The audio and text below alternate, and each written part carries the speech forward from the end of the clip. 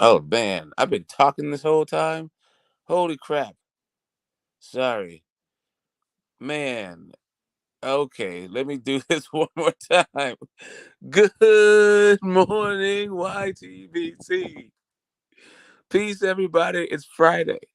I hope everybody's doing wonderfully, phenomenally, fantastically, splendidly, all within the sound of my voice, both live and in playback game. What's up, everybody? It's Friday. We made it again, and what a momentous and man event filled uh Saturday. Sorry, week. It's been. It's not even Saturday yet. Whew, man. Last night is just crazy, and like so much has happened this week. I had a near death experience, um, and we've had some questions rise up from one of the kings of 140. We're still waiting for the king of 135 to make his decision. We've got big fights coming up, and one of them is the reason why this uh, live is titled the way it is. And this fight might not be a big fight on people's radar. And as a matter of fact, it's a co-main on the Frank Martin's card, and we don't even know who Frank Martin is fighting yet. But friend of the show, and a star in the King's Gym family, Nonito Donaire Jr. is going to beat his own record fighting for vacant bantamweight title against Alexandro Santiago, a guy who fought Alcajas, I believe is how you pronounce his name. But anyway, point being, yeah, my man is going for yet another title, and I have come to be acquainted with the Donaires, and I feel I don't even know how to put it in words. Yeah, I've been, a friend of mine is the guy that taught me the put me behind the curtain of boxing to the extent that I was a fanboy and a casual, but I was so much a fanboy. I was a casual at that point. My fanboy days had been, or with Muhammad Ali and Sugar Ray Leonard. I always say, and that is the case. But yeah, the sweet peas and the holy fields and the bows and all that stuff, and like how what was going on in the ring. Yeah, he showed me that, not just rooting for a guy to win or lose a fight based on the athleticism and personality, but actually, how to stand, how to throw a shot, what are the six punches, Yeah, my six. That's the guy that taught me my stance and my six. Yeah, I've always had a thing about Kings. He, met a bunch of people there. One of them, Joaquin Killer Gallardo. He's had a couple of fights, and I'm sure we'll get into it. But yeah, that is also the king of the gym of Andre Ward, which my guy helped prepare, trained with him, sparred with him, and all that stuff. Helped train him for certain fights. But yeah, my homie also, funnily enough, I helped get Glenn ready for some fights. Nonito's brothers, Glenn. So I've heard, tangentially, about Nonito since 30 years ago. Well, not 30 years ago, but while long, long ways away. I met him 30 years ago. I want to say something like 20 years ago, but it's been a long time just hearing about stuff and learning about smokers and going to amateur fights and all that other stuff. But anyway, um, yeah, we're gonna be celebrating Nonito on this one. You know how we do it over here. We don't wait till guys retire to give them their flowers. We wait until they're about to fight so we can enjoy the fight and have it in its proper context. And we're looking at a legend and a Hall of Famer. And of course, we already know that with Nonito, which is why this one is like kind of a special gift. But yeah, he'll be fighting on the 15th, and I will be in the house. It's been a minute since I've been to a fight, and I don't think I've ever been to a fight like this. So shout out to Nonito. We're also going to be talking about, of course, you know, Canelo signing his 3-fight deal. That's going to be kind of a big deal. And then we'll chop up the weekend's fights, get our predictions, figure out what's what in the sport of boxing. And yeah, it's great. It's a great Friday. Great having you. And we're gonna keep this truck rolling. Wow. So what's happening? Um, and I can't really do anything about it right now.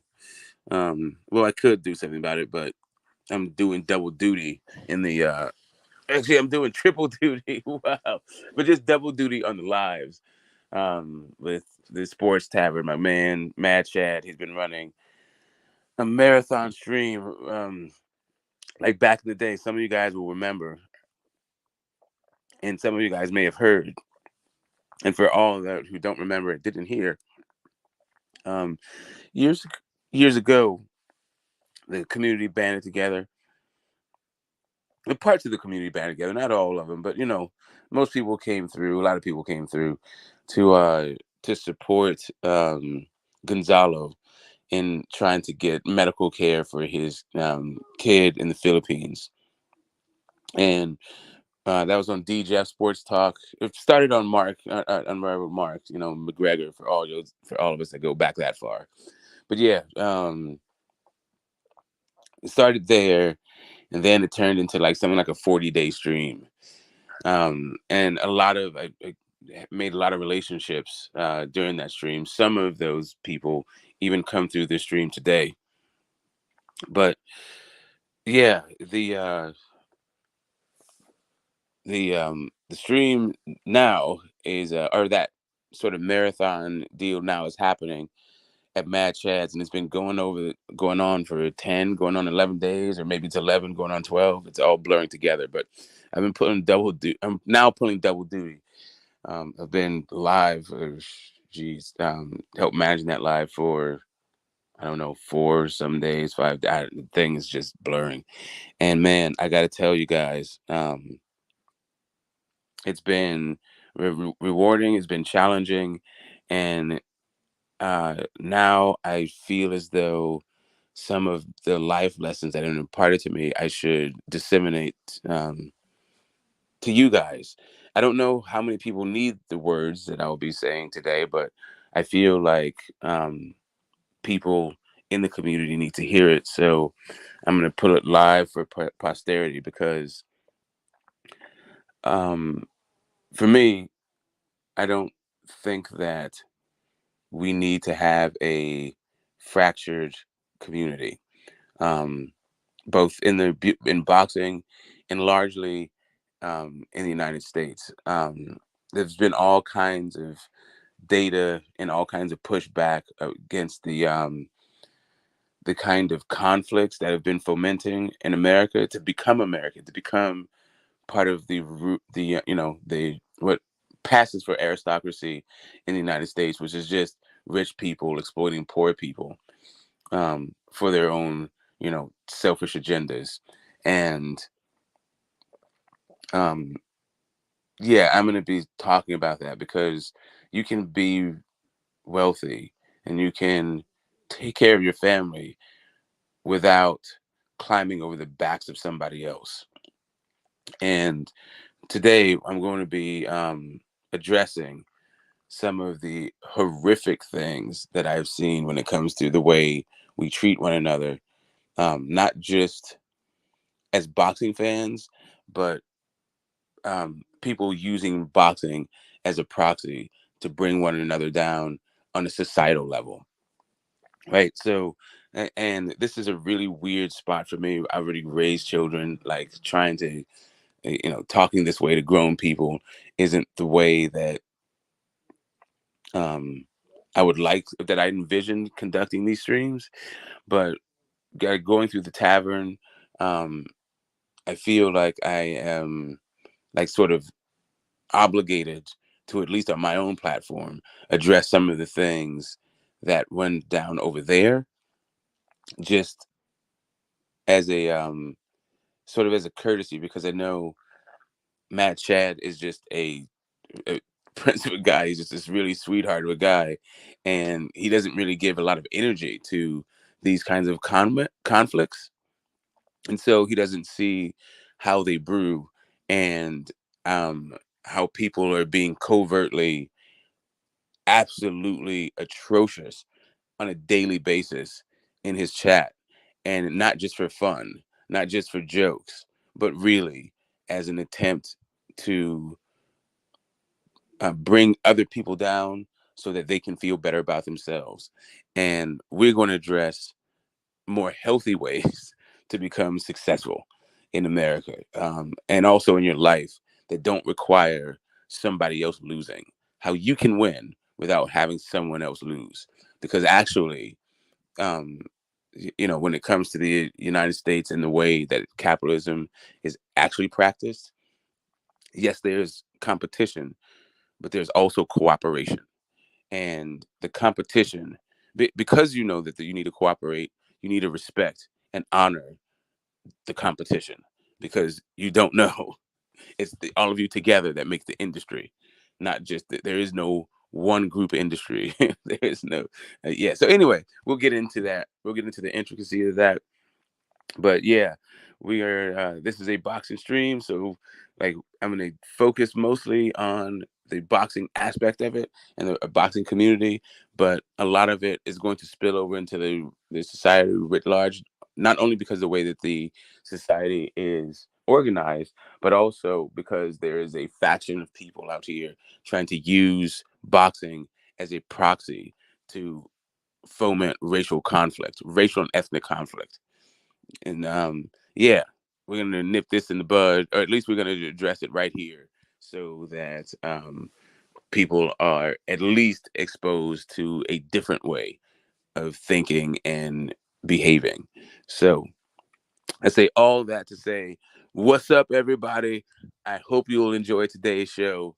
My God, I think it should be a good one, but it'll definitely be one that is special to me. Like I said, we're going to be celebrating the career of Nonito, the Filipino Flash, Donaire Jr. And we're going to start off as, basically the ostracized, um, probably felt like stepchild, coming up in the house, even though he's a junior. When the superstar was the brother, and he just like language and base and almost in obscurity. Um, and man, now that little dude's a fucking legend. He is the oldest bantamweight champion, and we're going to talk about the bantamweight division, because that is a division that doesn't get enough exposure. We don't generally celebrate the little guys um, enough or properly, and today we're going to do it. We're going to do it, and we're going to do it big. You know what I mean? And so, without further ado, let me uh, let me do my usual housekeeping. That's the intro. Um, and it's also a little bit weird because I had to log out of my credentials for StreamYard and use different credentials so I could be over at Match Ads. So I'm not quite sure how I'm going to be back and forth in the stream. Um, you know, I may require a little bit of help from my brother from another to do a little bit of moderating on this one to let people in and out, as my phone is a really suboptimal solution for running my own lives. I can use it to be on other people's panels, and it doesn't really matter if my phone dies, how long it takes to charge, and all that stuff. But it's kind of hard to regulate my own panel if my phone's dead, or if I'm just a guest, right? So, yeah. Let me, without further ado, let me get into it. Let me find the links. Let me do my do my sweet thing. First, where's the link? Let's copy the link. Let's paste the link. Uh,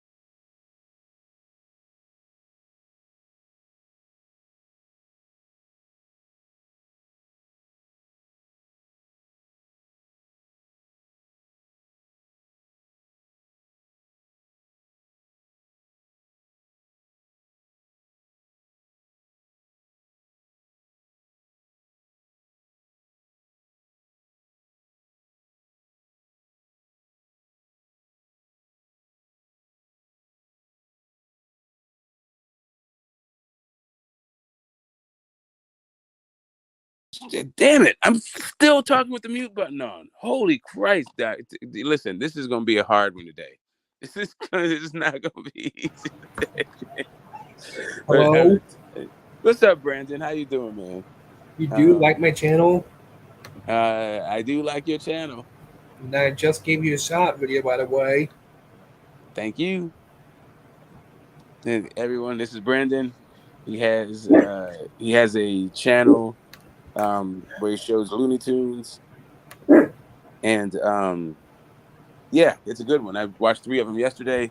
Brendan's going to put his link into the public chat, and he hopes that you go and subscribe to his channel and enjoy yourself watching cartoons from simpler times when these weighty issues were not necessarily your responsibility because no one expected you to understand how they affected everyone else. Mm-hmm. But now we're adults, and it's time to tackle these challenges and these issues head on. And that's what we are going to be doing to the best of our ability. I am going to look for my glasses. Give me a minute. And Brendan, you can take it away. Like, let everybody know about your channel and what you're about. Yep. I have a 1331 now. But I just did a manual walkthrough and another side video. Yeah. And if you guys haven't noticed, Brendan and I have really different speeds. So we're going to slow all the way down and just chill and let this happen.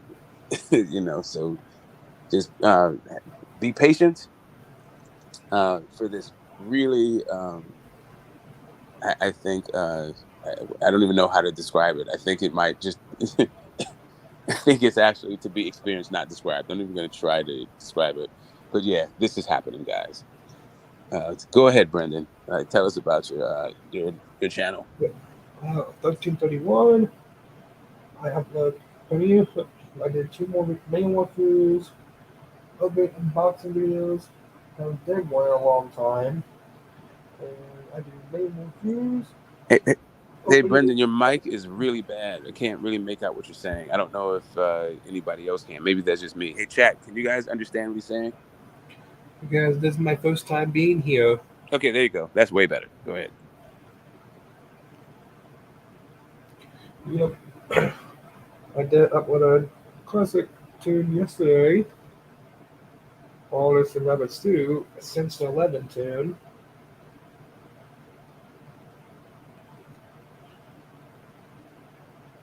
Yep. Cool. And some people. I did send you some more pictures, by the way, last night.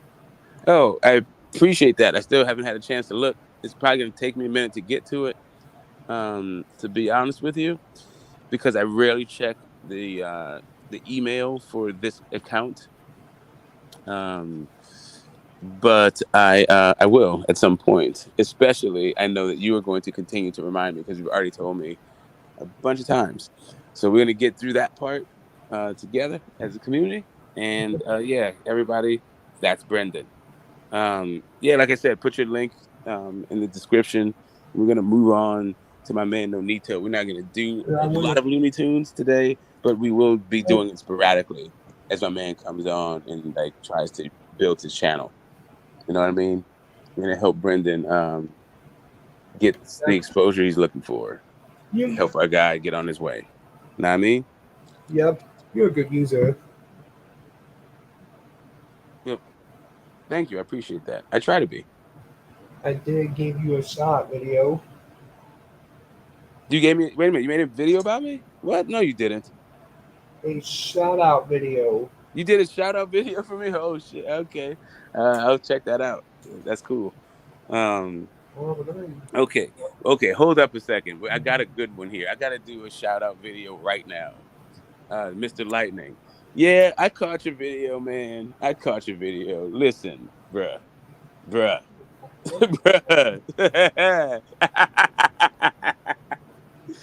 Mr. Lightning. Okay. Let me just let you know. So Mr. Lightning did a video in which he stated um, that Devin Haney got hit by Loma more than Shakur has been hit in his entire life. That's what he said, right? And That's I said, and my response to that was, I don't know if he was being hyperbolic or he was just inaccurate, right? I think he was just being hyperbolic. But then he came back with a video saying that I was incorrect and that he said that he's proving that Loma hit Devin more than Shakur had been hit in any single fight. Well, that's cool. It's cool that you changed it to that, but that's not what you said, and that's not what I was responding to. So there's that part of it. The next part of that thing was the next part of my statement was what you're talking about, Shakur's defensive responsibility. Let's or his defense's brilliance. Let's keep it in the context that it's been against the bulk of his career. He's fought featherweights that aren't very good. So when you're doing that, when you're talking about his whatever CompuBox crap you're trying to pass off as boxing knowledge, um, yeah, you take that into account. And so he then started talking about JoJo versus Valdez, whatever. JoJo fought better fucking people than Oscar Valdez. Sorry to tell you. Sorry to hit you up with this, but like in the sport of fucking boxing, Oscar Valdez has fought. Bichelt is the guy that he made his bones off of. Not the most accurate guy. Sorry to tell you. Like when you're doing these metrics, let me just help you out. Let me just help you out. If a guy isn't accurate to begin with, not really that interesting that he doesn't land a lot. Right? If a guy isn't very good and you are, also not really that interesting about your defensive prowess. Like while you're trying to break down this disanalogous thing between Shakur and Devin Haney, um, and you're trying to flatten this curve or do this false equivocation. Let's do Valdez versus JoJo. It's not really how boxing works when you're talking about a person's defensive skills. Where you go, well, he did this against that person, he did this other thing against this one.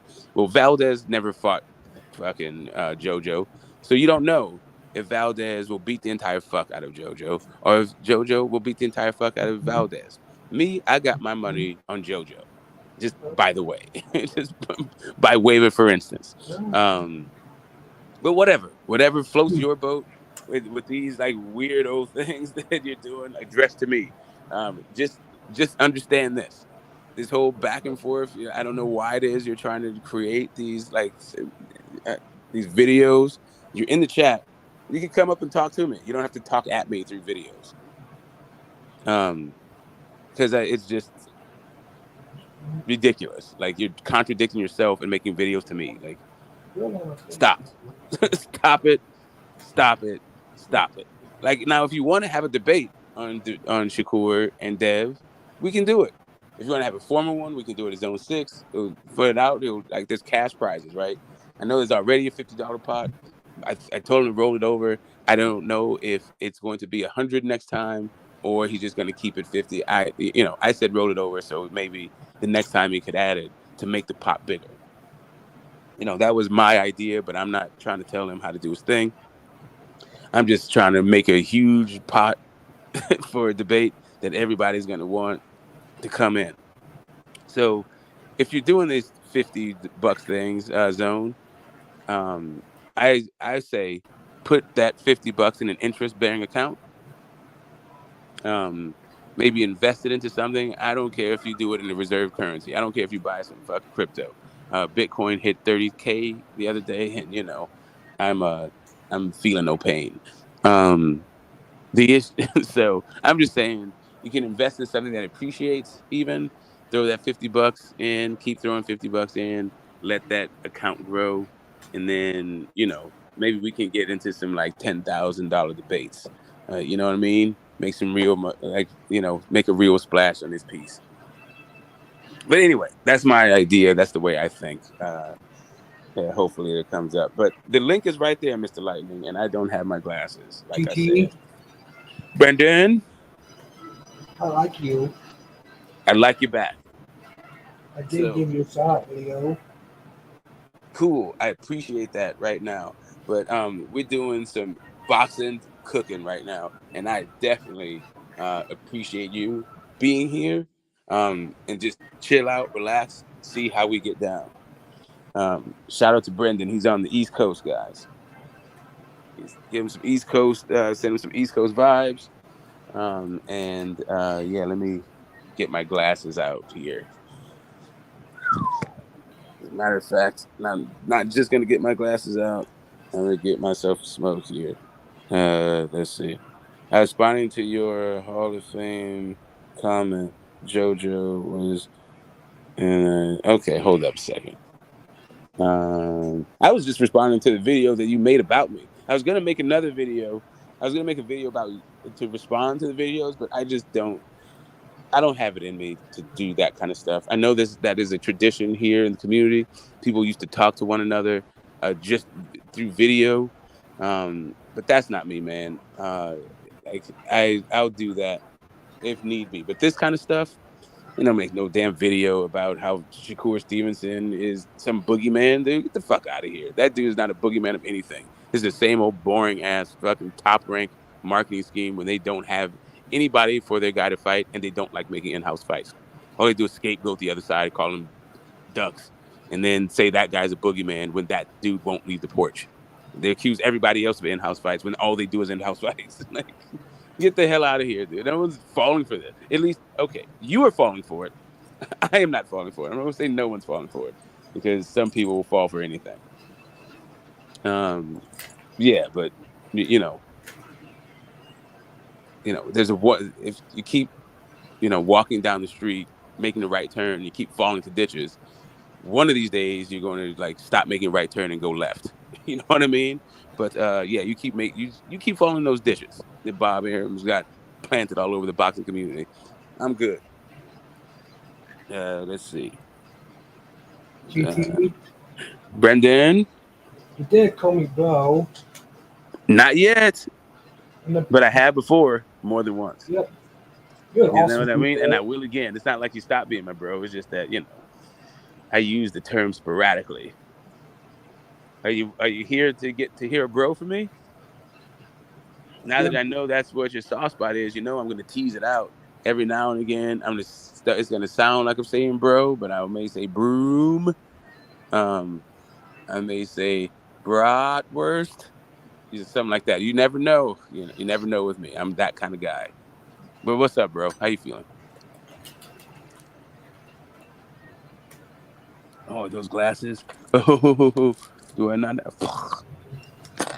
They are not the kind of glasses. These are not the glasses I'm looking for. To paraphrase Star Wars. All right, we're gonna get this thing going. Okay. I was responding. Let's see. Johnson, what's up, Jay Sai? Peace and blessings to you. Let me get into this chat. Okay, cool. Done. I was responding to your Hall of Fame comment. JoJo is not Hall of Fame and is still able to hit Haney. Great. I didn't say what is that. I didn't say. Did I ever say JoJo was a Hall of Famer? Loma is a Hall of Famer, bro. Like that's what I was talking about. I don't know why in the hell you need to talk about JoJo. Like, okay, just so you understand, JoJo Diaz is better than everybody that Shakur Stevenson fought at featherweight. He's better than all of them. The only guy that beat him it was Gary Russell Jr. and he would beat everybody that that Shakur fought also. I don't know what he'd do against Shakur. That would have been a hell of a fight. But you know what nobody talked about? The Shakur Gary Russell Jr. fight. Was Shakur a duck? They were both champions, right? They're champions at the same time, right? G, GT, Brendan, you're a good user. thank you. I appreciate that. Hey, Brandon, while What? why don't you do me a favor though? Because I'm about to get deep into some boxing for about probably 4 hours. So if you could do me a favor and put the link to your channel into the public chat, I already so did that that. I don't see it. It was a long Do time it ago. one more time. I don't see your link. I see you're talking there. Where's your link? Yeah, but I do want to. Do it for me one more time. Do it for me right now. Just put your link right now in the public chat, not the private chat, but the public chat, so that people can come on, and Yeah, then go ahead and slide, and then you can go about your day for like a few hours. Give us like 4 or 5 hours, and then come on back for a why is while that? other people come through, because these people have already um I want to they stay already here. know. Say again. I want to stay here. Yeah, but every now and again, you telling me I'm a good user and telling me that I make stickers is not what we're going to be doing here for a minute. But you can come back and do this whole thing, and then also there'll be different people here so that you can tell them about your channel, and you tell them about so you can build up your subs. You know what I mean? Yep. Get you some engagement. Okay, hold up. Just Blaze, what's up? Just Blaze, Shakur versus Haney. Is Yep. the boxing for okay? Hold up a second, you Yep. guys. Give me a sec. I need to get some damn glasses. This is killing me. You guys, amuse yourself. But Brendan, you still not dropping the link, homie. What? I put my link in there twice. Yeah, it's not showing up. I'm looking at it. Do you see it showing up there? Because I don't. Does Yes. anybody see Brendan's link? Yeah, but I want to stay here and spend time with you. No. Okay. No, you put it in the private chat, bro. Put it in the public chat. I You did know what? that. I got it. I got you. Hold on. Just hold up.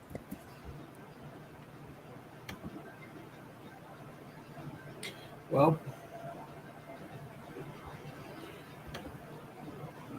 look, GT's not here right now. I'm the only one here. Oh, Yeah, you put it in the private chat. You want to put it in the public chat, not the private. I did that twice. Yes, it's in the private chat though, bro. Here. I'm gonna put you out. Go back That into the chat and put it there. Okay? I want to stay here. Yeah, I know, but I'm about to talk boxing, so this is not the spot for you. But and also you got to put your link in the public chat. And then boxing's all right.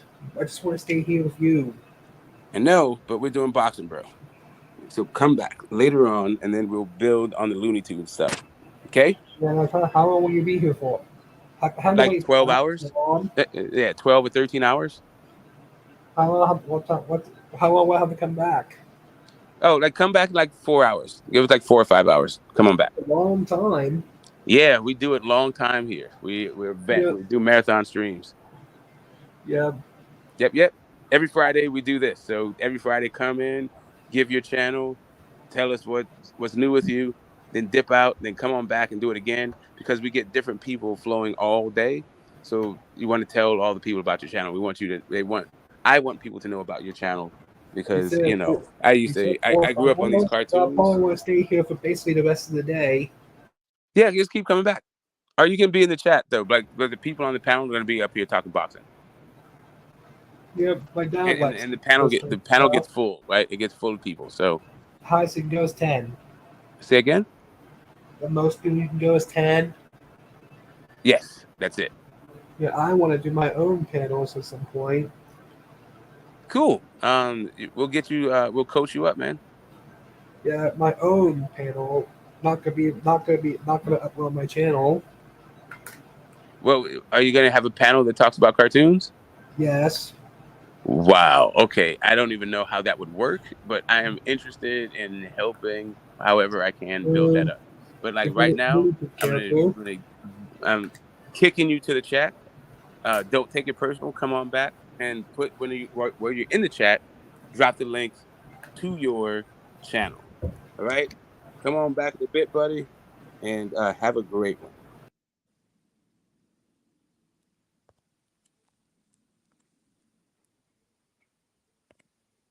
All right.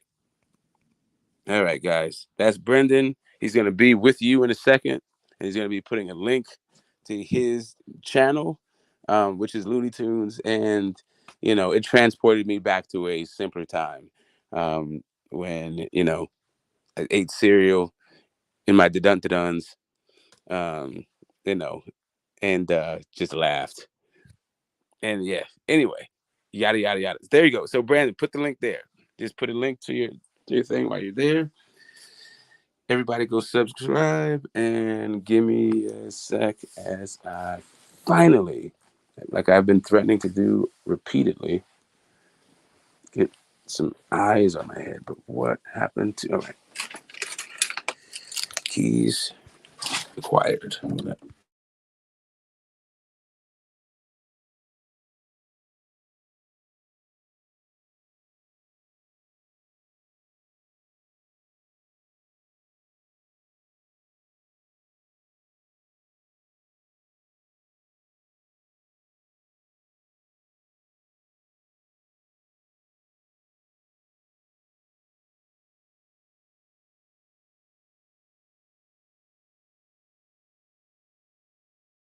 All right. Yo, friends of the channel, boxing family, man, man, oh man, it becomes all encompassing, right? Like the road to being a legend, the road to that Hall of Fame game has so many twists and turns in it, and anyone, I don't think it goes the way anybody expects. Um, I mean, I don't know. Like one of the things about Floyd that makes him particularly great, um, and I'm sure a pain in the ass to be around, um, even now as a middle-aged man, was that he always knew he was destined for greatness and he was going to be one of the best. Did he know he was going to be undefeated? I don't know. But he knew that he was going to be the guy that took the Mayweather name to the next level.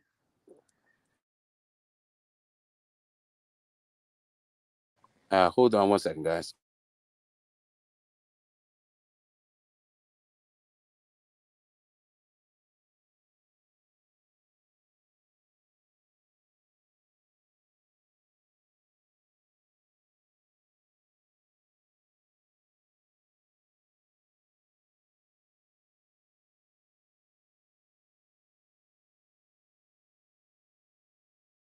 All right.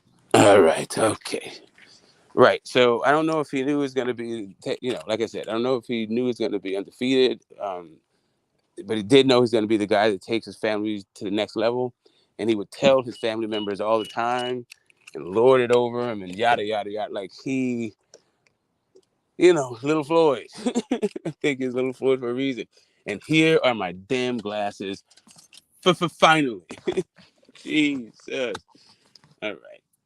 You know what? Let me get 2 pairs out of here. Here's another pair. Oh, no, just this one. So, no. Okay. Man. Anyway. We'll deal with the Italians right now. These are fine. All right. Let's see what's happening. What time will you come back? Well, Brandon, give me 5 hours, like I told you, and also put the like I said, put your link for your channel, or maybe if people can hit Brandon, go to his channel. Cool. There we go. Mr. Lightning says, what the heck? Mod him up. Only mods can post links. Oh, that's right. Sorry, my bad. My bad. You're absolutely correct. No. How do I mod him up from here? Right. I gotta go to my studio. Hold up. Hold tight. I totally blew that part of it. You're absolutely right. Hold up. I gotta go into the YouTube. I gotta hit my man. Where's he at? Brendan. And I'm gonna add him as a moderator. There you go. There you go, Brendan. Now you're modded up.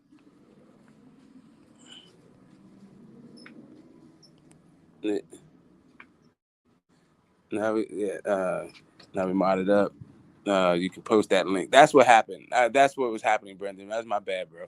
Yes, you kept posting the link, but you because I'm moving pretty damn slow today.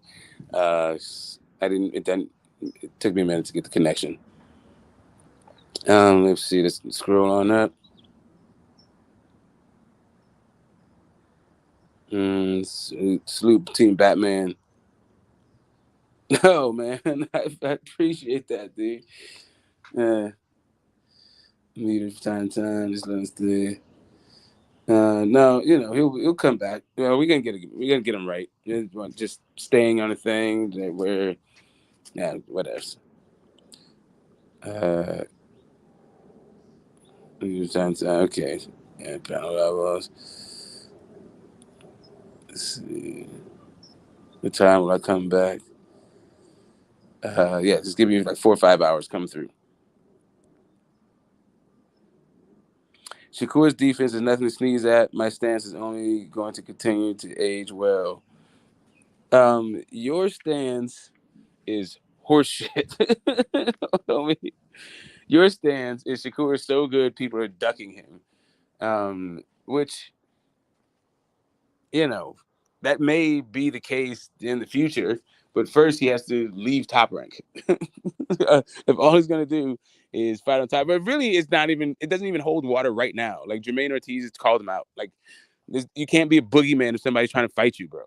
Like stop with this stuff. Like stop with this like manufactured nonsense just so you can talk about Devin Haney like he's a dog. Yeah, Anyway, I don't know who's gonna be. What's up, threes? Shit, it's been a minute. My man with the the vibrating kufi. No, it's not actually. It's a dread. It's not really a kufi, but whatever. It's fun to call it kufi. Tell him a time is probably easier. Oh, call it. Come back. What time is it now? Damn, it's 9. Come back at 1 p.m. Come back at 1 p.m. Like around lunch. Yeah, have some lunch, have some food, come through, regale. Get some more users then, and then chop it up with us for a few about your cartoons and our favorite cartoon characters, and then come through again. Like come through like 3 or 4 times over 12 hours. Just leave some tea. So let's do this. Let's do it like this. And I hear what you're saying, Iceman. Um, come back at 1, and then come back again at 5. Come back at 1, stay for a while, hang out and chill with us, and then we're gonna get back to boxing again, and then come back at 5 after that time. So come back twice today. Come back again at 1, and then after that, come back at 5. You know what I mean? Mm-hmm. Oh yeah. Yeah, man. Oh my God, dude. I bought like a bored housewife. I don't know if you saw Jasmine drop to like 32 or something like crazy. I was, oh, yes, sir. And it already bounced back. Um, it's cool. It's cool. It's cool. All I'm saying, all I'm saying is this this particular Friday, your boy's feeling no pain. And like I said, I am and I've said before, I am a practicing capitalist. I like that my capital makes money. Also, a pretty darn socialist. I like it when this social safety net um, is beneficial to all citizens. I'm not into this elitist access kind of thing, um, but I am into having the appropriate people around when you're trying to do a thing. So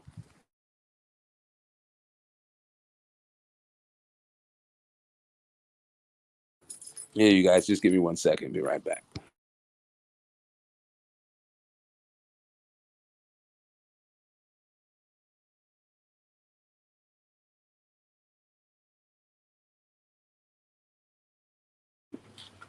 Yes, sir. Yes, sir. Yes, sir.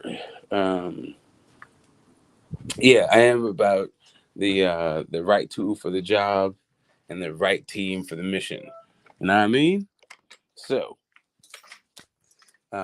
towards that end, I will be uh, you know how we do it over here anyway. I don't need to explain to you damn people. You already been here a ton, and you know what? I'm getting my second win. I'm getting juiced. I'm getting jazzed. It's Friday, man. I hope everyone is doing brilliantly. I made a lasagna last night for just this occasion. What the hell happened to my mother loving? I guess that went out. Okay, that's okay. That's okay. We're gonna bounce back from that. What the hell is okay? And these bananas are not doing well. The old lady's gonna have to make some banana bread. Looks like. Yeah. Let me get my laptop, and we're gonna get into this Nonito Donaire stuff, the Filipino Flash, and it starts. I mean, Nonito is a junior, right? Nonito senior, uh, Filipino guy. I think he was a military dude. He used to box as an amateur, and he imparted boxing to his sons. The way boxing is generally passed from father to son. Um, my dad was not so much of a boxing fan. He's kind of into boxing, but it was more about the Nation of Islam stuff, right? He was friends with. He was I'm not going to it. Let's just say he was a high-ranking minister in the mosque, and so back then the nation was really a small knit community, especially amongst the leadership, and so everybody kind of knew each other. Um, when my parents joined up, and Muhammad Ali was like, uh, I don't even know what he would be like. He was like an uncle, not the kind of uncle that like stopped by all the time. Only met him like one time, but like an uncle that like it was just a mainstay in the house amongst a bunch of different topics. So, um, yeah, that was kind of my intro to boxing. For them, it was more about the community, but for me, I actually enjoyed the sport, and uh, yeah. So shout out to them for that. And I'm still here with you guys today as a result. Um, shit, you're awesome, Brandon. Thanks a lot. I appreciate it, man. We're a bunch of ill-tempered vulgarians, actually, and we mitigate our delight for the in the plane of others with with the idea that it's just a sport, right? But yeah, we are at the root of it. Something a little bit off with the people here, Brendan. Just so you understand the mentalities you're dealing with. I mean, well, at least you're informed. I don't know if you understand, but I'm doing my best to make sure you understand that. Yeah, we like when people get messed up around here. We definitely take a little bit of pleasure in other people's pain, but they signed up for it. This is all within informed consent. So don't trip off. Don't trip too deep. Here we go. I think I'm almost set up to get into this Nonito stuff. And I don't expect for this stream to be like one of these huge ones just because, like I said, we don't support the little guys the way we should. And yeah, that's not happening here. I, for one, like I said, I'm going to be in the house when Nonito fights. And I got some VIP fucking access. I got some after parties to go to. And so I will be your fly on the wall to some extent. Um, when I go to events such as these, I'm the kind of person that um, talks about what I think people would want to hear and what the other people wouldn't mind me talking about. Um, so yeah, if I come in and if I happen to see any infidelities or uh, any sort of improprieties, I'm probably going to keep those kinds of things under wraps unless it's fine for me to disseminate. I'm not a gossip. Plain and simple. Short, to the point.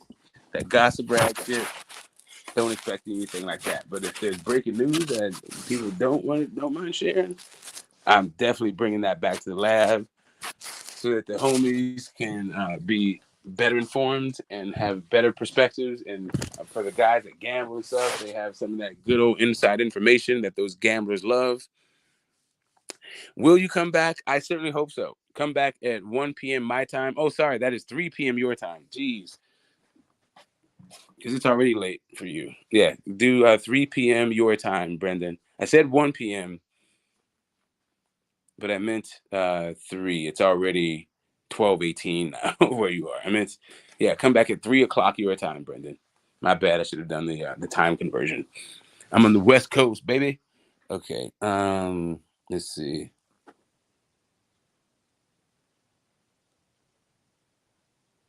No, yeah. Let's see what's happening. What these people do. What the hell is happening? Yeah. Someone trying to call me a snake? Am I a snake in the grass? Yeah. You good at this, bro? Uh, um, I'm good at this. That's why I had the back and forth with you to sharpen my iron. And you're right about hitting the link. I'm planning to at some point soon. All right, that's what's up. Yeah, I don't like the videos back and forth. I promise you, man, I was gonna do one. As a matter of fact, I never was gonna do one. I did actually record a couple of responses, but it was all fucking wrong. They were too long and yada yada. And then I got sidetracked with something else. And then I just realized that this is probably not the best form for me, the way I rock. But I don't mind doing it, but it's just kind of like, I gotta edit some stuff. It's just a lot of it's just a lot of work for a really basic fucking points. I wasn't gonna share. I was thinking of showing all the time Oscar Valdez smacked that dude in the face with a straight right, and he never adjusted from the first round to the 12th round. I was talking about doing stuff like that, but I don't really, man. I don't want to sit there and edit like that. It is a good forum to teach people. Don't get me wrong. I'm not knocking it. The way you did it was cool. I was going to respond in a cooler way that I think would have helped everyone. So, yeah, keep on trucking with your style of doing things. I think it's really cool. Um, but yeah, I'm swamped with what I do with this community already, and then my responsibilities outside the community. So yeah, yeah, baby, I'm here. I'm here. It took me a minute. I had to shake it off, man. You guys don't understand what has been going on at this tavern. There's a faction of really, um, what is it? Incentivized, motivated, um, nasty trolls out there. And it's not like, so trolls they're always like kind of annoying because it just kind of derail conversations. But trolls, traditionally, the ones that have been okay at least, have been funny. But these guys are not interested in funny. What they want to do is cause harm and do harm mentally, emotionally, and psychically to people so that they can feel better. And when you start doing stuff like this, when you become this kind of repulsive, then you are actually harming a community that I am not. I don't want harmed. I don't want it harmed in this way to the extent that this is what people have going on in their lives. Um, yeah, we're gonna help get you right. You can lead a horse to water, but you can't make it think. Um, so yeah, but I'll give you the breadcrumbs so you can do your own thought process and reverse this destructive path that you're on for yourself and for the community. Because if you are trying to be um, responsible community members, you're failing miserably. um, yeah, so that's what's up. Yeah, they are miserable. I mean, I don't, man, in 2023, this is what I get misery loves company and all that stuff, but golly, to quote Gomer Pyle, you got to work this out, homeboy. Like, this is what we got to do as community members. We have to like band together to tell you to get some goddamn, some professional help so you don't like stink up our airways with your goddamn hate-filled rants and fucking videos. Like, come on, bro. Come on, get it together, guys. Like, that is not the way. I guess unless you're trying to be the next Grand Cyclops. on the internet. Like, the fuck out of here. What are you guys doing? Okay, let me stop bitching. Nonito, that's what we on. Nonito. There we go. We're gonna pull up Nonito Donaire's. Hold up. Let's go. We're gonna go fight by fight through my man's career. He didn't have an extensive, and this is what I know from him. I haven't done this deep dive at all. We do these things together, right? And I'm I've heard the stories, anecdotally about his work, like how he came up. I don't know who amongst us remembers Glenn Donaire, and I liked Glenn Donaire. I didn't even. This is before me and the homie were even kicking it. I was liking Glenn Donaire, but it's around the same time. Yeah, yeah. But we're all family, man.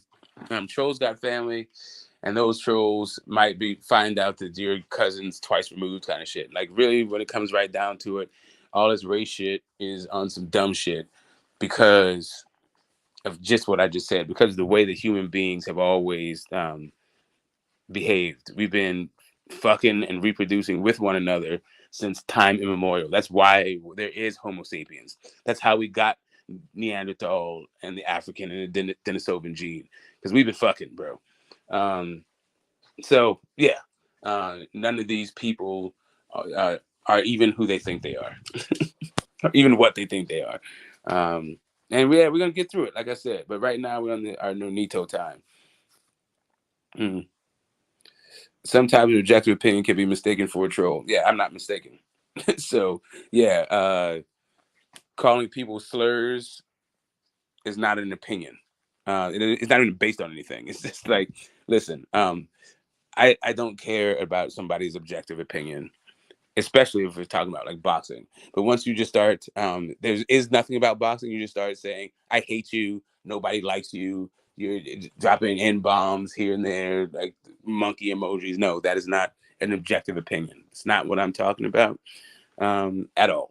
And so we're going to always, always be good with objective opinion. We're going to be always good with people who even stand on their square, who come and respectfully give their opinion about things, no matter how abhorrent the underlying idea might be.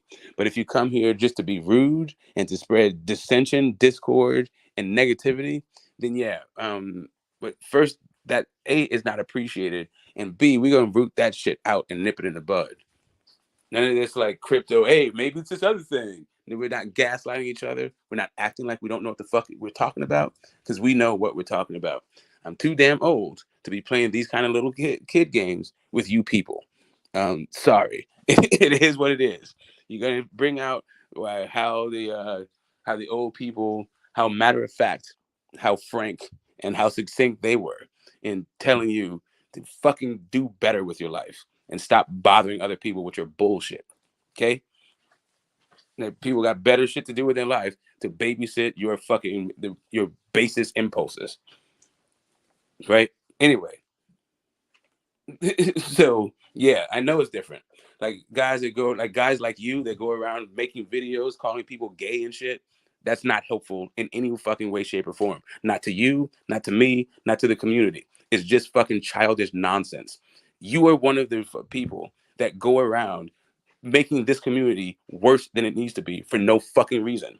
You, TJ, you. If you want me to, if you want me to single out a person for as part of a group behavior, I don't even think that you did anything particularly racist.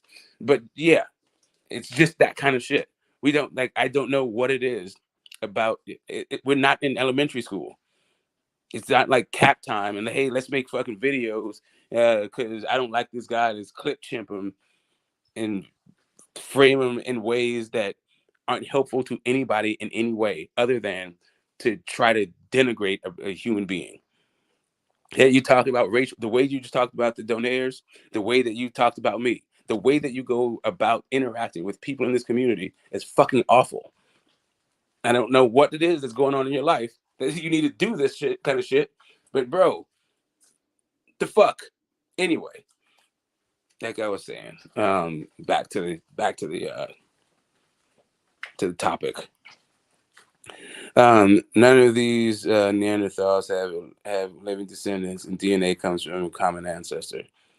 Right. So human beings have very little Neanderthal in their genomes. Right.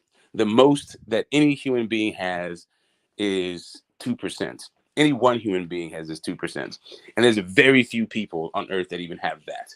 Right. That even have that. And that's the same through that. The same thing is true for the Denisovan genes. There's parts of the world that have more of the Denisovan. There's parts of the world that have more of the Neanderthal. There's parts of the world that only have the African.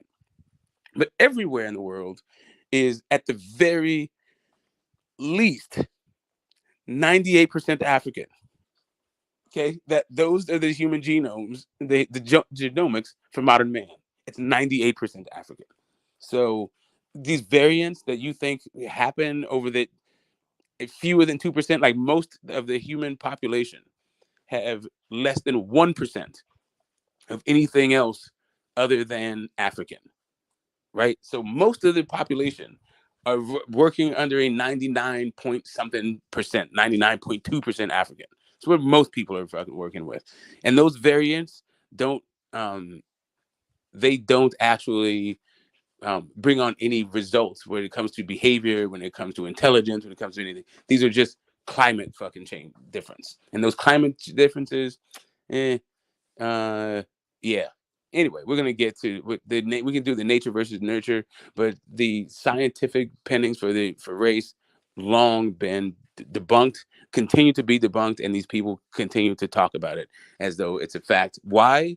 Because they're desperate for access to resources, and this is what it takes in America to have access to those resources. So they think, because that's traditionally the way it's worked. You know what I mean?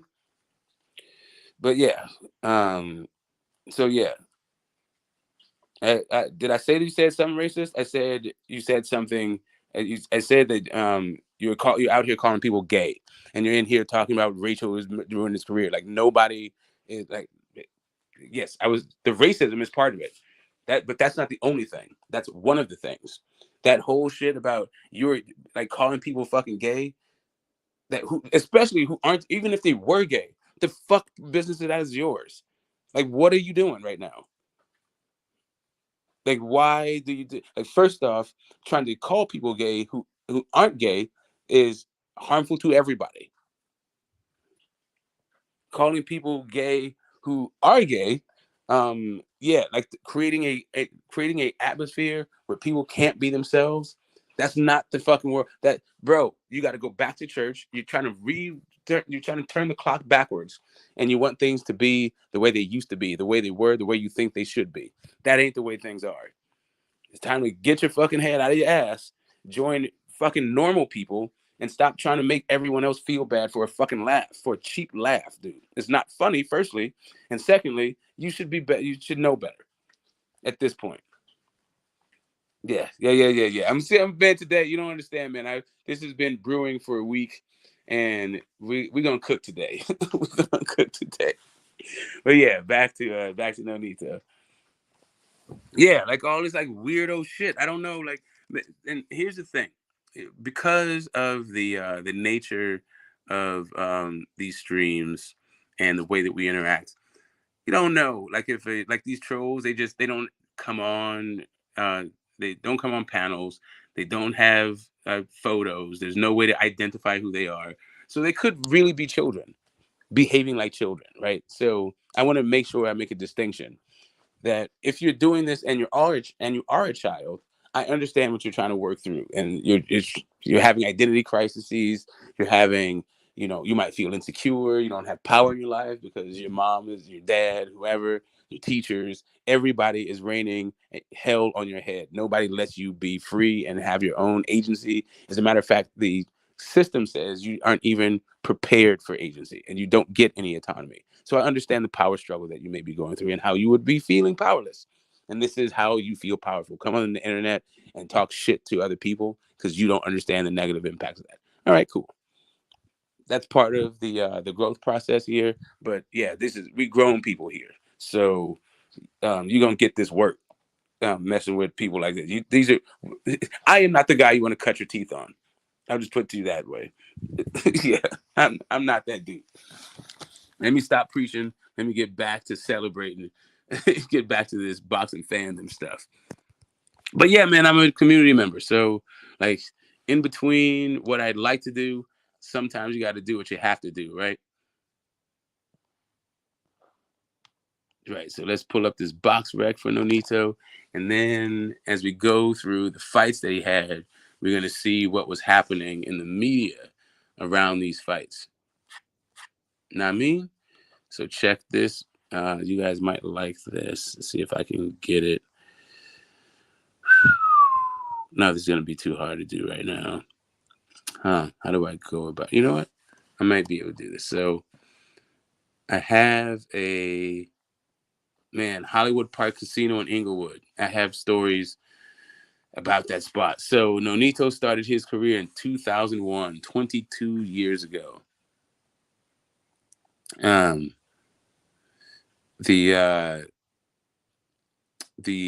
DNA is not from an offspring that lived on. Some of us are the offspring that lived on, bro. That's why we got the genomics. I'm not quite sure if the cognitive dissonance there, but yeah, this is the human genome. And if you're a human, then you do have offspring. Then they are the offspring of these of the fact that you know animals, both human and non-human animals, fuck prolifically, have been and will continue to. They try to make laws to stop that's happening. They try to do social taboos. We do folkways, mores, and taboos all around fucking. You know what I mean? We have that's what it is. You got right now they have people talking about in this whole gender politic thing, men versus women. A lot of these men are out here bitter because they can't keep up with the change in the power dynamic between men and women, right? They're now talking about how women are so fucking horny that they'll fuck a dog, right? And they're not wrong. What they leave out though is that men are so horny that they'll fuck a dog.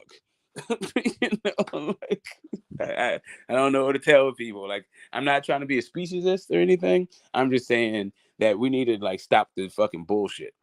That's all I'm saying, and face the reality head on soberly because we're adults. If you're trying to fix some shit, right? So 2001, Jose Lazaro out in Hollywood Park, Inglewood. Let me see about this amateur career first. That's when he turned pro. We start with the Amis.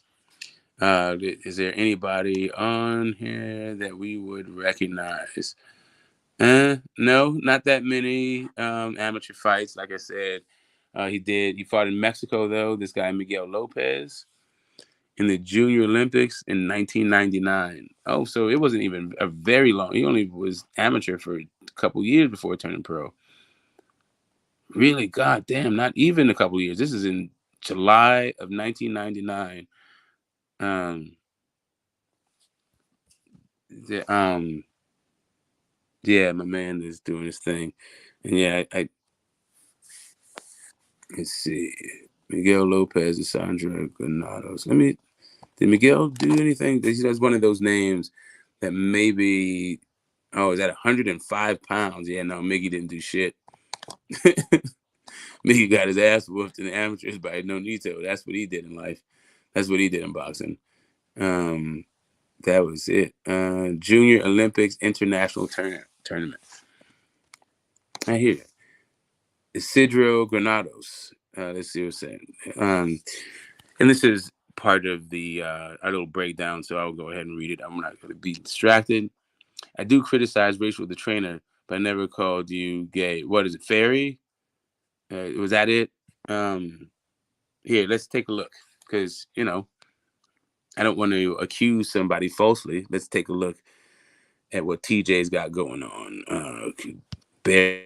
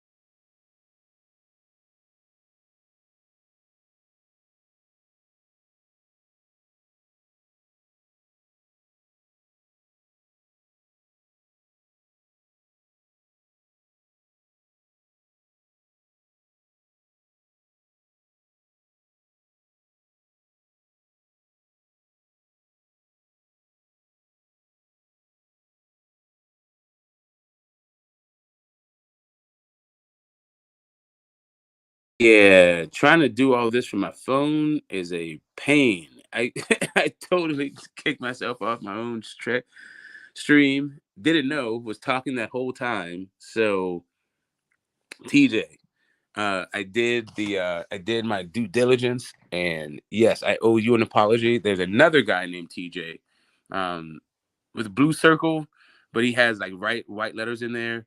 That he is the one doing these other videos. So I thought you were that guy coming in to do some more trolling. So nah. Yeah, your thing could have been an objective, honest opinion. I don't think that you were trolling. I think that maybe your perspective, it may be right, maybe it's not right, but you might not know what it's born out of. Maybe you might not be aware of some of the circumstances that led to Rachel being in her corner. But yeah, shout out to you and apologies to you for mixing you up with another guy whose name is TJ who has a blue circle. But you don't have any content on your channel, and this other guy does. And yeah, this other guy is doing some damage to the TJ brand, the TJ Blue Circle brand. You know what I mean? Yeah, TJ, Brandon, come back at 3 o'clock, bro. Salute to you, King of Bounce. So yeah, let's get back to this breakdown. Is Isidro Granados? He ain't do shit. He had 17 fights, 8 KOs. Oh shit, he had 19 fights, but I don't ever even heard of Hawaiian Gardens. What the hell is Hawaiian Gardens, California? Anybody know? Have anybody heard or know anyone from Hawaiian Gardens? Never heard of it. But anyway, it seems like he fought at feather and super feather. Oh, this looks like maybe he had a lightweight. No, it's mostly around feather. No, he had his last fight was at lightweight and he lost to UD. But anyway, this Cedro guy didn't do shit in the sport either. And right now we're at Nonito's. Hey, what's up? I mean, happy Friday. We're doing Nonito's amateur career. So this is the second guy that he fought. He had a really short amateur career, Nonito, and he didn't really fight anybody of Good note. morning. So Happy Friday, Smoke. hey, what's up, man? I was thinking, yeah, I was thinking that the tavern was missing its new bouncer, so quickly ran over here. What'd you say? And I said that the tavern was missing its new bouncer, so that's why I quickly ran over here, right? Oh, what's is there something is there ruckus happening at the tavern? No, I haven't. When I checked in before, you went on the panel. Okay, But when I yeah. came here, I had your notification, but your stream hadn't started, so I didn't know what was going on. So I didn't know where you were. Yeah. I'm doing double duty right now in the community, and I'm having trouble fucking coming and going myself. So, No, apologies I to you appreciate your hard guys. work. There's no way if I don't know what the fuck I'm doing, that you guys can know what the fuck I'm doing. Yeah, I appreciate the hard work, Smug. I mean, look, Nonito's had a legendary career, been one of the top fighters of the lower weight classes for a very long time, as far as a puncher and as far as accolades. So, as far as amateur career, to be honest, I really wasn't. It never gets really highlighted, so I'm not too familiar with it. Yeah. I mean, it looks like it lasted for about a year. It doesn't look like he had much amateur experience at all. He started his first. It was as a junior Olympian, Yeah. on July 9th in 1999. And then I was dealing with like a 1.5 year. No, I was dealing with an 8-month-old or something like that. At that point, yeah, that's kind of funny. No, he was. Oh no, he's like 10 months. He was almost a year. But anyway, point being, yeah, it wasn't that extensive. It really lasted from July 1999 to February 2000. It's not even a year, actually. He had how many fights on here? 1, 2, 3, for like BoxRec is a terrible source for amateur record keeping, by the way. But even here, he's had one, two. Why am I counting him? He's had 8. He's had 10 fights on here. He lost his last 2 and then turned pro. It's kind of surprising, this Smug.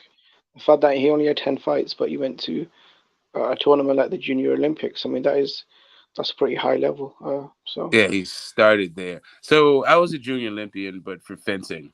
You would think it is a high level, but for these niche sports like that, yeah, I don't know. It's hit or miss. It just depends. You know, no, my sport, the sport I went to the Junior Olympics for was fencing. Um, you wait. Hold on. You and went fencing. say again? You went Olympic fencing. Yeah, Junior Olympics, not Olympics. Oh, Junior Olympics. Yeah, that was just talking well, about the I Junior mean, Olympics.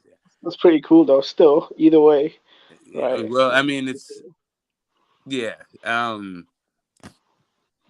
I don't know. I was whatever. I was my stature, my athleticism. I got away. I wasn't even fencing very long, and I made the fucking Junior Olympic team. But anyway, that's a different thing. Different story for another day. Uh, right now, my man didn't even have a year of amateur experience, and he turns pro, which is bananas. But I don't think you can tell the story of Nonito. The story of Nonito doesn't start with Nonito Jr. It starts with his older brother, Glenn. Glenn Donaire. I don't know if you guys watched him back then, but I actually liked Glenn Donaire. I was surprised that he was never a champion because I used to like watch his fights and do anything. But anyway, he was okay. He was a decent guy. He seemed to be a humble guy. Just, just kind of just cool, right? Mm. Um, and he whooped some ass. As a matter of fact, let me bring up Glenn Donaire because you really can't talk about Nonito without talking about him. So when Nonito turned pro in what year was that? 2000, 2001. So it took him a year to get a fight. So he had about according to BoxRec, he had somewhere in the neighborhood of it would have been 7, take 5 from there. He had about 7 months of amateur training, and then a year later he turns pro against a guy named Jose Lazaro, and he fights at the Hollywood Park Casino in Inglewood. I don't know if you guys know that spot. It's right there on Century Boulevard. You just like leave LAX, drive down Century Boulevard, and as you're driving there, on your left hand side, you'll see Hollywood Park Casino, and I believe it's owned by the guy who owns the Rams. I'm not sure Mm. about that, but he owns like a lot of property. If he doesn't own the casino itself, I think he owns the property that the casino is on. Um, and he like leases it out, and the Inglewood Forum is like right up the street, but you have to take that left to go up there. But if you just go straight down Century, you pass the Hollywood Park Casino, and yeah, that's where Nonito made his fucking debut. If you keep going straight up there, you hit the this little strip mall that has the In-N-Out burger. You know what I mean? That's the late night jammy jam. But anyway, that's for the homers. You guys already fucking know already know what I'm talking about. Oh, I've heard good things about it, especially from the American college scene, In and Out Burger, right? Yeah, it's a California thing. I think it's like a Southern California thing. Either it started as a Mm. Southern California thing, but now it's like all over California. Um, Mhm. but yeah, he fought this dude Jose Lazaro, and on my birthday in 2001. Shit. Mm. Um, my birthday 2001. I had to be turning 30 years old. Yeah, I had 2 kids. That's my boy. My second son was a couple of months old. I remember that party because that's when I decided to start throwing. Because I had kids, I didn't, and my friends are having kids. I thought it was like really, like super indulgent to just celebrate my birthday every year. So I started celebrating my birthday every 10 years, starting with my 30th birthday. And I didn't even like look at, I didn't even trip off that until I just looked at the date. I totally remember this day. But anyway, different subject. It's let's rewind back. Let's get this Glenn Donaire resume up here. Mm. so we can see what's happening with it. You 'Cause think he he was turned really pro? the guy that was supposed to be that the boxing world had their eye on for being like the next champion and all that other stuff. So, do you think he wasn't allowed to have an extensive amateur career because of maybe financial reasons? Well, I think that it's probably financial. Not only that, but I think there was a little bit of like neglect and ostracization. Like if you listen to, if you've heard the Donaires talk about the way Nonito grew up, it was all about Glenn.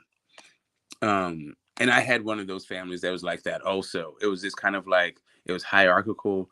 They spent more time with my older brother, and they imparted those lessons, and then he was supposed to impart the lessons that he learned to the parents to me. But um, your siblings are not going to be as loving or as caring or as sophisticated as your parents, right? So here we go, Glenn Donaire. Look at him looking like Nonito. That's so funny. But anyway, everybody called. There was like even a nickname and for Nonito that was something that was crazy. But um, the Bomber Boyette. I don't know what that is. It sounds like Tagalog or something like that. But anyway, that's Glenn's nickname. But like even the grandparents, the aunts, the uncles, everyone was they praised Glenn apparently and sort of neglected Nonito. So even if there was a resources drain, it could have been partially because of all the resources being poured into Glenn. So there wasn't much left over for Nonito. Let's see what Glenn was doing as an amateur. And my guy used to. Glenn also didn't have much of an amateur career, right? So the dad was an amateur boxer. Looks like he wasn't really tripping off of his kids being amateur boxers. And these are, like I said, these are King's Gyms products. So, and I am one of those after a fashion. I'm going to be even more so of one at the end of this year. As I go through my year of uh, training at the fucking gym. But anyway, yeah, so Glenn wasn't doing jack shit. I don't see anybody worth mentioning. Looks like he fought. Oh, wait a minute. This Jose Navarro might have been a thing. Let me see what this dude. He fought Coraz Nomer. They only have like 6 fights with the dude, and he fought the same guy twice. Yeah, I thought I recognized it. Okay, hold up. I thought I recognized the name. Look, let's see what Jose did as a pro. Okay, Jose had 33 fights. Only was stopped once, and it was in his second to last fight. Who did he fight? That's worth a damn. Oh, he's a 115 pounder, so he's a super fly. Fighting them Japanese guys. He did fight for the title. Oh, he was the IBA Superfly. He fought for the WBC Superfly title in 2005. He lost a split decision. He got a rematch against another. He lost his split decision against some Japanese guy who I don't know, and then he got another fight against a guy who I don't know.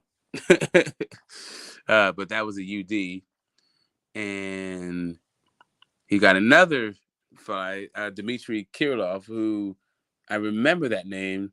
He got dropped in that fight, and he lost that one. He got another title shot right after that. He lost that one. So the guys had 4 title shots, lost them all. And so it seems like the highlight of his career was beating Glenn in the amateurs. Yeah. No, actually, yeah, exactly. Jose Navarro seems to be beating Glenn in the amateurs. So let's see. And they turned pro together. That's what it is. Holy Christ. They went amateur and pro together. As a matter of fact, Nonito went pro first. Oh, wow. I didn't even know that. I didn't realize that about this whole thing. So, yeah. Hold up. When did? No. He didn't go first. I said that's what. Yeah, 2001. No, sorry. Glenn went month before that. Okay, so it looks like when Glenn turned pro, Nonito was in the amateurs, and then that Hollywood Park Casino fight, I think they were on the same card, but Glenn had already had a couple of fights. Is what it's looking like. When is that Hollywood Park? No, it's not even that. Shit, he fought a month later. So Glenn fought, and this is like kind of a weird thing. Like if you're a dad, Glenn fought at Hollywood Park in January, at the end of January, and then Nonito fought at Hollywood Park at the end of December, and this is at flyweight. Jeez, I didn't. Glenn was a flyweight. Shit, I didn't even track that. All right, so Hawaiian Gardens is Mexican Samoan territory by Gardena. Okay, cool. And then Hawaiian Park, huh? Cool, crazy. So yeah, we're getting down and doing our damn thing right now. So yeah, as we go through it, Jose Rico. Where am I right now? No, this is Glenn's thing. He was fighting really little dudes, but hold on. And he was fighting. Glenn was fighting in the smaller weight classes. He's 112, was 115. Yeah, damn, he was fucking little dude. Yeah, he was flyweight, super flyweight. But I can't even remember what fight I saw him on. Because I've seen this guy fight, and then I'm looking at this. Where in the hell would I have seen him? I think he's like on an undercard or something. Let me see. What this event in Guam? Not there. Maybe San Antonio. Let's try that. Gabriel Elizondo. Let's take out that fight from Glenn. And yes, we are celebrating Nonito, but we got to set the stage and show how greatness came from the neglect, right? This is USA Fox. Okay, this was on Fox. And Harold Gray. This is Super Bantam. Joe Salas. Yeah, I don't remember any of these. Or maybe it was Ronald Sims. No, it couldn't have been Ronald Sims. John Michael Johnson. I don't remember this guy. Harold Gray. The IBA Super Bantam. Oh shit! Tom Brown was the matchmaker for this fight. Crazy. Tom Brown. That's that guy that's giving us. That's the guy that's giving us Bud versus Spence in the next month, in a few weeks here. Well, he's going to be the promoter of note. But back when Glenn was fighting on undercards, he was a lowly matchmaker, making his way through the bids. But let's get back to Nonito's contributions here. He won his first fight, knockout in the first round. And how the hell is Nonito? Let's take a look at this. I think he is like a decade younger than me. At least, is he 42 yet? When is Nonito born? When's his birthday? Let's find out. And also, this is important because fucking Nonito, like I said earlier, he's going after his own record of being the oldest bantamweight champion that ever was, right? So let's see when he was actually born. See what the hell's going on here. Nonito Donaire. What is crazy about this? There's just so many storylines here. So he is a junior. His nickname amongst the family is June, but he doesn't have the junior at the end. And I don't know if that's like a cultural thing, or if that's like some rift in the family that I don't necessarily want to touch unless it actually has to do something with boxing, or if he wants to share. But yeah, let's see when he was born. Let's look at his wiki. It says he's 5'7". Oh, hold up. It's right there on the side. I don't have to do all that. He was born 1982, but it doesn't say what date. 1982. So I was 11 years old, depending on the day. Oh, he was born in November. Oh yeah. Oh yeah, man. Okay. Yeah, November 16th, 1982. I'm damn near 12 years older than the guy. So anyway, and if he's born in November 1982, we're gonna keep that. November 16th. That's funny. My mom's birthday is 10 days after that. Sometimes it's happening on Thanksgiving. But anyway, so 1982. So he's a teenager here. Fuck. In 2001, my man is just 19 years old. 1982, he wouldn't be turning 20 until 2002. So yeah, he's 18, 19 years old in this thing. So let me do the math. In 2001, he wouldn't have turned 19 until November. So yeah, my man is barely 18. He just turned 18. He had been 18 for like 2 or 3 months. And here he is, a professional fucking boxer, knocking out a dude in the first round. Shout out to Nonito. I'm sure that they were happy. Glenn won his first few fights. So it's still about Glenn. And then we have his setback. We have his first setback, right? In his second fight, he goes up against Rosendo Sanchez, a guy, if you look at his box rec, he hasn't done jack shit. But because I'm aware of the backstory of these things, I could bring up a photo of Rosendo and Nonito together as old men. But I can't, if I wasn't doing my double dude at the tavern. So I can't actually pull up my other profile that has those photos on it. And I don't want to flip through my video library to do this shit. This is already taking way too fucking long for me. I didn't intend for it to be this rambling and this meandering live, but hey, all of these things are going to be different. But yeah, this Rosendo Sanchez, while he didn't do shit in the sport of boxing, turns out he is a legend in the sport of MMA. And I don't want to botch this dude's resume to talk about the legends that he's trained. He has one of these legendary gyms, I want to say out there in Colorado. And I don't know how many champions that guy has trained in MMA. And yeah, let's pull up his bona fides. Rosandro.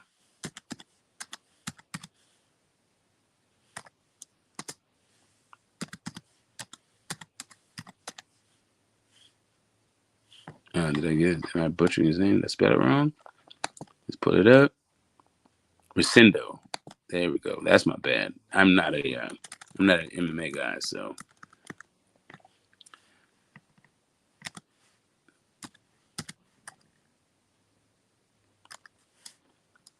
Rosendo Sanchez. There's a Rosendo Alvarez, who's a Nicaraguan boxer. But then we got Rosendo Sanchez. There we go. Not box rec. Three bodies burning. Sanchez boxing gym in Santa Rosa. Oh, wait a minute. It's in Santa Rosa. I thought he had a thing. Okay, yes. Rosendo Sanchez, Coach Daniel Cormier. In his striking, let's see. Who else he got? You know what? Let's take a look at his LinkedIn. Fights, boxing records. No, I'm not looking at your boxing records. Let's see what you got. Rosendo. Not only Daniel Cormier. Already Emma join.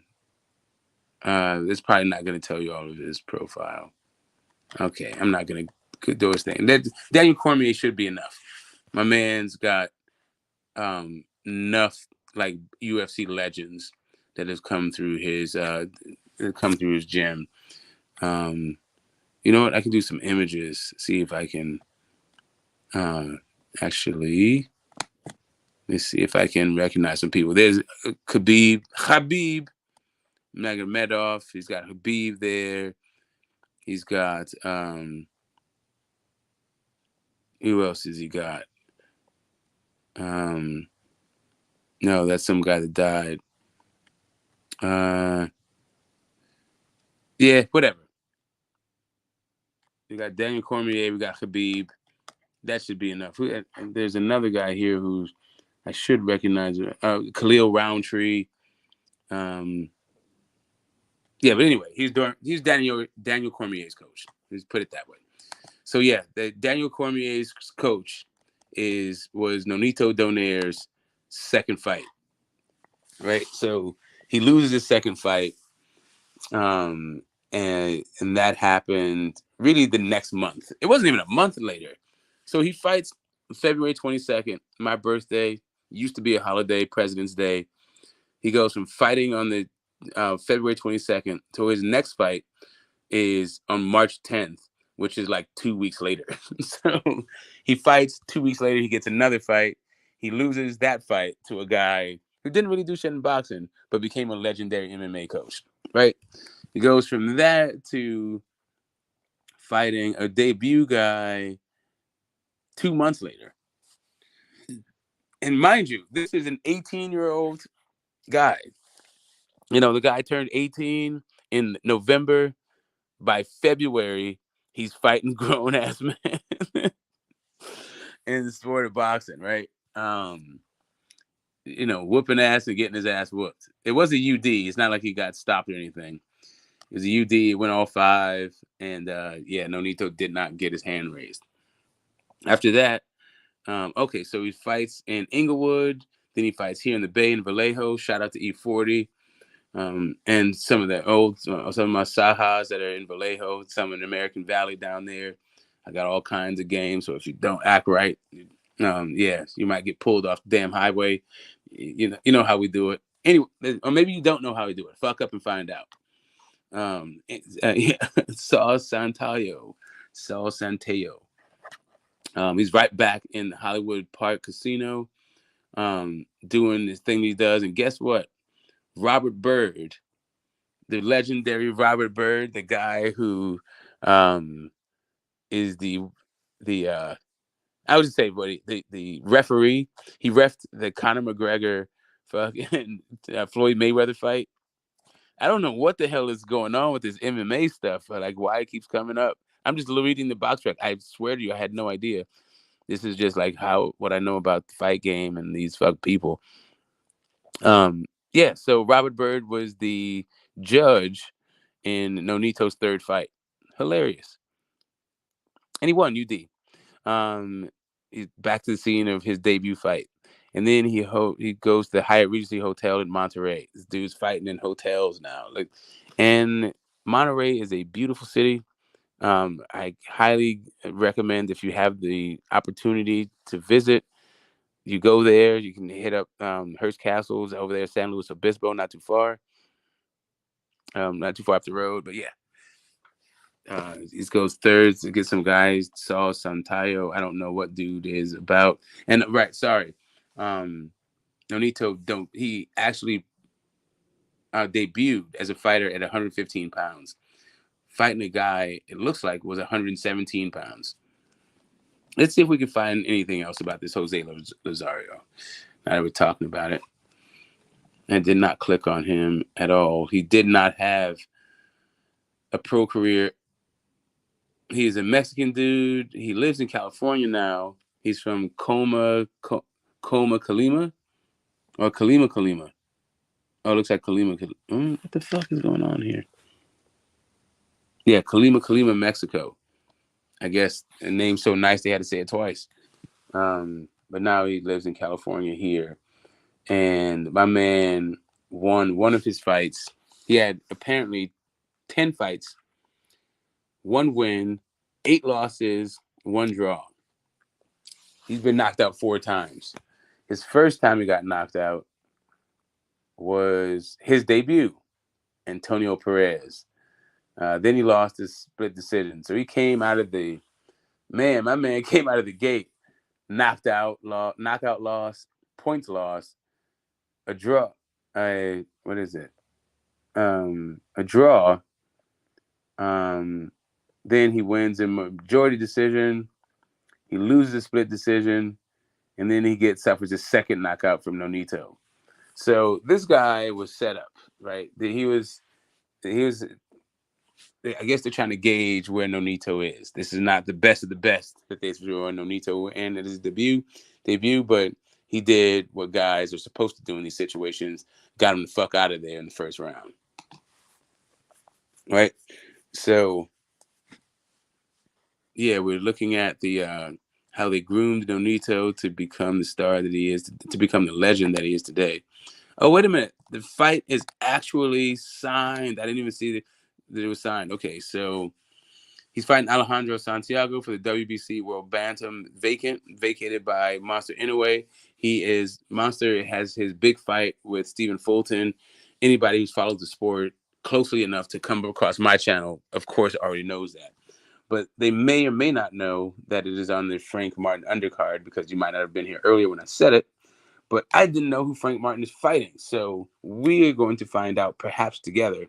But I'm going to be fighting the for the first time that Frank Martin is fighting Artem Harutian. Who in the entire fuck is that guy?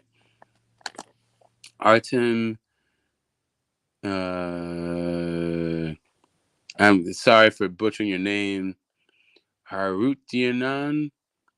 He lives in Germany. He's Armenian. Yeah, he's number one guy in Germany. He's ranked 32 in the world according to BoxRec.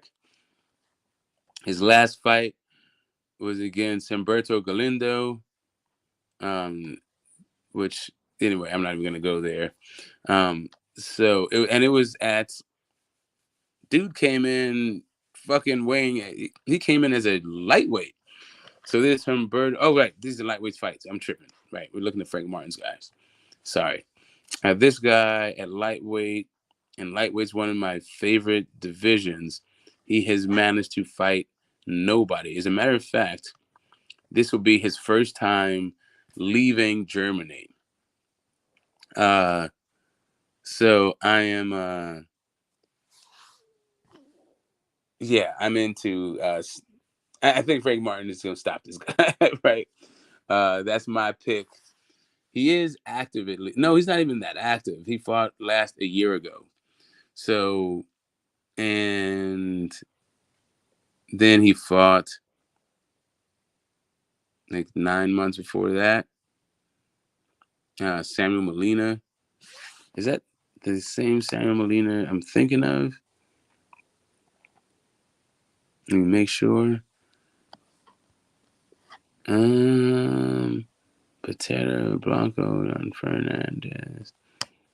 Thank you, Patrick. Oh. Holy shit. No, it is not.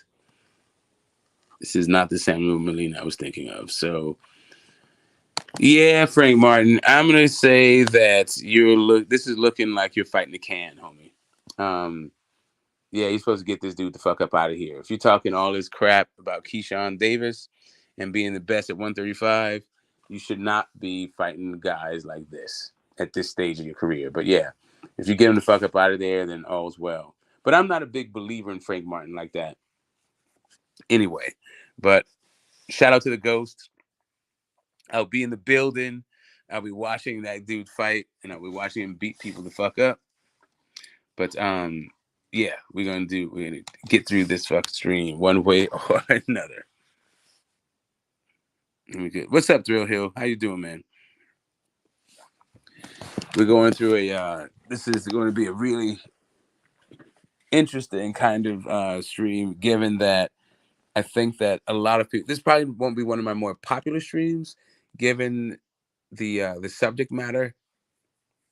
Nonito, while he may loom kind of large in my boxing experience, probably doesn't loom as large in most people's, and they don't really follow little guys. So yeah, this one is going to be this one's going to be crazy for a minute. But let me make sure you guys are all situated. Hold up a second. If I kick myself, If I kick myself off, don't trip. I'll be right back. Let me go see what's up.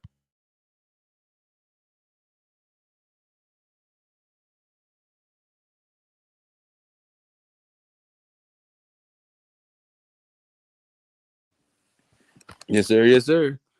All right. So, yeah, we got Nonito versus Santiago, which actually seems to be the best fight on this card. Elvis Rodriguez is also fighting Victor Postol. Okay.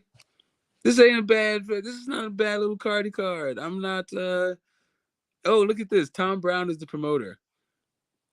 That is so funny. This is, and it's like once you do these kind of deep dives and you start to see how people have, you know, progressed.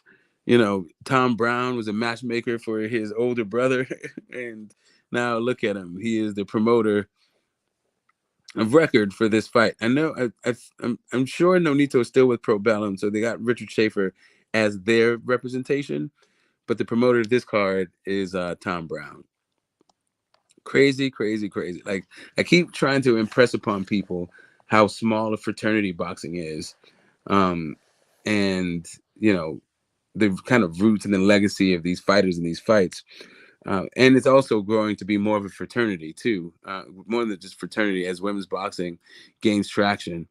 But yeah, it's pretty small knit community. So yeah, we'll be exploring those kinds of linkages. I think all throughout this little exploration of Nonito's career, what got us to these fights, right? Some guys, it's a no-brainer that they're going to the hall. Some guys, yeah, they're bubble guys, right? And maybe they'll get there, maybe they won't. Well, I think I did already induct Tank. Tank might be a bubble guy, but I think Tank's getting in. I think I'll be just fine with that one. But anyway, let's get back to our guy Nonito. He's back in Hollywood Park, the scene of his first murder, and he gets a UD over a guy who hits his first professional fight, and I don't know who that guy is. He fights in Monterrey. Then he has his first fight in Philippines, or homes of his birth. Now, people may not understand this whole thing. So Nonito learned how to box here in the Bay as a little kid, right? And then, yeah, fighting around California. But he's born in the Philippines. So his first fight as a professional in the Philippines is a guy named Noel Alma, which is kind of funny. Like I have some Filipino friends, full disclosure, I've had a couple of flings with some Filipino women. Gotta say, yeah, shout out to my Filipinas. But yeah, one of them was named Alma. I don't know where Alma is in this world. Hyper intellectual, met in New York City and this thing. But anyway, shout out to Alma. But this is a guy whose last name is Alma. So he goes to Noel. He goes all the way to Philippines, and he stops this guy in two. He goes to Guam, shoots over to Guam, fights a guy who's had 5 losses, 4 wins. For the WBA Asia Pacific fly is a vacant, which is kind of weird to fight a guy who's had fewer than 10 fights. Both guys have fewer than 10 fights at this point. Nonito's lost one of his fights. Let's see how many fights in he is. 1, 2, 3, 4. This is his 5th fight. He's fighting for a minor title. He's 4-1. He has a winning record at least. This dude has 9 fights with a losing record. He's won 4, lost 5. And yeah, Nonito does what you're supposed to do with guys like this. He got him the fuck out of here in 2 rounds. Okay. Then we go up to Mark Salas. Don't know who that guy is. This dude has an incredible losing record. He has 7 wins, 16 losses, 2 draws. Nonito points that guy. And he comes back to the scene where in Vallejo, not the same spot in Vallejo, but he comes back to Vallejo. Shout out to the Click. To those who know, you know what that's about. Ant, not Ant Banks. Was it Be Legit? But the Be Lejeezy, the E40s, and not just the E40s. You also got Mac Dre coming out of there. Anyway, shout out to the Click. All right, so he's back in Vallejo fighting a guy named Jorge Lopez. Jorge hadn't done shit. He still has a losing record. Yeah, and Nonito does what you're supposed to do with guys like this. He got him the fuck out of. He got him the fuck up out of there with one round. And what's funny, like it only tells you the judges for when it goes to the cars, right? And I'm not gonna even go into all that stuff. Yeah. Anyway, the referee was Jerry Cantu. Remember that guy? But yeah. Anyway, Mayor Island got him the fuck up out of there. Then he fights a guy named Ricardo Barrera. Now, this is the most experienced guy he's come across to date, right? This Ricardo Barrera, this is his actually big step up fight. He's been developing, I think he's somewhere around 10-ish fights in his career, 10, 12 fights. And he's going up against a guy with a winning record, a guy who's had 21 fights. Right. And it goes by the name of Ricardo Barrera. The guy's record is 16-4-1. It took him a minute to figure him out, but Nonito got that guy the fuck up out of here in 4 rounds. Then he goes up to Gilberto, and these are the weights. I've been all over the place. I'm sorry, I should be remiss. In his debut at 18 years old, he weighed a little bit over the super flyweight limit of 115 and a half pounds. He fought a guy who weighed 117 and a half pounds. So this guy Lazario was fighting at fucking bantam, while Nonito was coming in a little bit over super fly. I guess they're both bantams after a fashion. This one is just closer to it. Point being, let's get this thing in. Rosendro, he was at Superfly. Rosendro also, not only was Nonito fucking coming off a 2-week thing, I guess it was a short one since he knocked the dude out in 1 round. But Nonito came in at the Superfly limit at 115 pounds, where Rosendo came in just under the bantamweight limit. So, yeah, I didn't even check those weights out. The next one, they're both at 113. They're fighting 113s. The next one, Nonito weighed 114. The other guy weighed 116. Noel Alma, they don't have his weights, but Nonito came in at 111 and a half pounds. God damn, Nonito, you were fucking tiny. 5'7" and 100. But I guess you're like 18 years old. You haven't turned 19 just yet. No, yeah. No, you turned 19. Sorry. You're 19 when you first Noel Alama, and you're 111 pounds. Yeah. You're 19 years old and 111 pounds. Bro, I was at 19, I hit the weight that I am today, 147 pounds. I've been the same weight since I'm 18 years old. Since I reached my height, I was really short until I hit 18, and then I grew a foot and an inch. I was 4'9" when I was 17, and then I was 5'10" when at 18 when I hit fucking like my sophomore year in college. I had this growth fucking spurt, and yeah, I hit 147 pounds, and that's where I've been. Yeah. So anyway, back to but damn, 111 pounds at 19. Fuck, you're little. All right. So he gets to Ricardo Barrera, gets that guy out of here. He fights another guy, 21-8. He UD's that guy. We're in 2004. He doesn't fight a guy again to 2005. He's basically either knocking you out. He's alternating knockout, decision, knockout, decision, knockout, decision. until we get to yet another regional title. And this is at the super flyweight, the North American Boxing Federation's Superfly. This is a vacant title. This is the first time in really a long time. Wait a minute, is this his first time ever not alternating?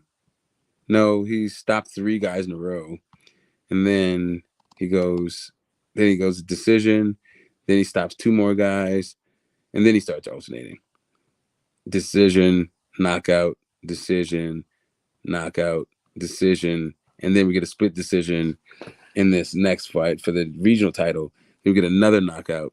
The guy he faced for the regional title at the Superfly had 13 fights, 2 losses. Sorry.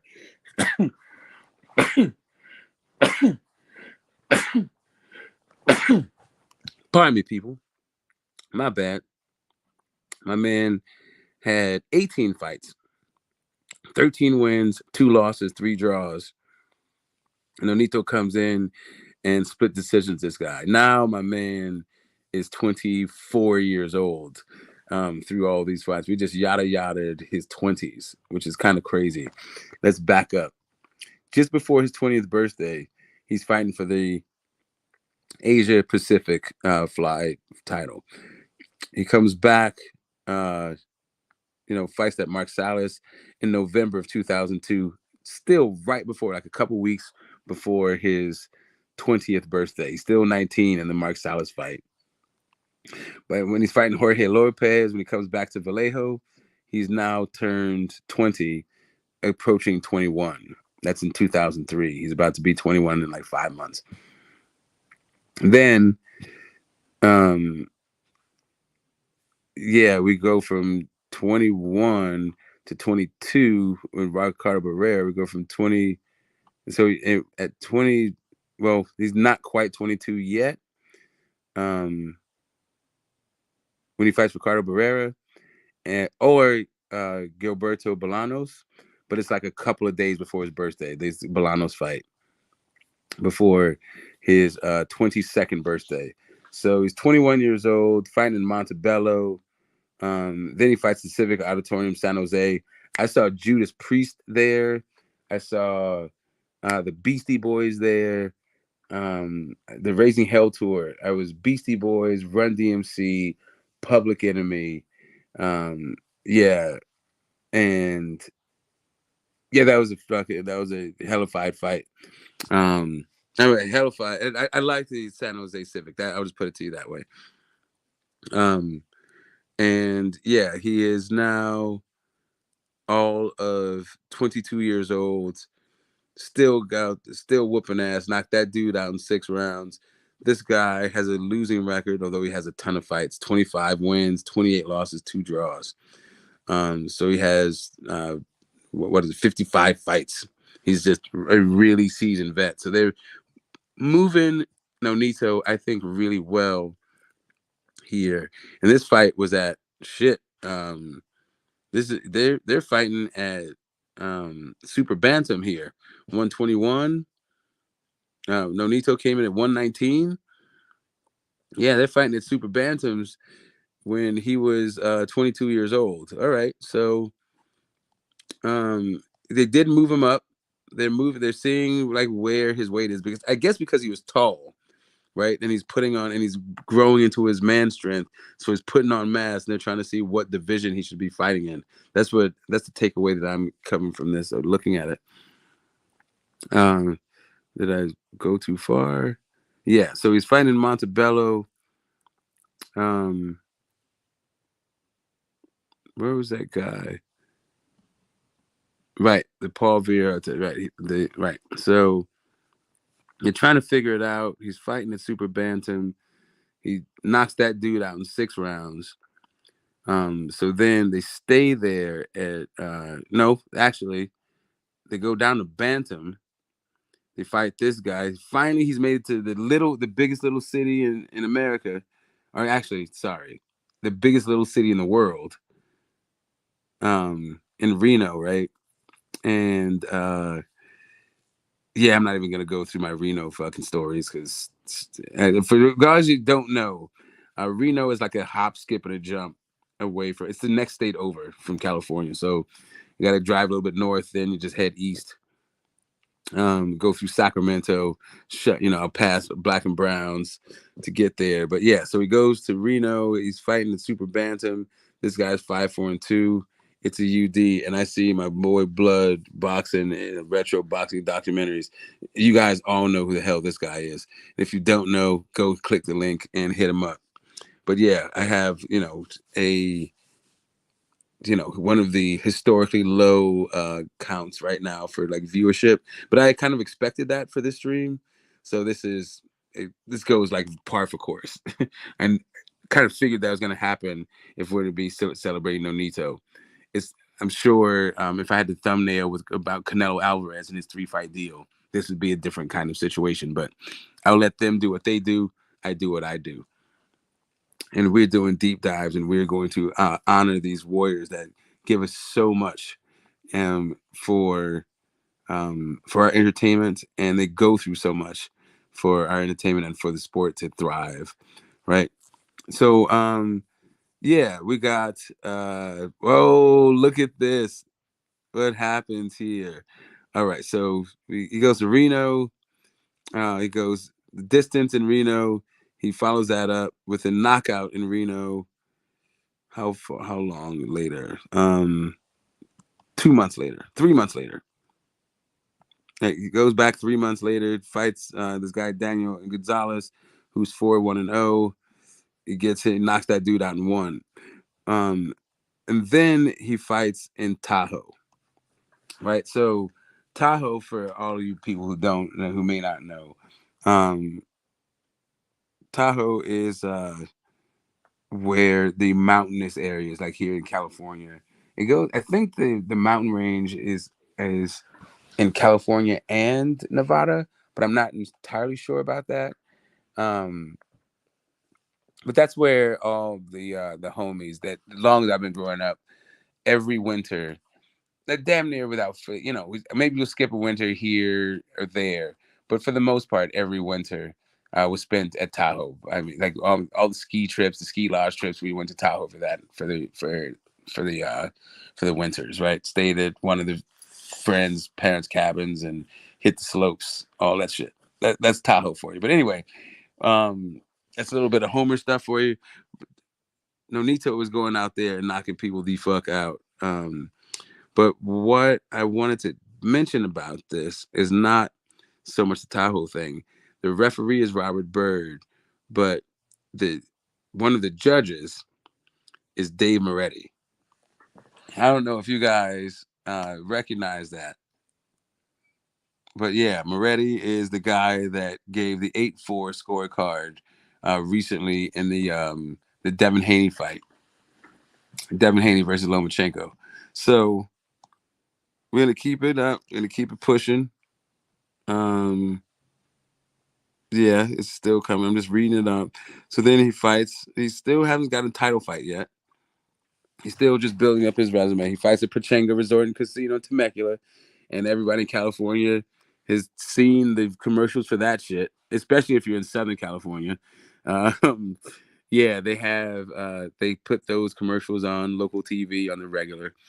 Um, yeah, and then he goes up to Chumash and Saint Inez. Still no title fight. Still moving his way through the ranks. This guy's he's fought is 35 wins, 27 losses. Still moving him up until we get to his first title fight against who?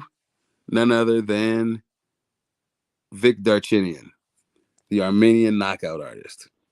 Okay, so like I said, the guy that Frank Martin is fighting is an Armenian guy. I don't know if you guys know the demographics of LA, but we have in LA an area, like a neighborhood called Little Armenia, and it's right there. Like before you get to Sunset Junction, before you get to like Silver Lake. I used to live in Silver Lake, so it's actually in Hollywood proper, and Hollywood Is Little Armenia? Yeah, it is Hollywood, right? Little Armenia is in Hollywood. I don't think it's in LA. I think it's Hollywood. But it could be LA right before Hollywood. No, it's Hollywood right before West Hollywood. That's what it is.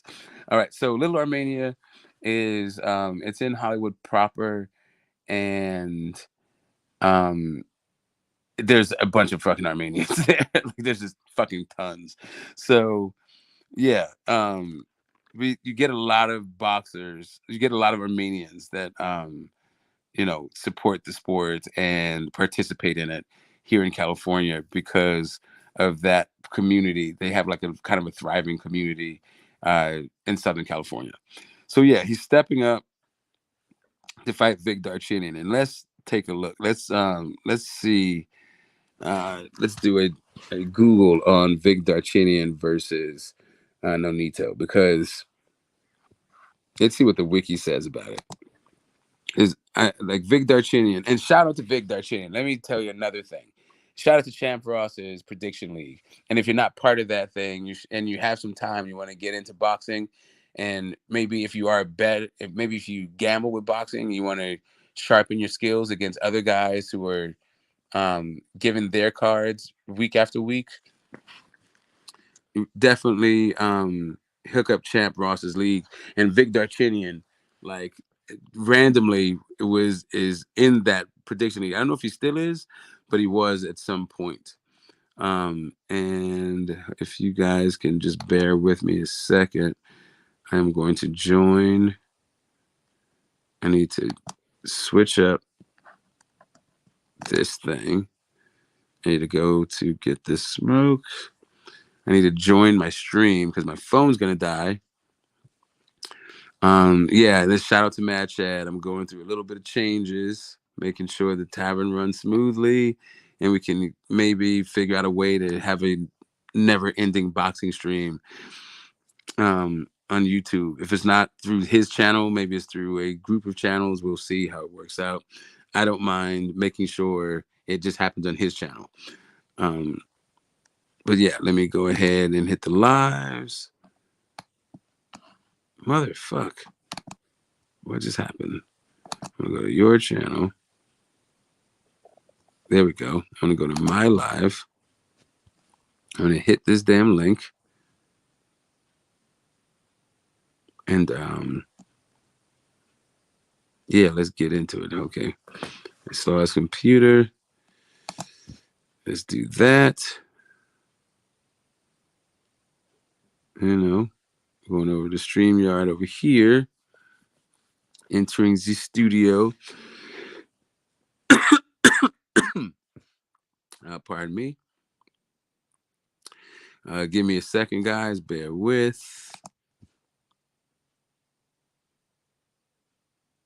Coming on in. On my laptop.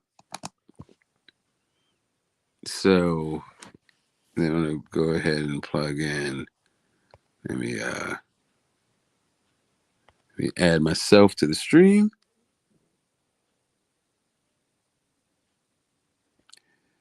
And let me remove myself from this stream.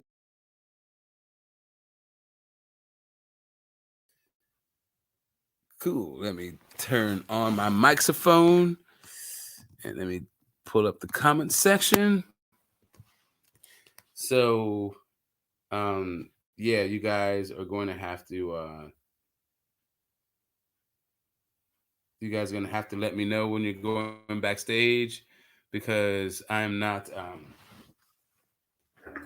admin right now. I'm just a guest on my own stream. So when you're coming in, let me know in the public chat that you're backstage.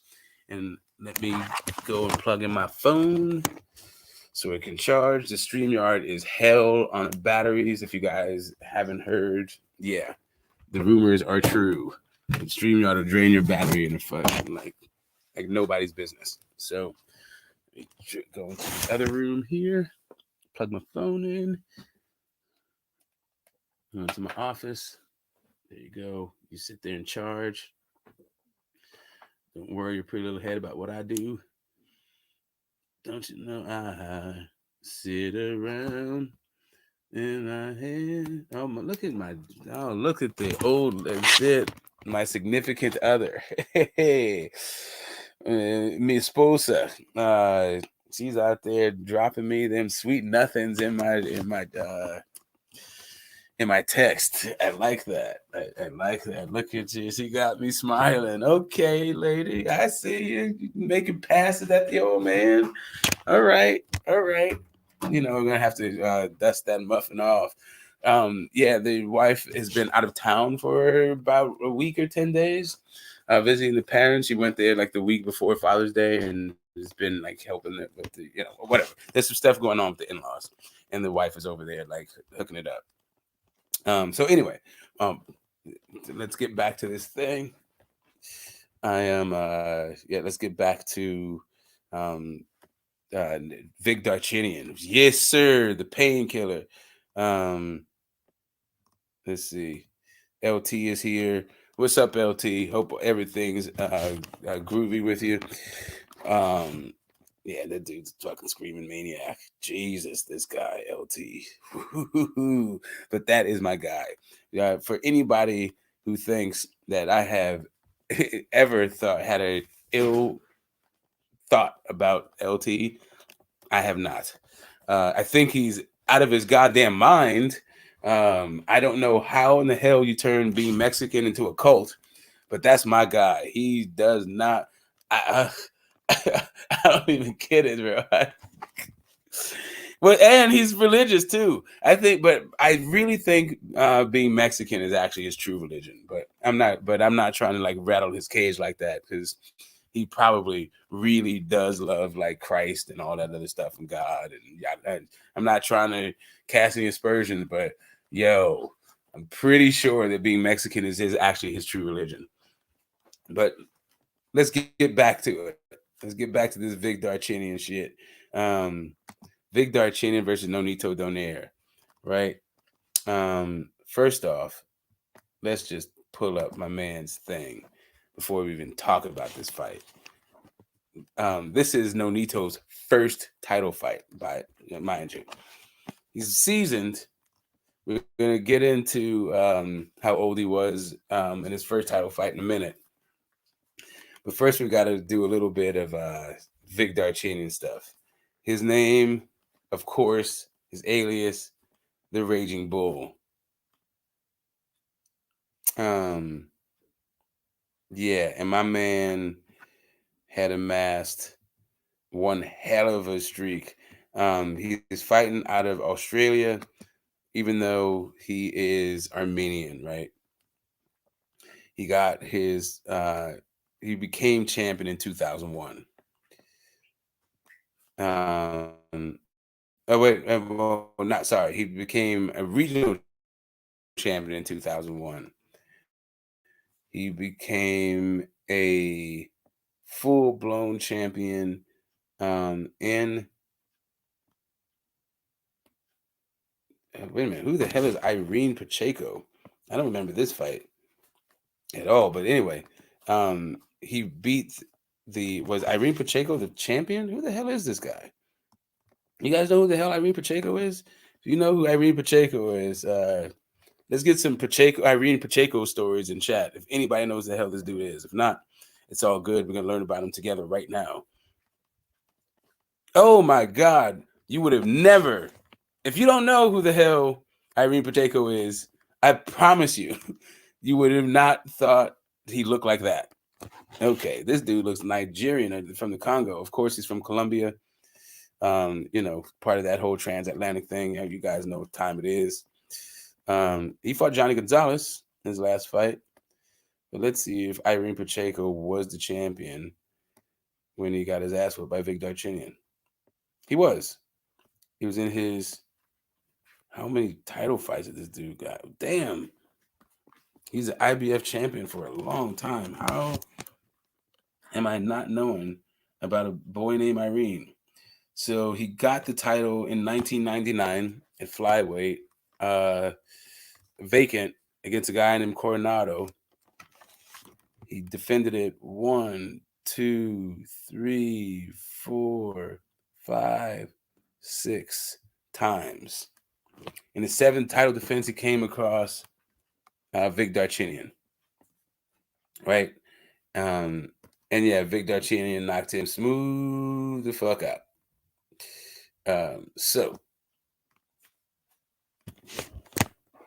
Oh man, yeah, that's yeah, he knocked him out, dude. So Vic Darchinyan, that dude. Sorry, my computer's hopping. Wait a minute, what the hell's playing in the background? Oh yeah, sorry, my computer's playing some shit in the background. It should not be. Okay, let's turn that shit off. There's punches being thrown, but nothing's set. Oh shit! Martin's head's down. I didn't even realize I had something going in the background. You gotta keep that guard up, stay tight, and keep your eyes up. Martin's dipping down too much with his eyes down. Good body Okay, here we shot go. by Martin. Hold on a second, guys. I just realized I got a fucking tab going. Good body work. Oh, look at Frank Martin. I got a Frank Martin fight. I didn't even know it was happening. I forgot this. This is one of his early ones when I first saw him, and I was like, he's all right. I wasn't really that impressed with the Ghost, but he has impressed me since. I still don't know how to rate him though. So let's not get ahead of ourselves with the whole Frank Martin is the best guy at 135, or he's going to be beating Keyshawn Davis, or he'll be beating Shakur Stevenson, or maybe even Jermaine Ortiz. I think he gets Jermaine Ortiz, but I'm not sure. That's why they fight the fights. But we're going to go back to this Vic Darchinyan smoke right quick.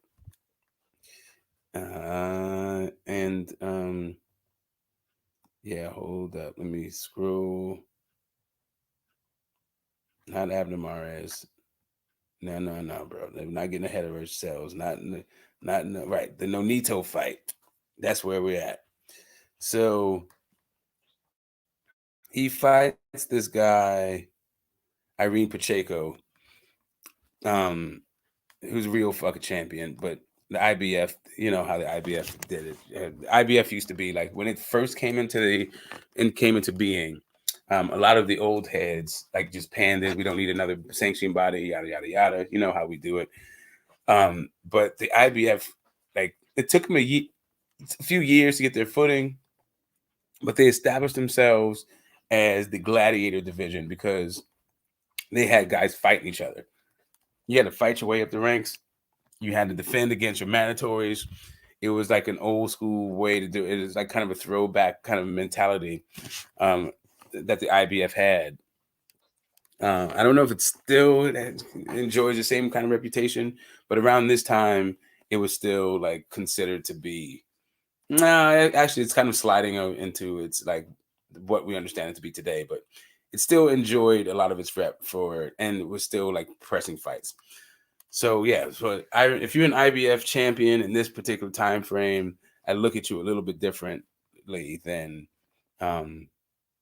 other sanctioning bodies and other kind of champions and all this other stuff. These are the guys, the blood and guts guys that don't get a lot of money, they don't get a lot of attention, but they fight.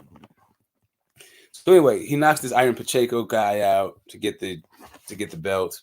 He then defends it 1, 2, 3, 4, 5, 6, 7. This is his 7th title defense, just like Irene Pacheco. Now, I was just trying to get a count of it. But one of these fights, right, is against Glenn Donaire. And this is Glenn's title fight. Let me make sure Glenn. Because like I said, you can't really tell the story of Nonito without telling the story of Glenn. So we got Glenn, and that's where it was. So I saw him on one card, and then it was the Vic Darchinyan fight. Fuck, how could I forget this thing? Anyway, yes. And I really liked that. So Glenn Donaire had 25 fights. He had 19 wins, 10 wins by KO, 5 losses. He was stopped once, and he had 1 draw. Right? He lost a technical decision to Vic Darchinyan. And let's see what they was talking about in this fight. Wow. Why am I looking at the cards? Oh, it only went 6. What the hell happened? Was it a cut or something? I don't remember this fight. I don't remember what happened in the fight. I remember that it happened. And there is no wiki about it. So, but we're not going to stop there. This is how we do deep dives here. We have all day. We don't need to hear Jimi Hendrix live at Monterey right now. We're going to go Glenn Donaire versus Darchinyan. Let's see if it's here. Let's see if we can find out. Or if this is going to give us they're just going to give us the Nonito fight. Oh, there it is. Glenn Donaire versus Darchinyan. We're going to find out what the hell went down in that one. For the IBO, 30 minutes. Let's see what you guys are saying about it already in the chat. Never liked it. I couldn't stand Vic Darchinyan. See, the thing is, he threw them bombs, though. I didn't like him either. Chin in the air, always surly, little as fuck. But my man had them bombs for you. And he was wrecking shop.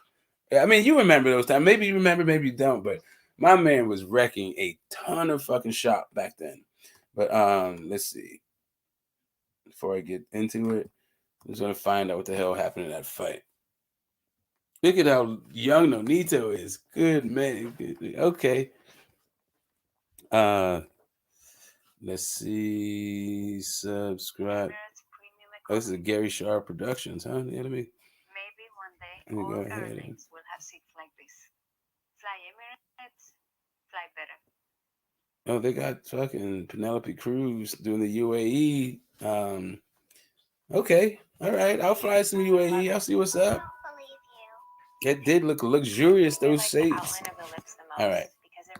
Here we go. Let's see what's going on with Vic right quick. Vic and Glenn. We got, all right. We got the classy Jimmy Lynn.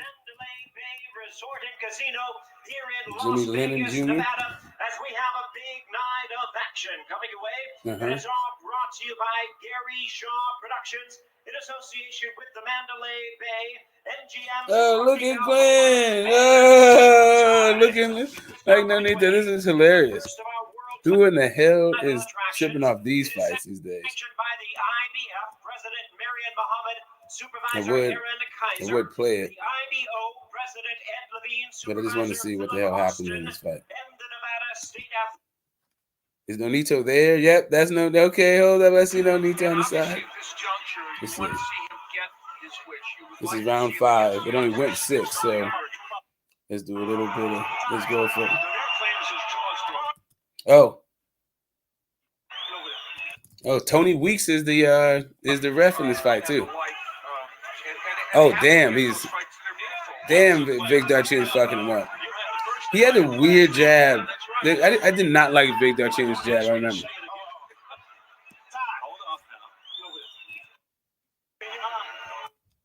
Now he got his jaw broke, huh?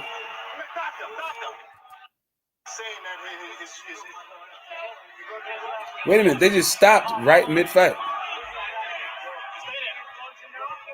Okay, hold up a second. Why would this be a technical decision? Because all I just saw was, did he get headbutted? What the hell happened in this fight? What the hell's going on here? And obviously, at this juncture, you want to see him get his wish. You would like to see him against the RCs, against some of the other champions in the flyweight. No, this is not it. And the like. This is not it. Yeah, this is not it. Hold on. Let me just look it up because I can't tell what happened. Like, why was this a technical decision? Did he hit him low? But hitting the guy low wouldn't break his jaw. Let's see what's happening. You don't want to mix up what the hell is going on here. All right, hold up. Put my JBL back in the spot. Let it charge up. You know what I mean? And we're gonna get to the bottom of this Vic Darcinian versus Glenn Campbell. I mean, sorry, I say Glenn Campbell. That's funny. Versus Glenn Donaire situation, and find out what the hell happened. How come that was a technical decision from a broken jaw? If your jaw is broke and you stop the action mid-set, like first off, Vic Darcinian was throwing punches. Glenn just turns around and walks over to the refs talking about his jaw's broke. And the ref, instead of like calling the fight, actually called the doctor over to talk about it. It's a weird fucking sequence of events, but let's see what's happening. Glenn Donaire.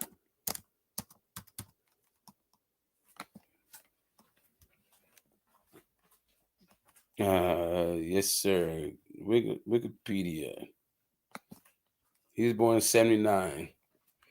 Yeah, all these like little kids. Anyway, not little kids. 79 ain't no little kid. That's the homies. But just young.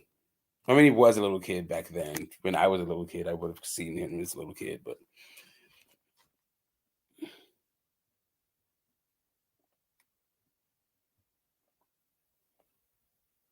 you know, if I'm 8 when he's born, I'm not trying to hang out with the baby. You know, when you're 8, you're trying to get out there. You're trying to ride your bikes. I was in the Boy Scouts. I used to go from Palo Alto to Mountain View, the comic book store, hit up Old Mill Mall, go to the arcades, all that shit. By 8, I was out. He's out exploring the fucking world. Anyway, got shot at Vic. Had lost the judge in the 6th round. Taking then. Oh, he got hit with an elbow. Okay. Oh, replay shows no evidence of an elbow. It should have been a legitimate knockout. Okay, Darcinian was winning. Okay, so they're saying that Darcinian was inactive, and they claimed this from an elbow. That's why it's a technical decision. All right, so cool. So let's get back to the story. I actually had no idea about the story of that particular thing and the background of that. I don't remember the fight like that. Yeah, I just don't remember it. I'm sure I watched it. But we're talking, what year? 2006. Was that 17 years ago? In a flyweight fight. Yeah. Anyway, I did like Vic Darcinian. I mean, it's not even that. I liked his fights. I didn't like the guy. He was always surly. He never smiled.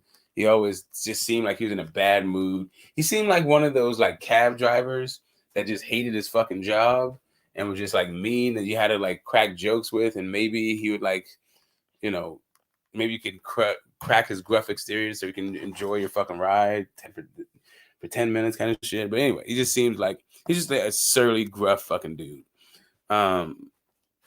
So yeah, you know, Glenn, the pride of the Donaire family, was stepping up. He was stepping up to his first title fight, and he says he had a broken jaw from an elbow, right? Retired him on the stool.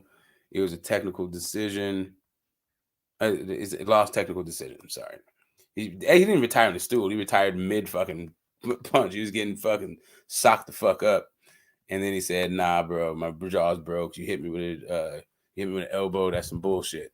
But there is no video evidence that according to the Wikipedia, there's no video evidence that shows that he got his jaw broke.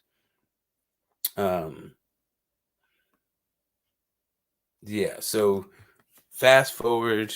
So now you beat the big brother's ass, and you know what happens. You know how it goes in families, especially fighting families. If you beat one of them up, you got to beat everybody up. You got to beat up the big brother, little brother might be coming right fucking behind you. And you know how I know that? Because I was the little brother that came right up behind. There was a couple of times. One of them was my fucking homie.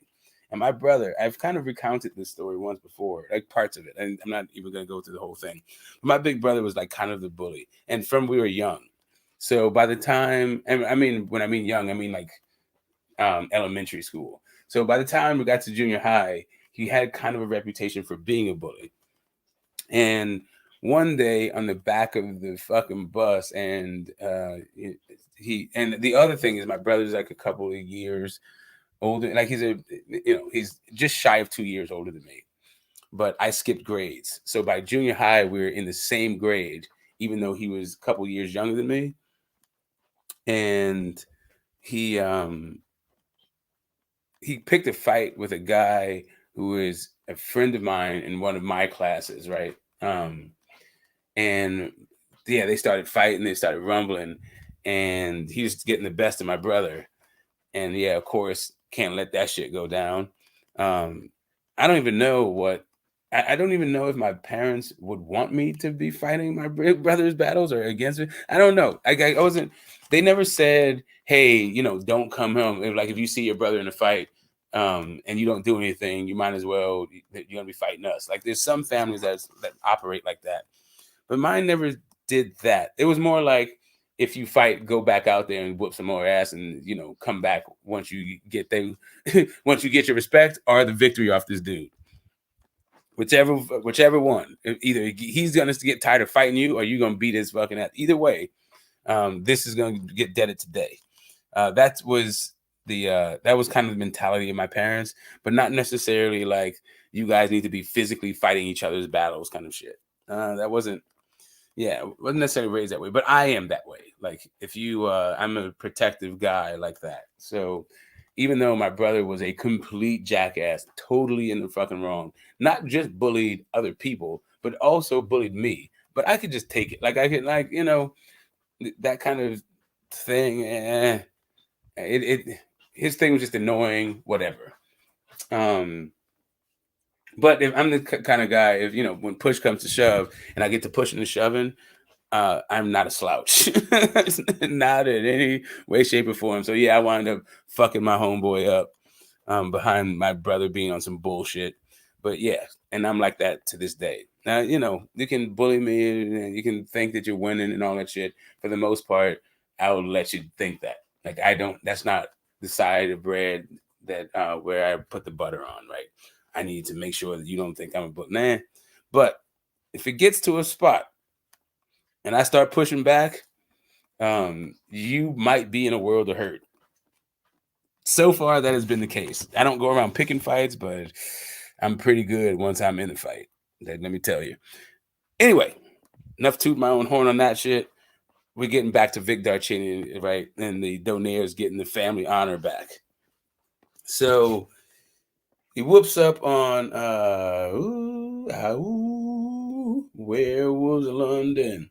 He whooped up on Glenn Donaire.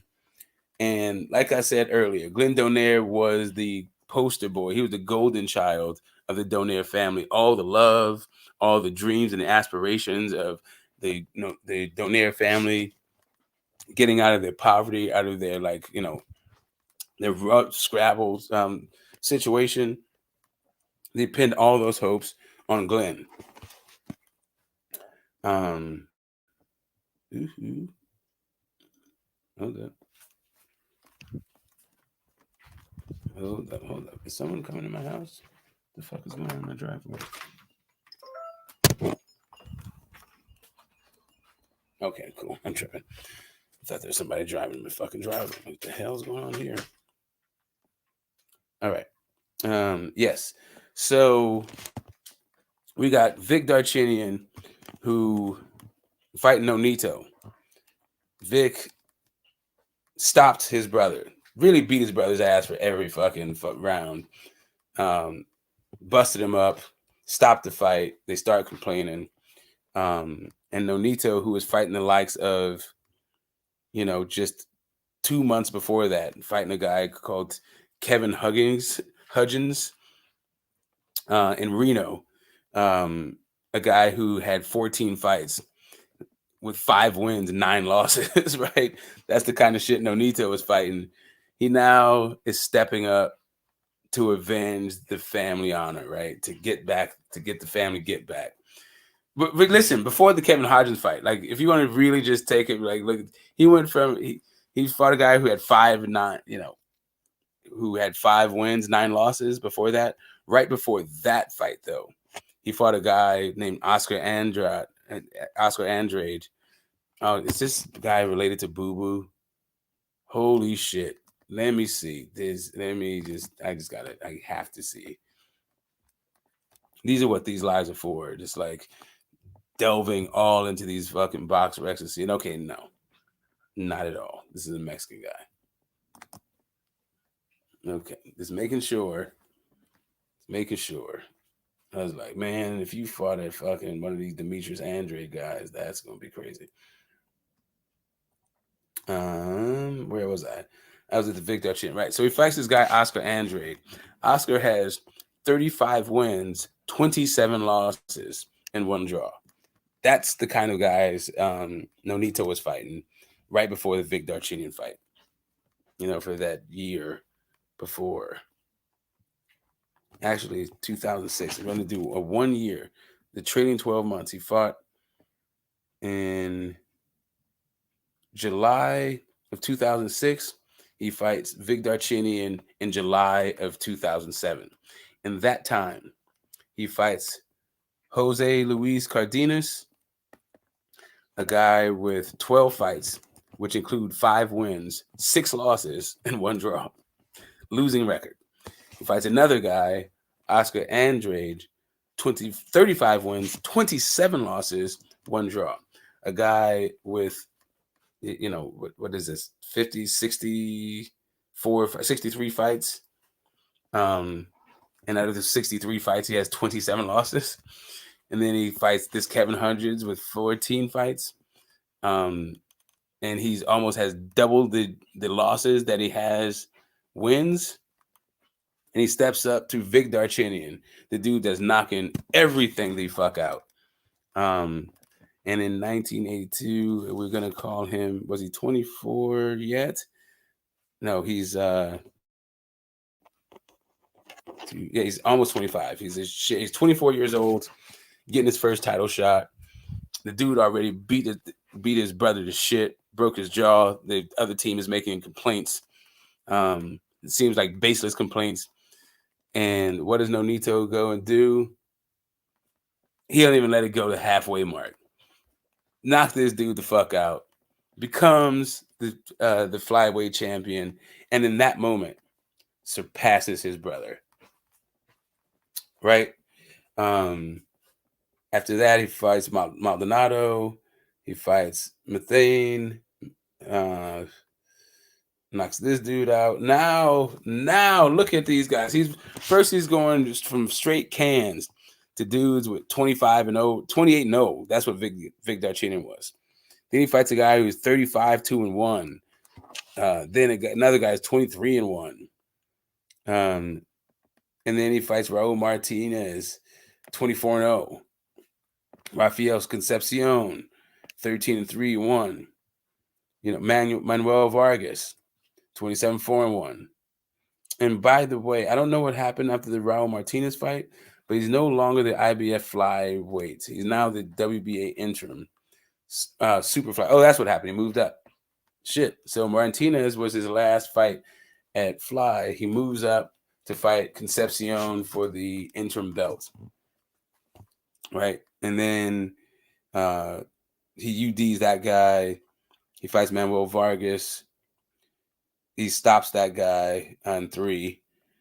And but that wasn't for the interim belt. So, but he's back to fighting for the interim belt again.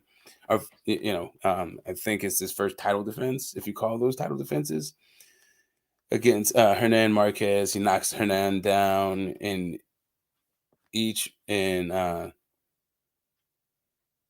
down once in each of rounds 5 and 8. All right, so he knocks him down once. He knocks him down in 8. Yeah, sorry, he knocks him down in 5th. He knocks him out in the 8th. Knocks him down. Sorry. On route to being a TKO in 8. He fights this guy Sordarenko, who I don't remember this fight at all. He drops him a bunch on the way to knock him out in the 4th. And then Fernando Montiel from the Fighting Montiels. You guys may remember Charlo's last fight. And Charlo's, right now rumored to be in talks to fight Canelo. But if you remember, Charlo's last outing was against Montiel. He beat the shit out of him, even though everybody said that Charlo struggled. I don't know.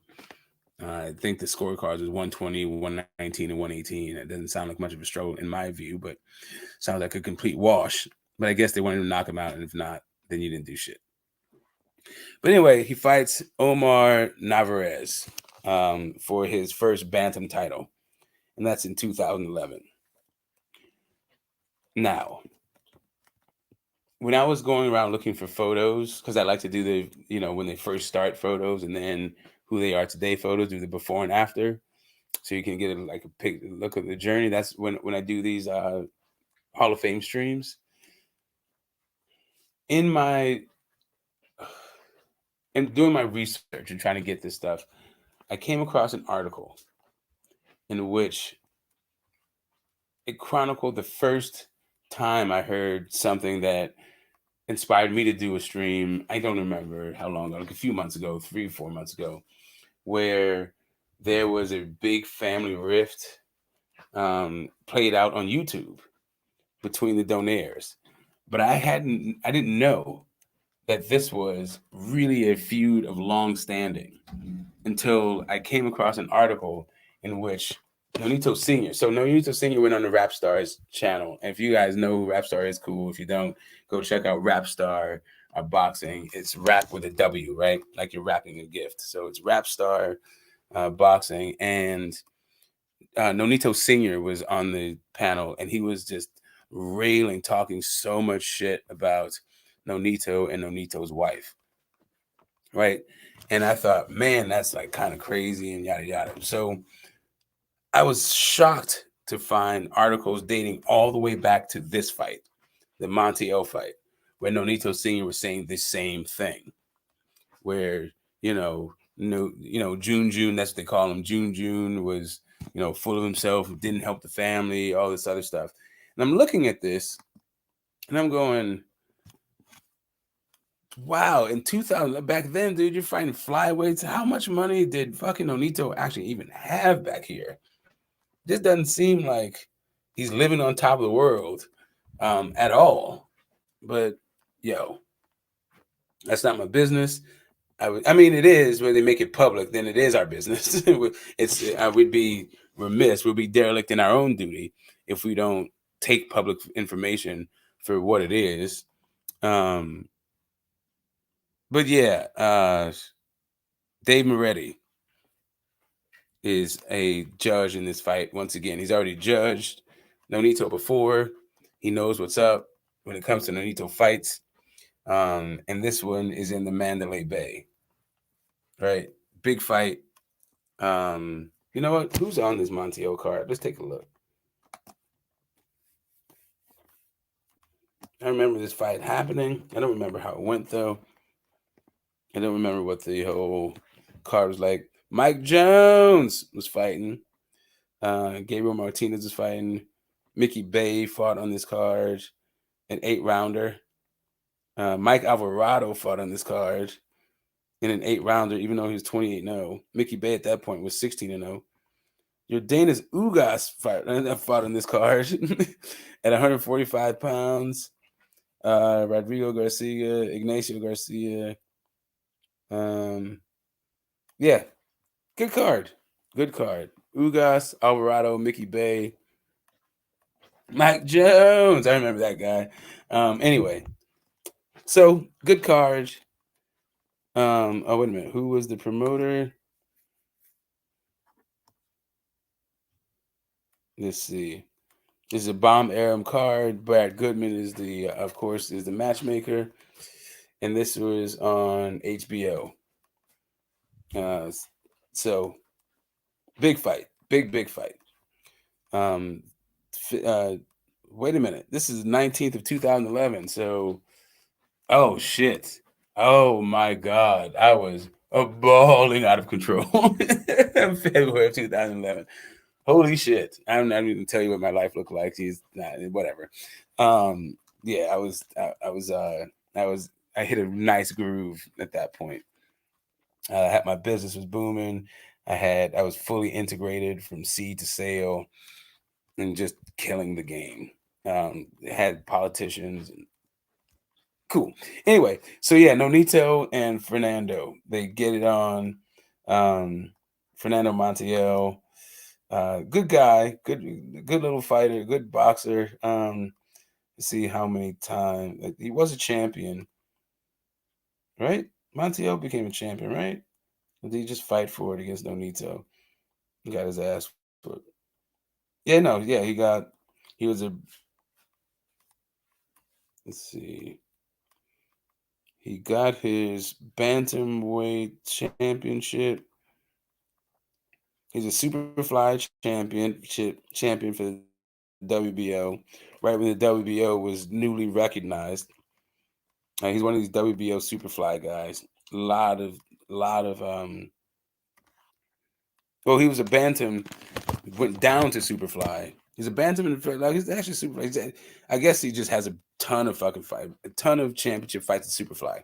Had a couple of fights at bantam. He was a former bantamweight champion, long reigning superfly champion, and Nonito also came up from the flyweights, the superflies, all that shit. So yeah, Chucholito steps up to fight my guy, the Filipino Flash, and this is the first title fight at bantamweight, the division that Nonito would wind up making history in.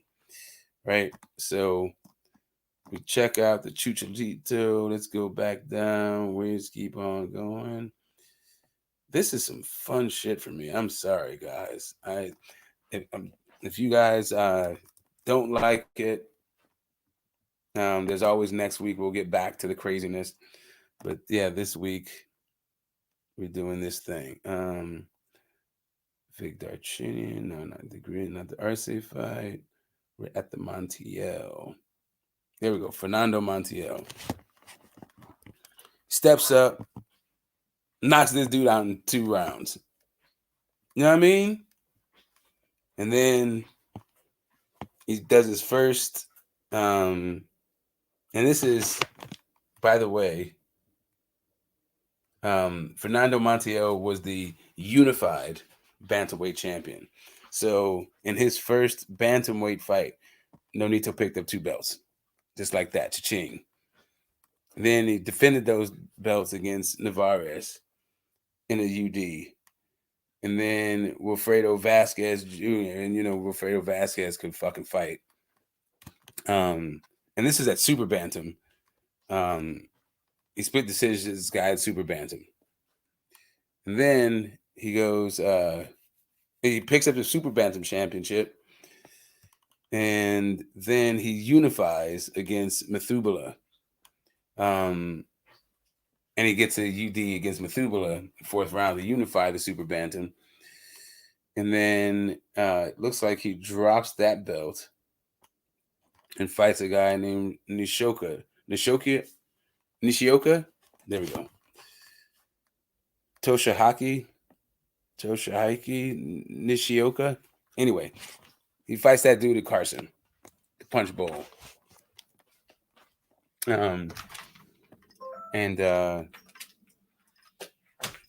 Yeah, man, this fucking, I don't know what the hell's going on. Man, I keep thinking someone's driving my driveway. I'm tripping. Anyway, so he beats this dude the fuck up. Now let me go back to the channel, make sure there's nobody backstage. Make sure I'm just doing my thing. We're still live. All right, here we go. Let's see. What's up? What's up, Ron? Been a minute. Okay, Retro stayed here. You couldn't stand Vic Darchinian, never liked that guy. At one time, they thought James was going to end up a legendary fighter. Hell yeah, I remember. Yeah. Yeah. Another fight night happened. Yeah. Rigo Boxer needs are okay. Yeah, Nonito did. We haven't got to the Rigo fight just yet. Yeah, punchy. Yeah, don't come over here with none of that nonsense. We are no nonsense channel. Well, no, we do a lot of nonsense. Just not your particular brand of nonsense. All that hate-filled bullshit you're on to make yourself feel better, bro. It's not how we do it over here. Montiel was unified. Yep. Yeah. Montiel was a fucking beast. Yep. All right. So, yeah, Montiel, stop that dude too. Mathubala, I don't remember that guy. Nashioka, don't remember that guy. But you know who I do remember? This motherfucking Jorge Arce. 61 big wins, 6 losses at that point, and 2 draws. But this fight was at super bantamweight, right? This is his highest weight to date. And for, sorry, he fought sorry, his first one at super bantam was Vasquez, right? So he got the belt off of Vasquez. He unified with Vasquez. He dropped the belt, and then he is fighting for, what the fuck is a unify? Anyway, whatever. I guess Jorge Arce was a WBC diamond guy at the time. And let's just take a look at the brilliance of Jorge Arce. You don't want to just or as the Brits say, Jorge. Jorge Arce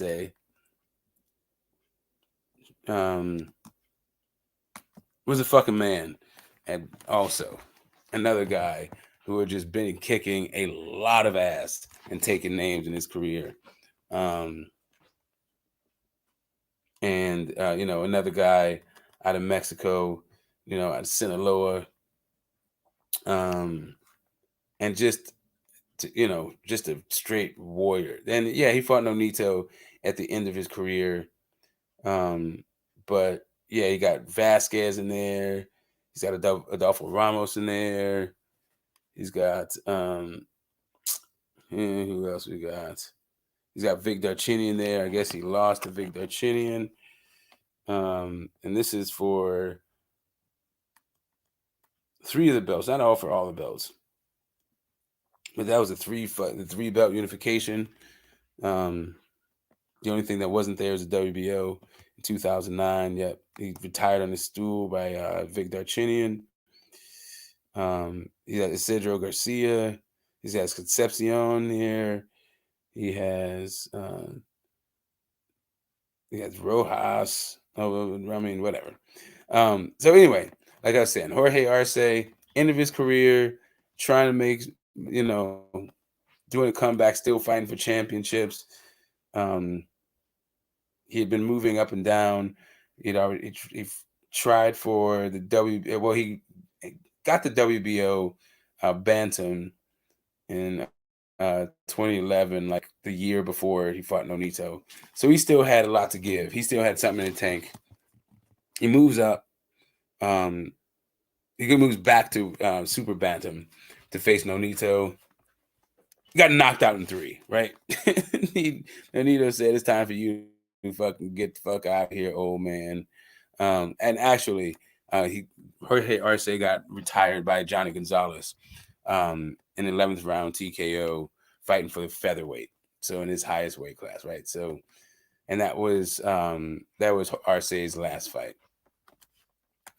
But yeah, going into that fight, let's do a little bit of wiki on that Arce, because there's something about that fight that is escaping me. I know there's some background to it that it was pretty fucking dope. I just don't remember.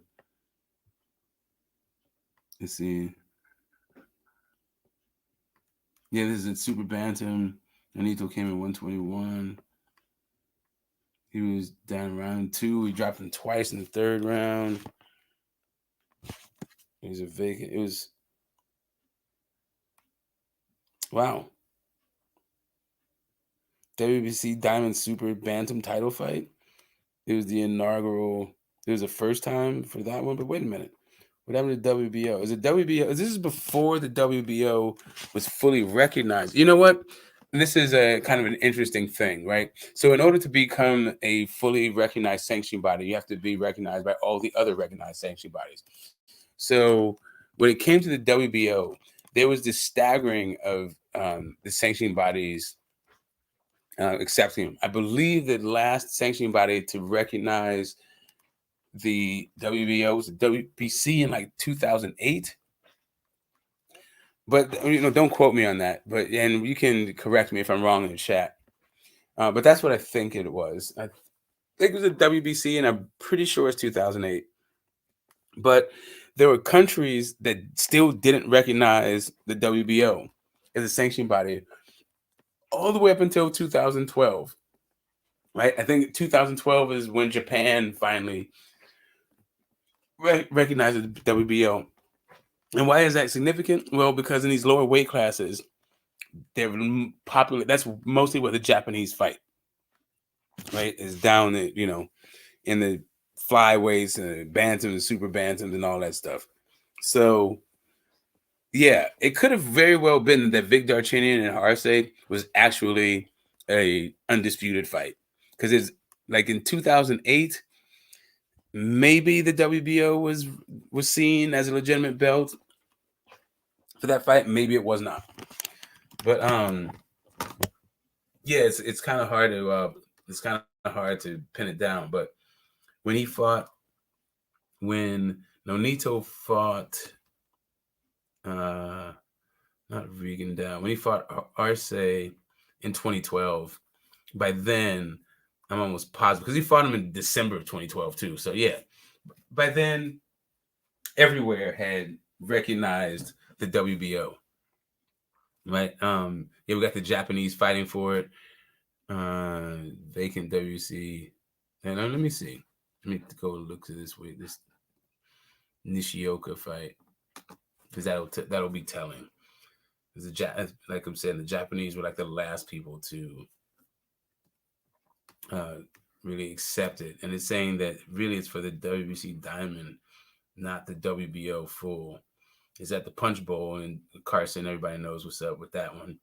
That's where famously the last fight was of note, was where Charlo knocked out Castano to become undisputed at 154, right? But a ton of fights have been there, just legendary fucking fights venue. It's aired on HBO After Dark, but it doesn't tell me about the WBO. Sorry. So let's do this thing. Right, Montiel, you been got your ass whooped. Okay, Nishioka, you got your ass whooped. Arce got your ass whooped. And here we go, the Rigondeaux fight. And this is by this point, because after the Arce fight, HBO, he's been fighting on HBO. Nonito Filipino Flash fever was in full fucking swing. And one of the guys, it was 2013. One of the guys of my homies, was he got some work in, I believe, with Nonito on that training camp to get Rigondeaux ready, right? To get Nonito ready. At that point, my guy he's 6 foot, 6'1", something like that. But he was a 6'1" welterweight, right? So he got some great, he's got some great timing with him, mostly because I think my homie and Nonito's dad were really close, and he did a lot of good work with Glenn. So he kind of came in and got some rounds in on that one. But yeah, he was like rooting for Rigondeaux, and I remember my homie doing this whole thing. Yeah, I'm nervous for him and doing the whole thing. Like, this was like kind of a big fight around my little crew because of Nonito's thing, right? And this is when I was really like, okay, let me see what the hell is going on with this thing. He told me about, yeah, I'm sparring, I'm helping out with these dudes. And whatever. He had been saying that for years. At this point, me and the homie, we'd been friends for a decade at this point, right? Yeah, anyway. Good. Let me get through this fucking thing. Yeah, it'll be like 29. So the Rigondeaux fight. Wow. I think at this point, Nonito is a pound for pound fighter. He is a headlining HBO cards. And this is not like people like they talked about Rigo, and they talked about his his 2 gold medal, and how he was a Cuban like legend. I think they built him up right, but yeah, that was just a crazy, crazy fight. Really tough fight. Yeah, and it would be Nonito's second loss. But it was such a precipitous loss because no one had ever heard of Rigo, really. So it seemed like a guy just came out of nowhere and schooled him. You know, even though Nonito dropped Rigo in that fight, yeah, it was just crazy. Like no one had seen like Nonito get his ass whooped like that. I thought they were kind of hyping him up, but that's how they do with guys. I thought he was a little bit of a hype job at that point because of the holes that he had in his game. And for me, for a guy like me, I was like I was a Pernell Whitaker fan. And so from the Pernell Whitaker fandom, and I was like a Roger Mayweather fan too. I was a huge Pernell fan. So, and that whole '96 Olympic team with Floyd. My homie was probably the '92 team. So that '96 team was the guys like right underneath him, and he was like mentoring a couple guys. That's where Joaquin Gallardo, like killer. I think he was part of that Olympic squad. That's the one that also had Chico Morales. It had Augie Sanchez. It had Floyd Mayweather. And yeah, those guys came through and did their thing. And I was, that was early on in my relationship with the homie that pulled me back, let me know about the amateurs and all this other shit. And like how it's all political and what you can do and what you can't do, how he got thrown off the fucking team and all this other stuff. Anyway, so yeah, I was a fan of the science, the technical craft of it, not just knockouts. So the Vic Darchinyan thing, I saw the holes in his game and I was like, whatever, but he was knocking shit out. I was just like, someone's gonna expose this. And Nonito, to me, had huge holes in his game, but he was knocking shit out. Everybody loved him. It was Filipino Flash fever going into this fight, the Rigondeaux fight. And yeah, he got a boxing lesson in that one, even though the power showed up. And then, Nonito's always been a banger. And he did drop Rigo in that fight. It was a pretty clinical, boxing lesson. He goes from that fight to the Vic Darchinyan rematch.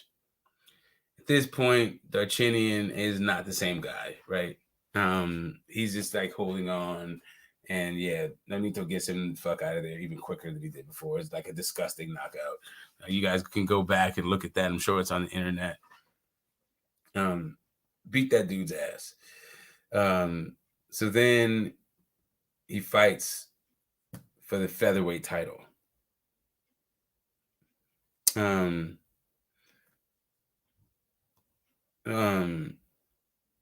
accidental head clash in that fight.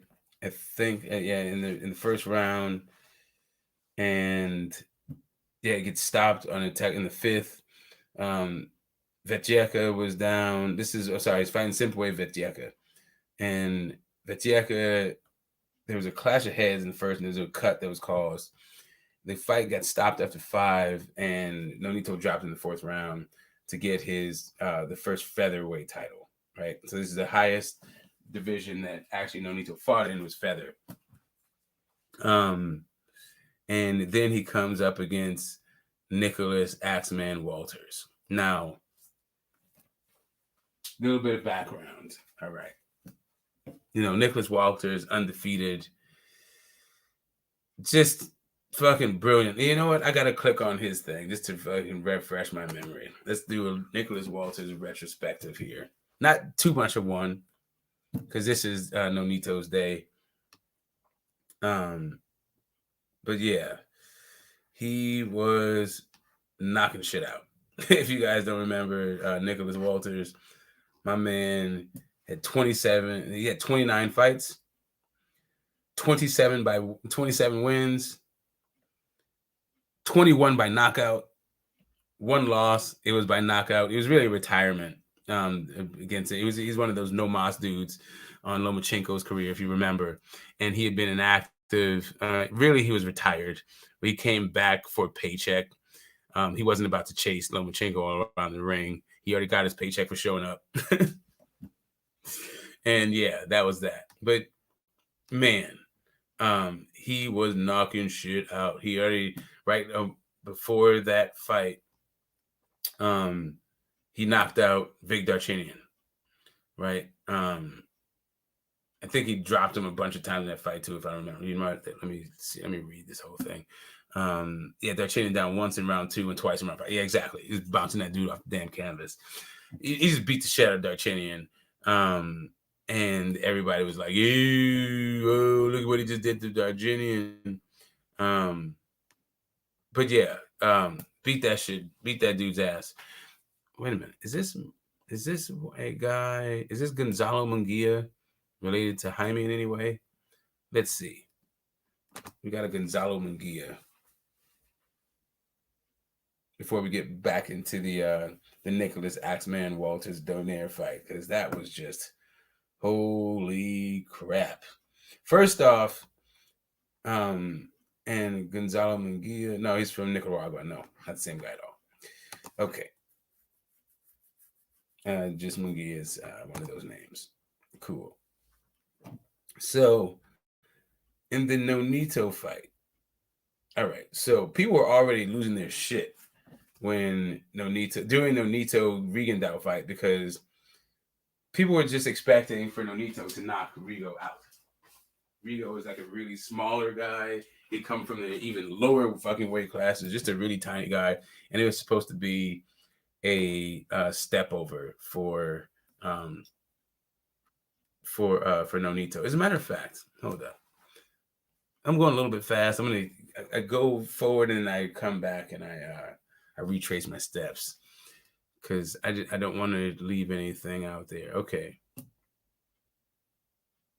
At that point, Nonito was the lineal and the Ring Magazine champion. He had the WBO, but he had those other ones, right? And the junior featherweight. He was the number 1 pound for pound fighter in the world. The Ring Magazine number 5 pound for pound guy. That's what Donaire was going into that fight. Rigo was actually not that huge an underdog, and he was the number 1 junior feather contender. Junior feather. Okay, that's what they called it. Okay, I thought they called it super bantam, but apparently they do it junior feather. He for that fight, Rigo hooked back up with his long-term Cuban amateur trainer, Pedro Luis Diaz, for that fight, right? Okay, so Nonito got $1.32 million for this fight, reportedly, and Rigo made $750, and that was his career high, both career high. It was the second fight for Nonito in New York.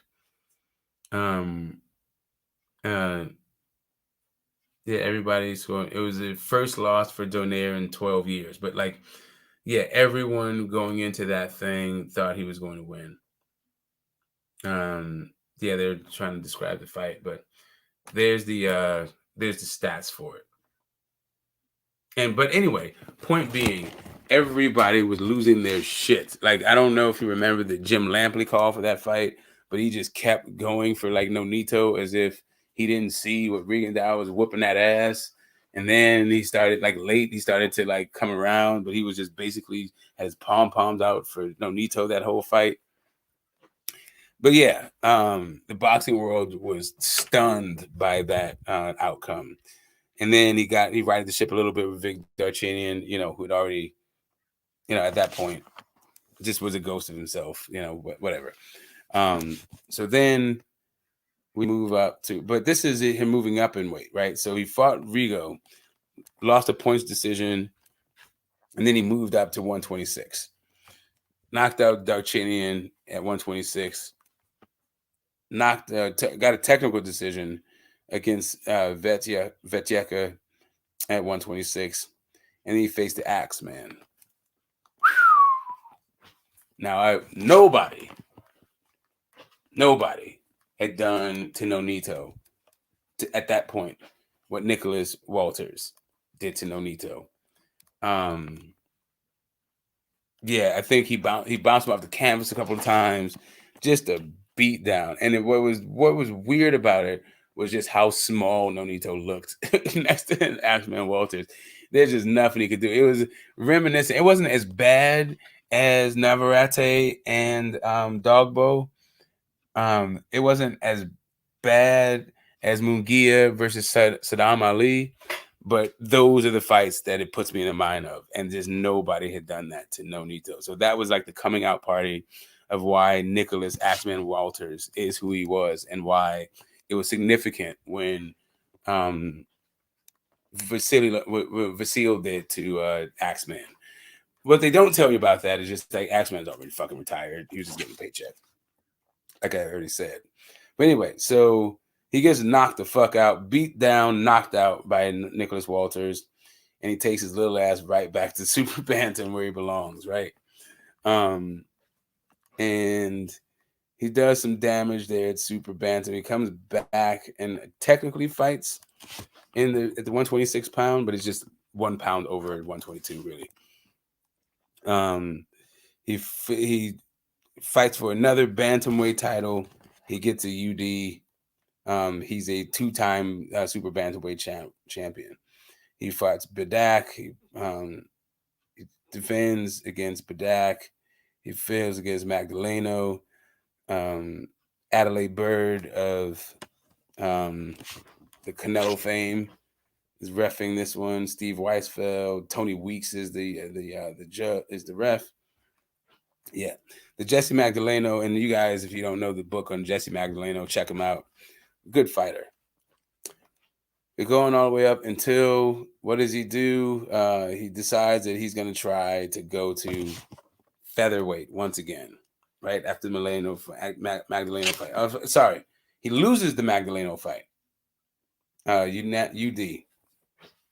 Jesse Magdaleno hands him his 3rd loss of his career. Oh, sorry, his 4th loss of his career. First, we had the Daniel Cormier's coach, like that famous UFC guys, Rosendo, beat him in the 2nd fight. Then he didn't lose again until the Rigo fight. Then he lost 1 fight later. Not in his next fight, but the fight after his next fight against Axeman Walters. And now we got Jesse Magdaleno outboxing him, outpointing him. Adelaide Bird only gave Nonito 2 rounds. Bert Clements, the other two, Steve Weisfeld and Bert Clements, called it 8-4. But, Adelaide Bird and her scorecard, she had a 10-2. Remember Adelaide Bird and Canelo and Floyd. And we'll just keep that one pushing. He loses Super Bantam. He moves back up, has a fight with Ruben Hernandez for a silver, for an acclamation fight, kind of, and a minor title. Then he fights Carl Frampton for an interim feather champion. And yeah, he gets his ass spanked again. He's too damn little for featherweight, is what he finds out. And at this point, guys like me are saying, Nonito has been a hell of a career. You're probably going to get into the Hall of Fame. Let this shit go. Right? But no. What we have is the World Boxing Super Series. And let me see. Was the Frampton fight part of the World Boxing Super Series? I don't think it was. Let me make sure. Right? Does Nonito give up? Does he retire even though most people think he's fucking done? He does not. Frank Warren and Richard Schaefer. Okay. So no, this is not the World Boxing Super Series. That's not it. So he loses a decision to Frampton. I think he's fucking past it. I think he's had a hell of a career at this point. This is me personally. And I think he should retire. But he instead enrolls in the World Boxing Super Series. I don't give him a snowballs a chance for this in this series in this thing, but whatever. He goes through Ryan Burnett. Interesting fight as long as it lasts. Kind of fireworks. It's really close fight. and then Burnett he sustains an injury. And I don't think he ever returned to the ring. I think that turned out to be a career-ending injury. And it was for the WBA World. It was for the Bantam, the WBA World Bantam, right? So once again, after that fight, Nonito is champion. He's supposed to fight another guy. I don't remember who it was, but something happened to that guy, and he had a replacement in this guy Stephen Young that Nonito fights next as a part of the World Boxing Super Series. And this guy is just fucking trash. He gets knocked the fuck, yeah. He just wasn't very good. Nonito knocks this dude out. And then he goes to face Monster Inoue. Now, guys, this is a very interesting moment in the YTBC. Mind you, I had been a member of the YTBC right before the Fernando, right after the Carl Frampton. Around the Carl Frampton fight is when I first came onto YTBC to start talking about boxing. So when the Ryan Barnett fight happened, nobody knew who the hell I was. Nobody knew the extent of my boxing knowledge or anything. I was just like, maybe I was a troll in the chat, trying to get on panels and talk boxing when everyone was just trying to make fun of everybody, trolling and do all this thing. Because those early panels, it was like kind of hit or miss when it came to the actual extent of boxing knowledge, or to the extent they actually wanted to even talk about boxing. Right, a lot of them were just there to troll and talk shit and to belittle other people, make fun of them and deride them. And that's where I came up in that era, right? Just keeping it boxing, roasting people, turning it on its head. Just doing what I do, doing my sweet thing. That led us to these moments right here. But when the Inoue fight came out, I was like, man, fucking, this dude needs to retire. I remember having this argument with D Jeff. I just gave Nonito no shot at this. I thought he should have been retired. We were going back and forth. No, Monster is a good thing. And I also, when Monster got on the pound for pound list in 2016, I was like, this dude, who in the fuck has this guy fought? How was he considered one of the 10 best boxers on the planet? No, it done shit. So I was just like, fuck this. I was watching Inoue's fights, and I saw that when he threw his left hook, his chin was like damn near, it was on the same par as Ryan Garcia. Straight up in the fucking air, no head movement, all that shit. I was like, man, look, Nonito's too damn old, but Monster ain't that dude. All this shit that you guys are talking about, this Monster Inoue, too technically flawed. I don't care. Nonito's too damn old. This is in 2018. I said this, right? Or in 2019. All right. I said in 2018, and then I also said in 2019 again. But that fight, fireworks. Holy shit. I don't know. I think everybody within the sound of my voice probably saw that fight and knows about that fight and knows the legend of that fight, given the magnitude of the fights that Monster is still in today. He's fighting, in his fourth division, like trying to get a title in the fourth division against Stephen Fulton, one of the best boxers, if not, it's definitely the best boxer at Super Bantam. But anyway, in this fight, and this is for it's for the IBF and the WBA. This is and then also it's for the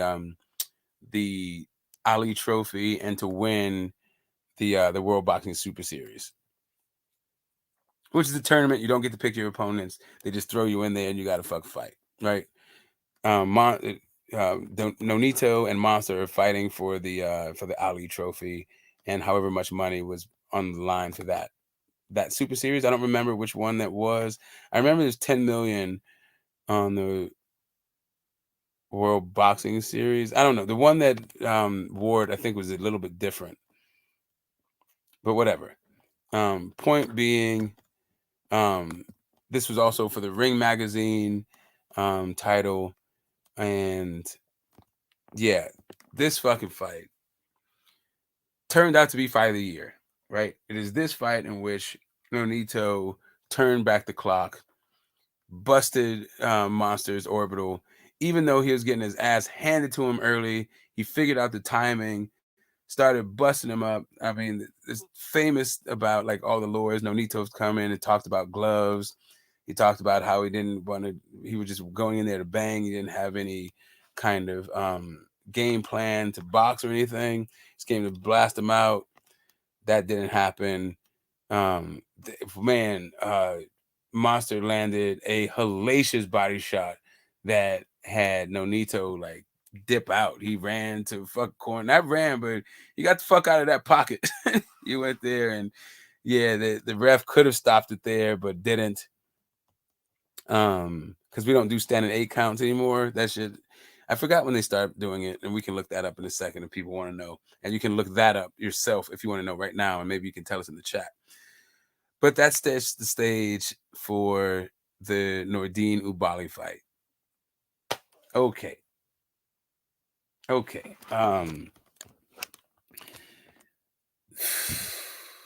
Where do I go with this fight? All right, Ubali was undefeated, right? Nordine. Let me see what his deal at that point.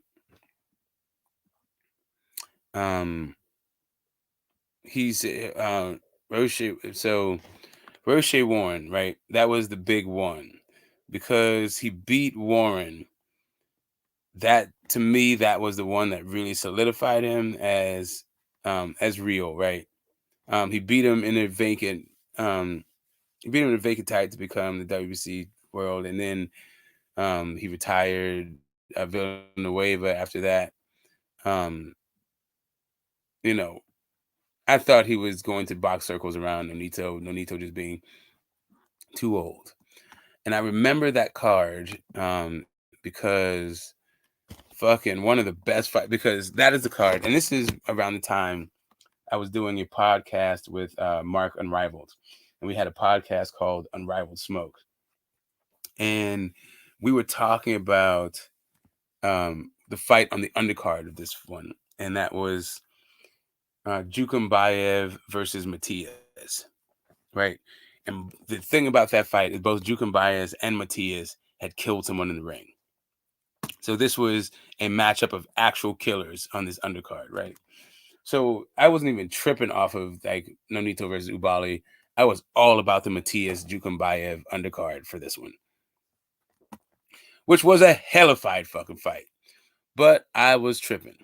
It is in this fight where Nonito actually made boxing history by becoming the oldest bantamweight champion in boxing history. And just so we understand, like bantamweight is one of the original 8. It's about 100 and let's see, 119, 114 years old. I want to say something like that. Somewhere like 120 years old. Like fucking the division goes back a ways. And it has guys like fighting Harada in it and like whatever, just legend after legend. I'm not even gonna go through the whole fucking list. I mean, maybe I will like afterwards, but I'm trying to get through this particular part. Yeah, this Ubali guy, man, he was tearing it up, undefeated. Why did Nonito school this right for a man? Them hooks, he beat the fuck out of Ubali. He kept hitting the floor. How many times? Let me read how many times Ubali got dropped in this because I don't even fucking remember off the top. I know it was more than twice. Or I'm pretty sure it's more than twice. I don't know what it was. My memory's a little fuzzy on it, but I think it was more than twice. Almost certain. Let's go back. Let's see. Ubali down twice in round 3. Right there we go.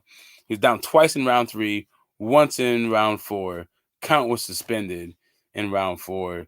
Straight knockout, right? Knock him out. And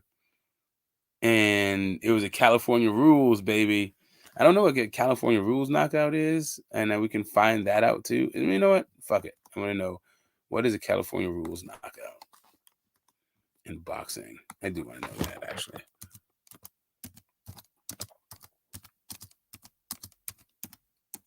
California rules knockout.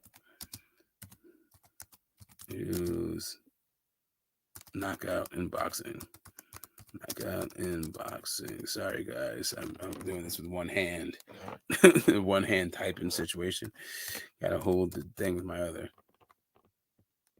What is it? California rules knockout.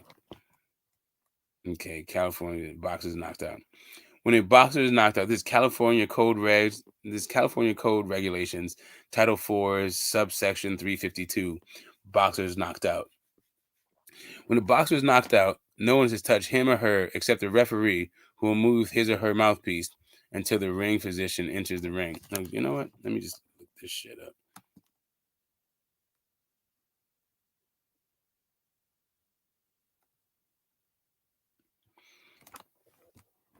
A boxer who has been knocked out shall be kept in a prone position until the boxer has recovered. When a boxer is knocked out, no one is to touch him or her except the referee, who will remove his or her mouthpiece until the ring physician enters the ring and personally attends to the fallen boxer and issues such instructions as he or she sees fit to the boxer's handlers. If a boxer has been knocked out, or if a technical knockout decision has been rendered against him by the referee, such boxers shall be placed on the commission's ill and unavailable list for such a period of time as may be recommended by the ringside physician or any approved commission physician who may examine him or her, but such period of time shall not be less than 30 days. A boxer shall not be permitted to engage in any contact boxing during this period without the approval of a commissioned physician. Crazy. Okay, so what? That's from Cornell Law School. That's what my cousin did her undergrad and grad. You know, I got a couple Ivy League. You guys already know this fucking shit about me. I'm tell you about this stuff. Fuck, who cares anyway? Right. Right. So yeah, he got knocked out California rule style. And in so doing, became the oldest bantamweight champion in in boxing history. And yeah, he is now looking to extend that. He went up against Raymart. He had that rematch against Monster, and it's in the aftermath of that fight. And this is like in between the Raymart fight and the Monster fight is when I personally met the Donaires, and I got to I got to hang out with Rachel. I got to hang out with Nonito and saw how cool people they were. Like shout out to Rachel. We did our like little investigative deep dive and found out what was going on with BLK Prime. Long before anybody knew what the fuck was happening with him. I think we still have the only footage of their global headquarters. That's on the internet, like a little bit of investigative journalism, like a throwback to like one of my professions that I did for a bit. But it was in between that I got to know them. And so when I was going into the Monster Anyway rematch, I had all this history. I was rooting for the guy. I had already thought he should retire way before the fucking the World Boxing Super Series. So if he would listen to my advice about his career, then he wouldn't have been the champion again, and he certainly wouldn't have been the oldest champion even after that fighting, right? So I decided I was just going to shut the fuck up and root for the guy I wanted to root for, regardless who I thought was going to win, right? But it was in the aftermath of that fight that I found out, and a lot of people on the YouTube found out about the long-standing rift in the Donaire family, right? And that in fact, Nonito Sr. was supposed to be in the corner for that fight, not Rachel.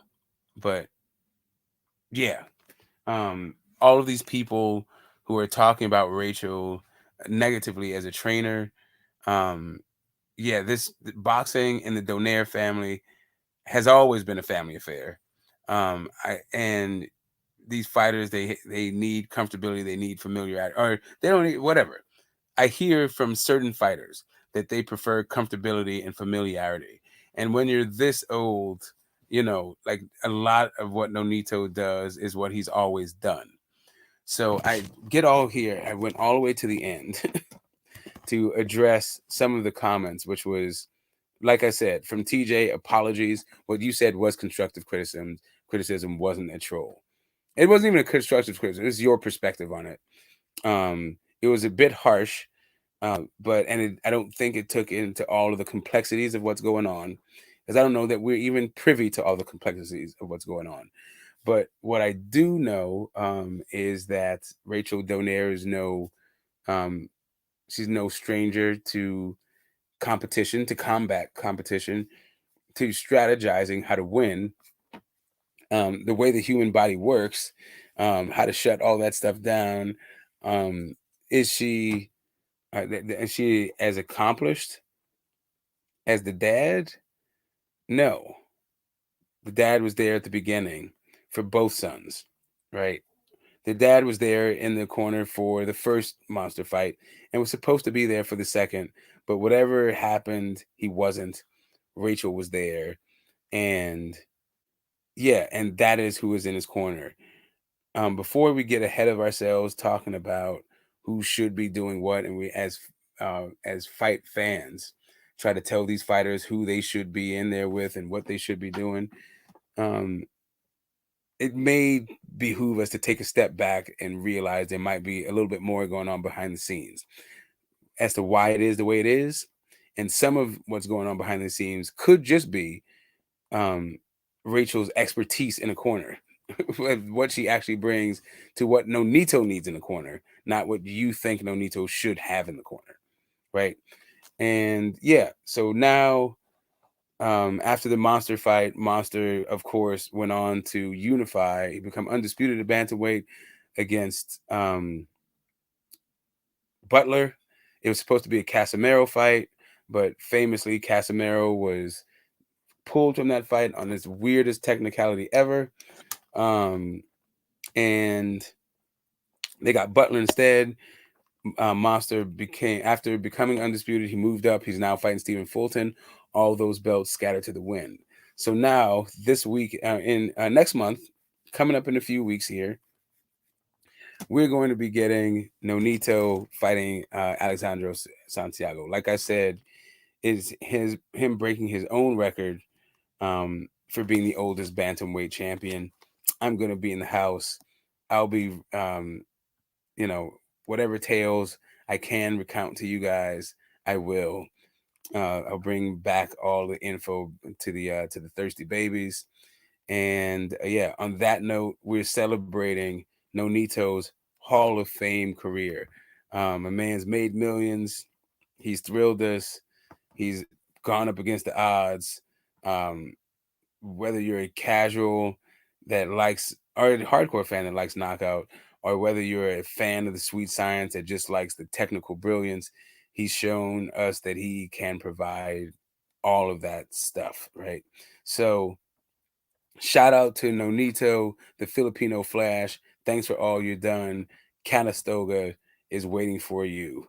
And there's not very many people who's going to get in before you, right? The people who would get in, who aren't already in right now, that I think are ahead of you, are of course your countrymen, Manny Pacquiao, the most famous Filipino fighter, right? You being, in my estimation, the second most famous Filipino fighter. And then you got guys from back. I'm not even going to go into the Filipinos from way back. And anyway, just because it will get messy. It's about you, bro. Yeah. Thanks for everything. I can't wait for your Hall of Fame induction ceremony, and I think you are going to break your record. But whether it's win, lose, or draw, you're headed to the Hall. And thanks for all that you've given us. Clap it up for the Filipino Flash. Shutting my mouth up, silencing the haters. When they thought he was going to win, he didn't prevail. When they thought he was going to lose, he showed everybody that there's more to him than what you thought. That's on you, man. Okay, so now that we got through what the title of the stream is about, guess what we're about to do? We are about and my phone is charged, so I don't know who's backstage. I don't know who I've been missing. Oh, wait a minute. Oh my God, my significant other is killing it. Oh no. Happy Friday, she gives me and she sends me things. She knows that I do my Friday things when she's, yeah, she hooks it up, man. There's nothing quite like the love of a good woman. I'll just put it to you that way. Yeah, happy Friday to you, babe. Yeah. On that note, I'm gonna take myself a little smoke break. Let me join my own fucking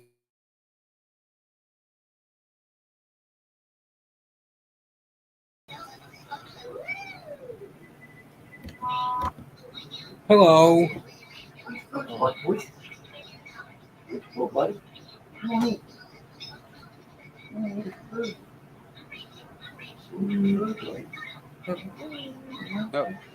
Oh, shit. Yeah, sorry.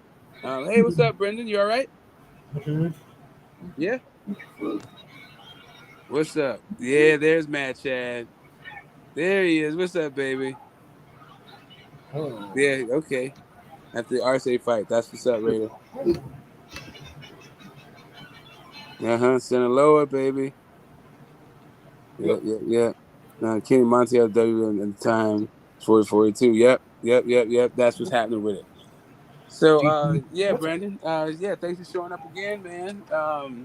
That was how this channel celebrates Hall of Fame, the Hall of Fame game that comes from the boxing world. We look at their careers. We go into the nuances, some really well known stuff. We leave the mainstream stuff alone. Now, maybe we may reference it, but we like to talk about the way that these fights touched us personally and how we were enthralled or invested into what the hell was going on. So anyway, yeah, I'm gonna have myself a bit of a smoke break. I'm gonna put on the jacket, find myself a lighter, and then we can now talk about, if you guys want to keep talking about Nonito and your favorite moments, you can come on up, hit the link, and do so. There's Jimmy. He's back. What's up, Jimmy? Salute, Smoke. Salute. Hope Chilling, you're doing chilling. well. Yeah, we did our tribute to fucking Nonito. Got Yeah, that out. That took some fucking hours. yeah, I did. I was listening to it in and out while I was at work. Yeah, that was a good. I mean, look, he's had a great career. He's got a really good legacy for a guy to come where he came from to achieve the things he's done and to make the money he's done. And he's definitely, made his mark. He's a Hall of Famer. So, yeah, I mean, for me, his career's already, pretty much, achieved a high level. So for him to be doing this now, it's a cherry on the top. Breaking his own record, and hopefully retiring as a world champion on a good note with some good money in the bank, which he's earned quite a lot of.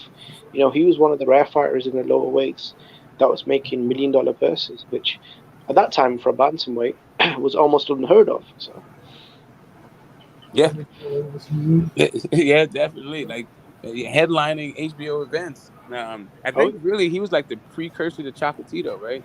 That's oh why yeah, Chocolatito was out there at HBO getting all that like run because they were trying to replace Filipino Flash. oh definitely. I think before Chocolatito, before even Lomachenko came and stuff like that, Nonito was holding it down on HBO for the lower weights. With the fights and the events and the highlight knockouts and stuff.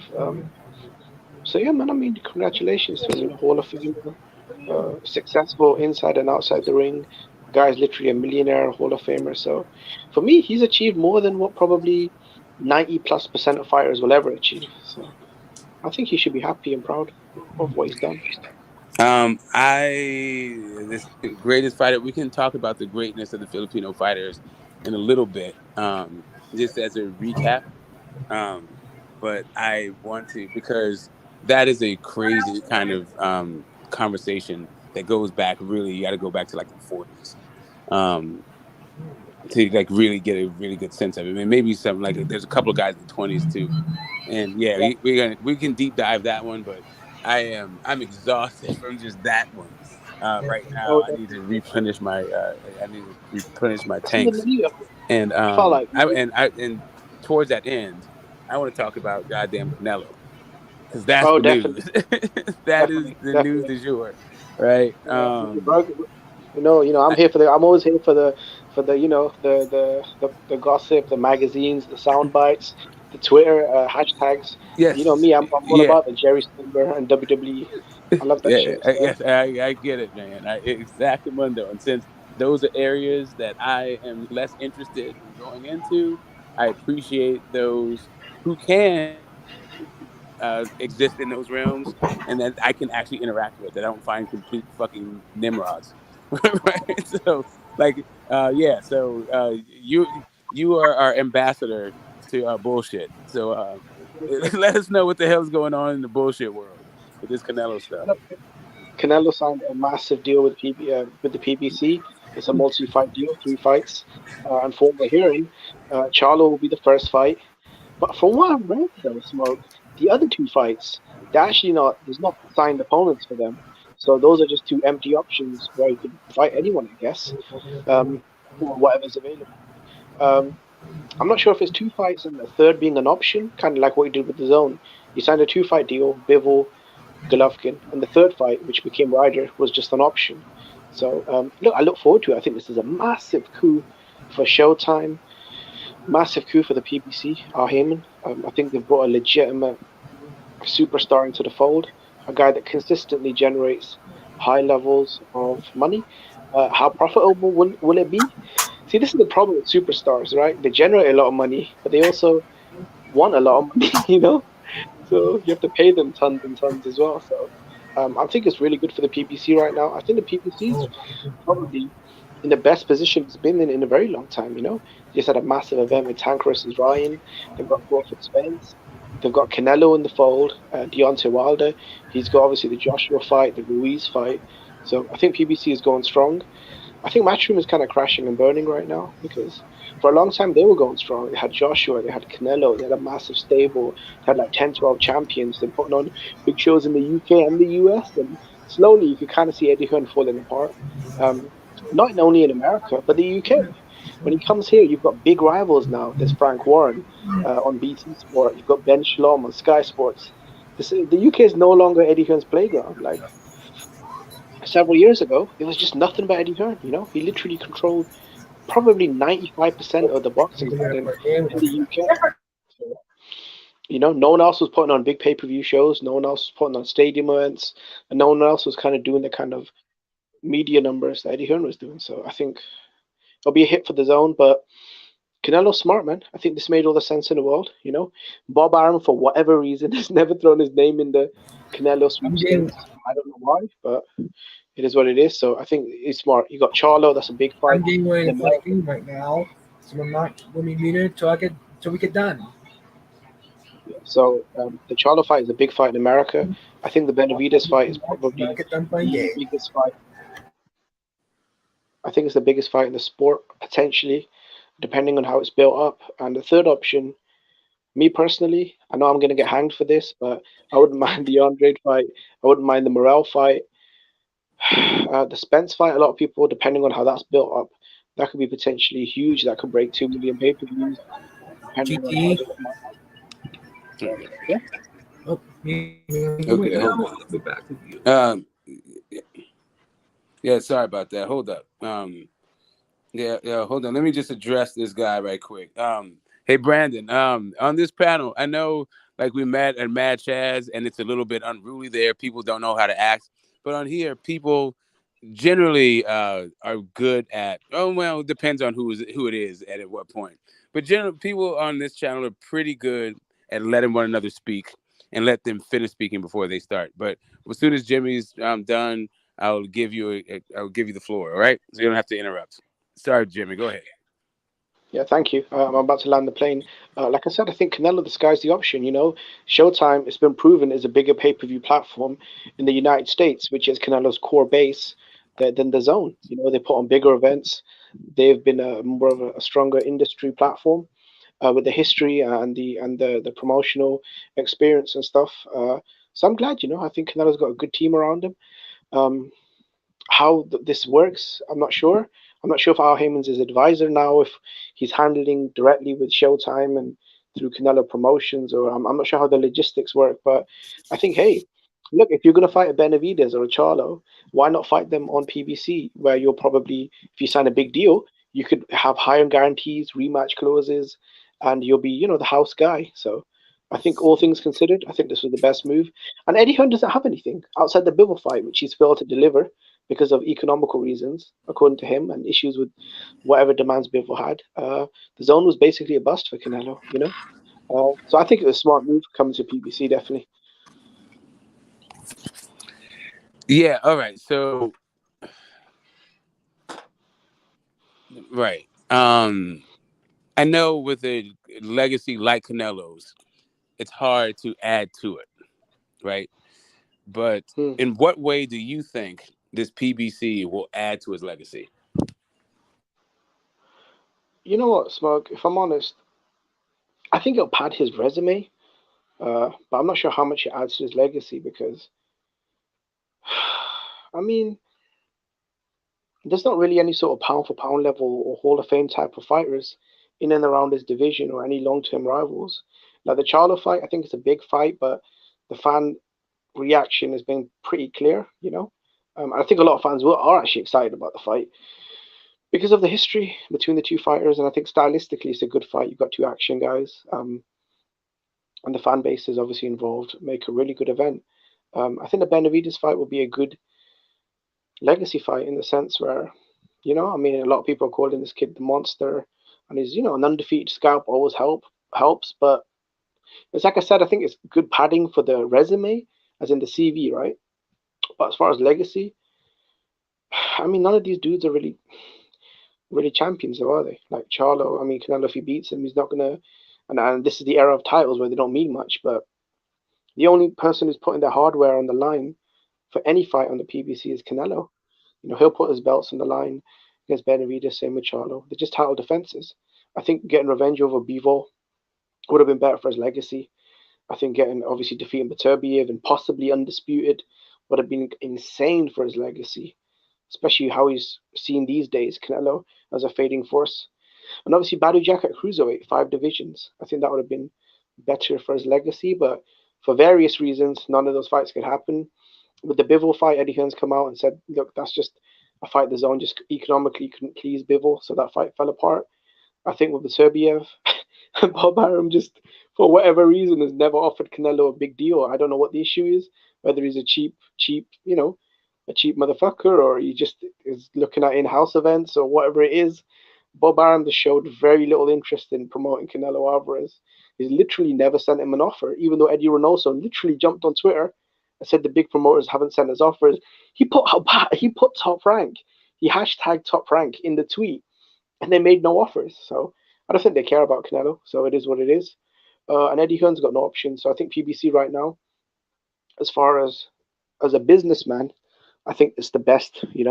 As far as making the biggest fights, the most money, and I just think as far as fan interest, I think in the American market, guys like a Charlo and a Benavidez are much hotter tickets than guys like Bivol, Berlanga, John Ryder. It's just, you see what I'm saying, Smug? Yeah. And right before I turn it over to Brandon, I want to just address the chat, and then you got it, Brandon. We can talk about the Looney Tunes for a second before we get right back to this thing. He says Rick Glazier told the community PBC is going out of business. Yet how's his Canelo contract happening? Um, yeah, Rick Glazier has been predicting the end of the PBC since the inception of the PBC. You have to understand that the PBC threatened, they were what you call market disruptors, right? Like he came in and with his company, disrupted the way that boxing was had been operating for decades. With the way that he did his structure, the PBC is a superstructure over the way that boxing operates. So he's not a promoter himself. He just puts on fights, which is what the promoter typically did, right? But what he did, but because of his contacts with music and in the entertainment industry, just music specifically, but also television, he was able to um, and also sponsorships because that's how the music industry works. A little known fact: these live event concerts are mostly all comped by corporations that are trying to get, trying to get consumers, right? So, like every concert you've been to has probably been sponsored by a bunch of different drink makers, like probably Coca-Cola, maybe some beers, maybe some, like a travel agency, some hotels, all that other stuff. It's just corporate sponsorship is the lifeblood of live sporting events. And he brought that expertise to boxing as like a kind of a superstructure. Usually the promoters did this job, but what he did was basically be a professional services. He gave a services, I guess where they could outsource, where promoters could outsource these kinds of things. He had already had the relationships with stadiums are the venues. That's what it is.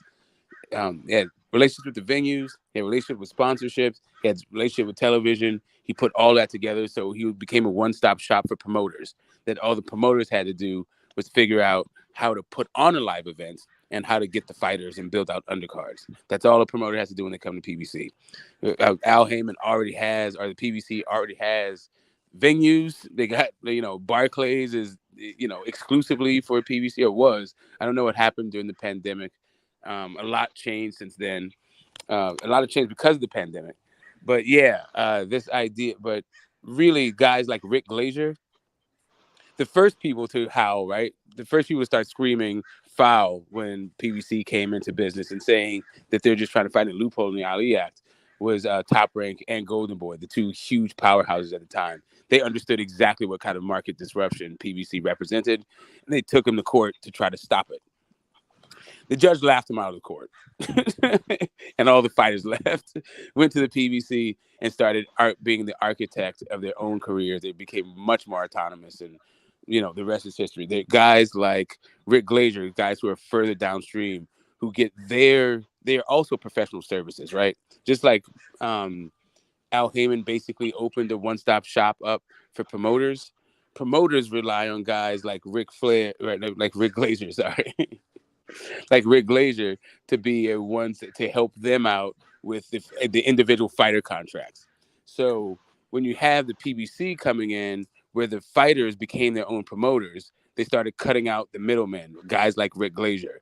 So he's now the next guy who's the voice in the wilderness screaming like the PBC is going out of business. The PBC is going out of business, but it's more like just a projection that the PBC is more like putting him out of business. And so, yeah, there's the corporate perspective of like what is the conflict between Rick Glazier and the PBC and why they may never see eye to eye until something else gives in the structure, right? Of how they make money. Yeah, there's also another reason as well, which is admitted. Apparently, he had some kind of deal that went wrong with PBC. He doesn't go into great detail, and ever since that, he's had a great resentment towards Al Heyman. And I feel like if someone publicly comes out and says, I've disliked this person deeply for X reason," then there's only so much neutrality you can expect from that person.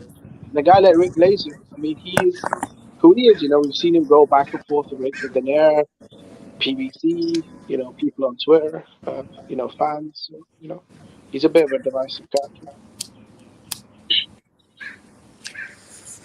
Yeah.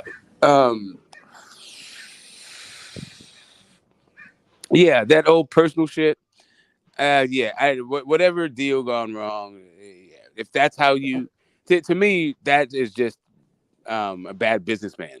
Like deals go south all the time. Like to turn it into a personal thing. If they didn't actually like kidnap your daughter or like fuck your wife or whatever, use some sort of personal way to coerce you and anything, you just got the shitty end of a deal. Whatever. Yeah. Like either never deal with him again or get him the next deal. Be relevant enough that they have to deal with you anyway, so it doesn't really matter, right? You can catch them the next time. Yeah. And that's how boxing is. Like like guys. That's what I was trying to show with what I was saying. Like fucking like Tom Brown was a matchmaker for Glenn Donaire's fucking fights, and now Nonito is fighting on a Tom Brown card. You know what I mean? Yeah. Yeah. It's funny how it works, because Rick Glaser will say that a business deal that went wrong about 10 years ago, he's still bitter over. So, I mean, that's just the way some people are, I guess. But the things that he's saying is not about Rick Glazer. The things that he's saying is actually targeted to a wider audience. Like the way if he says stuff like somebody else said that Al Heyman was the single most cause for black on black crime, like that's not about a deal gone bad. That's not even about business. At a certain point, now you're just trying to antagonize a people, like an ethnic group. Okay. Yeah, like Rick Glazer is on some different shit altogether. Okay.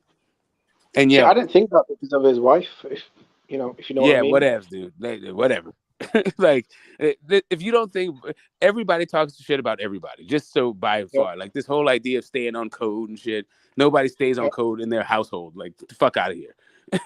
Like, I think people, can I be honest? I think the only code people stay on is what's preferable to them at that any given situation, whatever benefits them, right? yeah, that That's the only literally code like people stay on stay on. code is about how you present to the world, right? Like how a particular group presents to the world. So him having a black wife does not in any way mitigate some latent negative feelings about black people as a community. And guess what? Her having a Jewish guy as a husband does not in any way mitigate whatever latent hostile feelings she may have towards the Jewish community. As a matter of fact, it may deepen them, or maybe they may create something that they didn't even know existed because now you're part of those communities and you're gonna be talking shit about those communities. I'm just saying, point Okay. being, like there's some shit you don't fucking put out there, as part of a business thing. Yeah. Right now, this Yeah. just turned into a smear campaign where you're trying to assassinate the guy's character, not based on fucking business. Unless you're going to give some context to how he's like importing drugs to fucking Chicago or something. Yeah. Yeah. Definitely. I feel like he's definitely emotional when it comes to Heyman.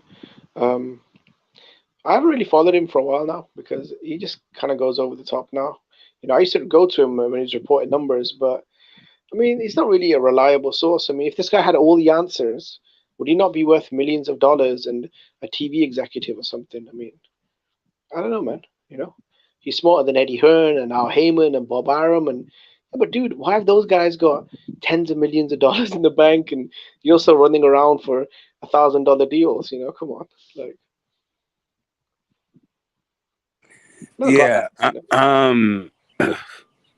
Yeah. Like, yeah. So as far as Black Eyed Peas go, that's an old tradition here amongst Black people on New Year's to have some Hoppin' Johns, right? Some Black Eyed Peas. Had them every New Year's that I can remember. Fucking delicious. Anyway, yeah, Brandon, Oh, what come you on. got, baby? I saw that comment. Oh, sorry. Go ahead, Brandon. Go ahead. You've been waiting patiently. I thank you. Thanks a bunch. Like I said, we do boxing for hours and hours here. But what's happening with it? How you doing? Okay, cool. Okay. Yeah, that was corny as fuck, bro. Like, sometimes I don't get people's awareness. Like, be someone randomly came up to me and said, "Hey, I know I've been talking shit about British people for years, but hey, man, I like fish and chips." Okay, well, what the fuck's that got to do with anything? I'm sure we both drink water.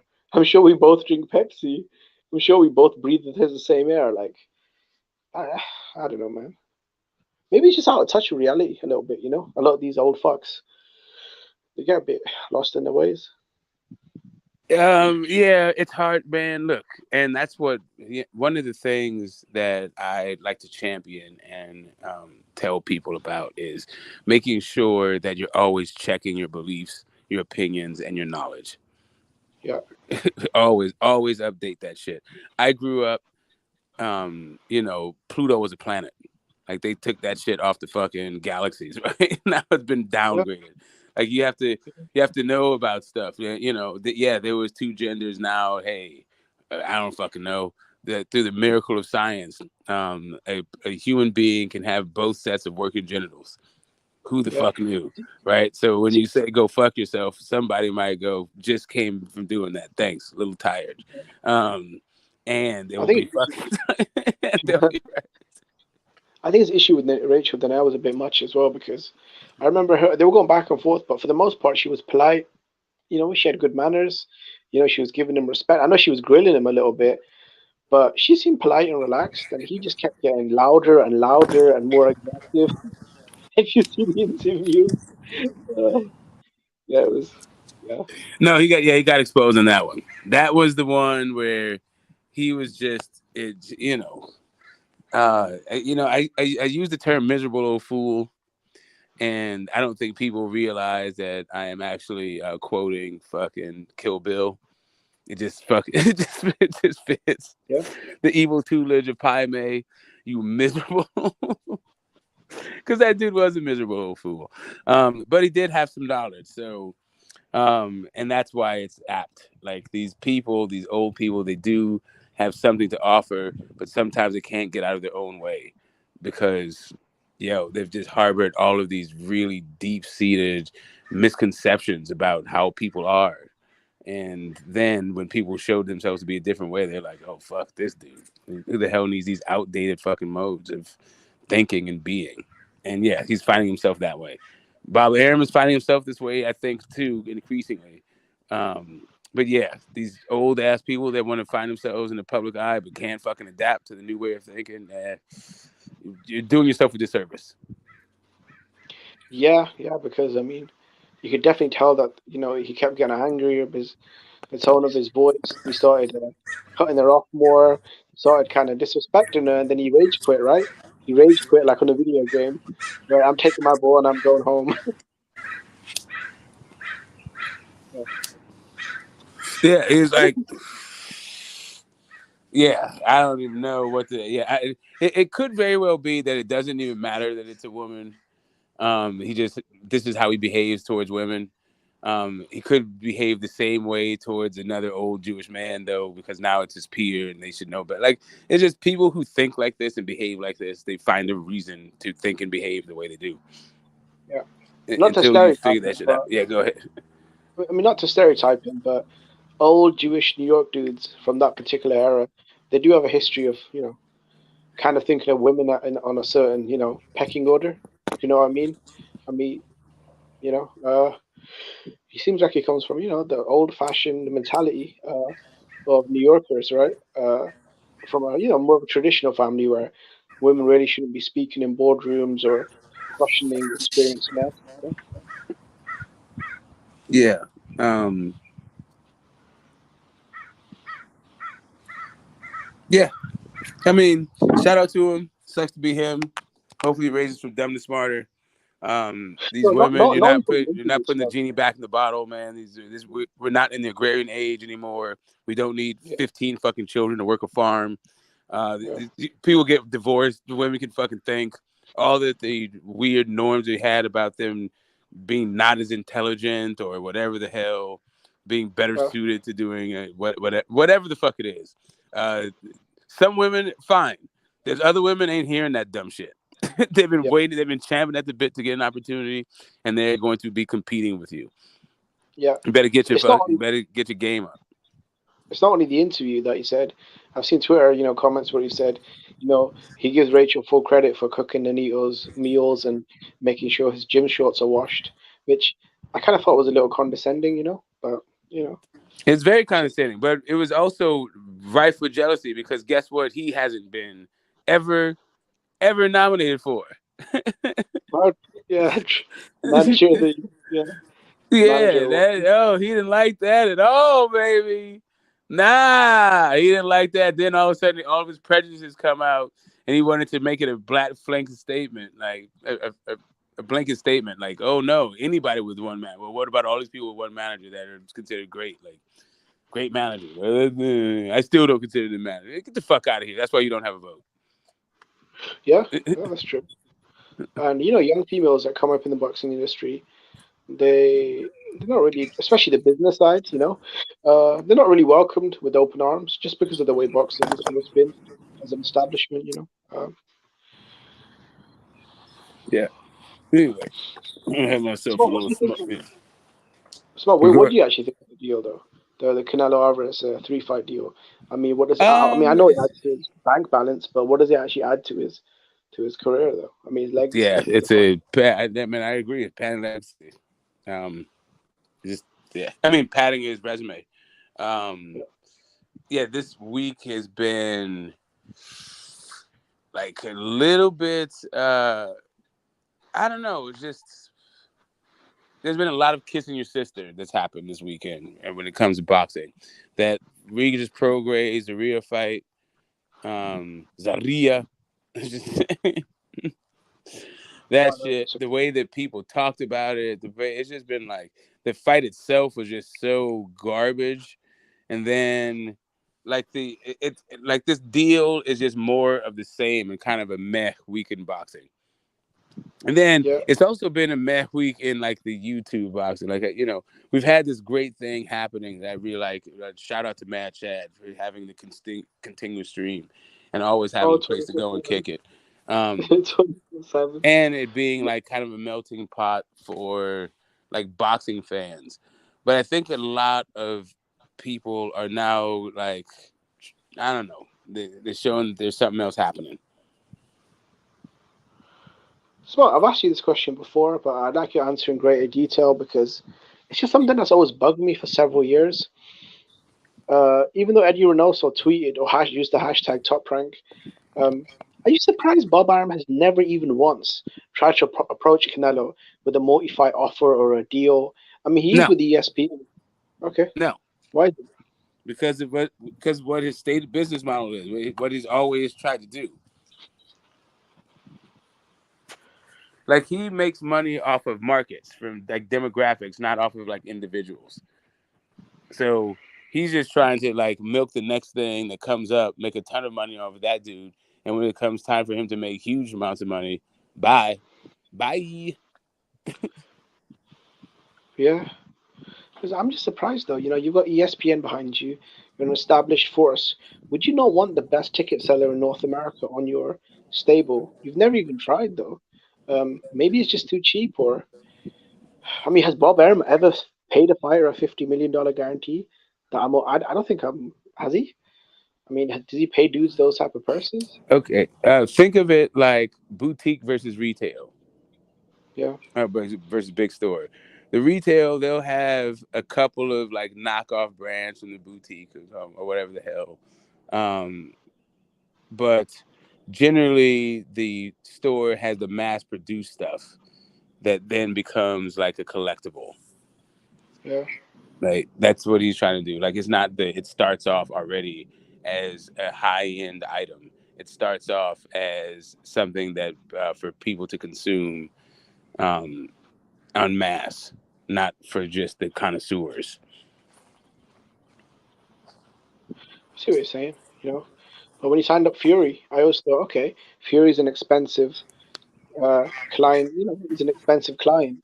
Maybe he might go one step further and try and get Canelo, but nope, he just doesn't care. No, and also he doesn't even have inventory in where Canelo fights. Uh, he does have a Turbiev, doesn't he? Yeah, Canelo's not trying to fight better beef. I mean, if they're offering him enough zeros, though, he might. I guess it depends what Bob wants to. How big? I mean, how big is that fight on pay-per-view? I don't think it's even as big as Benavidez or Charlo, just because of them being American-based champions. English speakers. And obviously, they've got bigger fan bases, just generally speaking. Yeah, but there's also the reality of the fact that Better Beef seems to be a really down to earth guy, family Yeah, oriented. He's not flashy and all this stuff. He seems to be making tons of money for what it is he is about. He seems to be pretty devout Muslim and lives a pretty austere life, where like yeah, families first. It seems like he has generations to take care of, and yeah, it seems like he's making plenty of fucking money. I don't know. yeah. I He's mean, look, probably for some investing people, well, turning it over into like family building and businesses and stuff like that.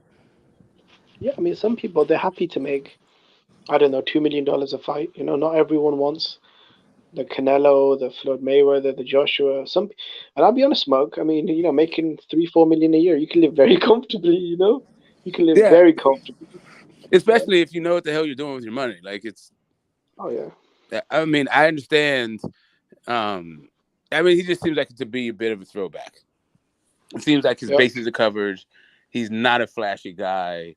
He doesn't. He's not interested in the things that you typically would need to do to make money, a whole bunch of money. He just doesn't do any of that shit. So I'm just. It stands to reason. It just goes to follow that he's not tripping off the money the way that other people are. Yeah. I mean, if you're getting paid millions of dollars to do something you love, some people that's enough for them. Do you think money was the only motivating factor for Canelo?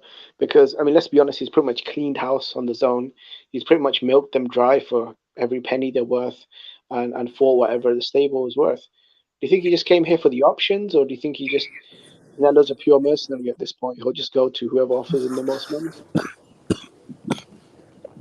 Listen, my guy Brendan's up there because my affinity with cartoons from back in the day. Yep. Is that those things that you do when you're a kid, they like kind of stick with you. The things that you like that you're able to do. Like if you have if somehow you have the circumstance to continue on doing what you've been doing since you're a kid, it's hard to stop, no matter how old you get. Um, and yeah, I think Canelo is just doing what he's used to doing. This is what he knows how to do. He knows how to fight. His body's breaking down. He doesn't have the same desire and same fire, but he's still good. He's still top of the game. He still beat most ass. It's just that his legacy now, he's not at the level to actually extend to his legacy. I don't think. I don't think he can beat Better Beef and B-Ball, and I think that would extend his legacy. I I'm don't not think he sure if can he beat beat Badu guys Jack.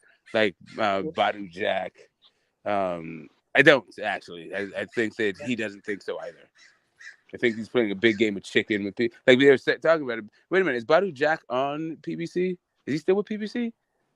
No, he's with that Saudi-based Oh yeah, he's shot in the Saudis. promoter. That's right. Yeah. But they work with everyone. They're willing to. You know what, Smoke? It's good that you mentioned Badu Jack because that might be one of the fights because those guys are kind of neutral promoters, right? So in theory, Yeah, they if can they're work just with anyone. promoters, they don't have like a network. They're not here. They're just representing. That's just his representation. That's Yeah, like yeah, yeah. Samson Lefkowitz or whoever the fuck, or the Lions Den Only or Man Down, whatever. And Jack has worked with PBC many times in the past, so there's definitely something that could happen there.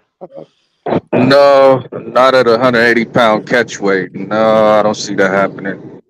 Well, the thing Yeah, about it he'd have, is, if it's just Canelo signing with the PBC, his own promotional company, then he's just like, you know, basically Boots. yeah. Why would Badu Jack give up like the only advantage he has, like in a fight with Canelo? Like, what would be the point of doing that shit? I think Canelo will give up a lot more. I think next year May, if he wants to fight Badu Jack, he'll have more time, and I think he'll be willing to give up more because after September he'll have 8 months to bulk up to cruiserweight instead of 10 weeks. Okay, see what I'm saying, fandom? 10 weeks and 8 months. There's a massive difference. I think he might beat So Badu Jack. you saying Wait, Canelo's gonna wait, hit wait, the hold, weight hold up, room? Like what? hold up. What? Before you guys go this back and forth, I know we've been doing this so often that like we're used to each other, just like a continuation of a conversation. But damn it, what's up, fam? Happy Friday. Welcome to the fucking panel. How you doing? Yeah, let's have some etiquette. Let's have some etiquette, right? Yeah, you know you never introduced me, but good looking out, Smokey. Appreciate What? that. Man, listen, you always cry in the river. Like everyone, listen. At least you're special, right? You're the guy. You're the whipping boy. You're the post that never gets any respect. Always being interrupted, never being introduced. It's a Yeah. hell of a story. Poor Phantom. Well, that's why I'm on here now. It's only like two of you, so I can get a word out. You know what I mean? Okay, there it is. Go ahead, do your thing. Yeah, I think Canelo's he's a can in search of cans right now. So I think he's gonna stay at 168 and fight PBC fighters. I don't see him fighting a Bivol or a Badu Jack at all. Cans from here on out. Honestly,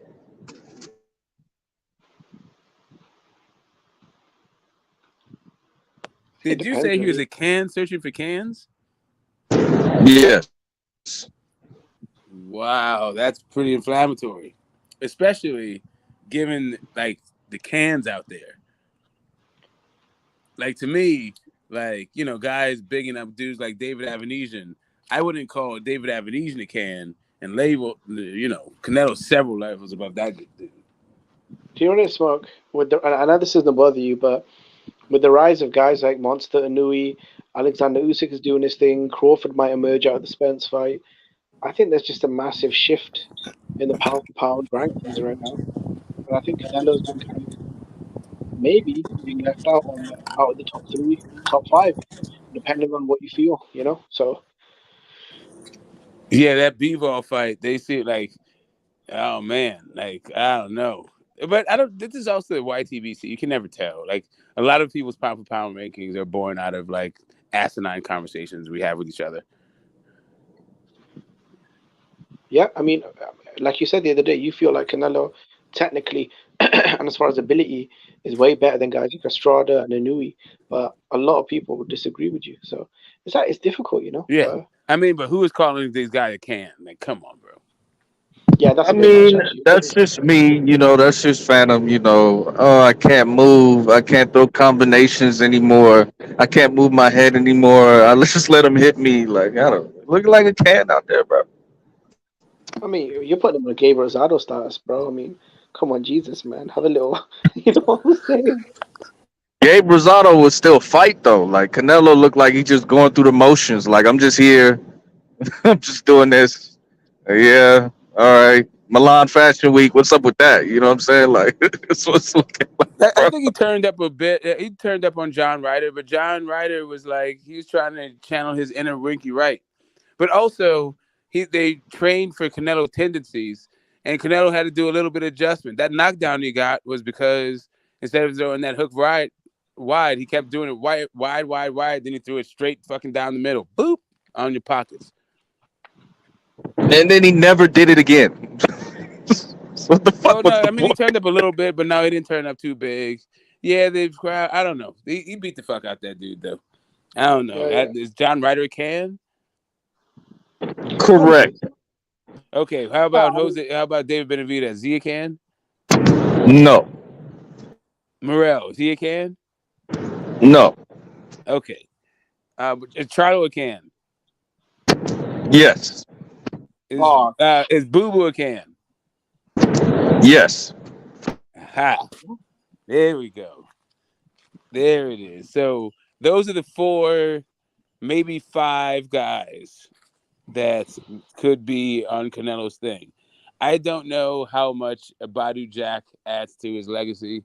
Maybe it would be a fifth division, and yeah, then, but I don't know if he wants that kind of scrutiny. Maybe he doesn't, because like if you want to put him next to Tommy Hearns and Floyd Mayweather and Sugar Ray yeah. Leonard, they looking at this dude like, what the fuck? Yeah, but Smoke, at least he'll be in the conversation, right? He So, will be. He I mean, will be, man. He'll be there. Listen, it'll be Oscar De. I mean, Oscar De La Hoya's there too. So yeah. it will literally be like, Oscar, you brought this little motherfucker in here with us. Fuck you. Oscar's just loving life, isn't he? Seen Eddie Hearn meet Canelo. Oscar's loving life. He's Yeah, on Twitter man. dropping memes. That's fucking Uh, funny. That's and you actually know when really the hot funny. girl, you know when that hot girl at the bar leaves you standing, and now she's left Canelo. What's his name standing as well, Hearn. So you know, Oh yeah. She's kind of hot for a midget, right? Like, yeah. Gentlemen, how's everybody on this blessed Friday? sorry, for How's a little everybody person. doing? I don't mean to be in sort of derisive, but Who, yeah. who, who are you What's up? talking What's about? up, What lady Uncle? was that? What's up, Uncle Baby? How you doing this fine Friday? Hope you had a great weekend. Great, Great week. great everything. Hope Thanks. you have a great weekend. What up? What you got on it?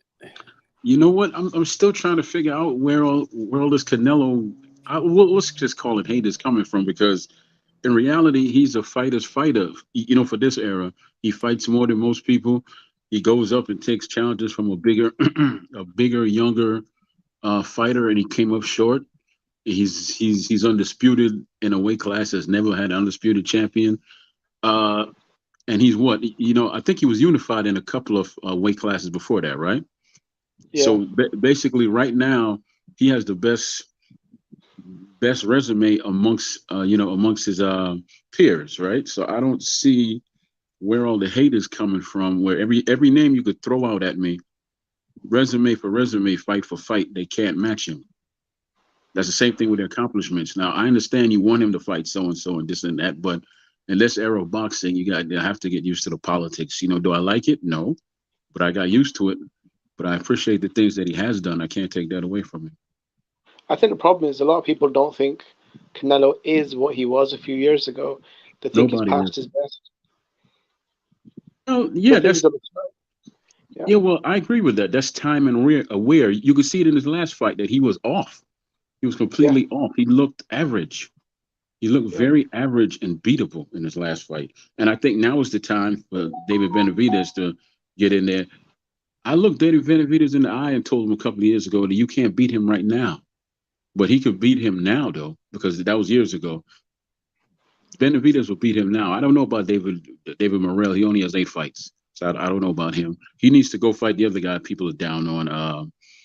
Who's the knockout guy? The Puerto Rican guy, 20 fights. Everybody was big on him. His last name starts with a B. Help me out, Scott. Berlanga.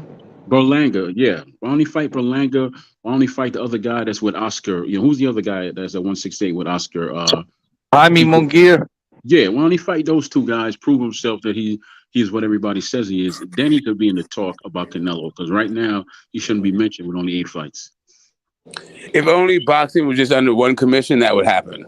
Or one kind of thing, or one organization. But those are 3 different fighters in 3 different organizations, and they all are supposed to be food for somebody else. Morel's supposed to be the future. Those other, like Mugia, is that like what Oscar has left after Virgil. Like Virgil's fighting Stanionis, but basically Oscar's got Virgil and he's got Mungia. Yeah, and you throw Zapata in there too. Yeah, yeah. Yeah, but Zepeda's all the way down there, fucking lightweight, and that's why, like when they were talking about Shakur as a boogeyman, because Zepeda didn't want to go to top rank to fight a fight. Like, come on, dude. Zepeda is like one of the crown jewels in the future of Golden Boy. Can I be honest with you? Boxing has no boogeymen. Not in this era. There are no boogeymen. There's nobody that's so good in this era that they can't be beat. Maybe Crawford has that edge right now, but there's nobody in this era that you could say, okay, well, if I put him in the ring with this person, he's going to be that person, just keep going down the line. There's nobody out there that's that far ahead of everybody else. David Morrell is right now. Nobody is putting a top prospect or a top contender in the ring with David Morrell. That's why David Benavidez is trying to fight Jaime Munguia right now. Which means he hasn't fought any top prospects. So how do you know that he's any good against top prospects if he's not fighting any top prospects? He's a champion. Champion of what? I thought it was Canelo that had all the belts. So what championship? I thought different sanctioning bodies have different metrics for what they call a champion. He's a regular. I'm not getting into that minutia. I'm just going to go on mute. Look, I think I've got to be realistic. I can't really go with the notion that Canelo's decking a guy like Morrell. You took him on an undisputed champion, a pound for pound Hall of Famer, a superstar, against a dude with 7 fights, who's fought no one, who's highlights undercards. That's why you fight a Charlo on a 2-year layoff. I mean, look, that's not Canelo. The whole Charlo situation is this, right? This is why I don't really have any sympathy for Charlo, even though I actually don't like the fight personally, right? For various reasons that you've named. Charlo was given an offer in 2019 to fight Canelo, which, according to his own trainer and brother, he turned down, which was confirmed by Bernard Hopkins and De La Hoya, right? I don't think everyone's lying about that. They turned it down, so he could have fought Canelo when he was more active. He chose not to. It's not Canelo's fault. He's been sitting around for 2 years dealing with baby mama drama, It is what it is. How is he still champion? How come he hasn't been stripped of the belt? I have no idea. I have no idea. Because there's an injury, but probably like they're probably going to do an emeritus too. If he's, but I think he's about to fight Boo Boo anyway. So No, but isn't there a time or, limit? or Canelo? They're saying now he's going to fight Canelo. Like, no, but I'm saying as a champion, don't you have a time limit at which you have to defend your belt? You can't just sit around and sit on the belt for years and say I'm a champion. well, I mean, Isn't there a time limit? the issue was that he pulled out of a fight. He had a fight schedule. He got injured in training camp, so he was inactive, about to fight, and then got injured. So now he's like inactive, so for double the time. What was his injury? His heart was broken. I mean, what was his injury? They said he was he was jogging and he stepped into a pothole, is what I heard, and like did something to his back. Then it's been 2 years. He still should have been. Well, that wasn't 2 years ago. That was 1 year ago. It was That's 2 still a years. year. Like He still should have been 1 year, suspended. and then he had champion or another something. fight scheduled, and then he got injured. So now it's been 2 years. Yeah, but he still should be suspended. I mean, because you can't just sit on the belt, say, "Oh, I'm hurt," and sit on. Well, the now belt. they're saying he has a fight schedule. Yeah, with Canelo at 168. But he looks in good shape, though. Does he have that fight schedule, or is this hearsay? I mean, well, it's two. He's in talks with two people, right? Andrade apparently, and Canelo apparently. No, but Smoke, who's the other opponent for Canelo, though? Most people say it's most likely Charlo for Canelo, but most likely isn't 100% though, is it, Smoke? What's the other option? That's what I'm saying. They already talked about the Andrade fight, so something's happening. Like Charlo is doing something to make sure that he's keeping the sanctioned body at bay. No, I think Charlo would throw Andrade. I think Charlo would throw. I think Charlo would throw Andrade under a bus to get the Canelo fight. I don't think that's even a question. But for Canelo Alvarez, they say the Charlo fight is the most likely fight that will happen next. But with that little wiggle room, who would be the other opponent that there might be a backup option if Charlo couldn't make the call? Before the Canelo talks come up, they had that whole like Andrade and Charlo had their little Instagram thing. He's not going to fight him. But if I'm Canelo right now, I tell you what I'm going to do. If I'm Canelo, I'm going to fight Charlo. I'm going to say, look, this is the fight that y'all been saying I've been ducking all this time. I'm going to fight him now. Now you can stop saying I'm ducking him. And then that's what I said. Unfinished business. And then when he beats Charlo, then y'all scream David Benavidez. He can say, well, I've put my time and I've done everything I wanted to do. I think I'll just retire now because I don't fight Mexicans. Remember him saying that? Right. So maybe that's how this narrative will play out. Well, no, I don't fight Mexicans. Who's already he's already come out about that one. He said I'll fight Benavidez anyway. But the other part of this thing when it comes to the Charlo, that I don't think you can be overlooked, is Canelo is beloved in Texas. And I think Charlo, I don't even know who has a bigger fan. I would hesitate to say that Canelo has an even bigger fan base than Charlo in Texas. Obviously, it's Canelo because the Twins fought there a bunch of times. He's fought, I don't know, like 2 or 3 times. No, always the tens of Twins thousands did of a pay-per-view in Texas, remember? And they sold just as much as Crawford sold in his pay-per-view by himself. So obviously he's, they're not that big in their own hometown. Yeah, but it didn't. Austin Trout was in Texas. I remember that one. Yeah. There was 40, another one that was. He fought again in Texas. He's fought in Texas a couple times. Was it the Mosley fight? Smith. No, he's had. I listened to the Texas fights because I love the fights. It was at a stadium, so he fought Austin Trout in Texas. They sold out the Alamo Dome, 40,000. He fought James Kirkland in Texas, where I think they had like 40,000 at Minute Maid Park.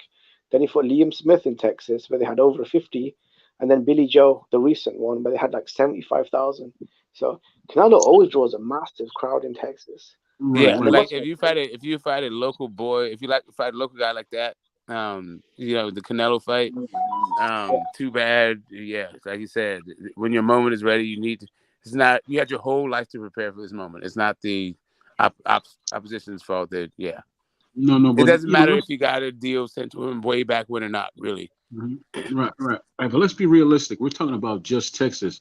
Canelo comes with Texas and a large contingent of Mexico. So, you can't compare the two of them together. You have Texas. Okay, good. I got Texas and Mexico. Next. No, I'm just saying something else that's on top of the Charlo fight. Like you can bring Charlo right there to Texas, and everyone is stuck showing up. That I is think going Oh to be yeah, a massive fight there, and it's probably going to generate a whole bunch of money it probably because of would the have if energy he around was. It probably will be, and I would agree with you. Would you if he was active? Well, that's He's not. when people He's would think not. he'd win, right? If they thought he had a chance of winning, then like he would have need to have been active. But I don't think him going into the Montiel fight, if he would have fought Canelo then, I don't think he was sharp enough.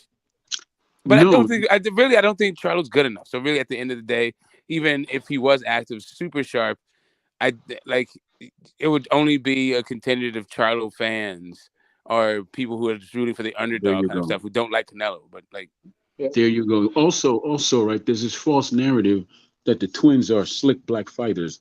They are not slick black fighters. They're just black fighters. There's nothing slick about them. I wish people would stop uh, saying that. yeah, I guess they're using lateral movements as a thing about being slick. You don't just stand there flat-footed. You know, you're on your That, toes. You slip punches. You roll with punches and all that That's stuff. that's basic boxing, baby. That Yeah, ain't that's. I mean, but it is also a style. Apparently, that's basic boxing for black people. For other people, mm, it's stand there and fucking no. trade. I guess like you have cement in your shoes. I'm back. Okay, Yeah. okay, Smoke. How would you classify the twins? Do you see them as slick boxers or just boxers? I see them as really basic. I think that Thank you. Mel is turning into a guy that uses a lot of lateral movement, but I think he's kind of there to be hit. He's still not that fluid, but he is. He's pretty active. He's got a good jab, slick, not so much, but he's certainly not stationary. Why is he so damn angry all the time? That's the problem with the Charlos. That you know what?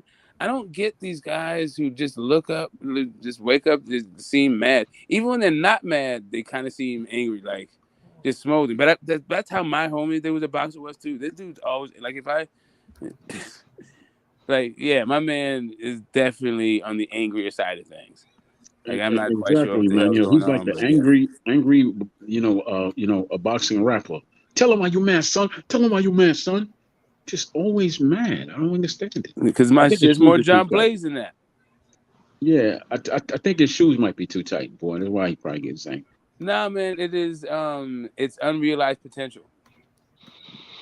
I think And it when was when you because talk of about like slick anger and it's boxers, like right, this that the whole Canelo's thing. fought, Like you think can't about control guys like shit. You're outside of Erislandy the king, Lara, everything. You're think just about mad. guys like Billy Joe, Floyd Mayweather.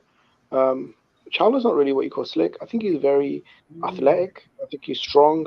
I Bye. think he's got good fundamental boxing skills. But I'm back. Demetrius Andrade is slick. Andre is what I call a slick fighter. He's Lara is a slick fighter. Billy Joe is slick. Got one I don't Billy think Joe is Charlo's slick where? when he fights. I mean, watch Billy his Joe fights is with David slick Lemieux. where compared to who? Well, I mean, he's just a slick boxer. So watch his fights with guys like David Lemieux, Andy Lee, Chris Eubank Jr. Uh, who else has he fought? Yeah, I saw the Eubanks fight, and I saw him fight before. He is not slick unless he's throwing chicken at you, but he's not slick.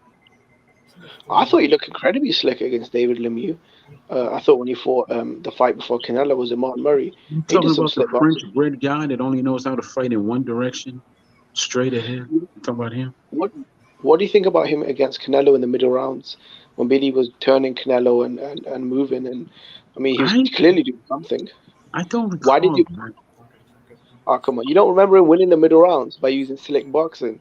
That's what I he's remember doing. He was moving. I remember him putting some work in during the fight, but spinning the man and winning, I don't remember all that.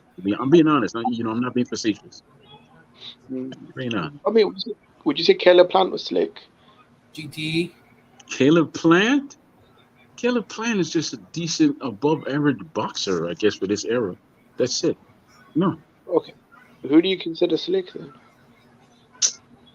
The guy that was supposed to fight Tank a while back, the guy from Philly with the cockeyed. What's his name? Help me. What's his name? The cockeyed boxer from out of Philly was supposed to fight Tank. And Tank told him to get a belt, and he wanted You a talking belt. about Tevin Farmer? Farmer, right. Cockeyed brothers, yeah. Yeah. He's slick. Nonito Donaire, I guess you could say he's slickish. When he was younger, he was slickish, right? Currently, who's slick right now? I ain't Would you really say too many. Andre? Hey, Stephen Would you Fulton is slick. Andre? Um, Hmm. No, Andres is just awkward. He's not really slick. Who? He's awkward. Who is Boo Boo Andre? Andre. Oh yeah, Andre just Andrade, he's super Andres, unorthodox. whatever his name is. Right. GT. When I think What's of up, slick, Brandon? What's up, man? Hello, I'm back. how y'all How you doing? doing, When I Brandon? think of You know, let me hit you up real quick. Hold up a second. Hey, Troy. And actually, fans we already know, but Troy does it. This is Brendan. He has a YouTube channel that shows Looney Tunes. I don't know if you remember those old cartoons. He also shows some new stuff, but yeah, he's come along and he's trying to build up his channel to any cartoon lovers that are still out there. I think he does old stuff, new stuff, medium age stuff. But yeah, I've checked out a couple of those Looney Tunes. So okay, yeah, Brendan would appreciate it if you subscribe to you'll his channel. subscribe. He'll tell you all Okay, I'll about it tell in you his what, own words. Brandon. Go ahead, Brendan. I tell you what, I'll subscribe to your page if you have any, a Black Star, cartoon on there. Remember Black Star, the cartoon, or is that too old for you? He's 22. Oh, he was born in what? He's 22 years old. Oh yeah. I'm sorry, that was back in the early '80s. That's way too old for you. Yeah, he's got something up from the 60s. If you tell him that, he might come across, Yeah. Well, uh, can you hear me, Brandon? Yes. Okay, yeah. What do you have on your page? You have any Voltron? You don't have any Voltron? I have over 1,300, by the way. I can't hear you, brother. I really can't hear you.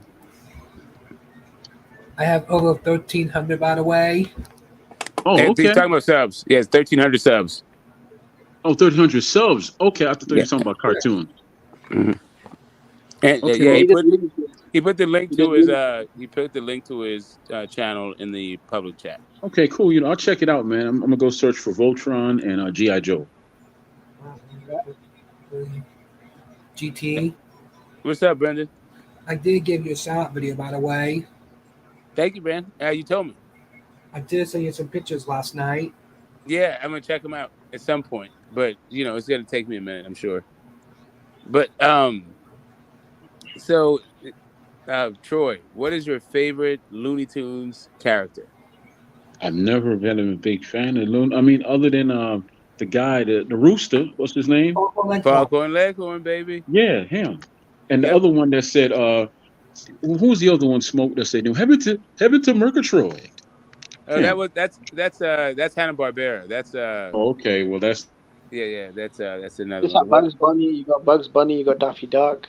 My favorite is the Tasmanian Devil. What else you got? Apparently Elmer, the guy that was trying to, I guess, murder Bugs Bunny. He's actually quite popular. He's actually Smoke. Do you remember? A lot of people are actually a fan of him. Elmer, the one that wants. Yeah, Marvin the Murder, Earth Shadow Kaboom. You got Wile E. Coyote and Roadrunner. Don't get any play in this era because they claim it's too violent. It's ridiculous, man. Oh, he's got some Popeye over there too. I saw that. Yeah, well, Popeye. Yep. Popeye? Yeah. I'll tell you who I liked on Popeye. Wimpy. I'll gladly pay you Tuesday for a hamburger today. Yeah, that you One would of the best like lines ever. Yeah. Popeye actually had some really funny stuff in it, but yeah, that was violent. Jesus, violent. Yeah, Popeye won't get any airplay today either because it had some abuse in there when they kept grabbing Velma. And Gumby, damn it, I messed with Eddie Murphy's Gumby, but like claymation, like Mr. Bill and Gumby and stuff, and not so much. I didn't actually get the point of it. It's really slow too. But I watched it, I'm sure. But yeah, I loved Eddie Murphy's Gumby. No. I'm Gumby, damn it. I'm the king of Hollywood. You'll never work. What about Fat Albert and was it Brown Hornet? Brown Hornet. We talked about Fat Albert. I don't think he has any over there. That's what you need to get. That's what you should get, Brendan. You should get some Fat Albert cartoons. You might like those.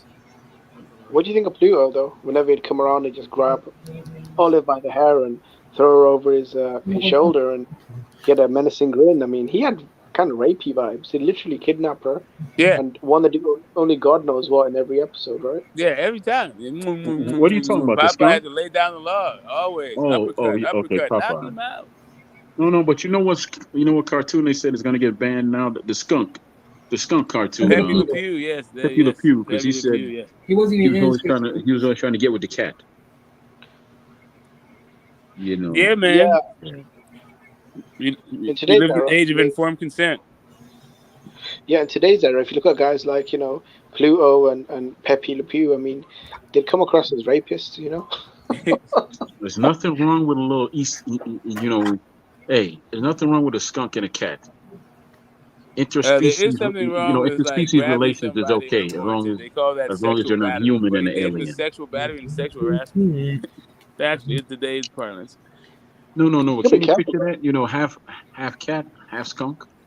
Oh, No, you gotta be careful. Like when I was in college or high school, right, I had no problem just grabbing random cute girl's ass. But if I did that today out in the real world, You I'd get get beat the hell arrested. up. You get beat up Yeah, and hurt and yeah. But I tricked. used to do that in college all the time. I used to walk past a couple of girls that I found cute. I'd slap their asses just as a joke, and nothing ever came of it. But if Yeah, I did because that in the real world, you didn't run into the right one with the right brother, or you didn't run into the right lesbian. I mean, come on, we're talking about how old was I? I was probably what, 16, 17, maybe 15. You Like, were come old on, you're enough to talking get your ass kicked. okay. That's of not the course I point, though. remember Thundercats, Lion-O, Panthro, Cheetah, what that evil wizard thing. I mean, he was all right, but like Talking Cats, as Talking Yeah. Cats go, um, it wasn't my favorite, but I did watch him. Thunder, Thunder, Thunder, Thunder Cat. What Yep. about Tom and Jerry? Is you is or is you ain't You my ain't my baby. baby? Maybe Does you you done does found it somebody does you don't still new. love me? Come on, baby, tell me true. Come on, is you my baby? Yeah, so you got a choice. You got the talking cat or the singing cat. But I mean, Tom, that was just that one episode. Tom he wasn't really a singer, but that episode was fucking funny. So, what, are you gonna answer the question on the screen? What do you think about it? GT. Brendan, You're a good. I, you're a good user. thank you. I appreciate that. What about the person in the fourth person, Oh, that's Troy. I call Troy? him Uncle Baby because he's old as hell, but he's younger than me. How you doing? What's your age? Me? I'm a Yeah. happy 51-year-old brother. You 22. My older son is 22. Yep. Yeah. And So, I what you subscribed guys? to you and hit the bell, GT. What'd you say? I subscribed to your channel and hit the notification bell. Oh yeah. That's what's up. Yep. Ooh, yeah, I got So I hit yours already. I saw a couple of videos and I commented on them. Do you like my YouTube channel? I do. Which videos you comment on? The Sam the Shepherd versus Fred the what is it, Coyote or the Wolf? Fred the Wolf, the guy that just looks like Wile E. Coyote. I don't know. Oh, Um, this one. yeah, but it's Fred. But yeah, I did that one. I did the Popeye one, and I did what? There was one other one. It's slipping my mind right now. Um, I don't know. 3 of them. Yeah, I think I thumbs them all up and drops a comment, puts popcorn, puts fireballs. Troy, yes, sir. How can I help you? what's your YouTube channel? I didn't hear you, sir. What did he say? Is it on still? Mm-hmm. I Leave think his EX, mother. what's your YouTube channel? Oh, okay. It's called the Troy Graham Experience. What do you I say? think his mom. The I think his Troy mother's told Graham Experience. I'm so humbled that I had to put my name inside my podcast. All right. But Troy, what? The Troy Graham Experience. Graham? Graham, like graham crackers. Yeah, Graham. Okay, I thought you meant a gram or something else. Okay. No, Yeah, that's Troy just a Graham. gram of human kindness. experience. Experience. The Troy Graham Exactly. So Experience. when you put the No, I'm gram in talking. I'm front of talking to the it, other gentleman here.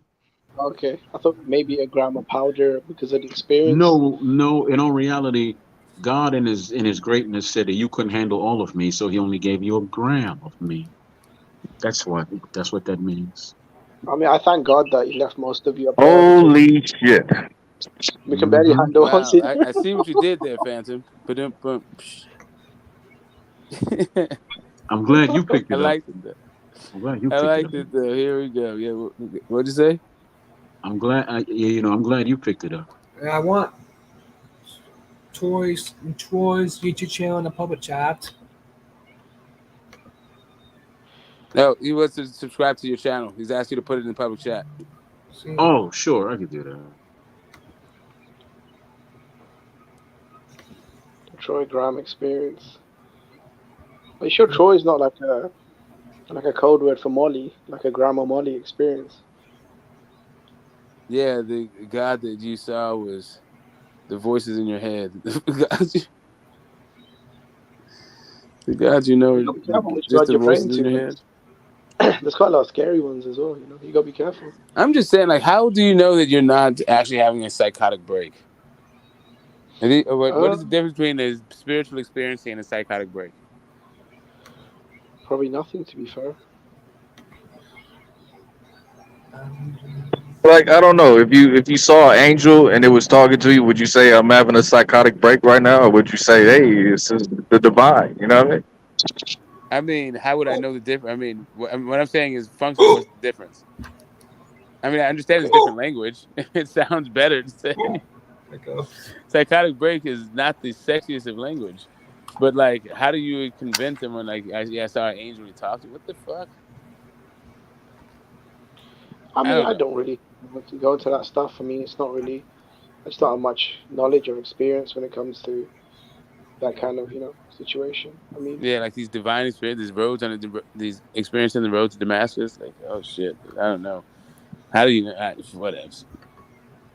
I'm more of a like a hippie type of laid back. Everyone do their own thing. I don't really have the answers. What is real or what isn't real? I don't really know, to be honest. I just you know let everyone believe whatever they want. I guess whatever suits. Yeah, some intersubjective agreement every now and again. Yeah. But in boxing, we never that almost never happens. Like we just talked. We can both watch the same thing, same fight every round. Call it two different ways. Say See, totally I've different things loosened, happen, right?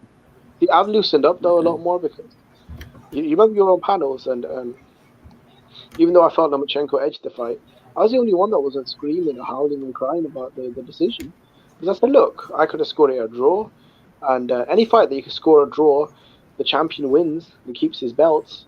I don't really have too much of a problem, but I went on a lot of panels and people were crying and screaming bloody murder, and uh, Yeah, you know, they forgot all about that Rolly thing. Like that was a robbery, right?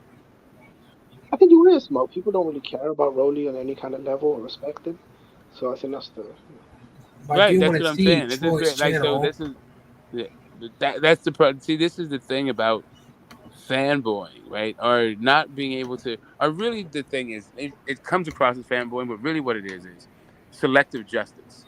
You don't understand that there should be a system for justice, not just for what you like, for as long as you like it. But there should, anyway, yeah, people just aren't consistent. I think it's the magnitude as well, Smoke. I mean, you're talking about the undisputed lightweight title between two elite potential Hall of Fame fighters. Two guys that, depending on how you rank them, could be on the pound for pound lists.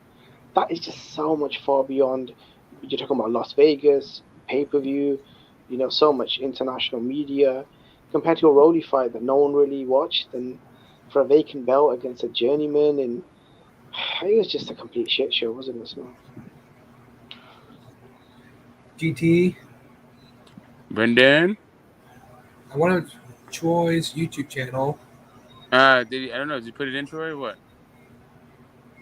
And the other people's mic is all muted. Did he bounce? What happened? It's Troy.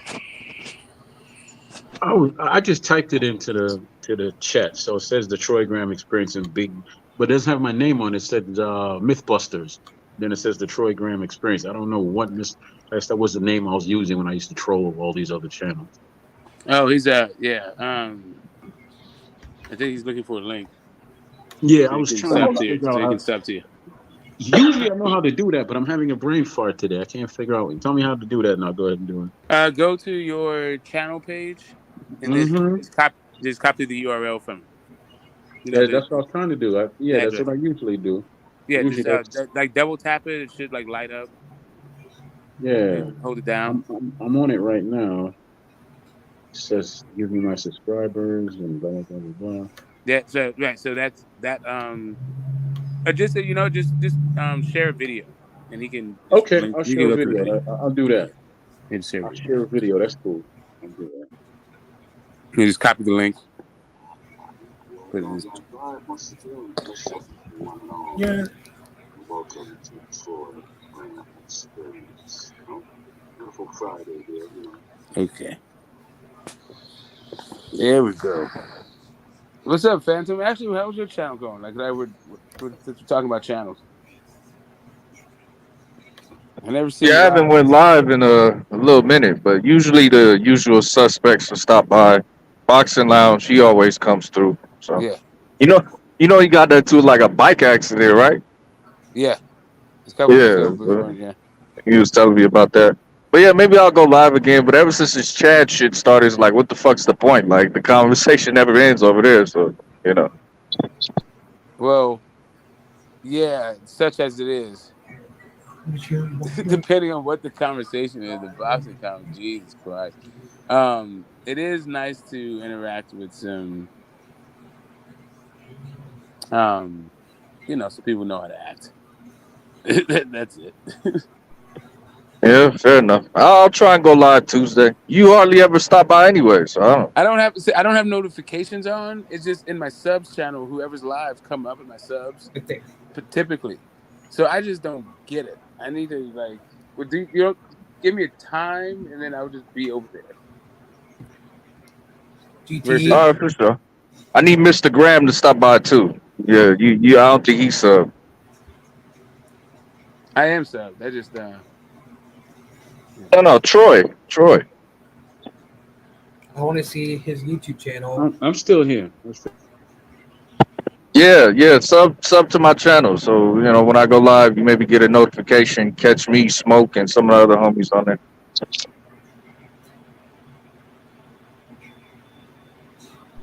Okay. Oh my God! Let's see. Everyone is always talking about. Listen to this. I mean, I'm not reading the chat, and this is the other thing that's happening. There's a lot of this going on. There's a lot of people talking about they're gonna do it, acting all froggy, and never leave. What's the matter, man? You got performance anxiety? Let me help you out. If you feel like you can take the crowd, you feel like you're rude enough, reach up. They'll be calling you Nubby. Is Troy's YouTube channel Troy Graham with GIAHAM? Yes, correct. It's just Troy Graham. And the experience. You gotta spell experience after that. I couldn't find it. I don't know. I'm on there right now. Why about having a link to the channel?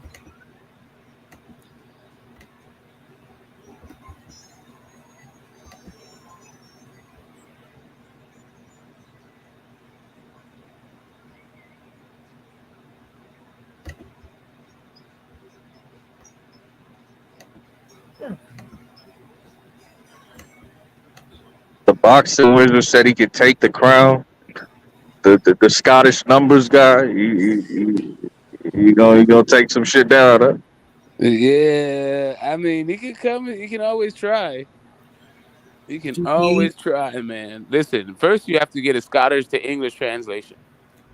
Like that accent, man. Listen, you can't. I don't know if you're gonna be able to do anything about that between now and then. But yeah, if you're looking for it, I am always looking for work. Yeah. GT. Yes, sir. You're a good user. Thank you. I And appreciate that. you said the Phantom's going live. Yeah, that's on Tuesday. That's on his Oh, channel. so hey, Brandon, Mr. Troy Graham's link is in the public chat. Mr. Pads, I put it up there. Right. So look at the Mr. Pads guy. It says Troy's channel. There it is. It's the Phantom Punch. No, you're not being disrespectful at all, Wizard. I'm being disrespectful. That's not It's you. That's the me. Phantom. Yeah. I'm trying to goad you into actually not just threatening to debate. I'm trying to get you to actually follow through, because you wouldn't believe how many people say the similar things. Well, as soon as I get my mind right, right after my grandmother's funeral, the way my checking and my savings account is hooked up, I just gotta go fit. Like, listen, don't want to hear that Keith Sweat stuff. I'm gonna. I love the energy, but actually do the Uh, challenge, man. yeah. And that's me being as disrespectful as I can be, all within the realm of humor, right? I'm not, actually just joking, but I do want to do the debate. Stop talking all that slick shit if you're not gonna jump. So why can't we never get a debate between you and Troy? Like, why can't that pop off? I think Troy got a chance to take the belt spot. No, because you know what? I'm not interested in doing any base because I know I'm never going to get a fair shake. Most of these cats view me a certain way because I've buzzed their page or whatever they have you, and just so I'm not going to get a fair shake with anybody. So I'm not even interested because I've said this Uh, before. No, hold on. You know, I've said come this before. on. Is a is a whole lot of opinionated people, but there's nobody there that has a clear and fair enough mind to judge me. Like I would never let knockout judge one of my fights. And there's another cat up there, BG, what the hell, whatever his name is. He damn sure couldn't judge nothing for me. Uh, and it's just a bunch of them that are never gonna No, get my fair that's a shake. different spot. You're talking about the knockout thing. We're talking. This is the round table. This is Zone Six's thing. It's different. Haplo. You know what Oh I yeah, mean? yeah. He hates my guts. He damn sure can't judge nothing for me. Okay, cool. So right. So what about Phil? Phil You can who? also bring your you could approve judges. It's not that's not it. So No, you said Phil. Phil who? Phil Walker. I don't I know don't who know if that you is. have. Yeah. What about? I mean, you can get Major Key. Really, I don't care. It doesn't matter. Yeah, Black and Brown. You think Black and Brown hate your guts? No, just Yeah. I don't think he's interested in anything I have to say. And Oh, what really? about You don't think he'd be a fair judge? No. I mean, I'm Sheldon? not I saying think be a fair judge for y'all too. I'm not saying he wouldn't be a fair judge. I just don't think he's interested in anything I have to say. What about Mr. Shelton? Oh, he's cool. He's cool. He'll be fair because me and him go at it all the time, and we fair. Okay, cool. So right, No, so Mr. Shelton, he judged my last one.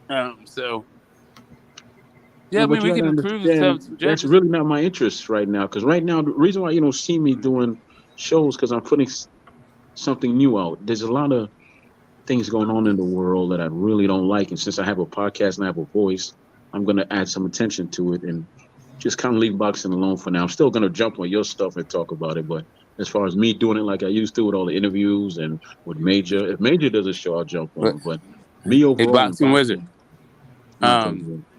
now I hear you. That's just now the Phantom trying to stir some trouble. I already know what the answer is anyway. Before that, but the boxing wizard is saying he's not 99% of people. Well, on this topic, I can't tell. Boxing Wizard, who is he Yeah, talking to like you? there's been two dudes that ever challenged me. Really, just well, no, well on the round table, right? That's just gonna sit there and we're gonna have our debate. Not any of these topics and rounds and all that like weird stuff. You get your whole thing out. You state your piece. The guy rebuts. You go back and forth at it for a while. Judges will ask you questions. The chat will ask you questions.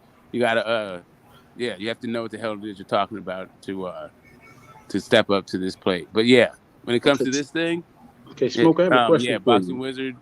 I can't tell that you're not 99% of people. Yeah, I got a question for you as far as the debate goes. How Yeah, many rounds is it, first of all? What's the criteria of this whole thing? not there. It's not rounds per se. It's just how I laid it out. It's like both guys give their opening. Or sorry, both debaters give their opening. Both give their rebuttals. Then they go back and forth at each other about the, what they said in the opening and the rebuttals. And then after that, the judges ask questions to make sure that they understood what the hell just happened, and then make sure that the the debaters didn't misspeak, or that's really what they meant, or whatever the hell, clarifying. They ask clarifying questions, and then the chat also asks questions, and then after that, both debaters give their closing, and then the judges judge. Okay. I know Major is interested, but not me. I'm not interested. Sound like duck talk to me, but go ahead with your bad That, self, Troy. that's exactly what it is. I'm ducking. I'm a chicken. I'm a coward. I'm a rooster. Whatever you want to say, I am. Cowardly lion. Coupe de Ville from the Wiz. Theodore Coupe de Ville, the cowardly lion. That's exactly who I am.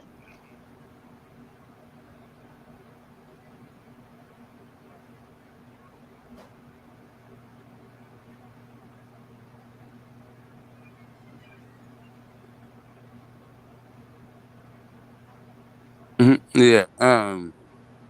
Yeah. Anyway, uh, the secrets to Jesus Christ. Yo, boxing wizard. I love casting spells, casting stuff. But I am also initiators. So beware. Yeah, some things are good.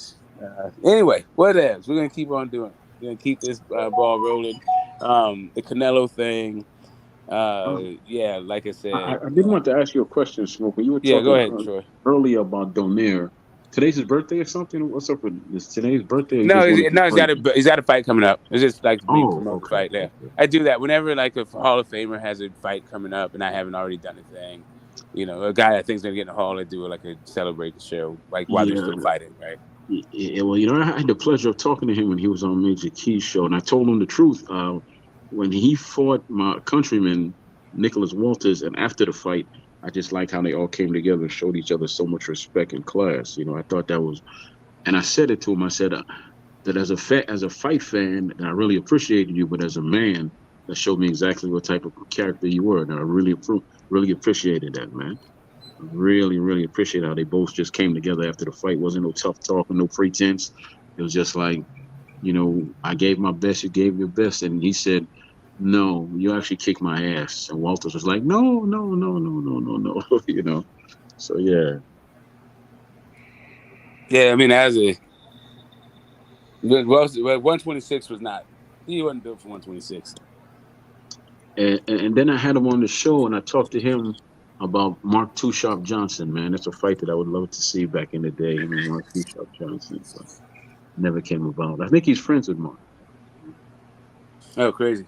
Yeah, I'll be actually meeting up with him in Vegas on the 15th in this fight.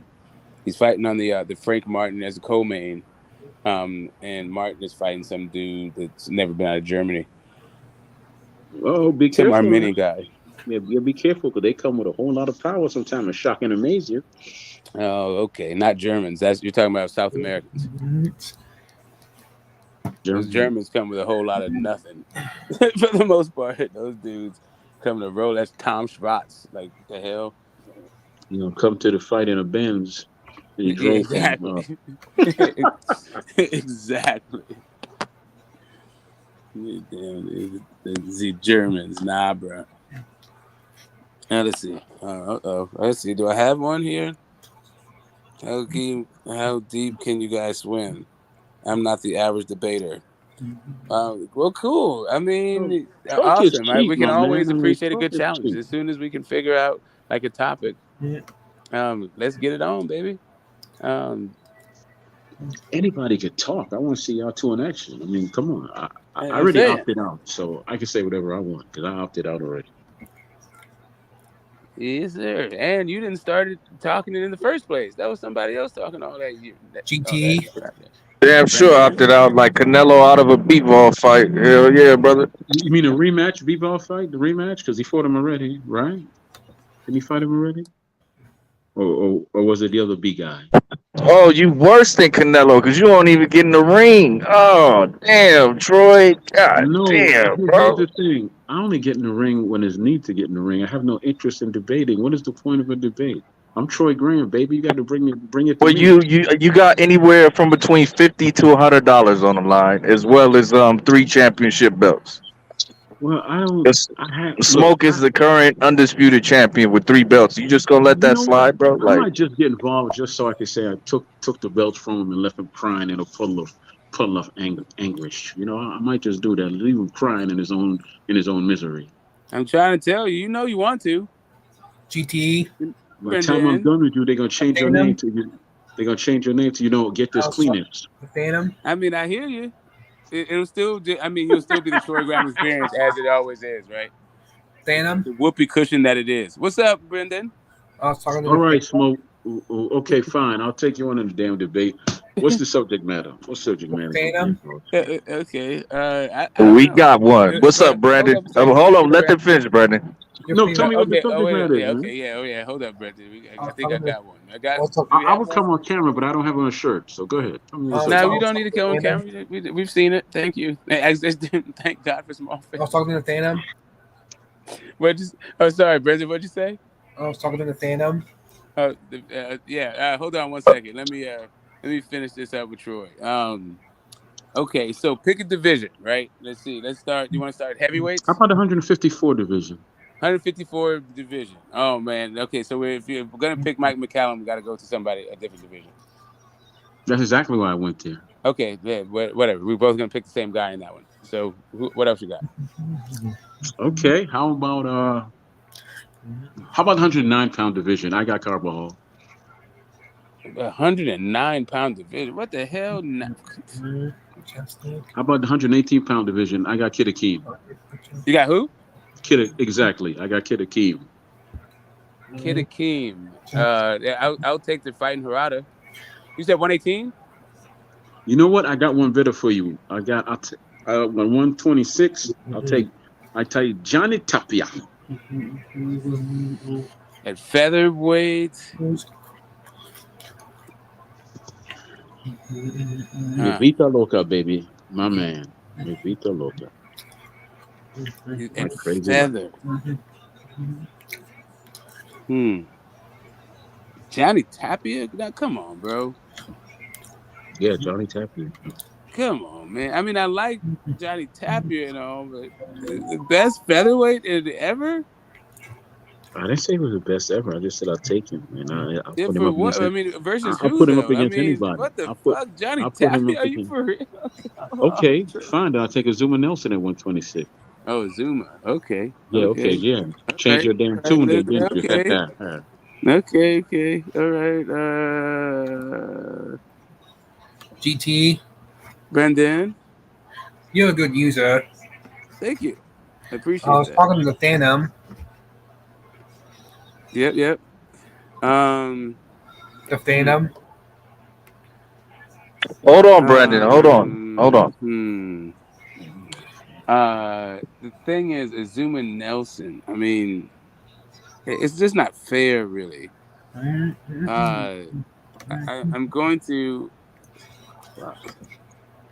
I like Zuma Nelson, but I know that as soon as I say this name, you're not going to want to do it, right? Do it. I mean, you're doing your Tim Scott, your Tim Scott impersonation again. Just come on and say something, man, please.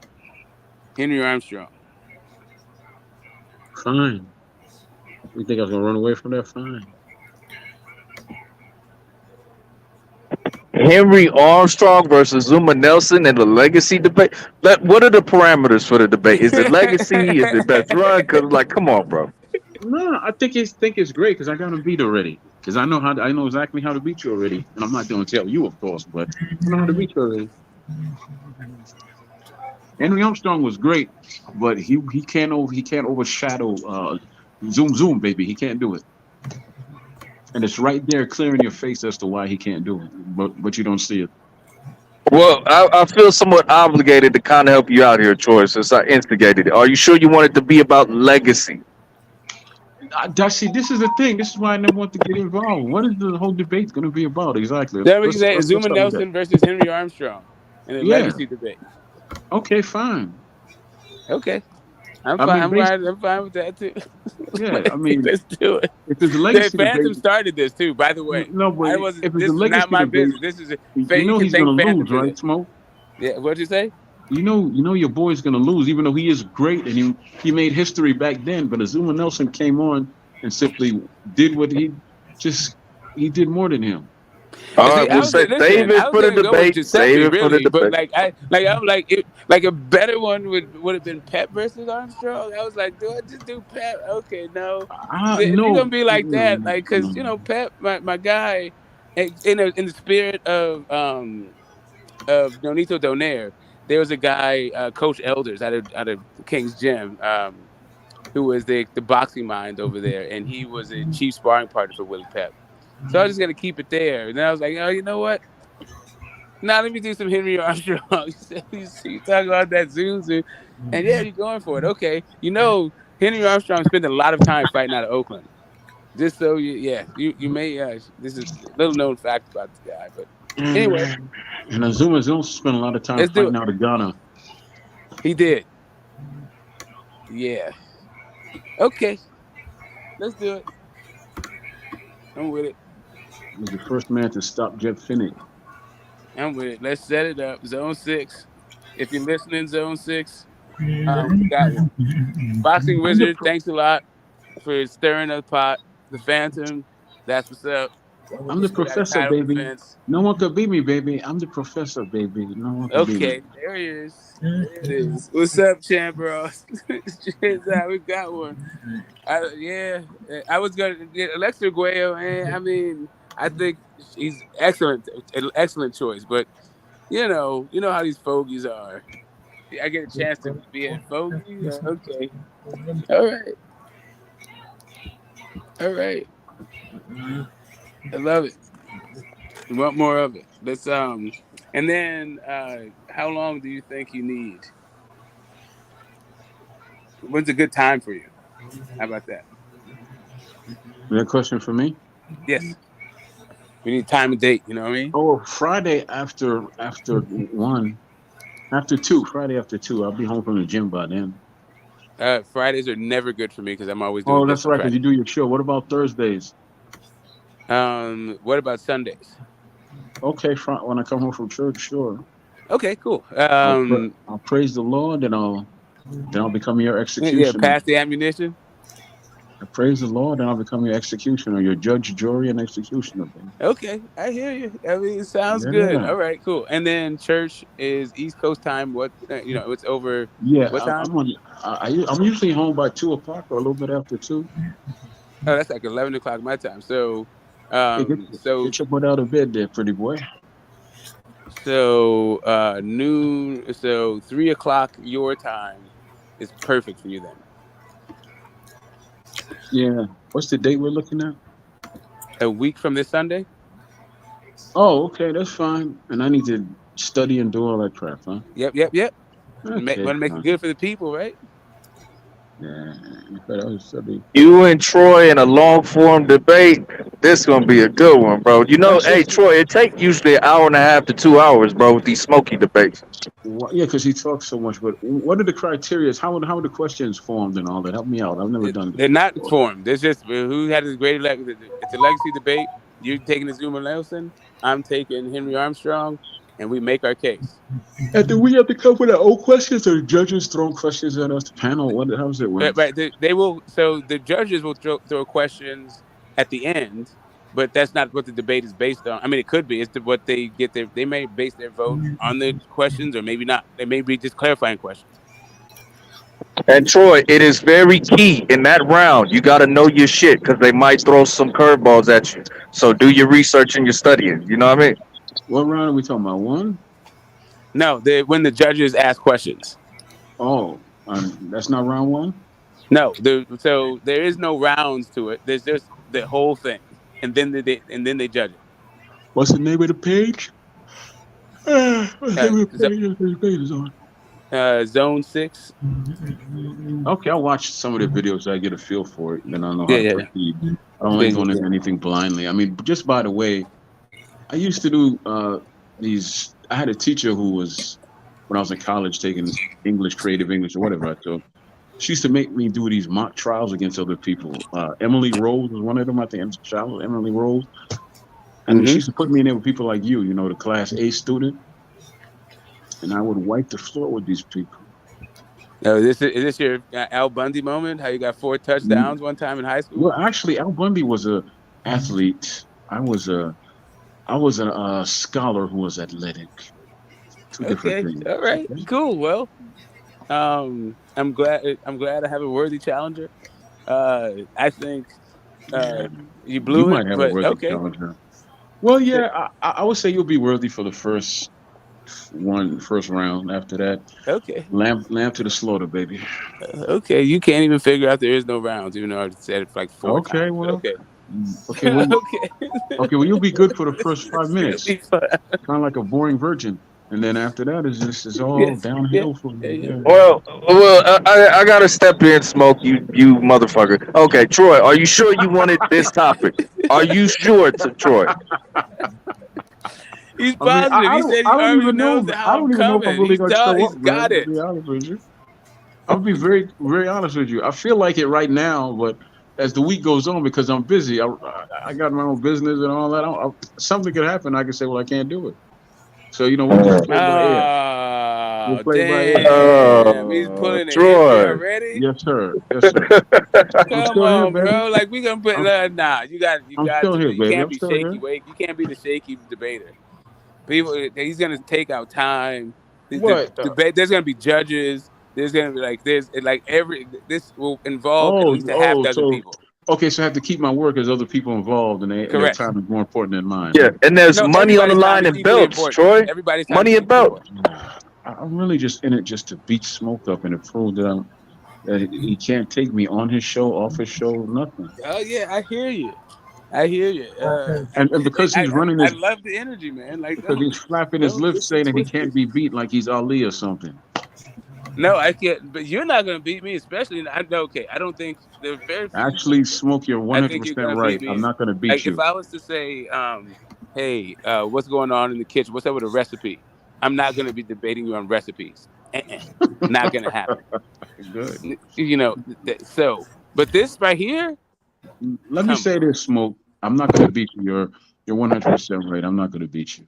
All right, I would just want to throw this out here. All right, I would prefer a Carlos Monzon, Marvin Hagler. I'm just throwing that out there. I would prefer Roy Jones, James Toney, but who knows? Because I think, Troy, you might be handicapping yourself with the topic. So I'm trying to help you out here, brother. Oh, okay. Well, I got one better for you. Name the only fighter that won 6 titles in 5 different weight classes. He never fought in a six weight class. But he's in history, I think they actually gave him a 6 weight class. No, a fifth one. A fifth one, I believe. A fifth one. You got me beat there. He fought in 4 weight classes, but in history. You talking about Sugar Ray Leonard? Yes. You talking about Sugar Ray Leonard when he beat Tommy Golden Boy Lalonde in '68? Yes. Okay. He didn't fight. How do you win a weight class for 2 different belts in 1 weight class? Well, that's because that was a newly created belt, wasn't it? No. Sure was. The first time No, it wasn't. Tommy Hearns won the WBO or something belt in 168. WBO. It was the first one for the WBC. Well, all I know is that he didn't fight. He didn't even come in at 175 pounds. He didn't even come in at 168 pounds. Because you come in under 175 pounds. In 168, he was less than 162. He didn't come in at. He had to put weight in his shoes for him to actually make 160, close to 160. Yeah, he barely made one. Exactly. Sugar Ray Leonard actually didn't even. He barely was 160. So how do you? But my thing is, how do you fight for 2 different weight classes? No, but how do you fight for 2 weight class belts in 1 fight? Because the fight was at 168. The guy was a 175 champion, which is underneath the 175 Yeah, pound weight. and usually when that happens. Hey, Brandon's got some barking noise going on. Smoke, put him on mute, bro. It's my dog. Okay, yeah, usually when that happens, Smoke, the guy from the higher weight classes class, his belt is not on the line. Well, we just had it with Tank and Leo Santa Cruz when they both fought. Tank's WBA belt was on the line, but they fought at 130. But because it was underneath the 135 pound. Here's the thing. Here's the thing. It's only you can't weigh more than that, but you can weigh as much under that as you want, or as much as they'll sanction it. Right? It's still not. No, it's not. You can't fight for two different weight class belts in the same. That's like saying, okay, this guy here, Alvarez, fought at 175. How come his belts weren't on the line? And his belts were not on the line. I'm not sure. I Yeah, think because it's the same. It's the same. They're both WBC, right? So is this within the same sanctioning body that they were able to do it? His belt was not on the line. Belts. Alvarez. Alvarez 168-pound belts were not on the line. No, because they fought at 175. It was over the 168-pound limit. So I'm sorry, I'm trying to follow along. Is the question can a lower weight class fighter moving up, can his belt be on the line? No. You cannot fight. You cannot fight for two that's what I'm saying. No, listen, you cannot fight for two different weight classes in one fight. How do you fight for 168-pound title and then 175-pound title all in one fight? You can't do it. If you're a 175-pound champion and you go down to 168, you can put your belt on the line against a 168-pound champion. This is not difficult, bro. You can't be over the limit. Yeah. No, but you cannot. Listen, he's not fighting at 175, so how's he going to get credit for winning a belt at 175? That's my point. The champion can still put his belt on the line, bro. Okay, y'all niggas confusing me. Are you saying, okay, let's create this scenario. Canelo at 168, he's undisputed. He moves up to 170. I mean, literally just what he just did. He moved up to 175, challenges for Bivol's belt. I don't see no scenario in which his belts at 168 would be on the line. I don't even know what y'all talking about. You can't in one fight. You cannot fight for two weight classes in one fight. Yes, you can, so long as the higher weight class is coming down and putting the belt on the line, bro. Oh my God, no, you can't.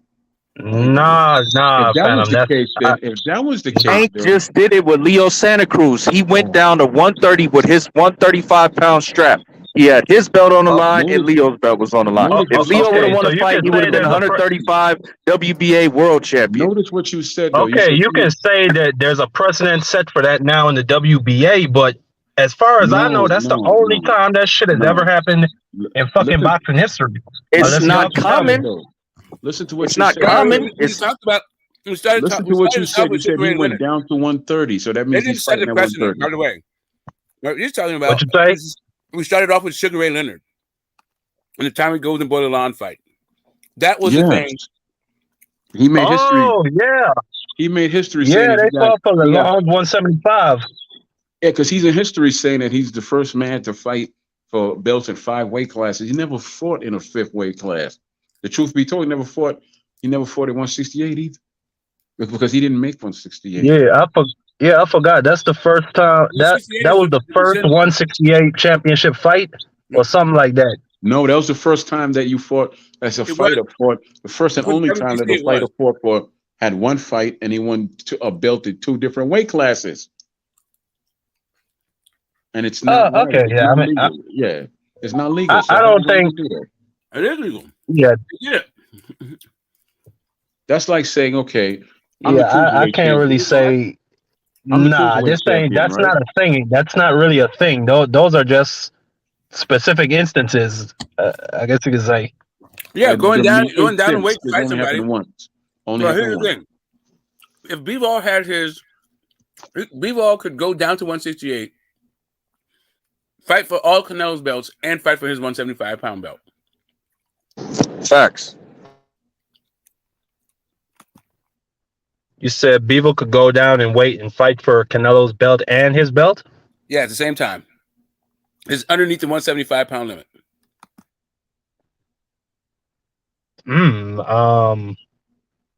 I don't think so, but I mean, maybe if they had an agreement where they weighed in.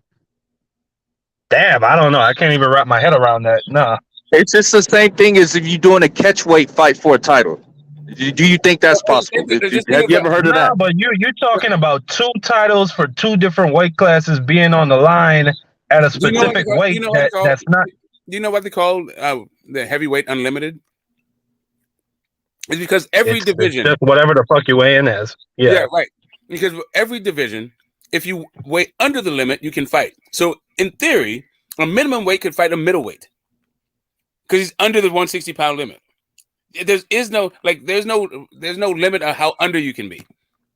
But at the You can't same be over. time, So I when it comes think to heavyweight, sanction. since there's no limit, My, since they go all the way up, that's why they call heavyweight unlimited, because you can go all the way up and you can go all the way down.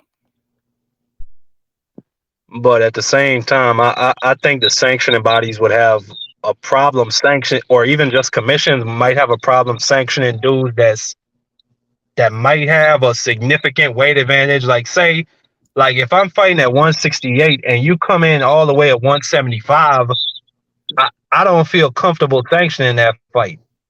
You know what I'm I hear saying? you. Those kinds of obstacles exist, but in boxing history, we got middleweights fighting heavyweights for this. But that's the real old school days of the sport, Smoke. Those days are gone. Mickey Walker and guys like that, they don't exist anymore. Not really. If Canelo wanted to fight for heavyweight, they'd sanction that fight. Facts. If Canelo weighed in at 201 pounds, he could fight for the heavyweight championship. Fucking fact. Man, I can't disagree. They'll probably they'll do that. Yeah, they'll do that shit for Canelo. I can't disagree. Yeah. 5'7" dude, former light heavyweight champion, they're gonna do it.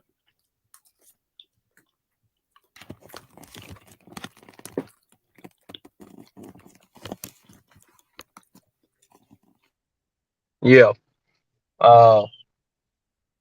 But yeah, what else is going on in boxing other than this slightly confusing We trying to get topic? this debate rolling, bro. So Troy, Graham, have you thought of a better topic than the one you probably gonna automatically lose? No, I fell asleep. No, I fell asleep. Fucking Henry Armstrong and everyone else. Think of one more. Just one other option, Troy. One other one. Okay, give me some options then. I got an easy one for you. Or this is not an easy one. This is a great one. Alexis Arguello versus Roberto Duran at 135. Well, I don't know any other one. Let's see. Carissa Shields against Layla Ali. I don't know. How about y'all just discussing fantasy fights? Sure. No, the debate topic. The debate topic. How about Holyfield against Usyk? Oh, I got Holy. Me too, man. Bigger. Are you taking Usyk? I'm sorry, are you taking Usyk? No, I'm taking Holy. Okay, wait, hold on a second. What the hell is going on? Are you debating Troy? GT? No, Marky Dan is coming in late to the combo. I'm just talking. Okay, wait, y'all talking fantasy fights. I'm talking fantasy fights. Listen, you know what? Let's get back to boxing. Leave Troy alone, Yeah. Phantom. Fuck. Bro, we were right there, bro. We weren't right there at all. He was about to agree to something that he's going to then disagree later on, and everybody's going to be mad. Like, stop it.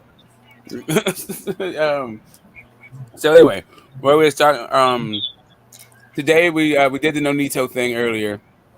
Now and then we started talking about Canelo's 3-fight deal, and we're still there. Really, Canelo signed a 3-fight deal with the PBC, and what that might mean.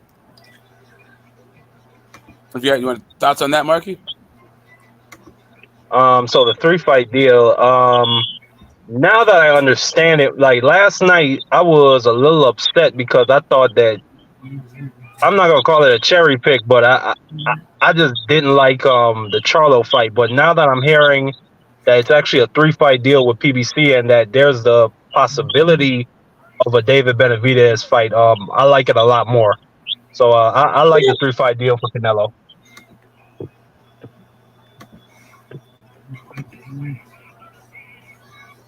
Yeah. Would you be upset if he fought Andrade, Charlo, And who was that third guy you said, Phantom? Spence. And Spence. Yes, I would be fucking pissed off. I mean, I could give him How credit for about fighting Boo Boo? How about Andre, but Boo my Boo? nigga, you gotta fight David Benavidez. That's the young hot thing right now for the Mexican fans. You gotta fight that dude. You got Julio Cesar Chavez coming out and saying like, bro, what you doing? The Benavidez smoke is right there. Like, let's get it going. Not only that, that's bad for his brand, bro. That's a clear duck. Okay, what if he fought Boo Boo, Charlo, and Jack? Badu Jack? Yeah, I'm still Cruiser. gonna be pissed. Yeah. Look. I don't care who he fights on that contract outside of Benavidez. As long as you got a Benavidez fighting there, I'm good. I don't really care about this Charlo fight anymore. It took too long. The Andrade fight, like, yeah, cool. I don't really care about Andrade that much. I don't look into him. Benavidez, that's the dude right now. That's the dude everybody's talking about. That's who Canelo need to fight. Yeah, I think after Spence beats Bud, if that's the reality, I think that's the dude. You know what I'm saying? Like, and if he want to fight Canelo, I think that'll be a huge fight. I think that's bigger than David Benavidez Canelo, to be honest. I think Spence. I don't even know if that fight has been really talked about ever since that first initial offer, where they offered him what was it, Charlo, and then Spence right after. Yeah, I'm not really hyped for that fight. That's, to me, that's a terrible fight. That's just a terrible mismatch. I don't think so, but you know. I mean, the guy fights 3 weight classes above Errol Spence. Like, I know people like to say, "Oh, Spence is a middleweight. Oh, he's huge for 147." I don't care. Like, you can't just move up like that and fight a dude like Canelo, who's big as shit and Why the punches fuck hard. Canelo is not big as shit. Canelo ate himself Compared past to division. Spence, Like, yeah, he's not that much bigger than Spence. Like, if you're talking frame, like height and reach, He's he's actually definitely not smaller. bigger. He's actually But smaller. just yeah, just frame. I'm speaking frame, not even height and reach. Frame. I don't think he's that much bigger in frame than Spence even. He's already shorter in height and reach compared to Spence, but even in frame, I don't think his frame is that much bigger than Spence at all. but he's been fighting up there at 168. He's been putting dudes down, knocking them out. He knocked out Kovalev at 175. I don't like that fight for Spence. If he wants to Yeah, I go for it, mean, hey, hold on. If he wants to go for it, I'm not saving nobody. Go for it. But I'm not. I don't like that fight. I think he would get beat up bad by Canelo. yeah, I mean, you fought a drunk Russian who needed some money, but you know, you fought one that's sober and you didn't look too good. So you know, That was okay. That's a good point. I ain't gonna lie about that. But Canelo still whooped Spence ass, regardless of that shit that went down with Bivol. and what do you think he does with Benavidez? I think for the first 8 rounds, I see Canelo giving Benavidez actually a boxing lesson. But the thing about it is, now with Canelo's gas tank, I don't think he can last too long with Benavidez. I think eventually Benavidez is gonna start catching him with big punches, and that's really when the fight is gonna start. To me, is around that 7 round mark. What, you think Canelo's gonna be hitting Benavidez clean? I do. I do, yeah, through the first 7 rounds of the fight. But You think he can? You Canelo, think you he can see, take 8 rounds? You think Benavidez can take 8 rounds of getting hit clean by Canelo? yeah, I think he just gives me the impression that he's one of those violent type of Mexican fighters who enjoys that type of stuff. But I mean, Canelo can punch. I ain't gonna say that Benavidez can't get knocked out, but that's just how I think the fight's gonna go. All right, D came telling him D is keeping the Spence and Bud stuff. We weren't even talking about Spence and Bud. He comes all Hey, yeah, man, that's all Uncle D talk about, you know.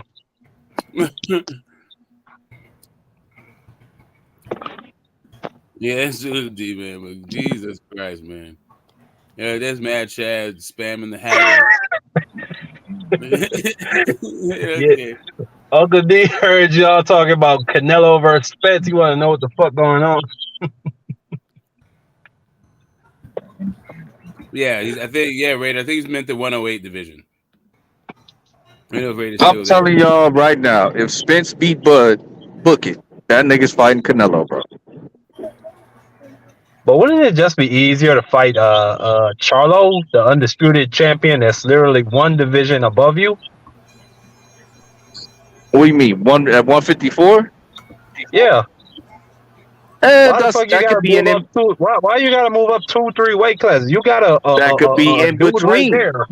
That could be in between. Spence is the third fight. He don't necessarily have to be the second fight. You dig what I'm saying? If Spence take that fight, go ahead, Smoke. I'll go. Because both Canelo and Spence are cash cows. GT. Brendan. I was going to ask the Phantom about something. Oh, sure. Go ahead. His mic is muted. Yeah, I mean they just mute mics when they're not talking. Yeah, but I can hear you. I did subscribe. I think I did subscribe to your channel. That may be in like 2 weeks. Yeah, it's been a minute since I went live, but yeah, I saw some videos on your channel too. That's what's up. I did subscribe to you, by the way. Yep. You got a channel, Brandon? Yeah, I'm streaming like 2 weeks. Okay, put your link in the chat. I'll check it out. My channel? Yeah. Okay. You talk boxing, or are we doing Looney Tunes and cartoons and stuff? Yeah, no, it's Looney Tunes. 100% cartoons. Yeah. Old ones, new Hey, ones. I fuck with them old Tom and Jerry shit. That used to be my joint. I used to love them shit, so I'm gonna check it out. Yeah, leave it, thumbs it up, leave some comments on it. Yeah. Try to grow his channel, Yep. Nope. Mm-hmm. Yeah, and I think I know which charity I'm going for now. I was looking for. I was thinking which one I was going to, for the channel. It's going to be one of the charities I was sponsoring. And I think I have it now. That's what's up. You sponsoring a charity, Smoke? Yeah, like once cause I was gonna do like membership, and like I was wondering about like how to grow a channel, and if I'm gonna be collecting money from people, then what? I feel like it should be going towards something, not just growing a channel, getting mics, and traveling and all this stuff. Mm-hmm. That would work. So I don't have to go into my own savings for stuff. But yeah, I feel What's like your as an ongoing thing. What's your charity gonna be addressing? Disabilities, people with developmental challenges. Oh, okay. I got a nephew with autism. So I'm gonna fuck with you, Smoke. Yep, the neurodivergent, that will be on it. But there's a house out here in Oakland that like houses them with I'm gonna see what's up with being like one of the official sponsors of this house for the developmentally challenged. That's my deal. GT. What's up, Brandon? I did send you some pictures last night. Yeah, you told me. I am going to check it out at some point, but I'm not sure when. And you know what? Let me do it right now. Let me see. It's just that like when I have all these tabs open, everything moves really slowly. Hold on. Let me switch emails. Hey, Brandon, you got some classics on this channel. Yes.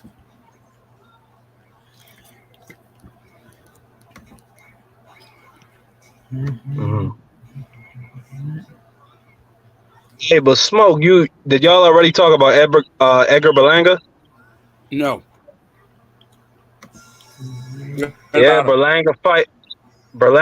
What you mean? What about him, nigga? I mean, Berlanga fighting this weekend. We got to show some type of, I guess, energy towards the fight. I mean, it's boxing.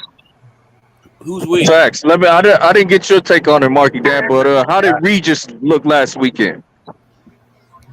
Uh, man, I was very disappointed. Uh, I am not going to be one of these people that's saying, "Oh, Regis is food for the division." Now, no, he was fighting a very awkward fighter, a fighter who was moving a lot, didn't want to stand still for Regis to hit him, which he shouldn't. But at the same time, didn't we just see T.O. come off this same kind of fucking performance? So I don't really take nothing away from that shit, but I was really disappointed in Regis. I thought he should have got that dude out of there personally. What you think? What you thought about it, Phantom? Yeah, I think Regis is showing that he has a limited IQ in the ring, and his physical attributes with them short ass arms might not cut it against a taller, rangier fighter who can move. You know, I think Regis needs you to be there in range. Otherwise, he's gonna be fucking lost. Right. Yeah, I was disappointed that I don't think I saw him cut the ring off once. And he was trying to line. What did he knock him down with? Was it a left hand or a right hand? It was the left hand while the guy was kind of backpedaling, so you know, put him on his pockets. Yeah, he was trying to line him up with that same punch all night, but dude he just wasn't standing in position for it. And yeah, it ended up being a boring ass fight. I thought Regis lost it, but when you fight a style like that, I mean, in the dude's hometown, it's like you asking for it. Hey, that's why he lost But the yeah, fight. that's my take on it. What you say, Smoke? That's exactly why he lost the fight. Because you can't win fights like that. Nobody wins fights like that. Yeah, I agree. Does not win fights. I don't know what people are talking about. They scored it for him when nobody ever wins fights like that. How are you scoring your rounds? It's just the fact that I don't think either. Like, let's be honest. There were rounds where nobody was really landing shit, but you would see dude in the last 10 seconds. I mean, throw a couple hard punches. They weren't really landing, but shit. I mean, when you don't got nothing the whole fucking round, I mean, what you gonna go off of? And he was landing one or two jabs around. I mean, it wasn't really nothing to go on, Smoke. That's what I'm saying. If you're gonna run the whole night on that fight, then you're going to lose those rounds. And try to shoot shot at the end is not going to win the round for you. That's why those guys who fight like that never win the fight. But okay, I'm not gonna disagree with you. But did you think Sandor Martin beat Teofimo? No. After he dropped him twice?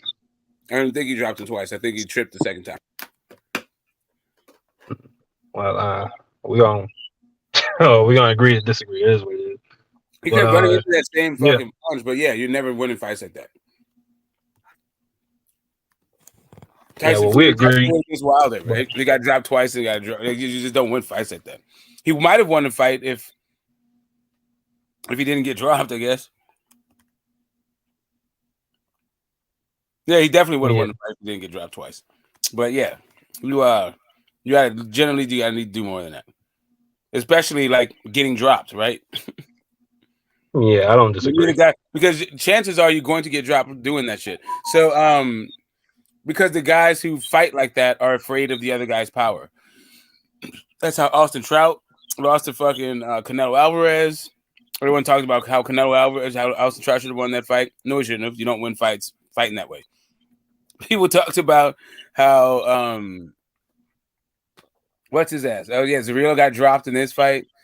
Like people talk about Andre Ward with the Kovalev fight, but Andre Ward didn't fight that way. Andre Ward took it to him. He just sit around there circling and running and jab. Robert Easter Bunny tried that shit with fucking with Mikey Garcia for a while. Then he got dropped and he stood there and gave up his height like you know him to do. I'm just saying. Damn, I'm trying to think of a boring ass fight where the counterpuncher got the decision. I'm just saying that running around, Casemiro and Rigo, he didn't get the. I thought. Listen, I thought damn, what's his ass, Gary Russell Jr. actually won the Maxeo fight, and I thought he did better than Zarrillo, and he didn't win the fight. And running around like hooking off the jab, you ain't winning fights this way. Like, what are people talking about? Yeah. Well, I want to see the judges' scorecard that did have him winning, because that was a split decision. So, where that scorecard at? Yeah, that's the whole point. Is you got to get two judges to believe that shit. Yeah. Correct. Yeah, that's why I said you're not winning.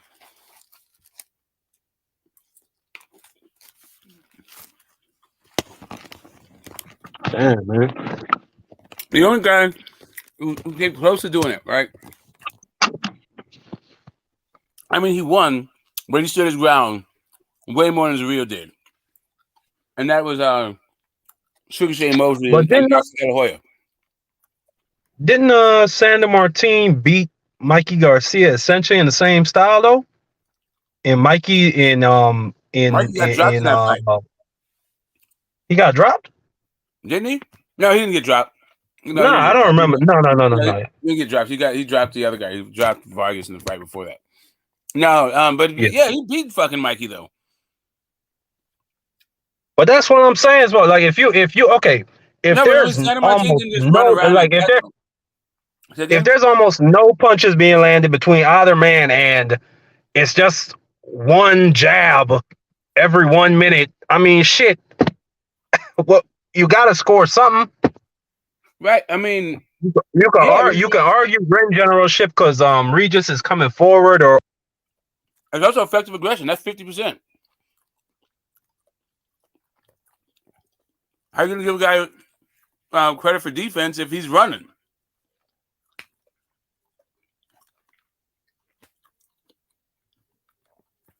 How do you give a guy points for clean, effective punching if he's not dominant, he's not being disruptive, and he's not doing any damage?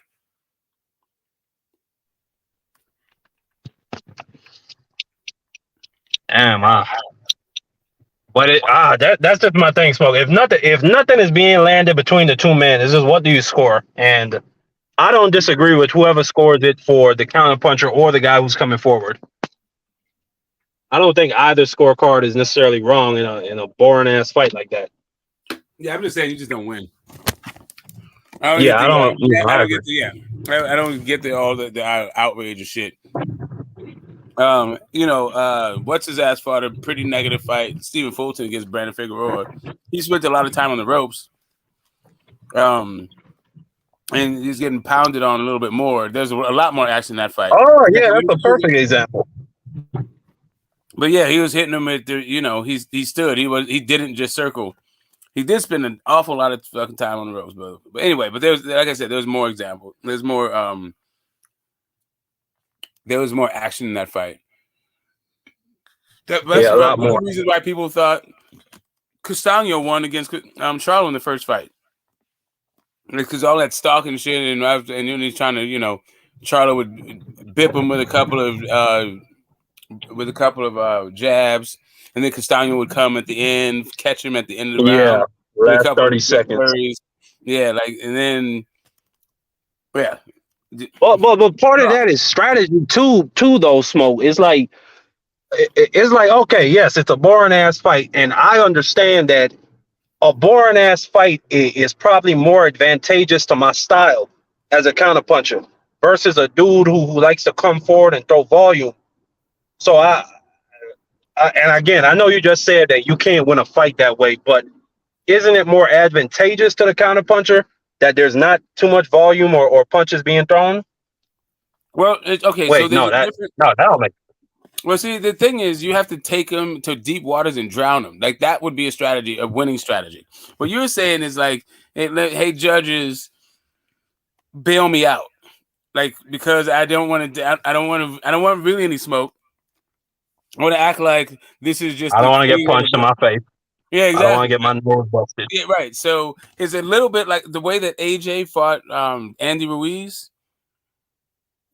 Yeah. Yeah, typically that type shit don't work. The only problem is like he clipped Andy Ruiz a couple times and Andy Ruiz didn't do shit. The only time it got competitive is when AJ stood and traded, so he could just pop him and run and pop him and run. But when they did have action, AJ got the better of the action. Yeah. But that's about the only. Yeah, well, you're just gonna run around on the outside. I mean, kind of. They did. It was a jab and grab for Fury and Klitschko. I mean, a lot of motherfuckers been jabbing and grabbing through boxing history, Smoke. Fucking Klitschko. But yeah, perfect example. And you go all the way back to them niggas in the 20s. They was doing a lot of jabbing and grabbing. Twisting and turning, grappling, hitting the guy. They hit you with a couple of terrific shots on this. Jesus Christ. Anyway. Dude, you know a dude I just found, Jim Driscoll. He was a featherweight fighter, peerless Jim Driscoll. Mm-hmm. I think he was from he was champion 1905 or something like that. Dude was, I gotta acknowledge, it was real skill back then. Smoke, that dude, he had great feet, a great jab, threw straight punches, was a great counter puncher. The lower weight classes are the ones that were like really the more skilled ones, and they always kind of have. I mean, they weren't. No, that wasn't always happening. They actually came up. It moved through the thing. Like the middleweights got real good. The welterweights were always really good. The lightweights are real good, but the bantamweights used to be the shit. The bantamweights and flyweights, they did used to be shit. I mean, but no. I thought because I'm in my historian bag now, Smoke. I just want to let you know that. But I found a dude. What's his name? Jimmy Wilds, who had an even more who had an even more crazy record than Ray Robinson. Yeah. When Jimmy Wilds was the best that ever did it. I mean, so them bantamweight niggas, they always been. I don't know. It's just the fact that I don't know. I was a little bit of a casual on that era. I thought there was just a lot of wrestling and pushing and pulling, and once in a while you pop somebody with a hard uppercut. But now I'm seeing like I'm looking at dudes like Willie Pep. I just found I'm working on it's a series for Q's Monday show. I'm calling it the Giant series, where we take a look back at some of the legends of their weight classes. So we got a featherweight giant series and whatnot. Because you know what they say we stand on the shoulder of giants and stuff like that. Yeah. So, but yeah, I've been doing some research on these guys. Yeah, man. That's I've always been interested, right? So Muhammad Ali got me in, and then Jack Johnson started it. Georgie Dixon, Chocolate Drop. Joe Gans is my guy, of course. Barbados Joe. Yeah. 4 inches, right? First black welter, first black heavy, first black champion ever in Georgie Dixon. Oh, we just seen Balansiki, the first light heavyweight champion. Mm-hmm. We just watched that fight. Balansiki. Yeah, that dude was crazy. Yep. And there's a man. Anyway, yeah, old fighters, man. Love them. Love them. Yeah. When you get to that Murders Row stuff, it'll blow your mind. Those dudes are better. I don't know if you got to Charlie Burley yet, but god damn, that's my favorite defensive fighter of all time. Him, Willie Pep, Sweet Pea, Nicola Loche, Floyd. It's a dude named Eduardo Lauce. He was a welterweight. He fought in the same era as Kid Gavilan and them. Yeah, man, Kid Gavilan. That dude was relentless. You talking about killers at welter, man? Oh my god, I just seen I seen his fight with Gil Turner, Ralph Jones. That dude was crazy, man. Like he was just it would just be points where he'd just throw. Like, you know what I'm saying? He wouldn't give a fuck if his chin was right there. He don't care. He just throwing like that. Like, bro, I just love talking about fights with you, man. For real. Like Gil Turner, that's another dude I'm looking at right now. I'm on to all these dudes from the 60s and 40s now.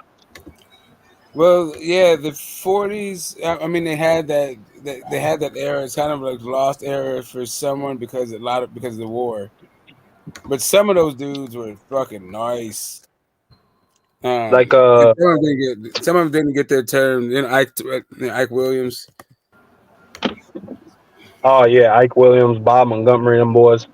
Um, the dude, I know you said that Tony Zale and Rocky, you said that they only really got that much shine because the real fighters were out fighting the war. But Not Rocky you look at a Marciano. dude, Rocky Marciano is a 50s guy. He's not a 40s guy. no, Tony Zale. Graziano. Yeah, Graziano. Yeah. Well, yeah, Smoke. I just I'm getting more into the history of it. Yeah, definitely Graziano. Tony Zale. Michael Jordan. That's a fight I just seen. Yeah, those 40. Yeah, it's like the 40s a little bit hit or miss. You get some guys that would have been whooping ass anyway, but they just didn't get, like Archie Moore would have been whooping ass anyway. I'm coming back. Give me a sec. No, you got it. Let me hit up the chat while you do that. It's been a minute. Let's see. Many blessings. Yeah, he's talking about let's go to the Hagler. Was checking my bro. Aaron Pryor, who is he? Chavez 140. Yeah, that's outside of his wheelhouse. You know, Tony. Yeah, Troy has a unique perspective on things. It would have been a legend. Yeah, it would have been. He would have to come to 225. All I have to do is he can fight at 201 pounds. It's Bridger weight is not a recognized division. Heavyweight is. What up, Khan? How you doing, man? Do I think boxing history needs to be part of Black American? Okay. Depends. Some fights, yes. Or some fighters, yeah. But the black fighter as part of Black American history is really the story of post-Reconstruction and the civil rights, like the Jim, as the Jim Crow era that it's called, right? So it already is a part of Black American history, but it is under the part that's called, it's called the Jim Crow era, I guess. That ended with the Civil Rights Act with like really Board v. Wage, where they ended separate but equal.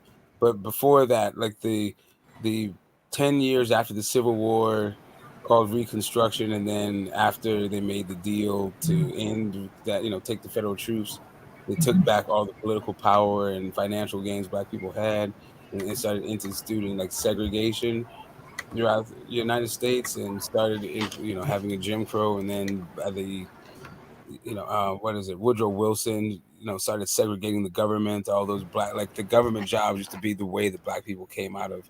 It was part of middle and upper class. And yeah, they started kicking out Black people out of government jobs and making sure they didn't get those. And yeah, that's just part of. Yeah, we just haven't got that far yet. Black History Month is relatively new, and they're still talking about, they're still obsessed with Martin Luther King to a large part, but they are expanding it out towards other parts of how segregation and really it was industrialization, but also like the way that Black people have always been sort of left out and at the bottom of the rung so they can be a permanent underclass because of the way capitalism works in the United States. We need cheap labor in order to make the engine go. And Black people have been the fuel. They've been the engine to make that go. We've been designated as it for like hundreds of years, long before America was a country, when it was just a British colony. GT. But yeah. Brendan, There's only 3 of us left. for the moment. At the moment, there's another one. Monkey Dan 123. Yep. For a while, it was just me. Yep. And I did put my Usually, there's more. chat. Yeah, usually there's more people, like generally, but I have like this subject matter for this week is not one of the juicy ones. It's like kind of a slow fight week. It's been the second slow fight week in a row, and yeah, this is not necessarily the sexiest of topics. My man Nonito, like while he is a legend, like most boxing fans don't watch anything below featherweight. I'm sorry, below lightweight, which is 135 pounds. Yeah. Yeah. People don't like to see the little guys, Brandon. They're like the heavyweights. They're like the welterweights and middleweights because those guys punch harder. You're more likely to see a knockout.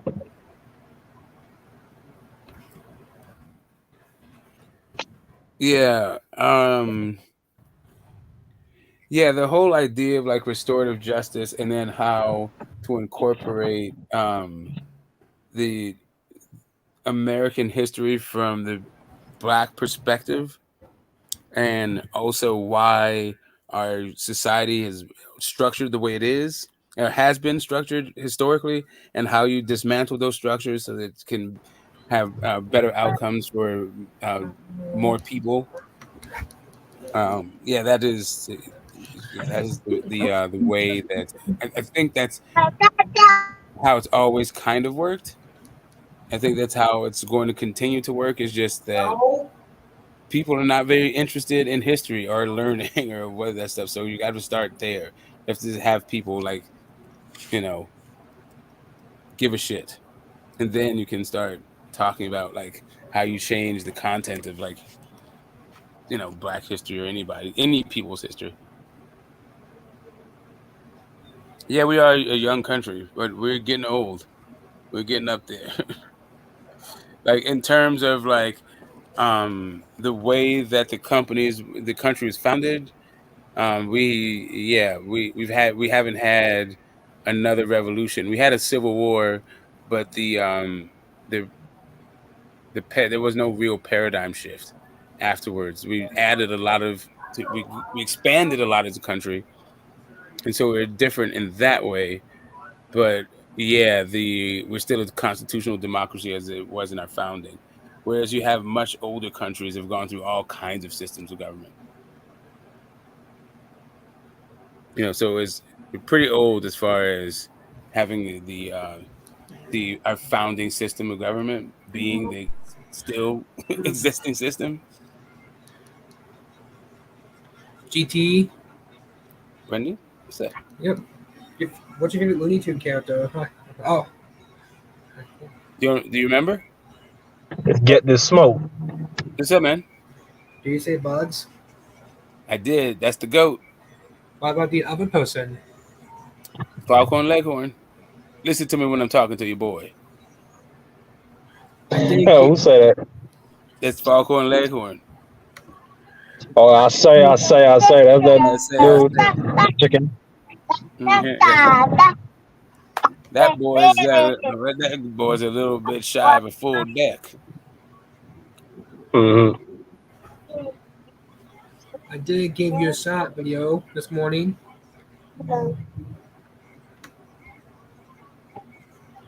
What you saying, Brandon? Exactly. Like what we have assimilation and we have acculturation to the most part. But for the most part, most people are just acculturated to one extent or another because of the way that they did these racial classifications. It took you away from an ethnic group and put you in a racial group. So instead of being Scottish or Irish or English or Hungarian or Croatian, they just You're dumped just people. white. Yeah, but even those people had to become white. So it was just English and Scottish, and then the Irish had to fight their way into inclusion. The Italians had to fight their way into inclusion. Yeah. So it's not like white is really a thing where it's about ancestry. What? It's really about the power structures and the way that American society is organized. Because if you go to these countries, they're not talking about how white they are. They're talking about how German they are, and how Italian they are, or how Irish they are. But that's real. But when you look back at how a lot of different nationalities entered the United States, they all came here and they all started doing the same things. They started going into crime. When you look at the Italians and or the Irish, they were in the liquor business all the way back in the days. But through years and years and years, you've seen more of a, I don't even know if I'm really that educated to speak on this, but this is my opinion. Through years and years, you've seen more so now that black people have been freed from slavery, and on top of the fact we were given our rights in or I guess you could say Jim Crow ended in 1969. I don't know if you could say we've been given full rights, but yeah. Now you see more of a shift towards, I guess you could say, black people now that they're in poverty, or we've always been. You know what, Smoke? I'm not educated to talk about this. I'm not even gonna go into it. But I already feel myself just fumbling around. I ain't gonna even start. So it's really, when you look at the demographics of crime, right? You can do Right. it by ethnicity. No, but I know the history of it. I just can't articulate No. myself with this type of conversation. Yeah. So yeah, Jim Crow ended in 65. I was born in 71, right? So like 6 Right. years later after, like I grew up in the 70s, but when you're looking at the demographics of crime, you can look at it through any number of lenses, right? And if you look at it through the lens of ethnic groups, you can do that. You can look at it through gender. But when you look at it through economics, right, you start to get a better picture. And then if you look at it through age, you get the perfect picture, right? Like what you find is like 95% of all crime is being committed by poor people who are between the ages of like 18 and 35. It's like it's just young poor people who commit crime, period. Right. Yeah, and that's what I was trying to explain is that when the Irish and the Italians entered this country, they weren't on top in terms of economics. So you would see a lot more crime coming from their communities. That's where you got shit like the mobs coming from Irish and Italian communities. Yeah, right. So I said 1835. That's a different demographic. Sorry, it's not. That's the criminal demographic. It's from 12 to 16. And then it becomes crime. Like most of the crime is committed by young people who are poor. Yeah, you said 12 to 16. I could believe that. Yeah, it starts with petty crime, and then it graduates to bigger shit. I mean, sometimes a lot of these young cats out here, bro, like Smoke. A lot of times they start the kids out on bigger shit. Yeah, I mean, I'm just saying. I'm talking about group averages, not like, a rising trend. Something. Right. Yeah, I was gonna say, something that just happened around where I live. They had these teenagers. They were shooting up the marketplace. It was at night though. They killed a homeless man, and they caught all that shit on video. Well, yeah, so I was just backing up what I'm saying. They start them kids out on some serious shit. Yeah, that's what I was saying. Like rising trends and group averages, different things, and you're starting to see, younger and younger, like that whole, the all that shit that was going on in Chicago with the kids. Yeah, like nobody's making like their 20th birthday and stuff. But yeah, anyway, it's still young. It's young poor people are doing shit. That basically accounts for like almost 100% of the crime. Demographic in America, but and it's starting to get violent. The women are starting to, like, their numbers are coming up in violence too. If you want to talk about rising trends, is that your background? I think it's always been. No, that's my nephew singing. I think women have always been a part of violent crime, though. Smoke. It's just that. I'm just talking about it more. Well, I mean, I don't know if you could call it crime, but it's being more represented in the numbers. That's all. Yes, and it's also the fact a lot of time guys don't. I mean, we don't call the police on women like that. So I don't think it would be reported at all if a woman was being violent with a man. So Right. yeah, So like you said, it's not being no, reported. no. Mr. Pat said. Hold on a second. So, Ah, here's the question: wonderful case, the worst thing that ever happened in your opinion in school? If I remember correctly, they said the nationalism changed because of some Austrian dude in 1800s, I think. But you said it's a British who did it. Smoke, or rather specifically the English. No, I'm saying that our racial classifications of like white and non-white came um, where it was invented in America, but it was when in the part of America that was a British colony, a place called Jamestown, and that was in 16. I want to say 1677 or something like that. And the idea about the ethnic inferiority, superiority kind of thing, the way that racial classifications work in America was born out of the way that the way that the English treated the Irish. They felt like the Irish were less than, they were like they were just inferior in every way, and deserving therefore of subjugation, right? Of the inequality and the brutality at the hands of their English betters, right? And they used that they um they use that kind of thinking and rationale and attitudes about they had towards the Irish, and they introduced that into their racial classifications. And mind you, yeah, when they had those racial classifications, the Irish people were not involved; they were not included in that newly invented classification called white. And at its inception, there was no such thing as white and black. It was only white and non-white. And the white class had both economic and cultural currency for being just involved in that class. So you didn't have to be necessarily wealthy to get some societal benefits from being just included in that white class. So then it became yeah, a march of adding and subtracting people from that class over time. When it was, there was a time when the Spanish or the Mexican was considered white, right?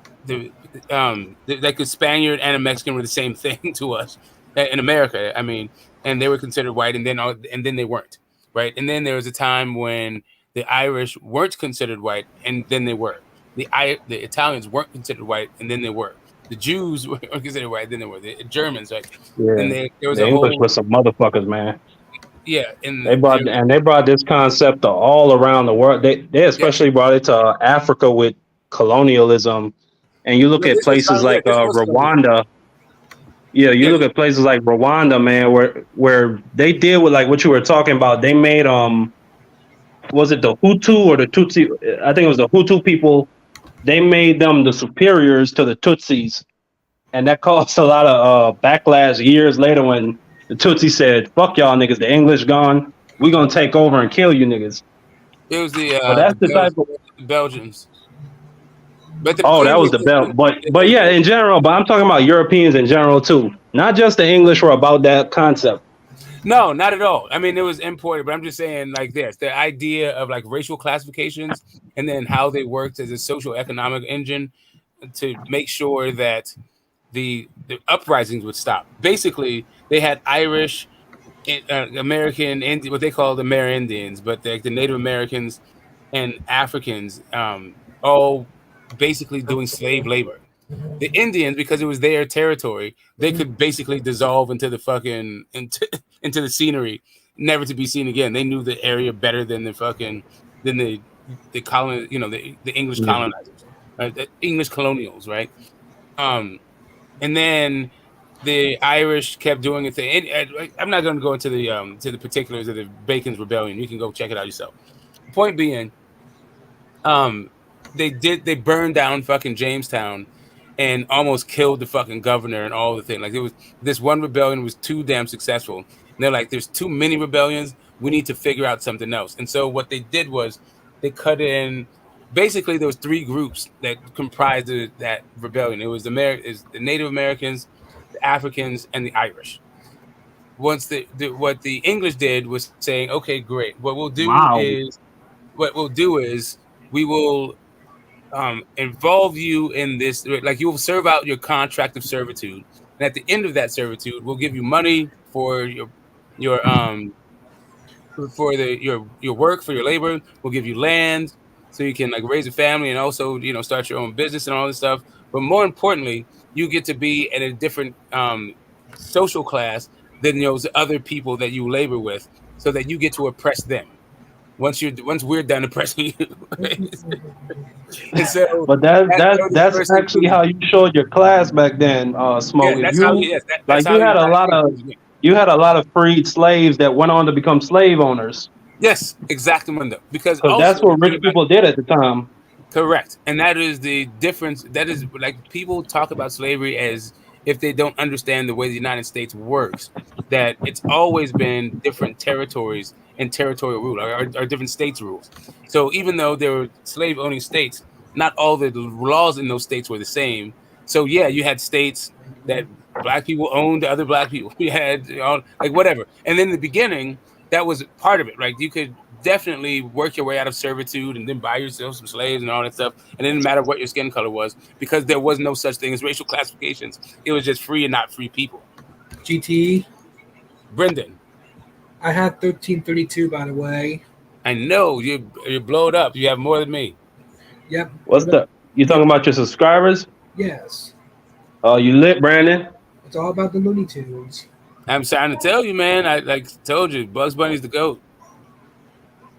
What about the other person? Yeah, yeah, it's really like nostalgic for people to watch those things. Mm-hmm.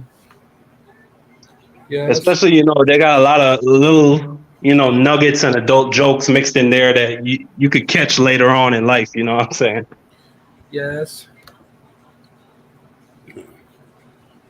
Yeah, bro. I fuck with cartoons and Looney Tunes and shit. Yeah, I know. I was laughing at a couple of them. Remember, man? Listen, I remember my Duns and cereal. I remember. My mother, listen, from the time I was small, my mother used to talk about horse and pfeffer. Bring me my horse and pfeffer. That's her favorite. Yeah, man. So the Looney Looney Tunes. Tunes. My grandparents watched with the Looney Tunes. It was weird, like having generations watching the same thing, and then it just changed all of a sudden.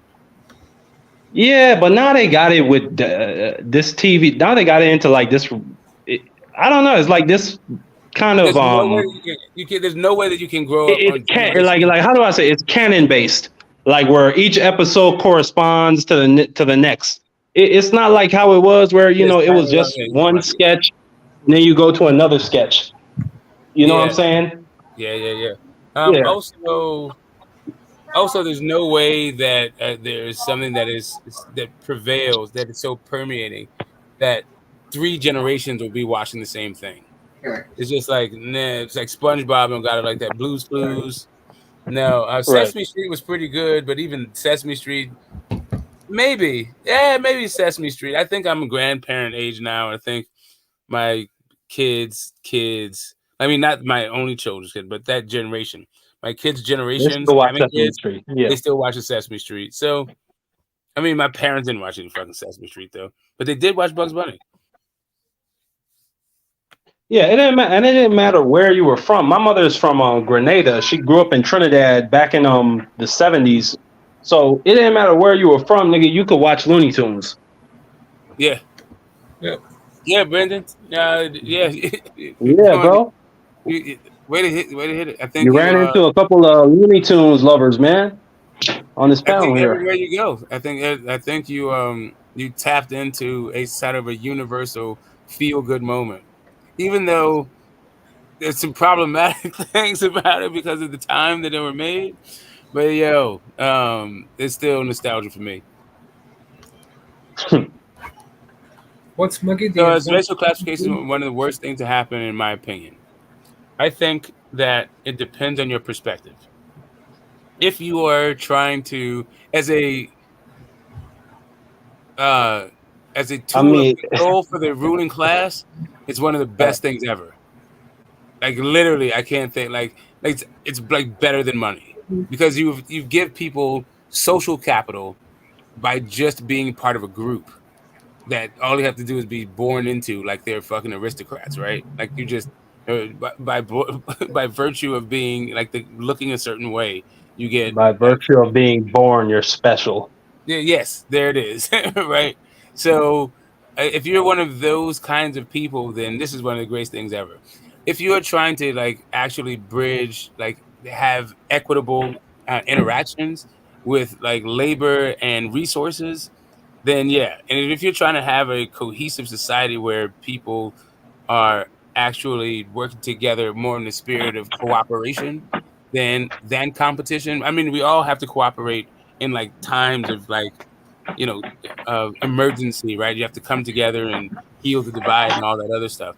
But Yeah. without this, the kind of thing that the divide wouldn't exist in the first place. Most of the divides wouldn't exist. You still have things like smart people and dumb Get people, the nice office people and there. not nice people, short people and tall people, fat people, skinny people, like whatever. You still have all those kinds of ways that you could do it, but it wouldn't be codified within society. Hey, Smoke, mute my mic. My bad. I Yeah, can't get.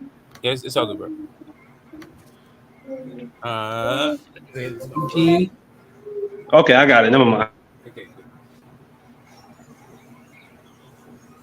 GT. Sir, yeah. What you want to look at is just 1 second, brother. I think his name was William Berkeley.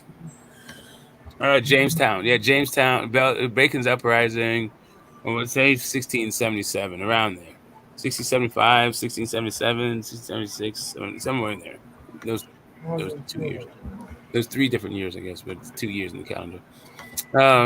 What's up, Brendan? How you doing? Yep. I did send you some pictures last night. Yeah, I responded to you. I emailed you back. Okay. Normally it will. Um, let's see. Yep. I have What's up? 1332 now. Mm-hmm. Cool. You're a great user. That's lit, Brandon. But so you trying to get into boxing, Brandon? You've been Box, watching it, or you just do Looney Tunes? I think both. Looney Tunes. Yeah. Thanks, bro. Yeah, boxing. That's my obsession, bro. I fuck with boxing all day. Mhm.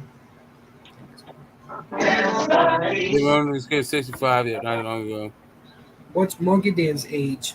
And then it closed a lot of youth centers. Were friends. Yeah, man, I What I wasn't teach, much of a youth center guy. I Yep. teach the history Almost said of 1,000. I'm going. boxing. Women commit violence, but at extremes, the data is pretty clear. It's basically, oh man, yeah, yeah. It's But just a somebody lot of said, wait, let me see. earlier. Did somebody put that in the chat? Yeah, so my conversations earlier, I was like scrolling through. People were commenting on the stuff we're talking about. I came in a bit earlier, so I missed it. But yeah, I heard that before, bro. It's sad, man. I mean, I can't. Okay. These are persecuted across most continents. Yep. Yeah, programs. Rwanda didn't. Like 1 million people died in like 6 months. The same genocide. Leopold to genocide Ugandans. Yeah. Fuck that. Yeah, the Leopold thing. Yeah, whatever. Yeah, the Belgians and the Congo. Fuck. GT. Brendan, what's happening? What's Monkey Dan's age? I don't know. I'm 20. I'm 23. I'm gonna be the same. I'm gonna be the same age as you in October. Oh, that's cool, bro. What's happening, twin? Mm-hmm. Oh man, my oldest is turning 25 in October. Yeah, Smoke is an old man. You know what I'm saying? He got a lot of old kids. You know what I'm saying, Brandon? He's He's older a than very yours. old man. But my middle Very. son is 22.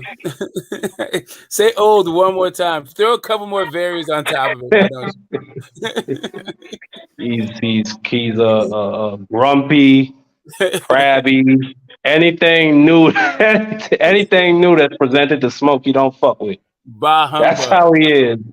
Bah, yeah, bah humbug. No, it's just because of Monster. That's But it. Smoke is my guy. I love him to death, and I love his channel. I love the fact that he's obsessed with boxing like I am, or not obsessed with it, but he loves it like I do. They got a passion for it. And each one It is. I mean, we didn't even get to Devin Haney's, but we're going into this other thing because I feel like this is part of what is going on. This was what happens when we don't get good fights and we don't have anything to focus on. We actually start to see the different kinds of fractures in our community as boxing fans and like where they come from. And a lot of it is this whole way that our society is organized and the way that it pits groups against each other to maintain and protect the status quo, right? So they have people who are trying to enter the upper class that are willing to do so over the backs of, you know, the people that they struggle with every day. Right? They're not trying to hang out with these dudes at all. But anyway, that's a different situation. I did say this is going to be part of the stream, and but like I want to just catch up on the comments right quick. Yeah, Leopold two genocide Ugandans much worse than the Holocaust. And see, I don't even do this whole suffering Olympics. I try to like look at the roots of what is the you know the roots of why we're having things like these large scale mass murders, like continued programs of in group versus out group prejudice, bigotry, and violence. To try to get to the root of all that stuff. Yep, learn trades. Mm-hmm. There were 10 men killed in like 2 years, whatever. It was only the daily quarters. It was in daily quarters of rubber. Yeah, the diamond mines in South Africa, the Mau Mau in fuck Kenya, whatever. Yeah, the way the Dutch and the British, the Belgians, the Portuguese, and they just ran through this fucking thing. Um, yeah, the Dutch. Later, the Germans came late to the party, but they got their little piece too. And then World War I, what happened is dismantling all the way up to World War II. And Americans didn't invent slavery. No, Americans invented. It wasn't even Americans. They're really technically British citizens. They were British colonials that invented racial classes in the New World. Everybody has enslaved everybody everywhere. That's not the issue.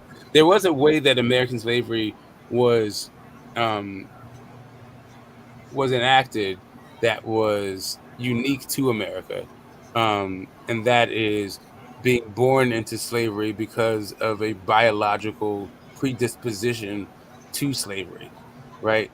And that thing was it was a pure objectification, right? Because at first, when they did these, um,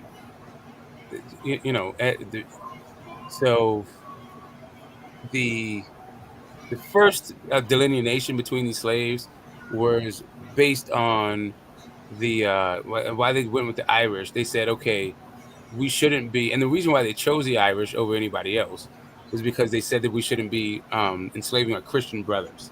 So that's why they gave the Irish a pass, right? It wasn't again, it wasn't because of Europeans or anything like that. They were just like, you guys are Christians. These other groups of people are not Christians. So we'll do it this. We'll extend you as some Christian charity. We'll invite you into the Christian. We'll do the Christian thing and invite you into our class, into our society, right? And so it started there, but as more and more Africans and natives converted, that concept of not enslaving your Christian brother became less tenable. Right? They needed a different way to justify continuing to enslave these people. So that's when they came up with the scientific basis for slavery. And then they put it specifically on the fucking black people and said that they were going to be the only ones that are slaves, virtue by them being black and therefore inferior. That was the difference between how the way that slavery worked in America versus how slavery worked like everywhere the fucking else. That you were just, and it was done through the woman. Like if your mother was a slave, then you were automatically a slave. So you created generational slavery based on the idea of inferiority, like based on a biological inferiority. Yeah, the European look, the Arabs taught the Europeans the slave trade. Like the Europeans didn't fucking know what they knew from slaves. Because the Arabs had taught them like the Roman slave trade was like completely fucking different. You could work your way out of slavery. You could sell yourself into slavery for a time. That's where like the idea of indentured servitude came from. It just wasn't the same. Like yes, slavery has been practiced, still is being practiced. One could say that the American worker, the American labor is slave labor. They just happen to they just don't, and you just can't beat them, kill them, and um, you have to pay them some kind of wage so they can house, clothe, and feed themselves. You're not responsible for that anymore. So therefore, you just can't do what you want from them. They're not your physical property. But like wage, yeah, but you don't have any like freedom at your job. You like all of your right. You don't have the right to bear arms at your job. You don't have the right to freedom of speech at your job. You don't have the right to there's some processes where they exist everywhere. No one has a right to put their hands on you. But you can't just go in there and start disseminating your political views at your job without having your livelihood threatened. So yeah, you could do it, but you can't do it at your job. You can do it in the country, just not at your job, right?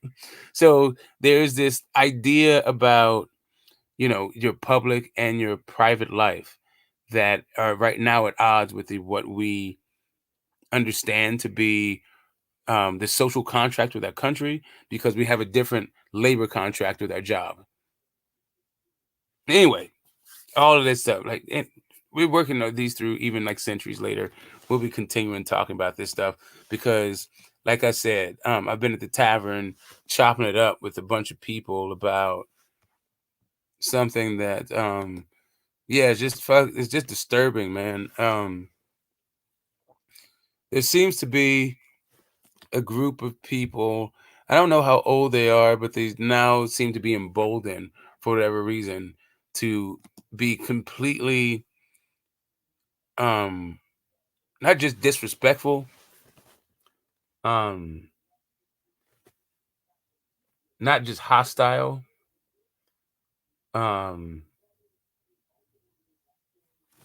what's the word I'm looking for? Not just showing their personal rancor, but really is just like fomenting violence, right?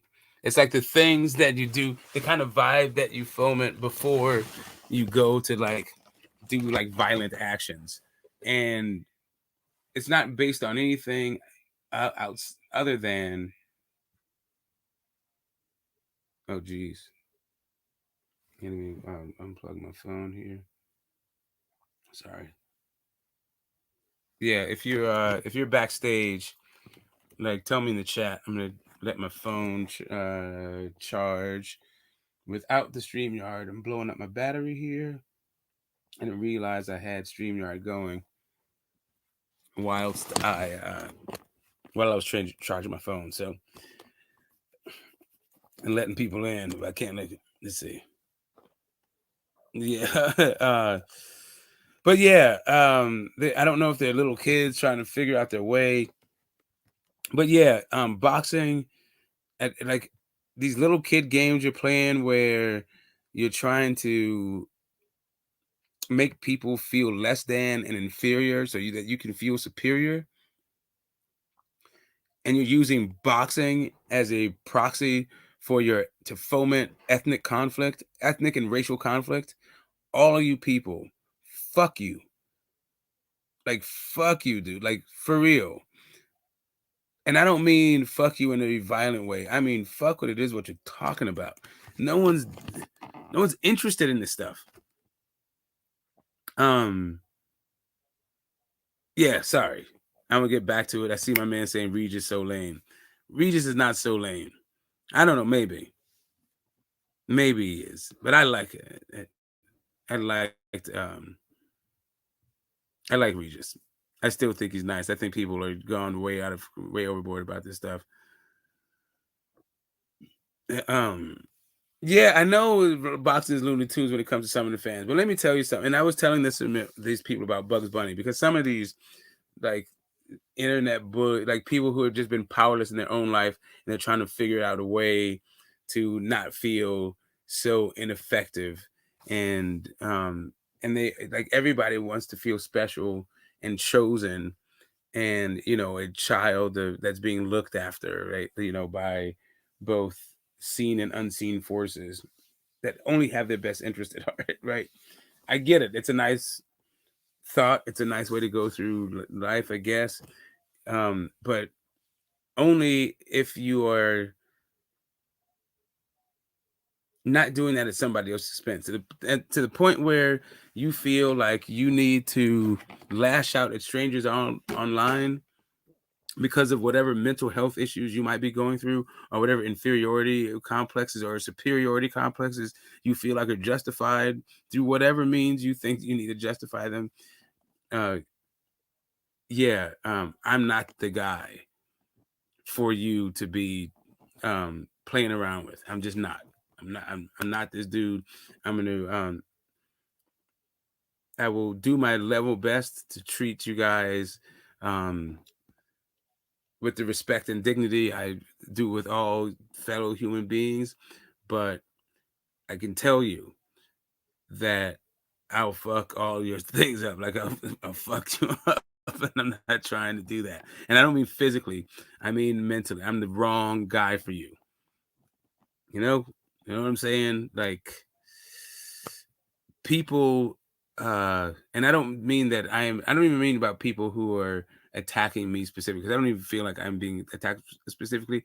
I mean, not to any great extent, not to thing that I need to speak on, but my point to you is that as a member of the YTBC, this is probably not going to go well for you. I don't know what to say about it other than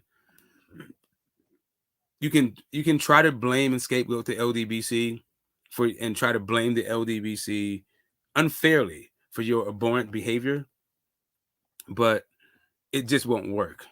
And what you'll be left with is your reputation like destroyed forever. And I mean, there's redemption, sure, like you can always do a thing, but these are the kinds of actions that just follow you around. You're using your real name maybe and saying like just the craziest stuff, or even if you're using a fake name and getting a name for yourself off of fomenting the worst ideas and stereotypes about people. I can just tell that, listen, it seems good on its face. Seems like you get very far doing it. You wind up doing more harm than good. And that's just me telling you if that's the role you want to hold, cool. But when it comes to this boxing shit, you'll get fucked up doing that. Because there's people like me that are just not having it. And that reckoning that I'm describing that's going to happen in your life will come quicker to you when you have people like me out there that is just bored with the whole thing. I know so much about this thing that I can use it, for endless fodder. I can get anyway. This is not a good space for you. So figure out all of your issues and your dramas you might have with Tariq Nasheed or Dr. Umar or Cornel West, who I'm probably gonna be banging for the presidential. That's what's up. But yeah, all you all you fuckers. To me, it's just such a sad existence, bro. Yeah, it's Like I miserable. feel bad for a lot of them because it's like they don't go outside, they ain't got no life, and they just spend their time and their energy just fucking with people. it's like it's something that has to be deeply wrong with that person. Like you like me and you, we just like we normal people. We just like to come on a panel and have a good time, have good vibes, and talk boxing and laugh, and you know what I'm saying. So I don't know. Yeah. That's just crazy to me. So yeah, like I full on embrace like culture and heritage, and I full heartedly reject racial classifications. To me, black is not a As race. do I. To me, black is not a race. It is like cultural reference points that you have that make you black or not black. It is a heritage that you have that makes you black or not black. Not that you can, draw somebody's blood. Be like, okay, you can make some determination. You can make some deductions about them, but there's no place called black. There's no people called black. This classification is a fucking stupid one. I don't know about that one, Smoke. I feel like as long as you can't. Okay, this is me personally. I feel like if you draw your ancestry back from Africa, and I know somebody's counter to that would be like, well, everybody's from fucking Africa, but let's say your ancestry is around the time of slavery. I mean, I feel like all people from that time can say they're black people. But everybody's ancestors from that time. Human beings have just had a bunch of different slavery, a bunch of different stages. And you're just talking about some of the actions of some humans on Earth, right? So the European or the transatlantic slave trade, taking some people from Africa and transplanting them somewhere.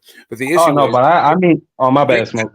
The issue is they also made slaves of the people who were already in those indigenous places. And those people intermingled, and all three of those groups of people intermingled. So like the idea of like Nico Ali Walsh, like him getting reparations. Damn, that's cold.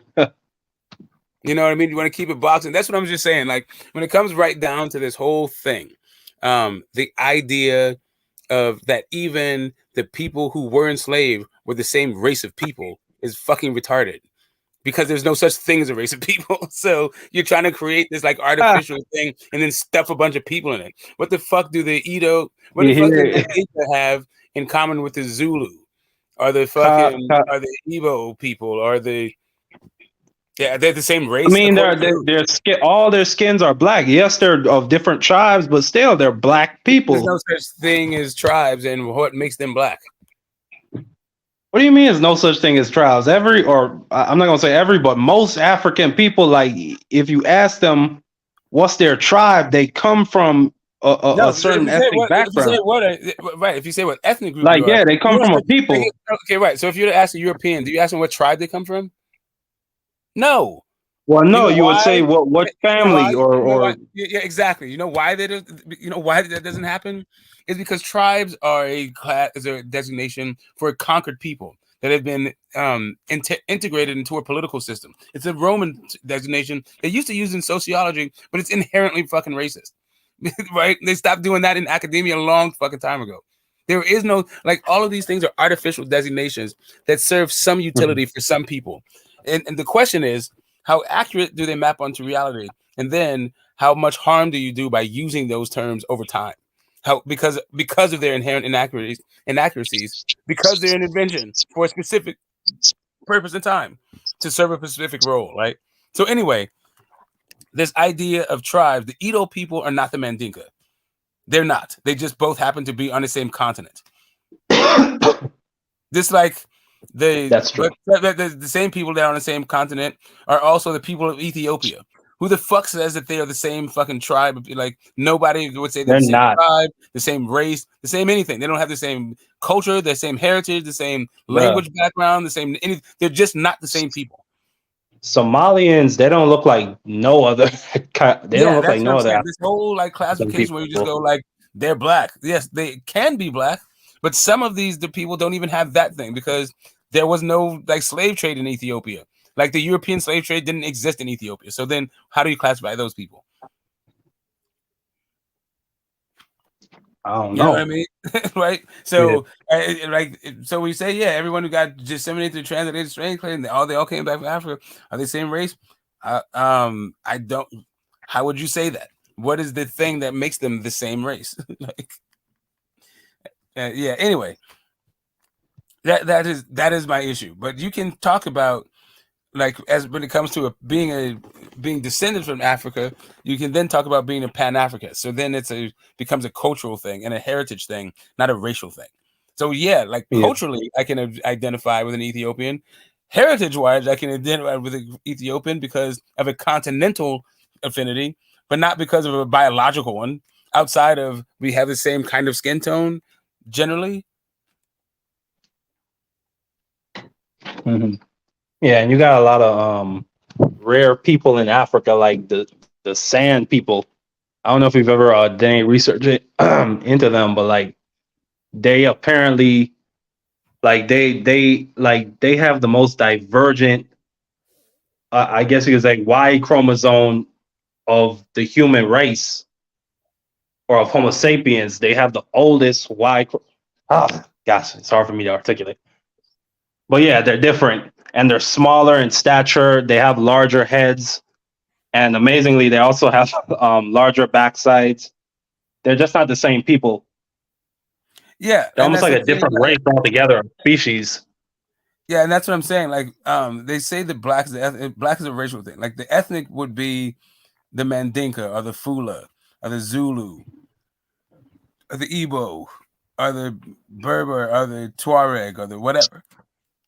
Those are the people. Those are Yeah, distinct nations that people try to, relegate to tribes, to call them primitive, to say that their government wasn't developed enough to be resistant to invasion. Like, basically what they're just saying is, you guys are a bunch of bitches and we'll fuck you up. That's what a tribe is, actually. A tribe is just a bunch of conquered right, people that aren't sophisticated enough to be considered a state, and talk about them as families and things. It's just like this single unit of amorphous people. You can do whatever the fuck you want to them and their resources. That's what a tribe was. right. And with Mansa Musa, like dudes like that, they had a kingdom. Yeah, that's the Mali, the old Songhai kingdom in Mali and parts of Senegal and the Senegambia. Anyway, point being, we're getting way off into the weeds with this stuff. We have Let's keep immigrants. talking about Africa. Smoke, come on, bro. Well, we have this, and we can keep talking about it. I don't mind that thing. I'm just saying that this idea of, like, once you understand, and this is not just from books, right? Well, this is what's when you are, like, I had a really old family, like the oldest person, the oldest person in my family when I was growing up was like 99. Her mind was really sharp. So my family was, and also it was a lot of women on my mother's side of the family. Actually, on both sides, there was just a bunch of women for a long time. My family's matriarchal, but now it's patriarchal. There's just dudes every fucking where, and the old women are dying. But anyway, point being is, I got stories from my grandfather. I got stories from my dad. I got my stories from my uncle. I only have the one uncle. And then, like, there's a bunch of cousins that are like my uncle's age, and first and second cousins, and they have just a bunch of old people. But they all tell you stories about how they understand, like, from their own perspective, not only just what happened to them, but like what happened to their grandparents and all the other sets of grandparents that aren't just my own set, right? And the great grandparents, because this was my grandfather's grandmother, right? Was still around, and Wow. yeah, You said she's still around? no, she was alive when I was growing up. This is the way that I was growing up, like up until I was like 10 years old or something like that. Shit, that's still amazing. Yeah, she's old as shit, and took it like it was, it was like weekly calls about doing the homework and giving stories. But anyway, and yeah, that lady actually grew up on a res and all kind of just crazy shit. It doesn't even fucking matter. Point being, they would regale you with the stories of how they grew up, what they had to do to get to where they were going, and all this other stuff. Like, what my grandmother's uncle had to do to like vote.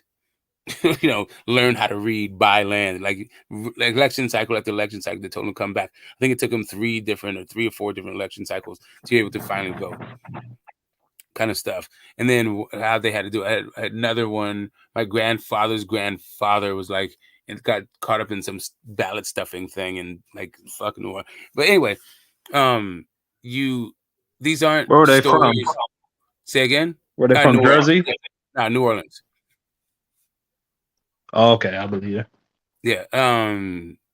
But the point I'm trying to make is when I say that they get these generations where America is just importing immigrants to augment their cheap labor source, the black people will always be supposed to be there. The way society is structured, the group average will be black people are the permanent underclass. And then there's always a new wave of immigrant. And that new wave of immigrant is always their thing to get out of their status as being an underclass is to make money, join a political organization, and shit on black people. So when I come across this stuff online, right, that's what it comes across as to me. It's the stories that I heard from all these old people when they had to deal with a German person or an Italian person, or it's like this is just par for the course of like how it is our society fucking works, and it's just like it's so old and lame, and it just doesn't work anymore. I don't know. In an information age, there is like this is probably one of the most vulnerable vestiges of colonial America that can be undone, and probably for the good of our society. Mythbusters is backstage, Smoke. Okay, hold up a second.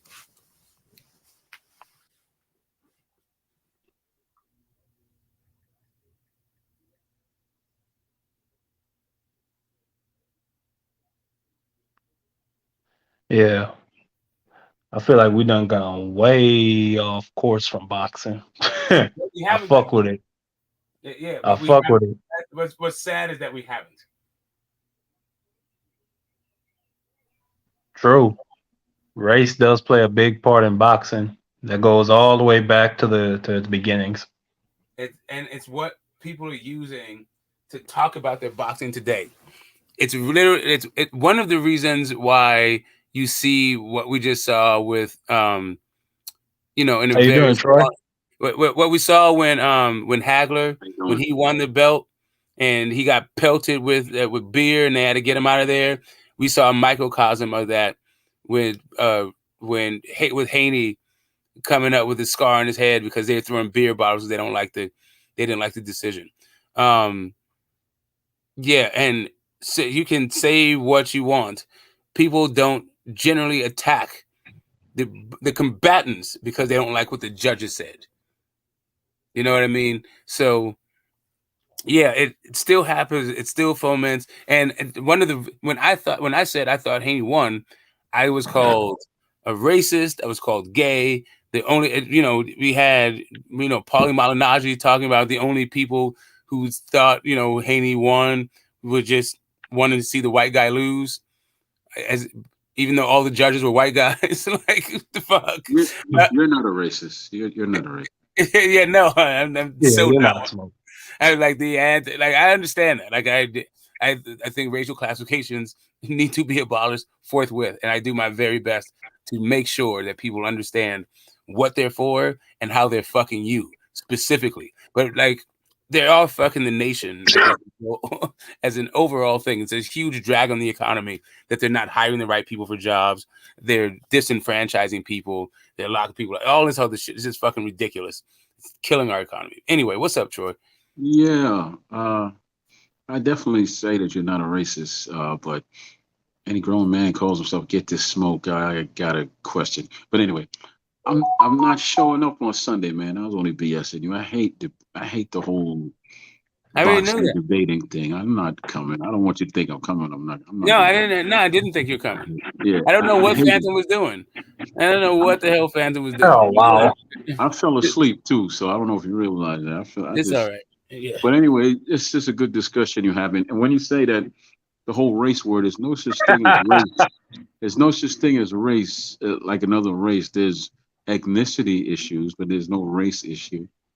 And there's some small-minded people in a small-minded group use that a lot to get their small-minded opinions across. And then there's other people of a different, they're from a different hue of people. They do the same thing. They're just small-minded, low-hanging, stupid people that have nothing better to do. Yeah. I don't- So yeah. the thing is, you have a lot of your cultural and self-identity outside of the United States. When I talk about this race stuff, I am talking about the United States because of the Ethnicity? way that well, that's why you get to say ethnicity, because you can refer to something outside the United States that's wider than that. But I'm No, not but talking those are about things a different race, Smoke. no. What's a different So race? here's the thing: on the U.S. Census, they ask you what race you are. That's what I'm trying to explain, is the way that the United States is Yeah, organized, yeah, right? But in other I'm trying places, to tell you that there's in the there's no wider different race context, on yeah. the face of this earth. What I'm saying to you is the way I am talking about it as an organizational tool, and the way that race is being used as an organizational tool, and people are identifying along as race. I don't, but I am trying to get to a place where people understand that this kind of thing, where you are trying to be racist in order to talk about race and thing, what they need to understand is what race actually is. It's not like an identity. It's not based on biology. It's not naturally occurring. It's not any of that thing. Even as a matter of fact, even ethnicity is not necessarily that.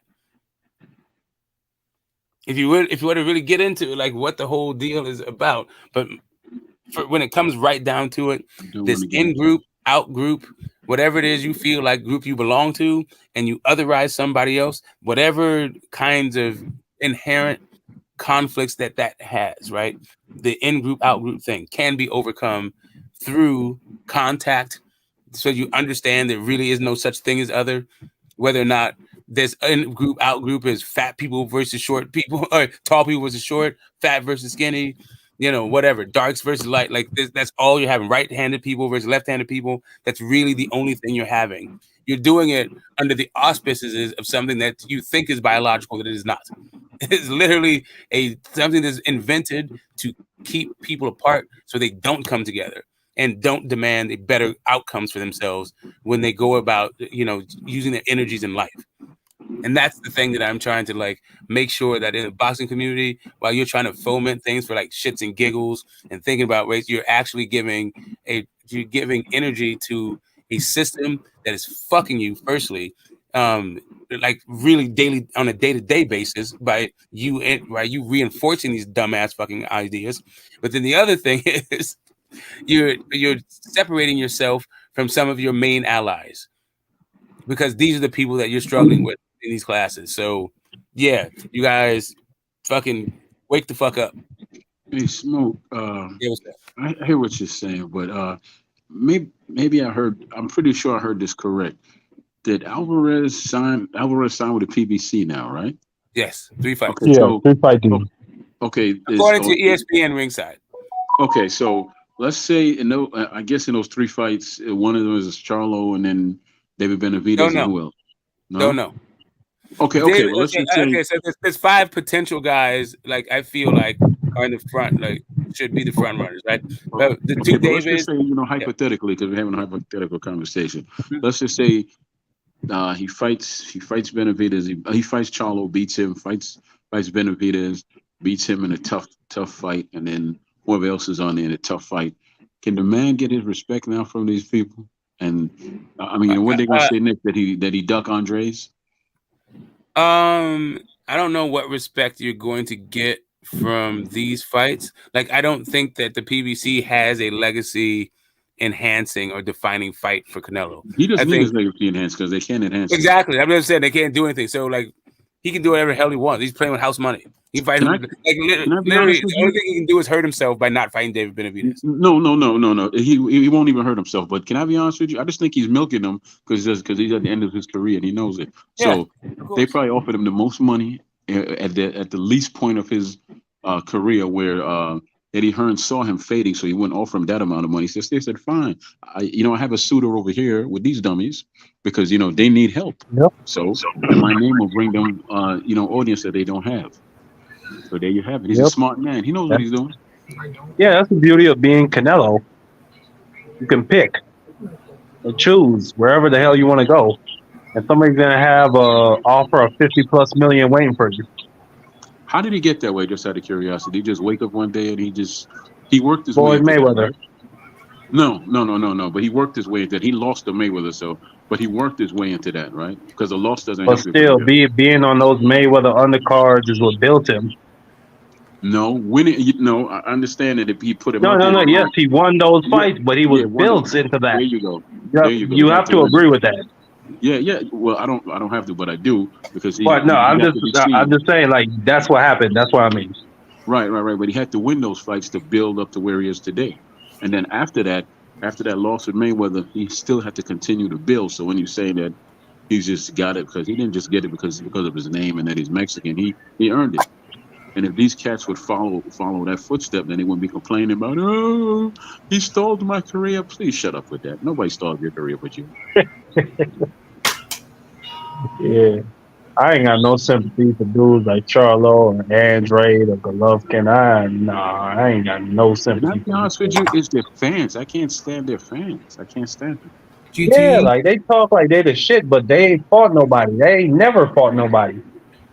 What's up, Brendan? I did just upload a new video. Ah, cool. Nice. You upload a new one? What's it? Looney Tunes, Tom and Jerry? What is it? A full Looney Tunes cartoon. Okay. That's Nice. cool. Wish I knew how to do all that because I put together all the cartoons I used to like Space Rangers, Black Star. Oh yeah, Space Rangers. I'm gonna look that up. That sounds cool. I Yeah, knew because there's a it Galaxy. Are you talking about Galaxy Galaxy Rangers? Rangers, Smoke, You're talking about Galaxy Rangers. Galaxy You know Rangers, what? I used to fuck with Galaxy Galaxy Rangers. Rangers. So Yeah. that was right around the time that what was the name of that? He with Strength of the Bear, Eyes of a Hawk. What the hell was he doing? It was And, this guy. He had three different what like. did Galaxy Y'all had Rangers? some crazy What shit did back there. Galaxy Rangers actually bring to cartoon, Smoke? What did it bring to cartoon? Right. So they did this. It was like digital. Like it was That It was and there was one. one other thing it brought. I don't know. This Cops look to like do it. anime. Had a major black character in there, Doc. Now it was black characters in other cartoons, but they weren't major. Doc was one of those characters that couldn't die, like in Star Trek, where so and so beams down to the planet. You can say, okay, well he's gonna die, but Spock and Kirk are gonna come back, right? Mm-hmm. He was on that level. If Doc was there, he wasn't dying. He might get kidnapped, but he's not dying. I do remember. Wait a minute. Doc was my thing, but I was. That was. Fuck. Was that before Next Generation? I think that might have been before Next Generation. But Next Generation, what? Star Trek. You talking about That the was the cartoon? real multicultural. That was the real multicultural thing. They revolutionary when they had the Star Trek Next Generation. They had everybody. Oh yeah, I think that's the 90s. I think that was the 90s. That was before that. Like, That was it was definitely before. like 5 years Way before that, man. Because I remember thinking how cool the artwork is back in the day. I was like, damn, that's some cool artwork. So it's digital. It was the it. first time they did like instead of writing it down instead of doing it analog, they had what the hell did they do? Fuck, I can't remember how they. Anyway, point being, we're getting to the weeds. Those are not necessarily I mean, I guess they were cartoons, but they're not like Looney Tunes. Like the Voltron stuff, and I mean, they're animated, they're drawn. I guess they fit as cartoon. I guess they work. Yeah, that's cartoons. Fuck. They're cartoons, but they're not Looney Tunes. I get you. Yeah, but they're not like like the like the skits, the one-offs, like Droopy, Woody Woodpecker, like Top Cat. Woody Woodpecker, wow, man, Mighty Mouse. I remember all of that. Yeah, even the ones on like the Bullwinkle, he'll do the thing, the Colonel, when he'd like tell the tall tales. And who was the dog that wore? Mr. Peabody. before my time. But who was the dog that wore a dog house over his face because he was so ugly? Yuck You Mouth? talking about Underdog? No, not Underdog.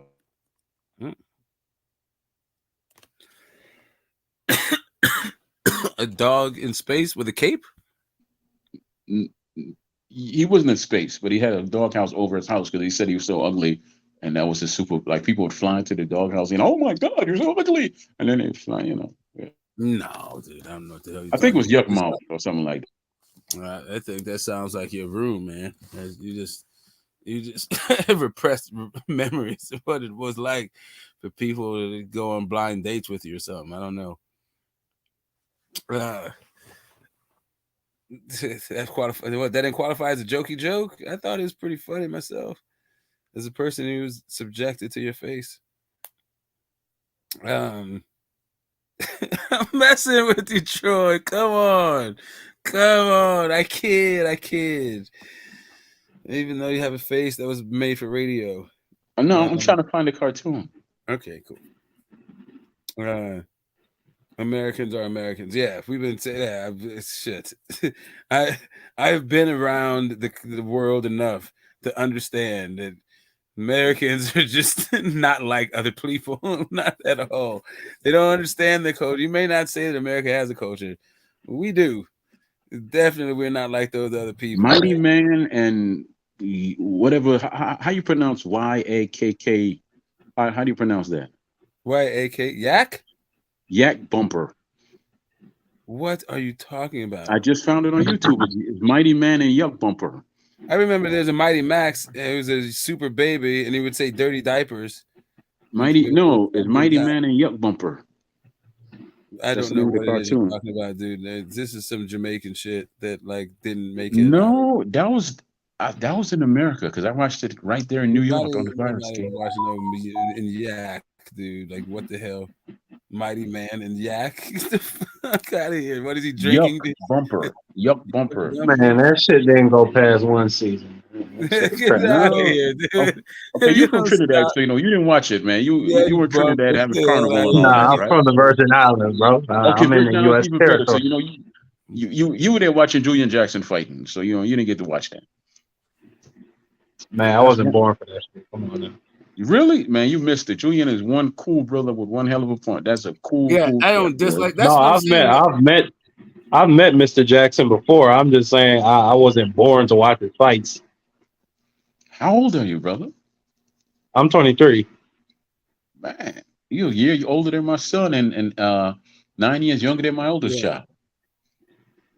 Yeah, that's what I was saying to Smoke. Y'all some old niggas on this panel. But I like talking to y'all because y'all know history. Mm-hmm.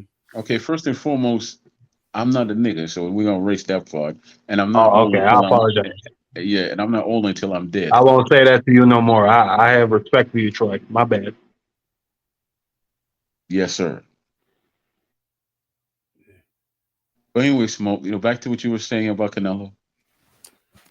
Yeah, Canelo. I was saying that none of these fights are legacy enhancing, as you say. He's padding his resume and his bank account, and I don't think he's going to go for Benavidez.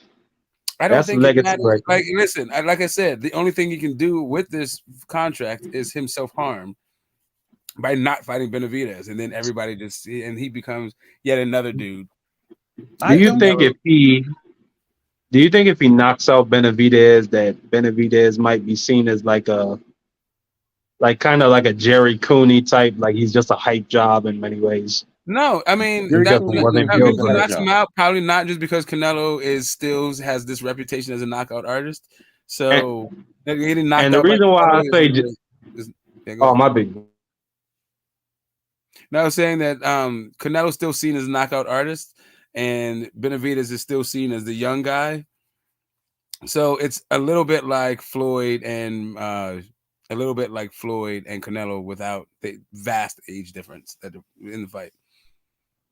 But when you talk about the ages, Larry Holmes was the older fighter, and people thought that Cooney was going to take him out because he was younger and stronger, like a Benavidez. But the reason why I say Cooney is because I think after Benavidez gets put to sleep against Canelo, I think David Morrell is going to destroy him. I think people are gonna realize he's just not who they say he is. Okay, That's why I really compare it more so to Cooney. I like to ask you a question. This is for everybody, especially the gentleman who just spoke. What do you see when you look at David Morrell? And you have to gauge it by the fact based on his opponents. I mean, he hasn't fought anybody of note. I get, and so he's knocking people out. What is he doing that's so impressive? Well, I'm impressed with his amateur 8 record. I fights. haven't really seen his amateur fights, but from what I've heard, which I agree is secondhand, but from what I've heard, he's a special talent in the amateurs. And from what I've seen in the pros, I mean, you look at his record, he's fought some really good fighters. He's fought guys that's 20-0, 28-0. He's fought guys that challenged for belts before. I think he fought a guy that was the WBA regular title holder. That's pretty good for 10 fights. What was the guys? Like, that I mean, ain't you have to have trash. some names to give me. I mean, since it was these A guys. lot of undefeated fighters. No, but I'm saying, I get it, but you can't name these dudes, man? I mean, because they're so You good. can't name the dude too. Benavidez fought outside of Caleb Plant. Like that. No. We're having a David Morrell conversation.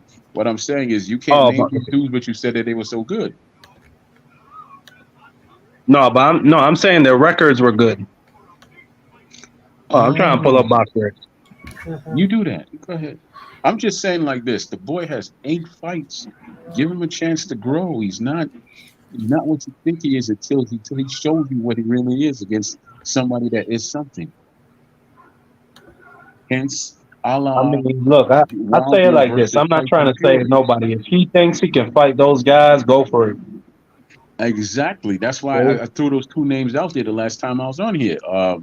Belonga and Jaime Munguia, and even Beck the Bully. Put him in there, Beck the Bully. You know, at 168. You know who wins that fight? Shit, I got Morrell. Since he's so good, why doesn't he fight Beck the Bully? Because he's on the zone. What I got to do with anything? What you mean? What I got to do with anything? He's on the zone. That don't have nothing to do with nothing. We talking about fight fighters. David Morrell fight on Showtime. What you mean? But that don't have nothing to do with nothing. Fighters have been fighting different promotional companies for years. So just in this era, they make a big deal out of it. Did you think every fighter but yeah, fought was from the same promotional company? Every fighter that ever fought was from the same promotional company? No, they weren't. And the fights happened.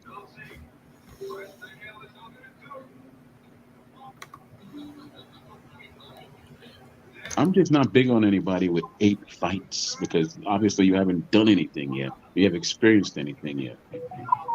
Just because you could drive fast doesn't make you a good driver. Well, the thing is, if I'm trying to see it, bro. But here's the thing: if you have bad knees and slow feet, in other words, your wheels don't work, and you got this new car on there that's zipping around like Leon Spinks did with Muhammad Ali, right? And then he did what after that? Fights. Well, right. But in 8 fights, you can't become the undisputed champ at 168. Yeah, you can, but your body of work is not based on one fight. What did Leon Spinks do after Ali? Lose? Yeah, I mean, he fought Ali who was on his last leg and still lost the rematch. Correct. That's what they're saying about. That's the whole point. Canelo might be on his last knees. No, he's not on his last leg. He's and just. But that boy Morrell got wheels, baby. He got wheels and he got a stick. Yeah, boy. He got 2 more years left for him, maybe. Okay, hold up, fam. That shit ain't friendly. He coming to knock you out. He's not friendly at all. Okay, well, okay. Okay, tell the truth. Power to send you to the land of wind and ghosts. Okay, based on the 3 fighters I just named, I'm gonna throw a 4th one in there, right? If he's still at 168, I don't know if he's at 168, 175. Jacobs, right? Because he's on the last leg. Jacobs versus Morrell, Jaime Munguia.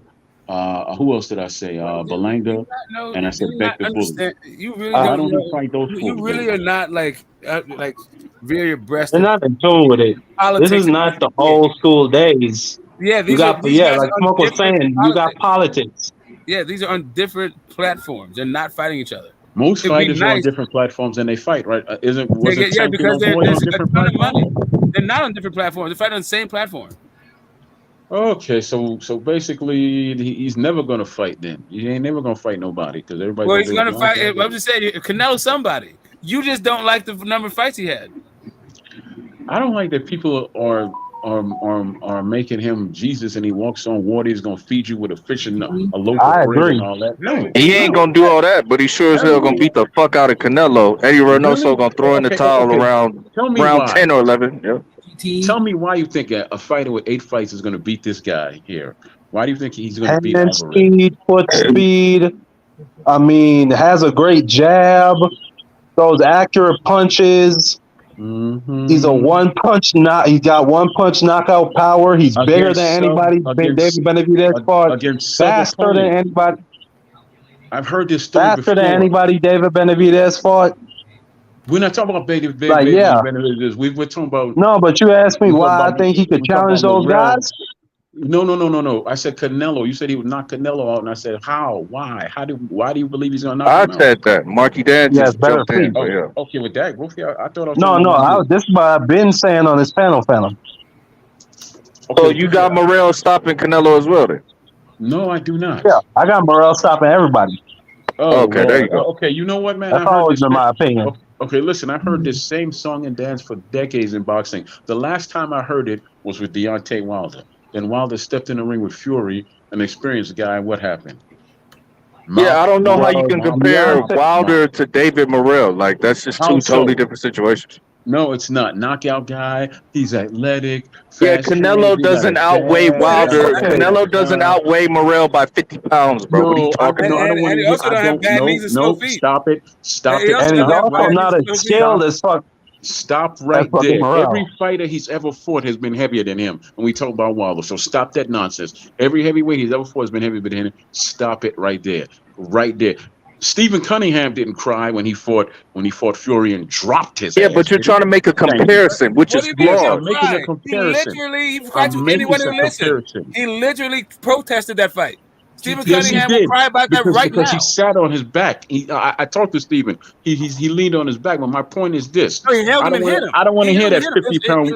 I It's don't want to hear illegal. that But don't fifty say he pound didn't weight cry. nonsense. Yeah, he did. Hold on a second. He Stop, cried please. right to the commission. I don't want to hear no excuses when you tell me that your man is super fast. He's athletic. He has a one punch knockout. He could jab. He could do all these things. You're supposed to watch this guy away. I don't want to hear about your excuses now. Just like I don't want to hear any excuses when this boy with 8 fights loses. He's going to Facts. lose. I'll tell you what, Yeah, Troy. If fine. Canelo beats Morrell, I would consider If it an upset. if It would be an upset in my book, bro. if I agree. That nigga, why listen, would it be? Morrell, I got to beating everybody. If he gets beat, it is what it is. I've been I'll give watching Canelo his boxing. credit. I've been watching boxing for 30 plus years. I see nothing special about that cat. I see a talented cat, but I don't see special. And I don't see a man who's shorter than him, smaller than him, who can only throw 2 punches in a fucking round is going to be able to beat him on the He cards only or throws two stop him. punches around. Phantom. Okay, I don't know what fight you're watching, but I think he has this thing called a jab, and he does that well. He has good upper body movement. His I legs are think David Canelo Morrell has has a a garbage. He's jab. messed longer up. jab. His legs Where? are garbage because his knees are messed up. But other than that, he's fought people that are much more experienced than this kid, better fighters than this kid, and he beat them. And he beat them at their best, not at their worst. So even though he's slowing down Man, now, you're I think he can old still head. handle the kid. I think he can still handle the kid because the kid has not been in the ring with anybody of his caliber. But on the flip side, Alvarez has been in the ring with people of this kid's caliber because he only has 8 fights. See, Correct. And with Canelo slowing down and getting as old as he is, Father Time is undefeated. David Morrell is he's going to only whoop on that 30. old man He's and only take them 30. belts. He's only Man, 30 listen, the plus. second Okay. Canelo starts to lay on them When did ropes, it's 30 over plus with. become old in this society? It might be Morrell old. gonna put his jab to that nigga ribs. No, I'm sorry. Compared Come to on, David stop it Morrell, right here. he's an older man, bro. Yeah, Compared to David he's an Morrell. older man, but you talk about father time and all that like he's in his 50s. He's only 30, No, man. but he's drinking. He's He enjoying is his lifestyle, and now he's complaining about hand injuries, shoulder kind of like injuries. Errol Spence You and heard Floyd Smoke mention Mayweather. his knees. Kind of like Errol Spence and Floyd Mayweather. Floyd complained about a Okay, but Floyd hand Mayweather injury was his not whole living that career. lifestyle, No, and he I'm not was talking a about the gym rat. lifestyle. Errol Spence is, and the silence is deafening. Damn. What are you talking about? That's true, but no, I but at the never said, same time, hold Earl up a Spence is second. Errol inactive. Spence's knees are just That's fine. a Errol Spence's knees are great. How would you know, Small? Have you Because I seen him looked on his at knees? so I watched Okay, the guy's now. knees. I watched the two guys' That knees. should So when help. the last time I saw Canelo, he was in a knee brace when he was fighting. And he said he had knee surgery. And His he's knees always been had slow messed up for feet. years. Even when his knees were great, his feet were slow. His knees were never The guy great. His now, knees been messed up since before the first GG fights, Triple G fight. His knees have whatever. been messed up That's since not then. always. All I'm saying is that all you're saying is wear and tear on bad knees. All I'm saying is he's got bad knees. Okay. He's always had slow feet. So I you wish add they could slow feet fight. and bad knees. You talk about lifestyle. Yeah, Errol Spence. Is Errol Spence going to reach Canelo's level of No, impact on the sport? I don't no, think so. but he don't have But a country does behind he him. have slow feet and bad knees? Nope. Okay, just erase it from the equation. I was doing that on purpose. I would like to see. I would like David Morrell to be his next fight in the next say 3 months, and then we can get this over with. Because never in boxing has someone with that few fights ever been as great as what you think he's going to be.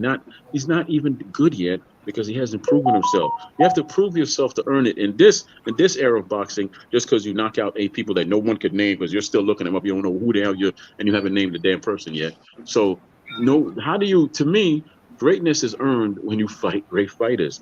You get good when you fight good fighters. What is he learning from these knockouts? What is he learning from these guys that are former champions, like you said, that he knocked out? What is he learning from these guys you were talking about that are so experienced, but he's knocking them out? What is he learning from them? Thank you. What do you mean as Nothing. far as learning? In what context? Oh my God! Come on, man! Knock it off. I mean, homeboy is an Olympian and a champion. I mean, you think he's still learning on the job to Of an course, extent? Yeah, of course, I would say you that. learn every But day that you're it alive. You does learn what he something. have enough of to beat Canelo? Yes, at this stage in his And how career, do you yes. clarify? How do you validate that? How do you know that so surely that a kid with 8 fights could beat a I mean, guy that is so we don't experienced? know that. So We much. think No, that. okay. We No, think no, that you based think off of that. his talent. Well, I think that. Okay, fine, whatever. I think that based off of my talent, or based off of his talent. Okay, David Morrell is a special fighter in my To opinion. you. I'm He's gonna sure beat all enough of to them. bet money on it if they fight. I'm sure enough I've for that. seen. I've Me seen the too. man fight. I don't see special I whatsoever. bet five. So excuse James me, Tony. 100 on that fight. I James mean, Tony was special. This cat is not special. This cat is not guys, special no. whatsoever. Listen, we gotta see it. I don't He disagree with you on that, but he's good in for my this era. opinion, he's a special fighter. Okay, so out of the 4 fighters that I named that he should fight to show just how special he is, the Jacobs, the Belangas, and da da da da da. Do you think he'll win all those fights by knockout? Because he's so special. Yeah, You think he's gonna I knock all wouldn't. those It doesn't fighters have down? to be a most knockout. of I them. wouldn't. I don't know about that. Okay, okay. Well, According to see, the thing I is, mean, none of those guys are on a lot of those PBC. guys have experience. So, so the news is he signs to the PBC, right? Canelo. And then the counter to one of the PBC fights is that guy should fight a whole bunch of people who aren't on the PBC. I'm not quite sure. no. That's me, the fan, saying that if he wants to sharpen up his skills, let me see you against guys that have names to them and have experience to them, who are basically still. Since you're so good, then you're on their level. Jacobs is slipping, so let's just say he's on his level. Belanga still has something to prove, so he's on his level. Jaime Munguia definitely on his level because he ain't. Who was he for? So let me Except for ask the you one this. guy yesterday. Let me And ask who, you this. who else What did I about? name? There was a fourth guy. Let me ask you this. What about Rigo said that he was going to beat Nonito Donaire, ranked number 5 pound for pound guy at the time? Well, honestly, when he came into the pros, he was taking on tough competition, period. And you could see that he was good. His first couple of fights wasn't no washover. He took on very tough competition his first couple of fights, people that you could actually name in that weight class. This kid didn't do that, so you can't compare him. But, okay. I mean, Rigo had he like fought 11 common fights. opponents with people. Yeah, I mean, I'm sorry. Like Rigo had 11 fights. 11 fights against people who were They top tier weren't. guys and champions, bro. They Who weren't were shit. top tier guys. What the hell? No, Okay, let's these look him guys up. are top These guys tier weren't guys and they shit. were champions. Rigo wasn't fighting no fucking He was fighting people. Like, what the champions and hell? top tier guys. Okay, Smoke. You can say what you want. Are you Try to talking take about away from Loma? that career. I mean, some He of the was fight. dudes that Morrell No, fought were ranked. Like, what are you no, talking about? ranked. He wasn't fighting the top 10. They're ranked, but they're not top Okay, tier. I'm looking it up right now. Look it up Lennox as Allen much to as you challenge. like, That was a Smokey. title I got challenger. purchase. He was Or 11th. excuse He me, had that's who he 11 fought for the fights. And title. how many belts did he have by his 11 fights? He was fighting the best in his division, and he was fighting champions. The He top had a tier belt guys by his won a third very belt. fight. Who are we talking about? Rigondeaux David or Morrell. Norman? Yeah, but okay, but he wasn't. You can't name you. You looked him up, and you haven't come back with one name yet. I'll go look it up myself because I'm tired of waiting. I'll just look it up myself. I mean, he fought Lennox Allen and Alontes I don't know Fox. who that Those is. are common opponents with Demetrius Andrade. I think Andrade went the distance with those guys. I didn't ask you for. I said Listen. okay. Okay, there are no top names on his resume. I'm not disagreeing with you. The motherfucker's got 9 fights. It's not like he got some stellar resume, but I think you're under Exactly, the but I'm assumption that saying, Rico had it, 11, bro. it, but I'm saying that these guys have solid records. For a dude with yeah, 9 fights to be fighting guys that are 16-0, 24 bro. and 1, David fucking Morrell has 28 and only 2, fought one 26 and come opponent with a on. losing record, bro. One opponent. Everybody else winning record or they got O's, and he snatched them O's. Like nigga doing this thing, Like, bro. come on now. You got niggas like Keyshawn Davis. We giving him all this fucking credit. Who the fuck is he fighting? And I think Keyshawn Okay, is let's great, see. but So come on. right now, you know, this is a deep dive stream. I got Rigondeaux's resume pulled up. First guy he fought had 3 wins, 2 losses. Got in the screen? Next guy was 4-2-3. Hold up. Can you hear me? Yeah, you can hear me. Cool. Yeah, I Yeah, can hear hear you you. loud and clear, Smoke. Yeah, the next guy. Oh damn, where'd it go? GT. Brendan. I did just upload in the video. Cool, I heard you. Yeah, I'll go check it out in a bit. We're gonna get through this right quick though. So right, Juan Noriega, 3-2. Robert Guilin, 4-2-3. Giovanni Andrade, 59-11-0. Why don't you just jump to a 7th fight? Lanty Addy, Jump to a 7th 8-4-1. Jump to the Adolfo 7th fight. Landero, 20. Jump to the No, 7th I'm not done fight. yet. 20-12-1. I'm not done. Okay, Johel Bereza, 33-18-2. I'm not jumping through anything. I got you. I You said just over 7th talking fight. me That's the because 7th fight. what you were talking about this great resume like this of Guillermo No, I said Rigondeaux, he fought and this tough dude was dudes. fighting somebody. He went to 12. This guy fought. You said he jumped in, now was you fighting fought tough tough dudes. competition. Now you said. No. I never You said said he anything about jumped in great. I said he fought top and started competition. fighting tough. If you just go to his 7th fight, since this boy has 8 fights, you'll see that he started picking up his competition There's by not the 7th fight. 33-18, 37-2-2. The 7th fight? I mean, I guess You're not Rico even Ramos. I looking mean, at that, are okay, you? one. That's when he won the championship, Hold up a isn't it? second. If you would have said 1, 2, 3, 4, 5, 6, 7, that guy was 37-2-2. That's a good record, and he was a champion. No, that was for an interim. Hold up a second. It was an interim. But that's what I'm saying, Troy. Like, Morrell is the same thing. He ain't got no top guys on his resume, but No. I'm hold going up, on this thing right now because y'all are annoying yourselves. The phone. Wait a minute. Not just going yada yada that you're calling an interim belt a world champion. Stop it. 2 and what 6. you mean? No, I'm saying that. That's what I'm saying with Morrell. I'm saying. Hold up a second. Troy is saying the 7th fight he fought for a belt. It was the interim belt. That was not a belt. But it was a belt, right? Yeah, it's a belt. So I'm wearing a belt right now. What that got to do with anything? But it's not an Man, if you interim don't belt. stop it, yeah, Morrell has a real belt. Like, get out of here, bro. Okay. He cannot have a real belt if you have one man that's undisputed at that weight class. He cannot have a real belt if one man is undisputed at that weight class. Cannot have. Okay, so is Canelo Alvarez? What do you think Canelo Alvarez sits on pound for pound list right now? Around 5? No. What I'm saying is factually, Alvarez is the undisputed 168-pound champion. That means he has Yes. what? All the belts. So how is this child holding a belt? Well, I mean, if you want me to look at who was champion when Rigondeaux fought this other dude in the 7th fight, then I can understand your point. But since you said Rigondeaux fought for a belt in the 7th fight, and what Yes. Morrell has is actually more of a recognized belt than what this dude has, what really is your argument? It sounds like you have one set of rules for thee No, and a no, no. I different have the one for same me. set of rules for both of them. My thing is the kid only has 8 fights, and people are anointing him as great already. That He's he'll had beat the 9 whole fights, and world. Rigo had 11. Ooh, 9 fights. Ooh, Rigo had 11. It was Leon yes, Spinks who had 8 yes. And he fights. was still, but nobody was anointing him great like this kid. Nobody was.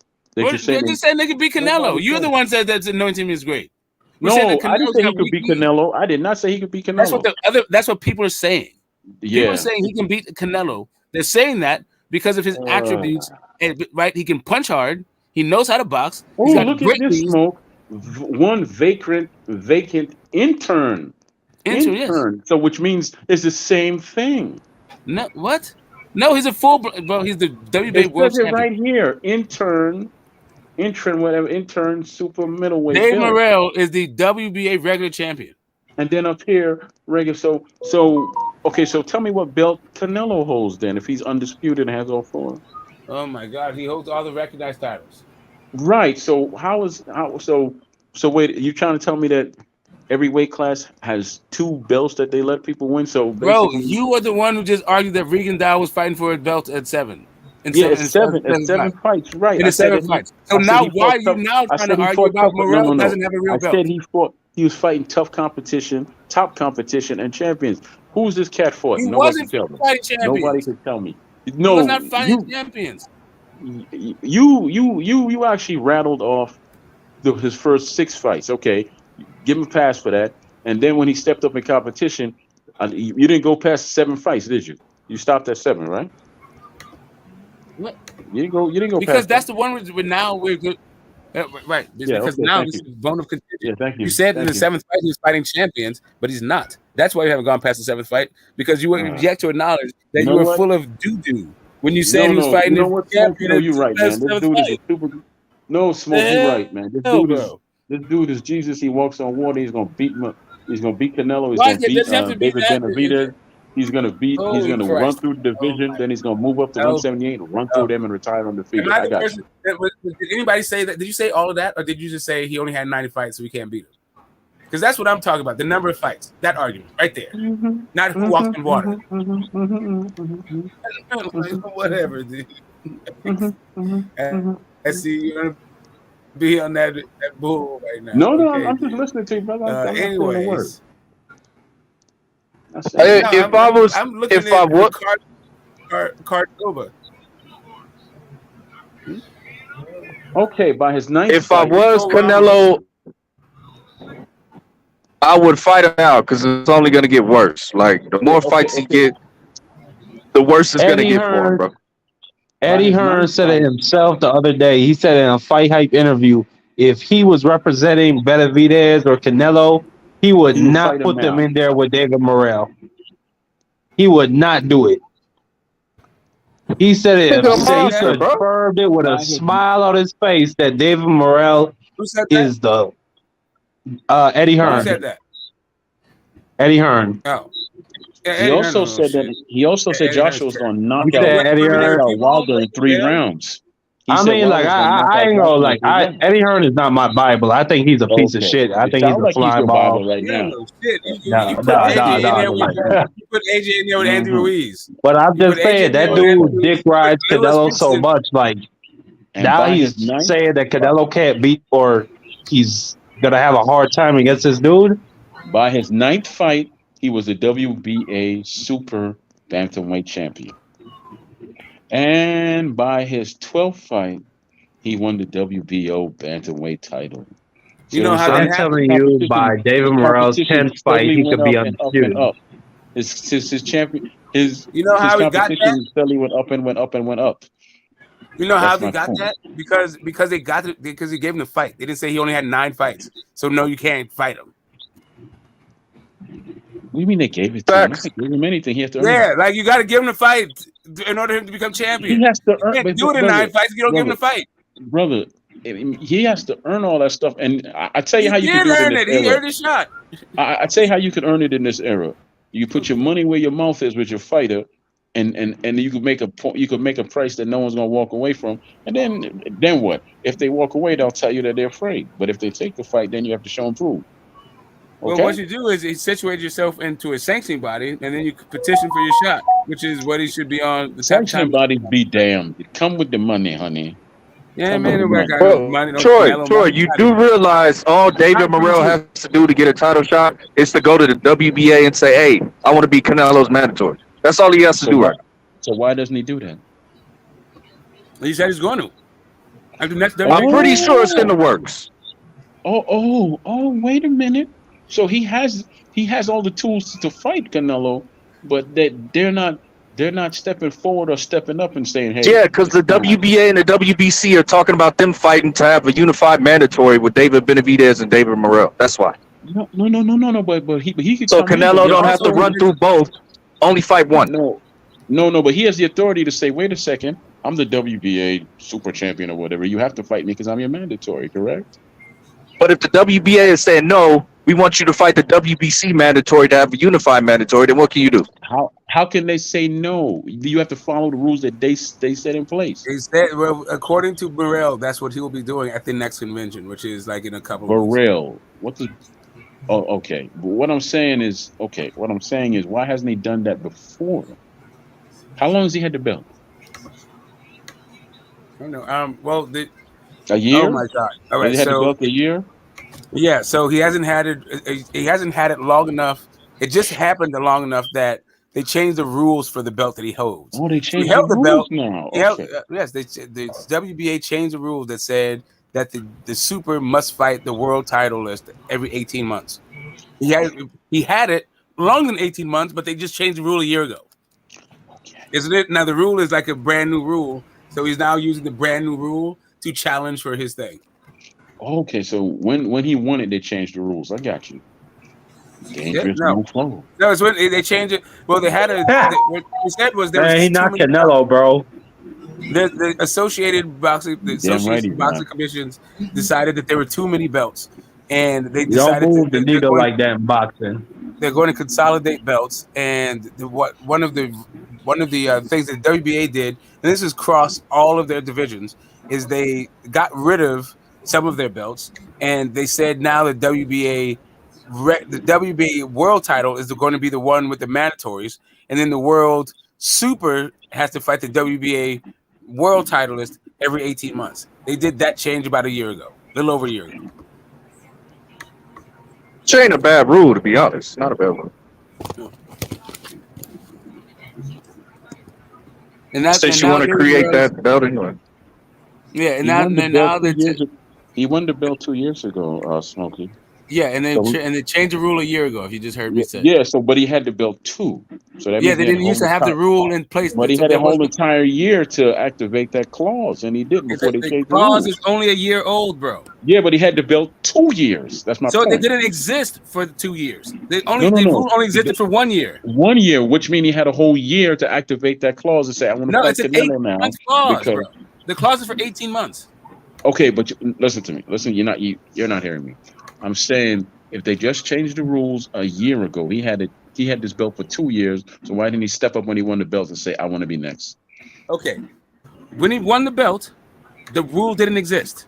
When he had the belt for a year, they changed the rules. The rule is for 18 months. It has not even been 18 something months that doesn't yet. exist. Holy Christ, bro! That's how you change it. You make it from not existing to existing. That's the change. Right. The rule didn't exist. Then they made the rule. What was the rule when he won the belt? What was the rule in place when he won the belt? There was a bunch of belts. There was no relationship between the WBA and the Super. They didn't have to fight each other ever.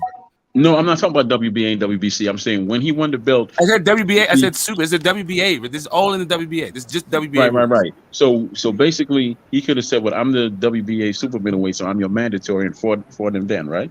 No. Why not?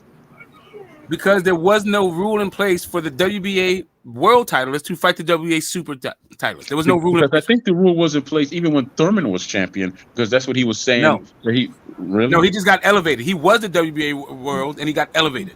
right, and he was. That's when he was telling Floyd to stop ducking him because he's his mandatory. Remember? Being a mandatory and being the WBA Because he regular are was the two super different champ. things. No, because he was the super champion. He was his mandatory. So I guess the rule was in place. Okay, you're conflating ideas. Just because No, you I'm have not. a title, okay, you are. You No, can I'm be a not. mandatory. You can be a mandatory with or without a title. Having the title has absolutely nothing to do with you being a mandatory until they change the rule. The only thing that Keith Thurman did was get elevated because Floyd vacated. Because he had the super championship, just like Correct. this That's dude what had happens the between the world and super the title. championship. Correct. Correct. So basically, the rule was in place where he could have said, "Okay, I'm your mandatory now. Fight me." Right, because he was the Yes. mandatory. Thank you very much. Yeah, That's all I again, I said different. Again, this is about titleists not being mandatory. What the WBA changed their rule to was that the instead of having all these mandatories and titles that didn't have anything to do with each other, they made the WBA World be the one with the mandatories, and the WBA Super the one that has to fight the mandatory. Fight the WBA World every 18 months. That rule was changed 1 year ago. It hasn't been 18 months yet. Right. It's been 1 year, but he had the belt for 2 years, is what I'm But the telling you. rule didn't exist So when he that- had the belt. Of course, This Rule is did not exist. circular, bro. I don't. This is just going in circles. Of course it did, because you cannot change a rule if it didn't exist. The So rule in didn't order to exist. I change didn't say the they rule, changed it. it Okay, must again, exist. there was rules in place about the titles. They changed the rules around the title. They got rid of some of the titles totally, and then they changed the rules around the super and the world. Those are the rules that changed. The new rule that didn't exist before. in order for you The to new change rule, it. the new rule that didn't exist before is now the WBA World must fight the super You cannot every change 18 something months. that doesn't exist. Okay, the rules existed. Both titles had rules around them. Those rules now have changed. There's a new rule. Okay, like God, this is. I don't understand like why you get this stuff and about this stuff. I feel like I'm speaking basic English. Well, I think he's being intentionally dense, but you know, it is what I'm it not is. being dense at all. You cannot change a rule if it doesn't exist. He said that they changed the rule, then he said it doesn't exist. How do you change something that doesn't exist? They And what I'm changed. saying to no, stop. What I'm saying to you is he held the belt 2 years, and then a year later, okay, they changed the rules, but he had the belt a whole year before they changed the rules. So he could have easily, his people could have said, okay, here we are, we have this belt, and now we could be we're Based on applying what? this How could they have clause done that? now. How could they We're have done applying that the if there's no clause rule that in now place for them to do because that? we're super, we have the right to be your mandatory. They That's weren't what he super could have though, done. and they didn't have the right to That's be what the he could have mandatory. done. That's what he They could have couldn't done. have done that because he wasn't the super and he didn't have the right. Okay, so tell me which belt he holds, because I'm tell me what belt He holds the world belt. Okay, how does he hold the world belt if this man holds the world belt? He holds a super belt. Canelo has a super.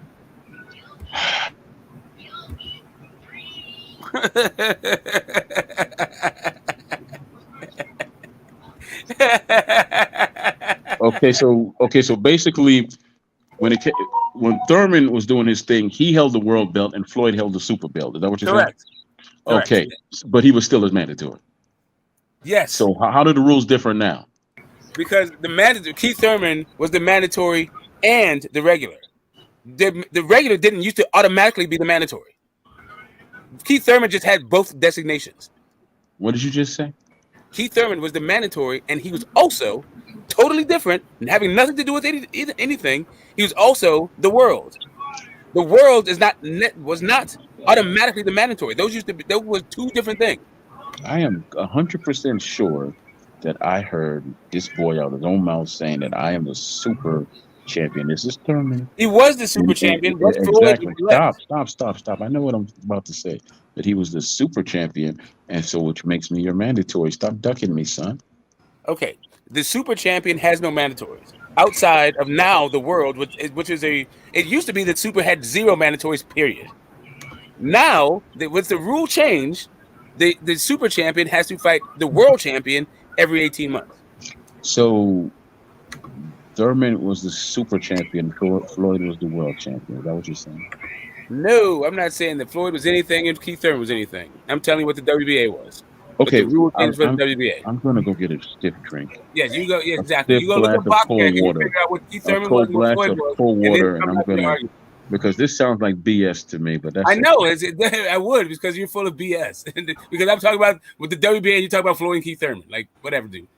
Why don't you figure out who was what and then tell me what All sounds I'm like BS? saying is this: has he called him out at all? Yes, Has his people, David Morrell's people, called him out at all? yes. Okay, let me ask you something. This is just me being an up and up guy. If you're Canelo, right, and you've Uh-huh. achieved all of this, would Uh-huh. you listen to a fighter that's 9-0 if he's calling you out and he hasn't done anything? Why did you ask me called him out then? No, because I wanted to know if he called him out or not. So he called him out. Now, if you're in his position, you way up here, and this kid has not done anything yet, but he's calling you out just like everybody else is calling you out.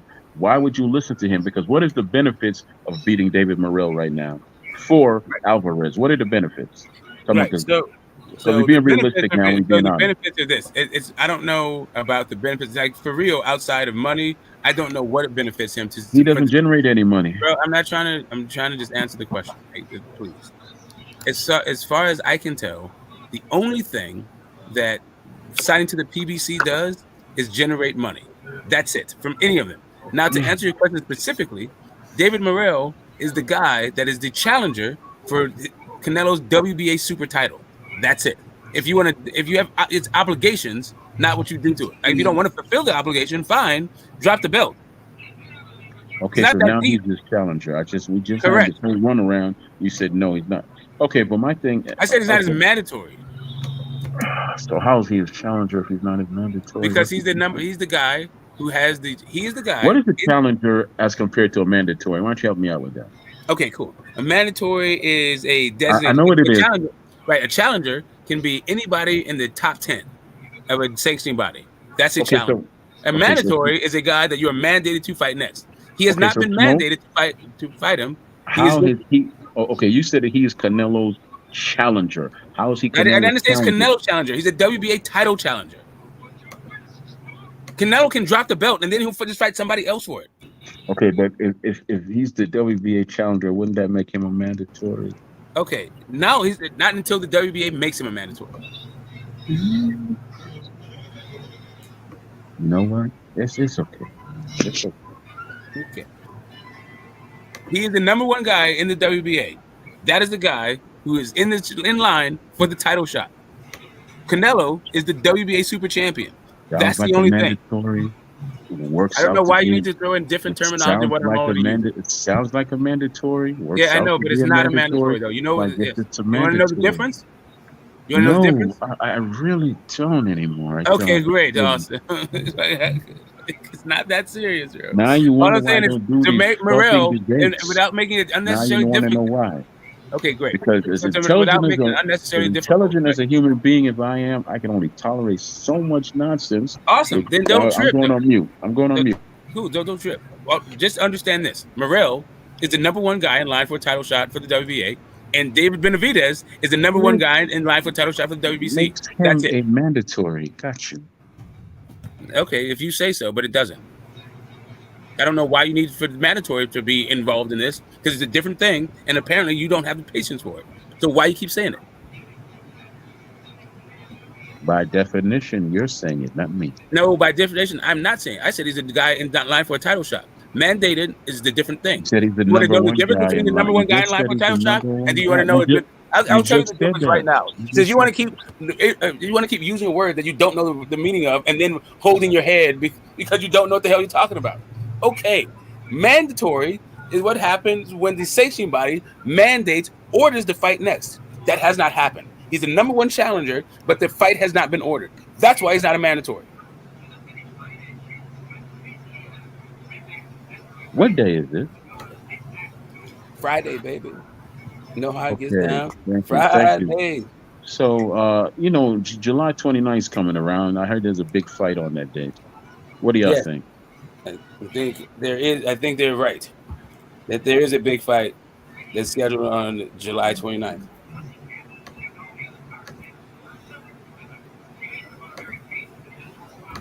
Everybody wants to talk about that big fight? Not particularly. I know. Quick Go ahead. What? PSA. Phantom Debate Promotions is dropping Troy Graham. He was Thank never you. officially I signed. was never We're just gonna. I putting was that out never there. gonna do the debate. Quick I PSA. was Thank never you. gonna do it. I don't have the patience for it. I really was never gonna do it.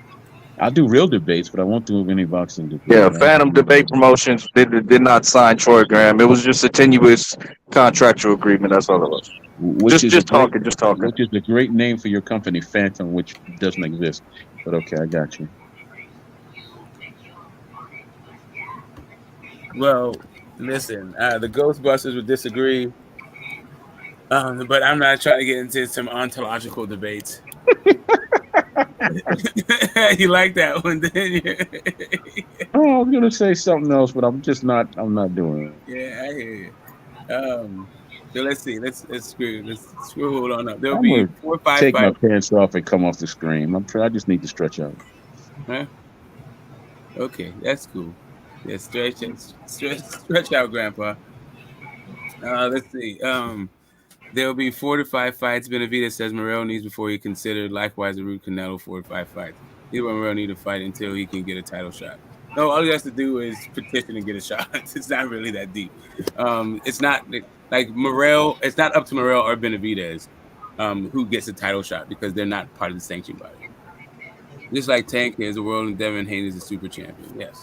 Oh, Smoke, you said that Tank is a shoe-in for the Hall of Fame, pretty much. I think Did I he's say it's a shoe-in? I said I think he's getting in. I think he's getting in. Yeah. I don't know if it's a shoe-in. I don't know if he's getting in right now. What has he done? No, I'm saying if he didn't fight another fight, and given the guys who are already retired and likely to retire right now, then he's probably getting in. You know what? Let me say this quote, then I'll be quiet. Bernard Hopkins said, "Win, lose, or draw, when you look back on my career, you can't say that I did not fight anyone. It won't be any asterisks next to my name." A lot of these fighters that are getting into the Hall of Fame currently, they have a lot of asterisks next to their name because they left a lot of people on the table. Bernard didn't leave anyone on the table. Did Timothy Bradley leave a lot of people on the table? Timothy Bradley's not now. He's not currently. He is. Fighting. He's getting in the Hall of Fame right now. He's the next. He's not currently fighting. No, he's getting in the Hall of Fame. Thank you. We're talking about the Hall of Famers. No. I said currently getting into the Hall of Fame. I know my words. I said a lot of these fighters that are currently fighting and getting in, they're not. No. Okay, hold up a second. Hold up a second. All right, hold up. They're still fighting. So Timothy Bradley's not fighting, okay. He's not a current guy. Like he's been off a whole lot longer than 5 years. He's not a current guy. First, it's only 3 guys. It's only 3 years. Firstly, he's been off longer than 3 years. He's been off longer than 3 years. Okay, that's because this is his second ballot Hall of Famer. He's been off 4 years. But you're eligible after 3 years. He just didn't make it on his first try. But anyway, what I'm saying about this whole thing is you can't criticize current fighters for having guys on their plate since they're fighting currently and they can get them off of their plate. It's like a weird thing to say. It's like acting like a guy is retired when he's still fighting. But if you're talking about the guys who are retired and getting in the Hall of Fame, then we can look at the guys who are getting inducted right now and see if they left people off their on their plate. Otherwise, I don't know what the hell you're talking about. Timothy's last fight was 2016. Yes. Do you know when he actually officially retired, or do you know when he's left? Because Zab Judah also, it took him years to retire after his last fight. Vitaly Klitschko, it took him years to retire after his last fight. Roy Jones, it took him years to retire after his last fight.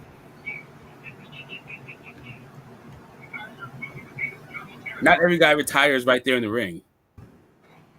So when is Joshua fighting next? And is that white fight off? Is it dead, or are they still arguing? I don't know. That's the Jimmy. You want Jimmy for that one.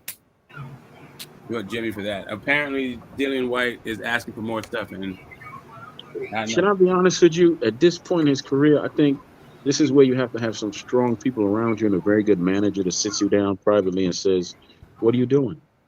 You're in the twilight of your career and you're getting offered, I don't know, $8 million or whatever else you're getting offered. What's the problem?" And then you hear the fighter's problem out, and then you say, "Okay, let's be realistic here. Where else can you go and make $8 million at this point in your career?" Well, he could still And fight. then that's what you do. Well, the thing is, if he doesn't fight AJ, then AJ fights Wilder. He can fight the loser of that fight and the winner of the fight and make double that money probably. Why take that? Why don't you But just? you know he's not going to beat AJ, right? So like AJ is going to knock him out, and then he doesn't get the second paycheck. And then he's gonna have to fight the winner, which will be Joshua again. All right, so it'll be more money then. It'll be a bigger fight, and he can get more money. I don't see any fights getting bigger with White in it at the moment because he's at the twilight of his career. No, it's not a bigger fight for Wilder. The fight is just bigger fight for White. It's just it happens to be a bigger fight because at that point AJ will have even more market share because that AJ Wilder fight is a ginormous money fight. It's probably the most lucrative fight in boxing Because of Joshua, yeah. I hear you. Listen, Well, you know, when you put both of them together, Wilder. the fight is big. When you put both of them together, the fight is big. Yes. You take away Joshua and put him in there with White, the fight won't be that big. Yes. If you take either one of them and put them in there with White, it's not going to be that big. Then if you put White in there with Wilder, it'll be an okay fight. But because Joshua's name is added to the mix and Wilder, that'll be a big fight. Just like Fury, Wilder was big. Yeah, exactly. But apart, Wilder can't sell nothing where Joshua will always sell. I mean, he'll sell in the UK for a while because that's his spend. He sells internationally. That's why he gets. That's why he gets flown to other countries and they build arenas for him to fight. That's not really why that happens, but okay. Okay, but that's international. He's fighting internationally. You know, that's like saying Badu Jack is an international star because he gets paid internationally. They didn't build a stadium for him. Yeah, exactly. No, that's my they whole didn't. point. All right, and none of those people knew who the fuck he was. That's sports washing. They didn't build it for him because they were huge AJ fans. Like, they don't know who AJ is. But if you build a stadium for somebody, I am pretty sure you know who the hell he is. And so no, you don't. They built a racetrack for a bunch of race car drivers. They know who the fuck they were. Why would that's not a singular sport. Correct. Okay. They're sports washing, bro. They don't care who the players are. Why would you build a stadium for someone who the people don't know? Because they're sports washing. It's so they can present. Who is Dave? Do you want to know? Do you want to know the answer? Why did the people show up if they don't know him? Because they didn't show up for Badu Jack, and he's a Muslim. Okay, who said they didn't show up for Badu Jack? Did he sell millions and millions like AJ? Did he sell the place? AJ didn't sell millions and millions in Saudi. Did he sell out? Did Badu Jack's fight sell out? Why wouldn't it have sold out? No. That's not an answer. That's a deflection. I said, do you know for a fact that it sold out? I don't know for a fact that AJ sold out. Because it did not. I don't know what any of these things are doing. Badu Jack. Correct. I don't know if AJ sold out. I don't know if any of them sold out. Correct. I don't know if any of them sold out. I don't know why you keep saying it. I don't know if any of them sold out. I can say it 40 or 50 million times. I don't know what the Saudis are doing when it comes to getting rid of their tickets. On the broadcast. I don't know. I don't know why you're asking me. You don't know. I don't know. I'm going to look it up. What I do know is there weren't millions of people in the stadium. I'm going to look it up. Talk amongst yourself. I guess. What the fuck is going on right now? My man is just, you know how Troy gets, man. I don't know. When what he believes bumps up with what actually is, and with empirical data, his actually whole framework fucking is. I don't know. My man's brain collapses. Like I keep counseling to people out there. Know the difference between opinion, belief, and knowledge. Always be checking up and updating that your epistemological frameworks. Jesus Christ, your heuristics. Noah's fight didn't sell out. Okay, no, who's didn't fight didn't sell out? Nothing on here. I'm looking on the internet. There's nothing on there saying that it sold out. I know on there saying it didn't sell out. This is what I typed in. Did Badu Jack's last fight sell out?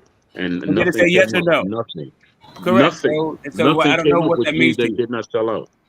If it is sold out, that's not what that means. It means that you didn't find anything. That's what it means.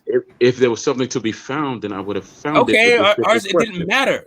See if Anthony Joshua's last fight sold out. Sure. In Saudi, sorry. Specifically, because I think his last fight was in the UK. So they may track this shit. His last Saudi fight, see if that sold out. Get this. Anthony Joshua's stadium Anthony Joshua fails to sell out arena with days left. Okay, see information. There you have it. See, if Okay, there's so they anything both to didn't be sell out, found, I would have apparently. And found it. whatever. One there's no information, and one there is information that he If didn't there sell were, out. because if there was information, the reason why there's no information because it didn't sell out, and What? the reason why it's not listed is because it didn't sell out. No, the If reason it why it's did a not record listed is number, it because said it would Badu have Jack been was on fighting on here. the reason why it's not listed is because Badu Jack was not the main event. See if the Jake Paul Thank you very much. Who was the main event? Jake Paul. Yeah, but that would okay. Jake Paul versus the Fury guy. Pretty sure. That was the one that was in Saudi. I don't know, Smokey. I'm not sure on that. I think Badu Jack might have headlined. We got to check that one. He wasn't on the Jake Paul undercard? You sure about that? I don't know. That's what I said. We got to check it. Verify it. Okay. Let me see. What's the chat saying? Let me see what the hell the chat's saying. Contraner, the conflated term race. Okay, no, that's not it. Theory, Charlie Benavides. He was on the undercard of Fury and Jake Paul. Yes. That's why you wouldn't say Badu Jack sold out, because they weren't going there for Badu Jack. Fact. Smokey is correct. That was the Jake Paul, Tommy Fury undercard. So even if it did sell out, it sure as hell won't for no goddamn Badu Jack. You see Marky Dad. There's Marky Dad, you got it. Okay, well that's why you wouldn't find any numbers on Badu Jack because he was not a headliner. Yeah, but we did find out from AJ is that he's not selling out. I know you're trying to yada that part, like we didn't hear it. But he sold more than any. Okay, now that fight didn't sell out. No, that fight didn't sell out. I got you. But Badu Jack, you saying Badu Jack? You were so certain that Badu Jack sold out. AJ, they built a stadium for AJ. Yeah, but they did build a stadium. Like Wilder. Not in his last fight. They built a stadium. That was his last fight. I looked. No smoke. That was his last fight. I looked at, which was in England. It wasn't in Saudi. That was just his last fight. His last fight wasn't in Saudi. I only typed in did AJ's last fight sell out? Now I'll look up the fight in Saudi. Okay. While you're at it, look up how much tickets cost. Nah, sellout's a sellout. Not if you're giving the tickets away because nobody knows the hell it is. How do you know? How you know they get? Okay, now notice how you change. I don't know. That's why I asked how much the ticket cost. Giving tickets away. I don't know. That's why I don't know what they're doing. That's why I'm not looking up that. Thank you. That's why I'm not looking up that food. Okay, I got you. You don't know what they're doing in Saudi. You're just going to just assume that they're doing it, right? Why don't you just assume they're $10,000 a ticket? You know, Saudi's got a lot of oil.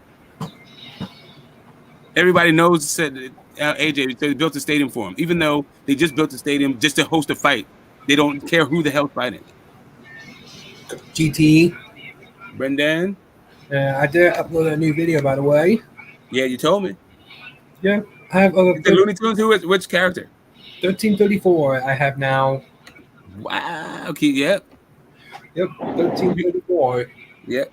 You know, stay here. We get a lot of. It's you know, we're still grinding it out. I never really have I think the most people I've had in the live is like 50.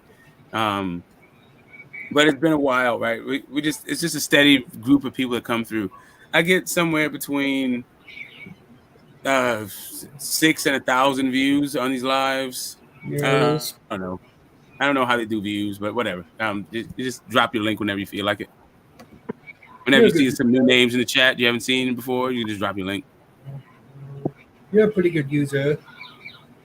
Yeah, I'm glad I get the thumbs up, baby. You're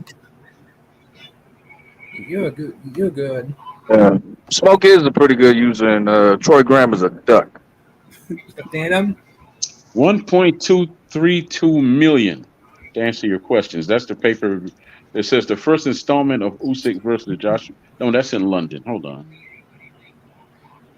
GT. And that's pay-per-view, not even the gate. Like the pay-per-view. But that's still it's pay-per-view. That's $1 million. Who else is doing $1 million pay-per-view? Yeah, who else is doing $1 million pay-per-view? And yes, that's at $30. You might as well be $30. 400,000. Yeah, is that $30? Yeah, okay. Their pay-per-views are like super fucking inexpensive. Was it $30 over here in America? It wasn't a pay-per-view in America at all. You. It wasn't pay-per-view in America. I watch every fight for free, so it's never a pay-per-view for me. Whatever. I'm just saying in the UK, their pay-per-views are not expensive. You over there pirating fights, Troy, with your old self? What's going Pirate? on, bro? No, I don't pirate. I watch it for free. I never said I pirated or stole anything. I watch it for free. All right, You good must on you you must have then. never heard of a fight party. That's what I said. Good on you. I already picked up what you was putting down. All right. So are we going to get to the Haney of it all? GT. Yes, let's talk Hey, about Haney, please. Let's see Brendan. whatever Oh, goes hold in that up. My bottle. boy Brendan is trying to get his bars off. What's happening, Brendan? You have 916. Oh man, I keep vacillating. You know what? Let me see what's happening. You're almost to 1,000. I had 918 at a point. I can never tell. I lose and I gain. I lose and I gain. And Let me most of see the where I gain is am. because of me. Yep. Man, that's whack. Yeah, I do have 916. I did have 917 at one point. My entire picture. On my studios, open panels, but I'm not, sir. Did you say you were 4'9" at one point? You 4 people here right now. How long would this thing last? Well, Mad Chad is never gonna end. You know the one you was at the other day. That's gonna keep going, Brandon, forever. What was he talking about? I think he was talking about the live. Yeah. No, what was his live about? You're just all over the place, Troy. Goddamn. Oh, okay. What was who's live? Who we So talking his about? live was live. I got you. Which live we talking about? Which live? Who's live? Chad. Mad Chad. Oh, Mad Chad. Yeah, it's a never-ending live. It's not about Who's anything other actually than. really never mad. I've never seen him mad. You know that? Oh, yeah, I have. Yep. I mean, not And what- angry, but just like really passionate about something. But no, not mad. Yeah, well, that's not mad. That's just passionate. Well, his name is also not Chad, so it's not really a description of him. It just sounds good. You can ask why he's a. Chad is not a description. Mad is. Maybe Chad is also a description. Like you could be using it in the modern sense. What does Chad mean? It means like you're one of these like a guy that women likes to be like a guy who's in shape, has a bunch of money, has like a Chad, like the first option for women to like go out with. That's a Chad. So he could be a Chad, a piece of waste material. as he could be saying he's very Chad, right? Like you said, I got mad skills. Chad means a piece of waste material that is removed from card or tape by punching. Use the Urban Dictionary. You're looking at the wrong spot. That was Urban Dictionary. This is dictionary.com. I know. I'm trying to tell you what Chad means as a description. In the Urban Dictionary, but that's not a realistic. That's not a real. That's not a real dictionary. That's Urban I'm just Dictionary. trying to tell you what it means. It's a colloquialism. And we think Chad is using that. How do you think words get into the dictionary? Chad, slang. The slang term Chad originated in the UK. I mean, it's used to describe a particular just like humor. Troy would mean something different in the Urban Dictionary, but in reality, it's just some Gaelic. Oh my God, dude. Okay, dude. I get weight. you. I hear you. If you would like to know what he means by it, it doesn't really matter what the dictionary says, right? If I want to know what he meant by it, I would ask him. Right, but why are you asking us then? I'm not asking you. I'm going. Why did you get mad? He's never mad. Like you are asking us. Dude. No, I said I've never seen him mad. I never said. Okay, in modern internet slang, the term can be similar to bro. It generally refers to an alpha male or otherwise obnoxious, hypermasculine, yuppie male. That's what a Chad is. Wikipedia slang. Slang terms. I showed you can look up slang in the dictionary. It'll be right there. Yeah, he must have kicked himself off. Yeah. Oh, finally, Jesus, Criminy. Okay. I don't know. He picks the weirdest shit to argue about. That's hilarious, bro. GT. Brendan. I did subscribe to the damn's channel. Him upload a live stream in like 2 weeks. Yeah, he's been a minute. My man's gonna get to it on Tuesday. He's finally got for his first day after nearly 2 weeks. I think so. You'd have to ask him. I guess he it is doing boxing takes some inspiration, and it's been kind of a slow couple of boxing weeks, and Phantom is like new to it, so he's getting his footing about being like consistent. That's what everybody is. I mean, I'm sure when you first you've been doing this since 2017. I'm sure when you first started, it was just like, probably you didn't have the same rate of posting as you do now, or uploading. Sorry. Well, you're you're a good user. I did some. You're always bigging me up, man. I appreciate that. I feel like I feel kind of like a parrot that you're feeding some treats to. Yeah, I think you're like his favorite YouTube person right now. Like, Okay, there it is, and that kind of thing. Usually, um, people who have the offbeat, the neurodivergent, or whatever. We don't really hit it off too famously. I can't tell. But shout out to Kazi wherever he is. bro, you definitely don't hit it off. Hey, but McSmith and Brandon had a good talk earlier. Like he was over there hanging out with McSmith for like a hour or two. You know. It's Brad. It's Brad Smoke. What are we talking about? Yeah. Brad Chad? No, what are we talking? It's Brad. What are you saying? Ill status? What are you on right now? I don't know. All right, so yeah, let's do this. Let's do this. Haney. Yeah, let's do this. Haney. Does he stay or does he go? Come on, and this is my favorite Tank fan. Well, you're not actually my favorite Tank fan, but you're a part of what my favorite Tank fan contingency. You're a member of it. Really, I gotta tell you, you do a good job. And so does Knockout. Not gonna lie, the two of you guys, nice with it. But you're no method. Neither one of you guys have the wild style of a method. Wherever he is, I hope he's all right. A, you're not from Baltimore. B, you're not 5'5". It just doesn't hit the same way when you guys do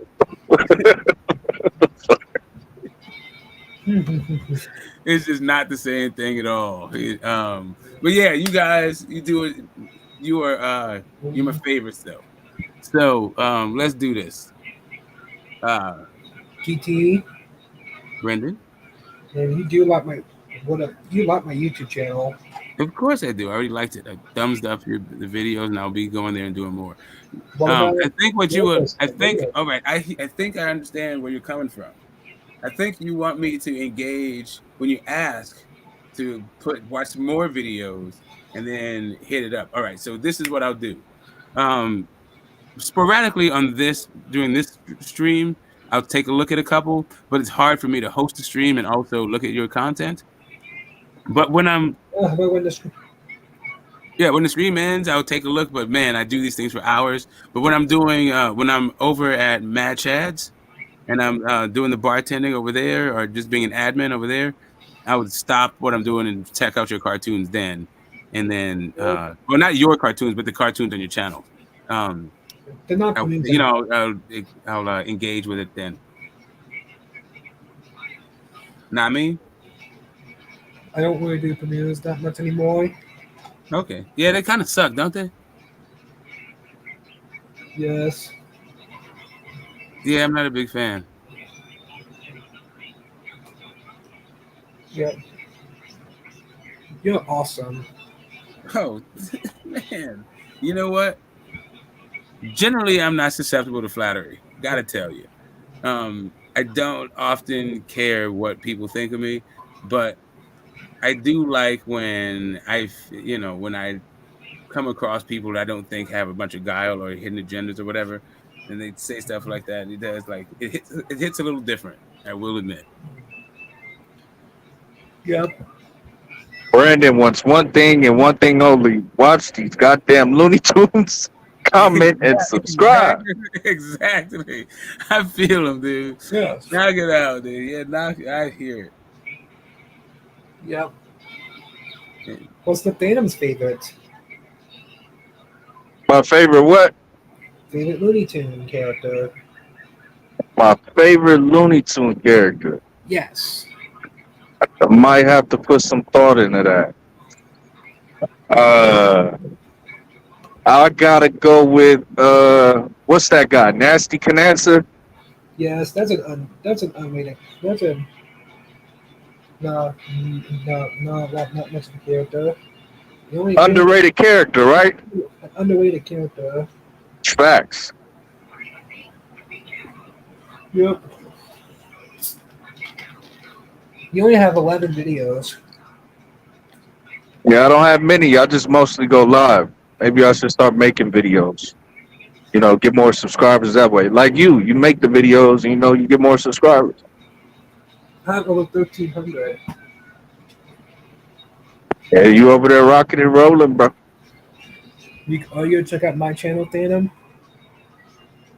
Yes, I saw the VHS tapes. How old are those? Some of them don't even say a year. What's that again? Some of them don't say a year. Some of them do. The ones I showed you are the 6-hour ones. You got 6 hour videos? I only have 5. Oh, okay. And how they fit 6 hours of content on one tape?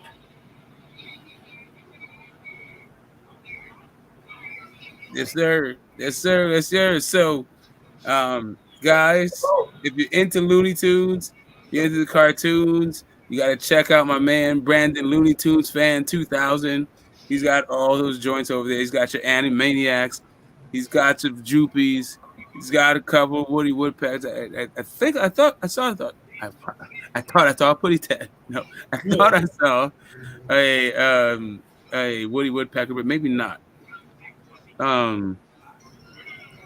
Yeah, go check out his inventory.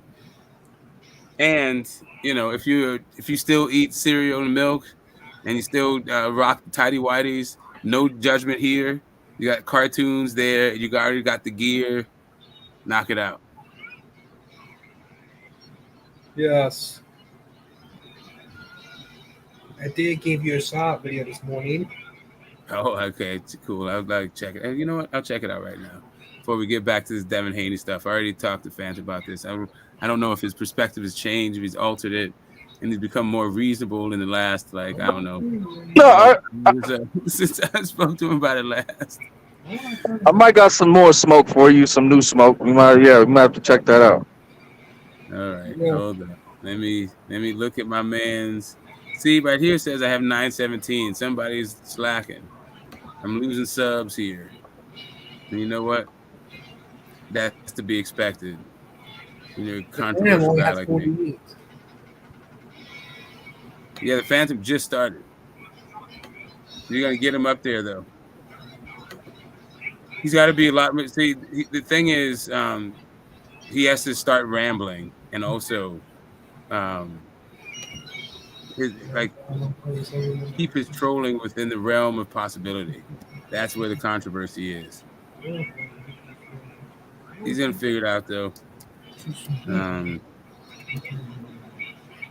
Brendan, Looney Tunes fan.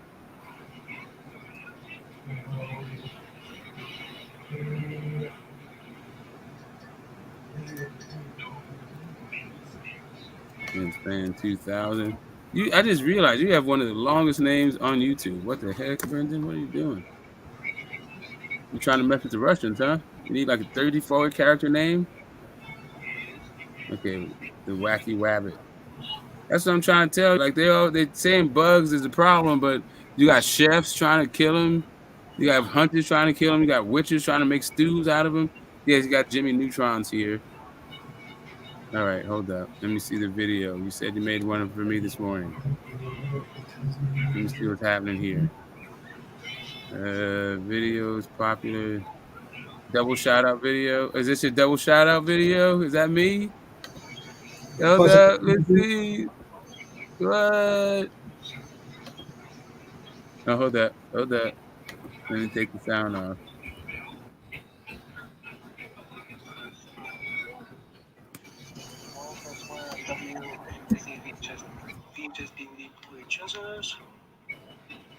And get this stuff. I have both those links in the description below. Oh, yeah, I see that manicure you have going on, man. Like, what's up? Where you go get your manicure? You like you get those manicures, huh? All right. Hey, Puto, hit the link. I need to hear your Canelo take. Emirates Premium Economy. Yeah, hold on. Maybe one day all airlines will have seats like this. Fly Yeah, Emirates, fly better.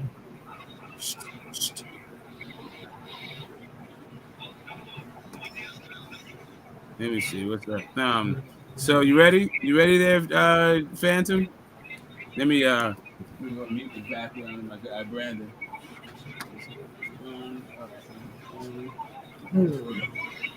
Brandon. Me, Brandon.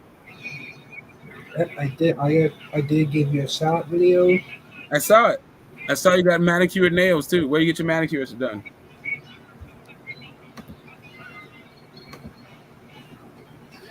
You Yeah, good? where's Pluto's happy crazy ass at?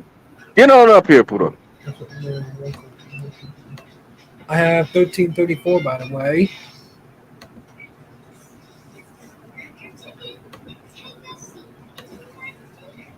I do have 1334 right now. Cool. I got a question for you. What's that?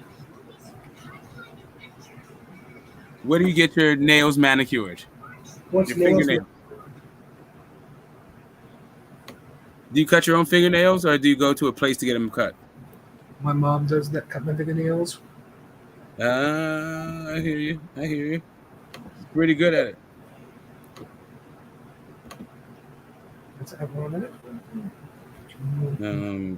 Yeah, my mom is a. I'm gonna go with. I would.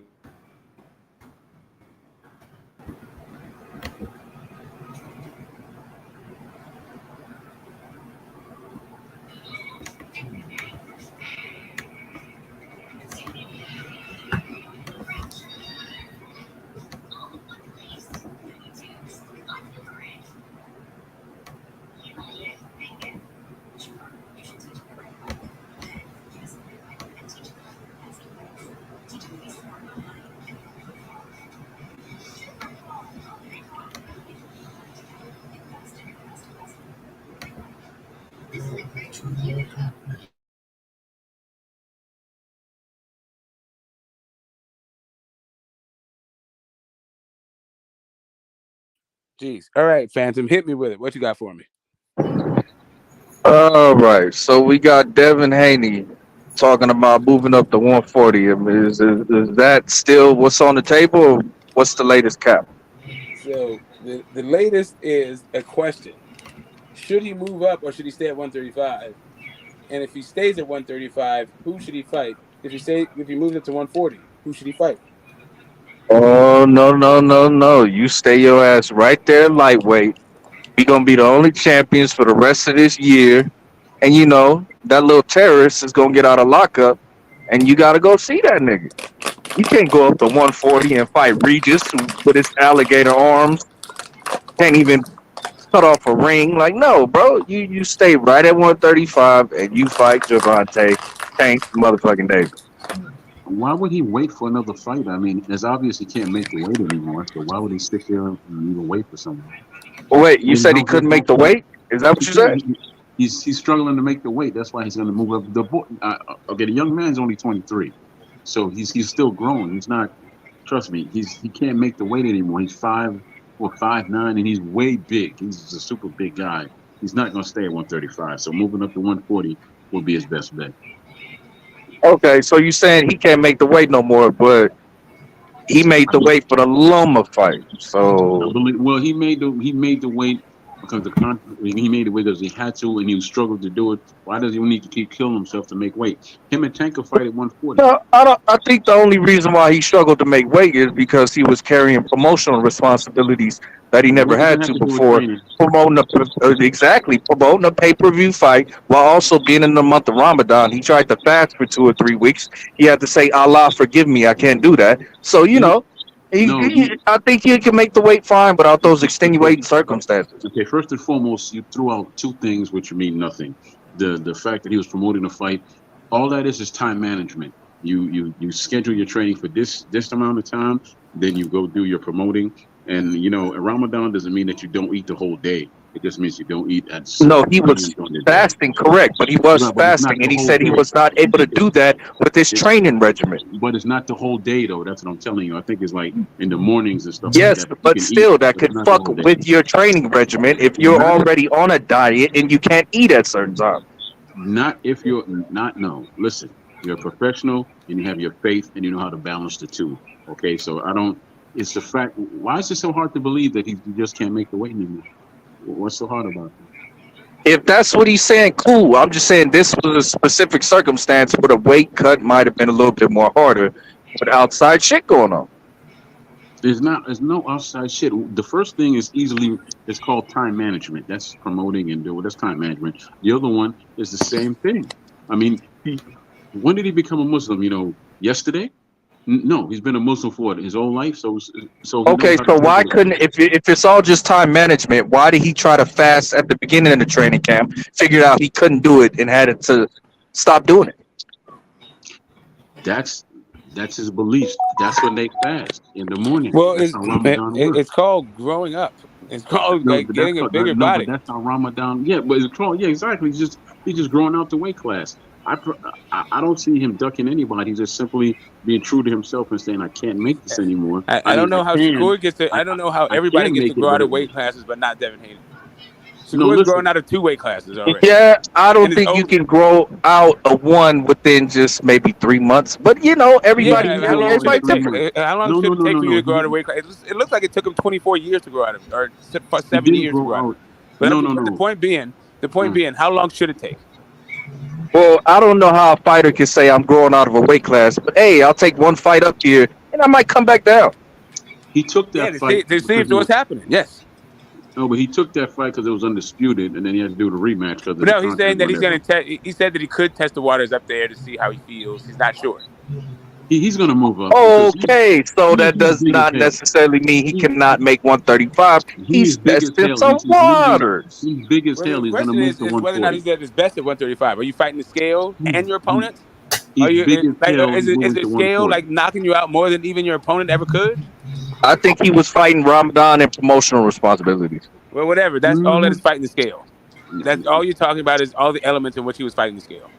The other part Anyway, is what you don't mention is that he's could be just outgrowing the religion, the scale because religion didn't have shit to do with Cambosis. And it looked like shit then too. how do you think he'll do against Progress if they fight? Because Progress to me is a good fighter when he fights one way, which is seek and destroy. So how do you think he'll look against Progress? Devin Haney, unanimous decision or majority decision. I have another question before we go to progress. That's out. Let's stay in 35 for a second. Why Tank and not Loma rematch? That is also a Money, good fight. But I think that maybe Tank will be more relevant as far as his legacy at lightweight. money.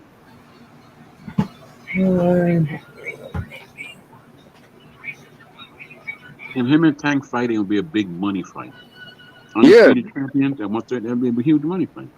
I think Tank actually needs Devin now. Like Tank can't fight like non-big fights no more. Like to He fulfill that needs Devin. contract, He it needs needs to be Shakur. big Yeah. fights from here on out. Yeah, facts.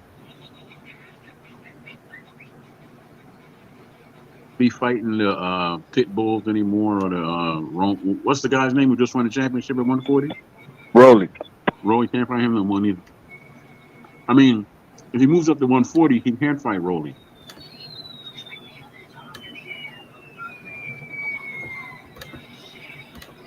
So if they were to fight Troy, who you got? Devin or Tank? Let me say this. I'm gonna say Devin gets hurt in that fight. He might even get dropped in that fight. But I think he's gonna edge Tank with his boxing. He's gonna survive and edge him by outboxing him. Tank is a damn good boxer too. But I think Devin with the fact that he moved up in weight and he has a little bit more freedom in his weight, he'll outmaneuver Tank. His arms are longer and he'll be able to throw combinations and moves, hopefully. And I think he edges Tank.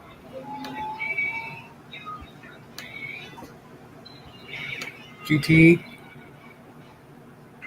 Yes. you're an awesome user. Thank you, man.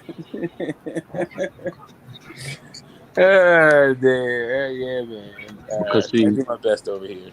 We're trying. We're trying.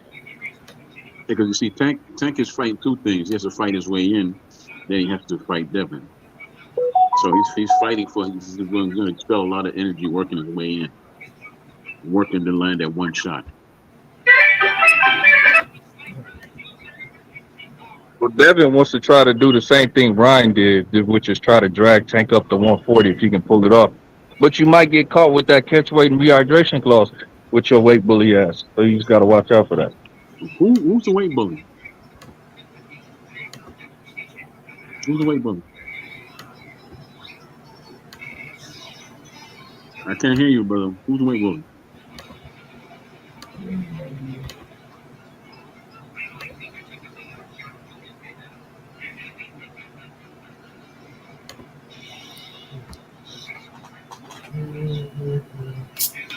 But there's always Shakur to fight if you don't fight Haney.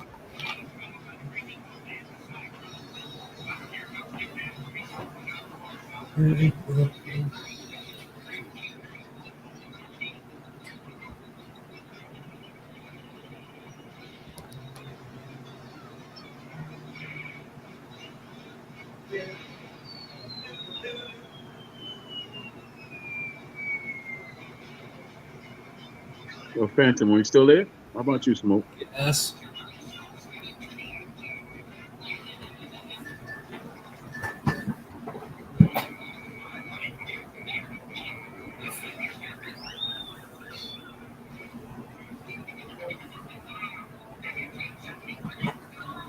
Yeah, what's up, Troy? What'd you say? Yeah, man, you said something about a weight bully. Who is the weight bully?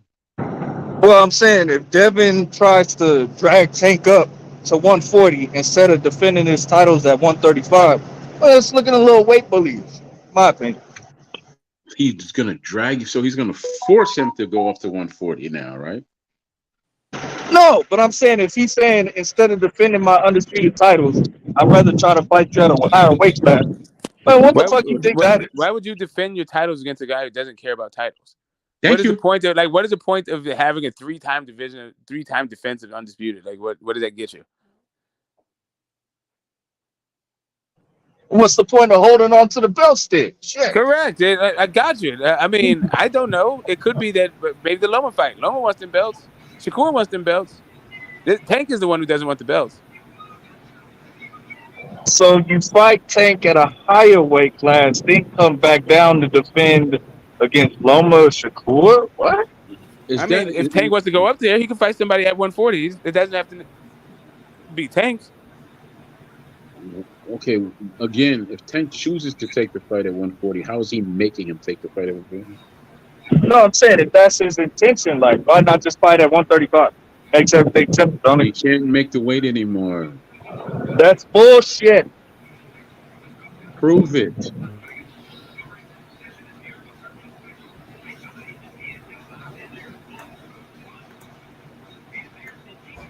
GT. Prove it. What's up? You're awesome. Thank you. You are too. Yep. Can't prove Twisting it. Huh? up this Okay. sticky icky right Easy now. to say, but put it can't in the prove air, it. and that's gonna be awesome. Also.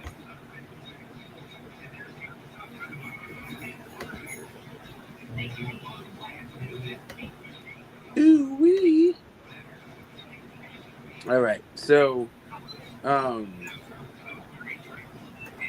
yeah, I guess it's really all about who has the best work. Like who has 3 fights for Devin at 140, or a package of 3 fights at 135 or 140. Actually, probably just 140. Who has 3 fights for him at 140? I just think it's hilarious how, some individuals say he can't wait the weight no more, but he himself is not saying that. Like, I don't get I it. think it's funny how Tank keeps saying he can't fight at 140, probably keeps fighting at 140. But when it comes to Devin, no. Devin needs to stay at 135, even though he might not be his best at 135. Sounds like what it is Tank needs a handicap in order to win fights. So It sounds like, hey, if you try to fight me at a higher weight class, can take this catch weight and this rehydration clause. Too big for Tank. Maybe instead of trying to fight Tank on their knees with one hand tied behind their back, they should stop picking on a midget. Or I maybe just we think should just fight at the weight class, and I just What think weight it's class? The funny. weight class that he's just killing himself to make? That he's fading in fights. He's fighting the scale as much as he's fighting his opponent. I just think it's funny that you can yell out the word bullshit, but you can't prove your points. That's that nigga's What funny. what point did I not prove? What do you mean? I said he can't make the weight anymore. He said bullshit. I said prove it, and you got deadly silent. Oh yeah, I was doing something. Yeah, well, prove that he Okay, can't. What do you mean? He just made the weight, so obviously evidence is on he my just side. made the weight. He just made the weight under duress. Sure, you think he can keep Under fighting duress, 135? He's under not gonna. duress and Okay, coercion, he made the listen to me. weight. Listen to me. Listen to me. If it was, I don't think he would ever run from a fight because he hasn't run from a fight yet. He has a better resume than your boy does, and I'm a fan of Tanks, but he has a better resume than him. My thing is, every fight he's ever fought has been a step up for him, right? So why would he now decide, well, I'm going to duck this guy and not fight him? Why? Because you're not being realistic. I'm trying to get the whys out of you. Leave your feelings alone and just come with some facts. Well, I come with the facts, and you come with feelings. Like I Okay, feel he can't make the weight no more, but he just made the weight. okay, So what are you there talking you about? go. That was a feel. That's not a fact. You just said it out your own mouth. I feel he can't make the weight, but you don't That's what factually you know that he said. can't. No, You that's what saying you it's a just fact. said. You You just saying stated it's it a as fact. okay. He You can't just make the stated weight it. no more, but he just made the weight. But no, he can't You no just more. So like, what the fuck? no. I didn't say no more. I am looking at a That's guy who's exactly what you just I'm fucking said. looking at a guy who's 5'9" and is only 23. He's not staying at 135. He has no reason to when he's struggling to make the weight. Yes, he can make the weight. Yes, he can. He obviously did.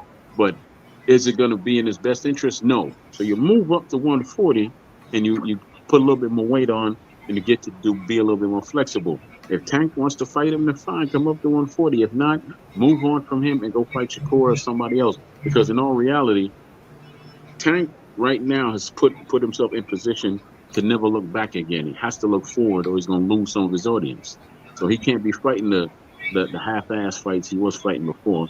He has to fight known people, and those known people are Devin, Shakur, and I don't know who else is at 135 for him to fight, but those are the ones he has to do battle with now. So let Even me though, ask you this: Mhm. if Devin moves up to 140, should he be trying to fight Tank or Regis? Regis, he has to establish himself at 140. Okay, so he should be fighting Tank at 135, then, correct? No, he can't fight Tank realistically because Tank is under house arrest. So Tank is in his rearview mirror for right now. It's up to Tank what he wants to do. If Tank wants to move up to 140, sure. If not, then okay, move on and keep fighting in your career. Okay, so he should try to fight Tank at 140 and Regis. Like he should be trying to do both if it's possible.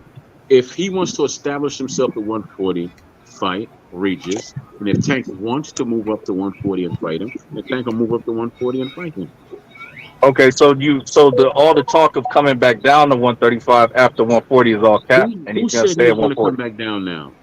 He Now you're said that. going. He said it Okay, out well, his own mouth. What? okay. Well, that if he chooses to do that, great. I'm not looking to pick an argument with you. If these things happen, that's great. But at the moment, I see a kid who can't make 135. He can make it. He can. Let's say that fact. He can make it, but he's not going to be at his best when he does make it. Okay. He Okay. looked lethargic in his last fight. He didn't look great. I think I don't think it Mhm. was lethargic. I think he got a lot of mental pressure put on him, and his dad had to comfort him and let him know everything was gonna be okay. What is For me, it bigger was than more going? mental pressure than physical pressure. To keep it honest. What is bigger than going to another country and fighting for undisputed? Wouldn't that put more He just mental fought pressure on Loma. him? What are you talking about? No. I asked you which one is bigger. I don't think fighting Cambosis requires much mental thought. Like I it's didn't say different his fights, name. bro. I didn't say his name. I said the situation. Undisputed in another country or Lomachenko. Which one is That bigger? don't mean shit. I'm talking about what's going on in the ring, bro. If it didn't mean shit, then he wouldn't have got the shot with Loma because Loma fought him because he had those belts. GT. The fuck that got to do with anything? Hey, Sheldon, holla at him, Sheldon. What's up, Mr. Moore? How you doing, man? Oh man, seasoning up some chicken, man. Making some jerk. I got my daughter's birthday tomorrow, so I gotta do all that shit. What'd you say you're making? Jerk chicken. Did you call me? I didn't call you. Why would I call you? Because I am Graham, the self-proclaimed universal international forever king of jerk shit on. Oh my God! I should have called you then. My bad. I didn't know. I thought I was. No, you probably just the king I of thought your I was. you probably just the king My of your bad. area code. Did you not hear me say Yes, that sir. I am the universal world renowned overall king of all things jerk. Okay, my bad. I'll call you next time, brother. I promise you. I'll call you. I'm sorry. I don't take second calls. I'm sorry. I'm gonna Oh my bad. So I fucked up then. I missed my shot. You should have known. You should have known. You I should have should have just sussed known. it out from the universe, I should right? have known. What's up, fellas? What y'all cooking on? Y'all cooking on Devin? Well, we did. We put Nonito in the hall today. That was earlier. We're Oh gonna do his yeah, yeah. fights, and I sure hate I'm gonna have to miss this fight, man. My wife's family reunion is on July 15th, so it's a oh yeah, no-brainer. no, yeah, I'm there. I'm figuring out my shit like right now. I just realized that I got some real cool people that I need to see in Vegas anyway. Like it's part of just my outside Right. family shit. So I really yeah, I'm about wanted to to hook all go, that shit up. man. Yeah. I really wanted to go, but I can't. Yeah. If I miss the family reunion, I'm gonna be Oh yeah, no, ostracized. no, So. no, no, no. I missed the wedding in Vegas, and I'm still like, I'm still in the house with the in-laws. Yeah. I was like, I'm not going to your fucking sister's wedding. What? Yeah, they still looking at me sideways. Like, Hey, Sheldon. We all know being the men of a certain age, you ain't missing no family, especially her family reunion. You said you'd be ostracized? I'll be No, ostracized. no. Not by her family, by her. By No, her. no, no, I no, ain't no, worried no. about You don't. No, Sheldon. You'll be on the couch outside. That's what. that. Yeah, that part. That too. That too. Is it raining? Come on, baby, it's raining. yeah, like what the hell, man? Listen, we can talk about this because I'm not gonna be out here in the cold for too much longer. I'm going to a Yeah, I'll hotel just in a minute. leave. You know me, I'm like smoke. I'll just leave. Fuck it. Yeah, exactly. Jeez, you know how hard it is to get moments alone in life. You want to Man, you want to have an attitude. man. I was just telling the truth. I don't like your family cooking. No man, I don't like weddings. I don't like funerals. I'm tired of going to these fucking things. I don't need to I used like to tell spend a my bunch wife of the money truth. because you guys are in love. Like I'm done with this. And then when you No, break up, I'm supposed to care. Like Yeah. no, Sheldon. I would talk myself out of going to family cookers by. This is the first thing I would ask my ex-wife. How's that cousin of yours doing? Is she gonna be there? We ain't going. Okay, good. Yeah. Oh, Lord, look at you. Now you being scandalous. See, now you being scandalous, Troy. Yeah, you know I'm lying about that. Yeah, I Everybody know in you her lying family had a about big that. ass. Everybody. Get your ass killed. So y'all talking about Dev and Regis? You know, I after that no, performance it's two last week. questions. It's two Yeah. questions, Mr. Moore. Okay. One is, should he stay at 135? And No. if he does stay at 135, who should he fight? And if he moves up to 140, who should he fight? If he stays at 135, he's gonna have to fight Tank. Why not? Why Tank over Loma? Because that's the biggest money fight. Yeah, that's what's up. What's up, Brandon? That's the biggest money fight. That's why. If he goes to 140, he got to fight a champion. So it could be Matias, it could be Regis, it could be Tio, but he got to fight a champion. What if he Not fights with a vacant? counting What if Tio Rolly. vacates and he fights with a vacant? Tio's lying. Tio's going through a divorce. He's saying all that shit, hopefully, so he don't have to give up half of his shit in the settlement. That's what he's trying to do, but I don't know the laws in New York, so who knows? Oh, damn, he's been getting married. He's getting divorced in New York. Yeah. Damn, that sounds. So who good. knows how? Yeah, that's it's gonna turn out. You know what I mean? Horrific. You need to. Yeah. I'm trying to get married in some damn place that say, hey, if you leave, fuck you. Not there. It's well too late for that. California's not. I'm trying to. If I was to get married again, I'm trying to get married in a place that has a false state. You know, where they count cheating, so I can bust her cheating, so I don't have to pay shit. GT. Set her up just in case. Set her up to something that looks like cheating. Just in case. What's up, Brendan? Yeah, because in California, like I know, smoke that shit don't count out here. Yeah, no fault, baby. Yeah, she can suck Ain't like no 12 fault to dicks mine. right in front of you. We don't care who's at That fault. shit don't There matter. is no such thing as being no fault. Yeah. No such thing as cheating. Y'all just didn't work out. Yeah, y'all just didn't work out. That's all it is. That's all it is. She was fucking the mailman, the milkman, the boss, everybody, but that doesn't matter. Yeah, that don't matter. That's on you. You said, yeah, cheaper to That's keep on her. you. Cheaper to Yeah, keep cheaper her. to keep It her, only baby. took you It's cheaper $2 to bring her cremate her in home. silence. Yeah, that's But it what it's take you cheaper to do. $2,000 and leave her alone. It's cheaper to keep her. What I'm gonna do, if I ever run into that problem, what I'm gonna do is say, "Fuck it, the marriage is open now," and now I'm fucking your sister. Now, yeah, I'm just gonna be on the couch. Don't worry about my tidy whities with the stains on them. Yeah. Don't worry about which big booties go through. Don't worry That's about what where we I'm doing. That's going or what what we I'm doing. doing. Don't worry about who it why she. Hey, listen. You know why. What I won't be doing though is fucking sister. If I'm gonna get in-laws, it's gonna be a totally different set. I'm doing the most hurtful shit I can find out. The most hurtful shit I can do. Oh no! Don't worry about why Listen, what she's I've here. learned is the most hurtful thing you can do is live a great life. Yeah, I know that really fucks him. And don't talk to him no more. Don't say a word. Just Don't leave. even talk to him. Like talk to him, wish them a great life. Like, oh yeah, I'm cool. You crazy fucking freak. Thank And you the for good letting me thing off about easy. us, me, you, and Troy, about us being older, if we was to get divorced, we could fuck young bitches now. GT. There it is. That really would fuck them up. That really kills them. Yeah, no, they don't like You the fucking a young bitch ones. that's younger than me and prettier than me? Oh no. There's nothing that gets you the top headline at the war council, like he's fucking some young chick. That's it. That goes out on I the should fucking have bitch never left outline. That's him. it. Why did I leave him? Now this young bitch is getting all the benefits. Yes, she is. Yes, she is. Yeah, that's exactly what the film. Well, I did all this, and now he's doing. Yeah. And she rubs my feet and greases my scalp right too. Yeah, that's what she does. You shouldn't have fucked your boss. That's what you get for fucking that 60-year-old guy just because he had money. That's your fault. Now his dick don't work no more, and you're pissed. GT. Brendan, I did just send you some more pictures. More pictures. I passed the ones. I think I responded to you. I sent a reply on the email. You sent even more after that, even today. Yes. Oh dang! All right, okay. I see you're gonna be sending me photos from here. So let me let me right quick ask the panel a question. Yeah, go ahead. What happens if Dev moves up to 140 and fights Rolly? Oh, that's a smart move. Don't you understand that this is what they mean by game recognized game in the Bay, man.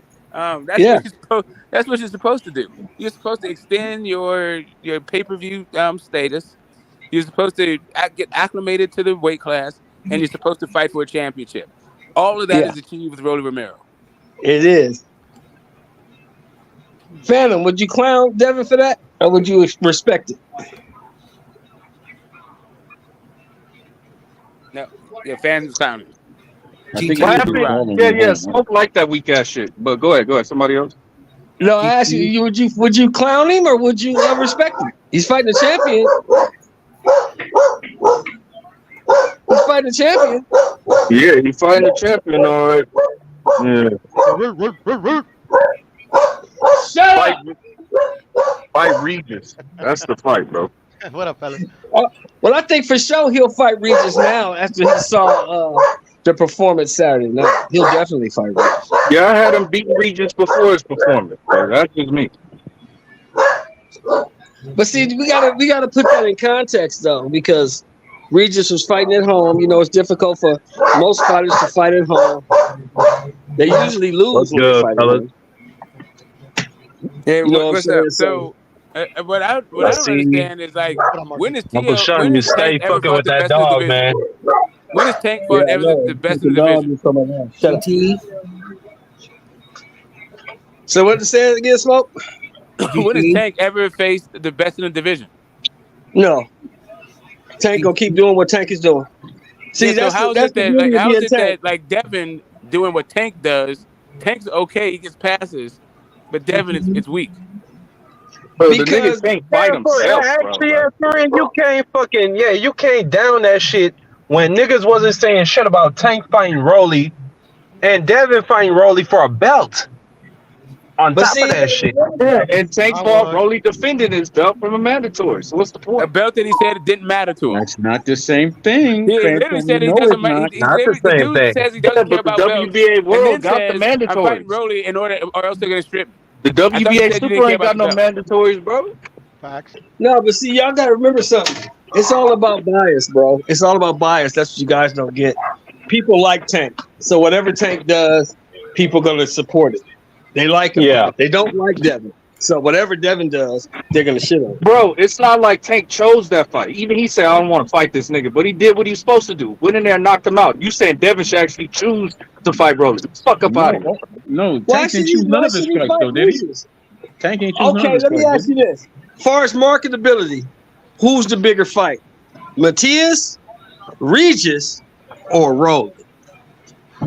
I don't know. What's Rolly's marketability at fucking 140? What's his marketability other than fighting Tank? Like, niggas just come up with Rolly can shit, bro. sell a fight. Rolly gonna sell it. We know Rolly gonna He sell it. sold a Rolly fight talked with his way Tank. into a Tank fight. Do you think Rolly would have sold a fight with Isak Cruz, my nigga?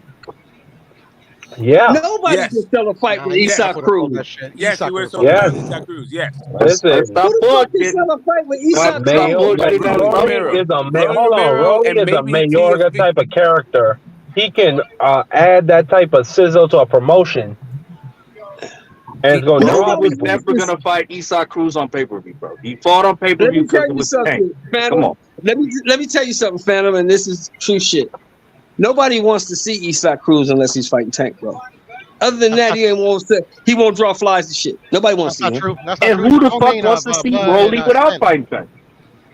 Kuro, you know goddamn well nobody want to see that dude. It's the co-main to Spence and Crawford. So I mean, Who somebody is he wants to see him. fighting? Who is he Listen, fighting? Cabrera. yeah. That's where has that's Nobody he to been keep wants a to the see main that event shit. that's to fighter keep the cost for? People low. is tuning in for Spencer Crawford. Don't nobody give a fuck about motherfucking Isak Cruz. And They wouldn't put Cabrera, him on the like get When card has out then. of that They here. boy put him been on a the main card. event fighter? Obviously, it's his opinion, but they wouldn't put him on the card. Then nobody want to see him. They put him on the card because maybe they that's needed a because filler. it seems like They he needed has a he filler. That's why they put him on the card. Nobody yeah gives a fuck about that dude. Isak I Cruz don't has know, a bro. fan base that Bud and Spence don't have, so it does draw in another fan base, but not that big a fan base. It's not like it's Virgil versus Stanionis on the undercard. Whoa, that would be huge. But yeah, but Oscar's not Absolutely. Oscar ain't doing that. Yeah, they don't do pay-per-views like they used to. Boots versus Thurman would be huge on the card. GT. Boots versus What's anyone up, that we Brendan? know about would be huge. I don't know about all Boots that. that we Man, know about, yeah. But Boots don't fight nobody we know about. That's the problem, Troy. Yeah, man. Much like Boots bro, don't David fight nobody. Finel. imagine, Much like David imagine this Finel. fantasy they had in Nui versus Fulton on that undercard. Oh my God, that would. Oh my Wow, God. that's an all-time card. All Yeah, time. that'd be a Don King card. That'd be a Don King card. There it is. Yes, we need Don King back. Yeah, you listen. You would have to give it to Al Heyman, no matter what you think Oh about yeah, that you'd man. have to praise him for that. That's You legacy have to praise him for defining. that. Yeah, you have to praise him for that. GT. So who we got What's this up, bro? weekend? I know we got fights this weekend, right? Ioka Franco. Channel. Ioka Franco and who else? I don't know. I forget, but I know we got one more. Ioka fighting? Is that What day? Oh, Berlanga we got quick. J-Rock. We got Berlanga J-Rock quick. and Diamond. That's the J-Rock one. and the That's the one. Diamond. That's the one. That's the one. J-Rock and the Diamond. Now I wonder how We that's got going to do. Where Berlanga they and fighting? Quigley. Where they fighting at? We got Berlanga fighting tomorrow. Oh, Berlanga fighting Oh yeah, Quigley. Nobody Berlanga's cares fighting about as that. well. Yeah, that's at the Garden. That's at Madison Square Garden. We'll see how it That's in does. the, Are they in the big room or that's the in the Hula room? small room. Oh, of course. Of course. It's Berlanga. Ain't nobody coming to see that dude.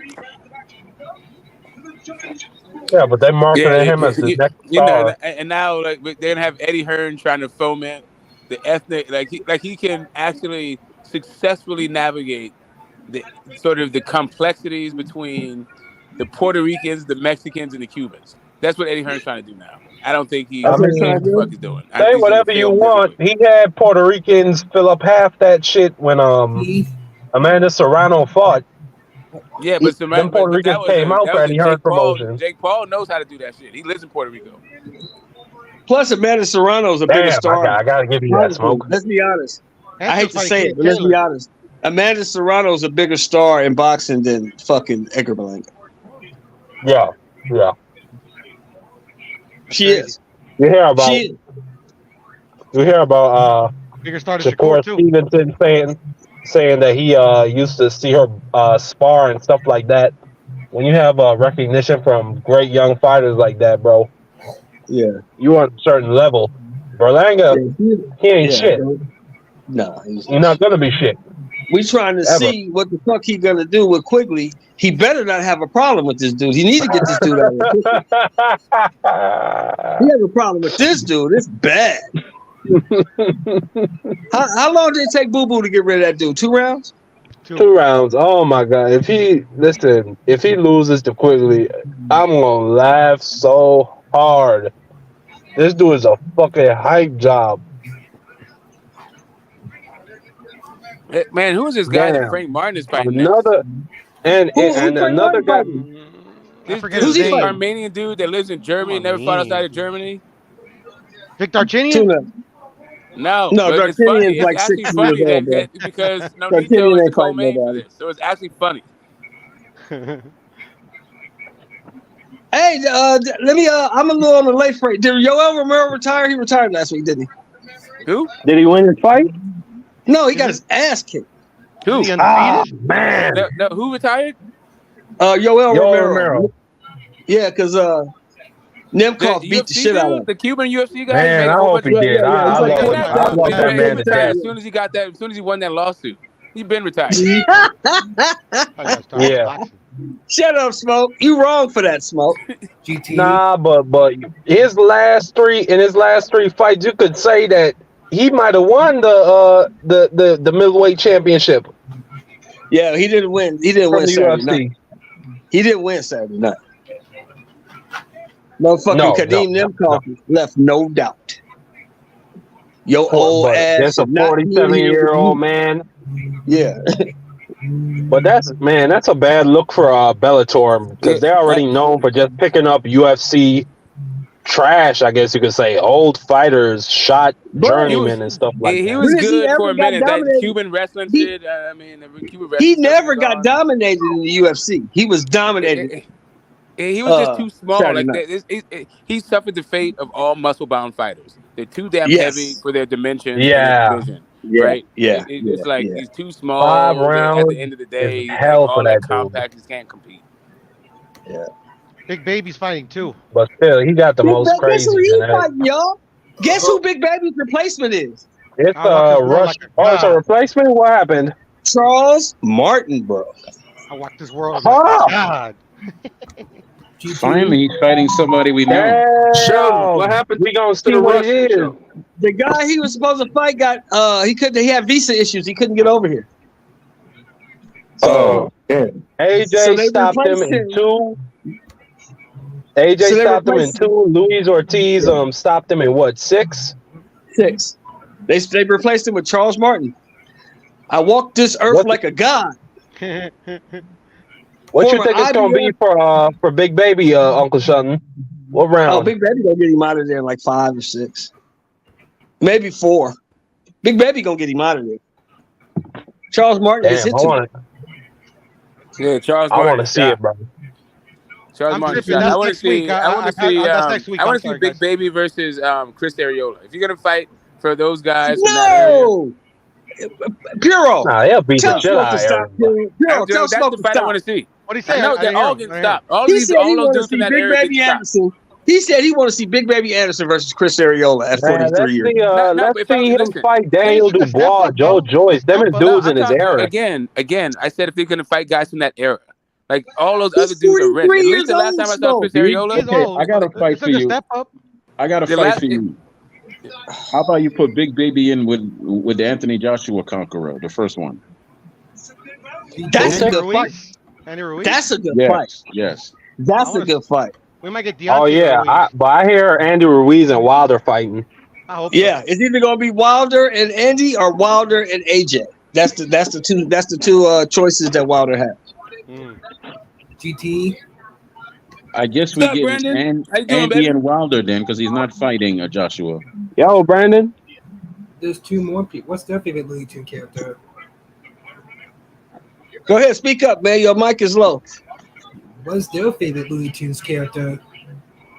Huh? Yeah, he said, "What's What's your favorite Looney Tunes character?" character?" That's Brendan. He has a channel. That does Looney Tunes cartoon. He specializes in Looney Tunes, but he does other cartoons also. And he wants to know what's your favorite Looney Tunes My character. favorite one is the OG Bugs Bunny, man. Of course, that guy, man. Bugs is the man. How about the Crusoe one? Huh?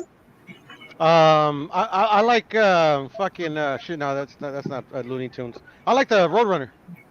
That's my favorite as well. Oh, really? You gotta have Bugs, man. Bugs be shooting motherfuckers, blowing them up, chopping their heads off. Bugs be tricking people, making Bugs motherfuckers sell their grannies, What throw don't understand kittens about in Bugs rivers. Bunny is that he bullies bullies. Yeah. That's his whole. That's his whole stick. He's chilling, eating carrots. They come in with guns. You got chefs trying to put him in pots. You got witches trying to put him in stew. You got monsters trying to like split him in half. All that. So you got Dracula trying to split him in abracadabra, hocus pocus, Hocus pocus, nigga. abracapocus. Remember? Bugs is the man. Bugs is violent. I love that. Man. Listen, I love Bugs Bunny. It's like, again, he is the personification of. It ain't no fun when the rabbit has the gun. Exactly. Not the personification, but the symbolization. I think that's where that saying came from, right? And Yosemite Sam. Yosemite Sam is the epitome of a dumb motherfucker. Yosemite Sam was the epitome of Napoleon's complex, the angry little guy. Yeah. That's John McSmith. Oh, anyway, never mind. Yeah, the guy that's like, he got to shoot the ground and make himself 6 feet tall. And he constantly gets his ass kicked. Constantly. Always.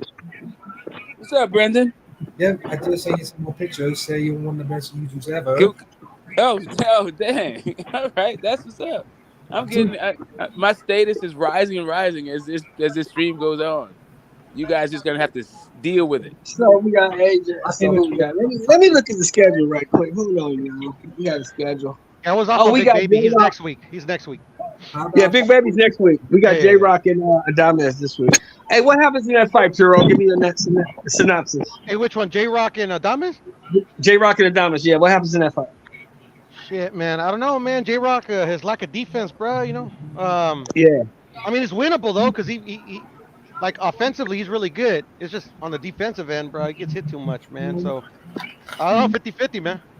So what happens if J Rock wins? Does he vault back into contention? Nah, because I think he's proven that he can't. He's just not. He ain't at the level. He ain't at the level of the top dude.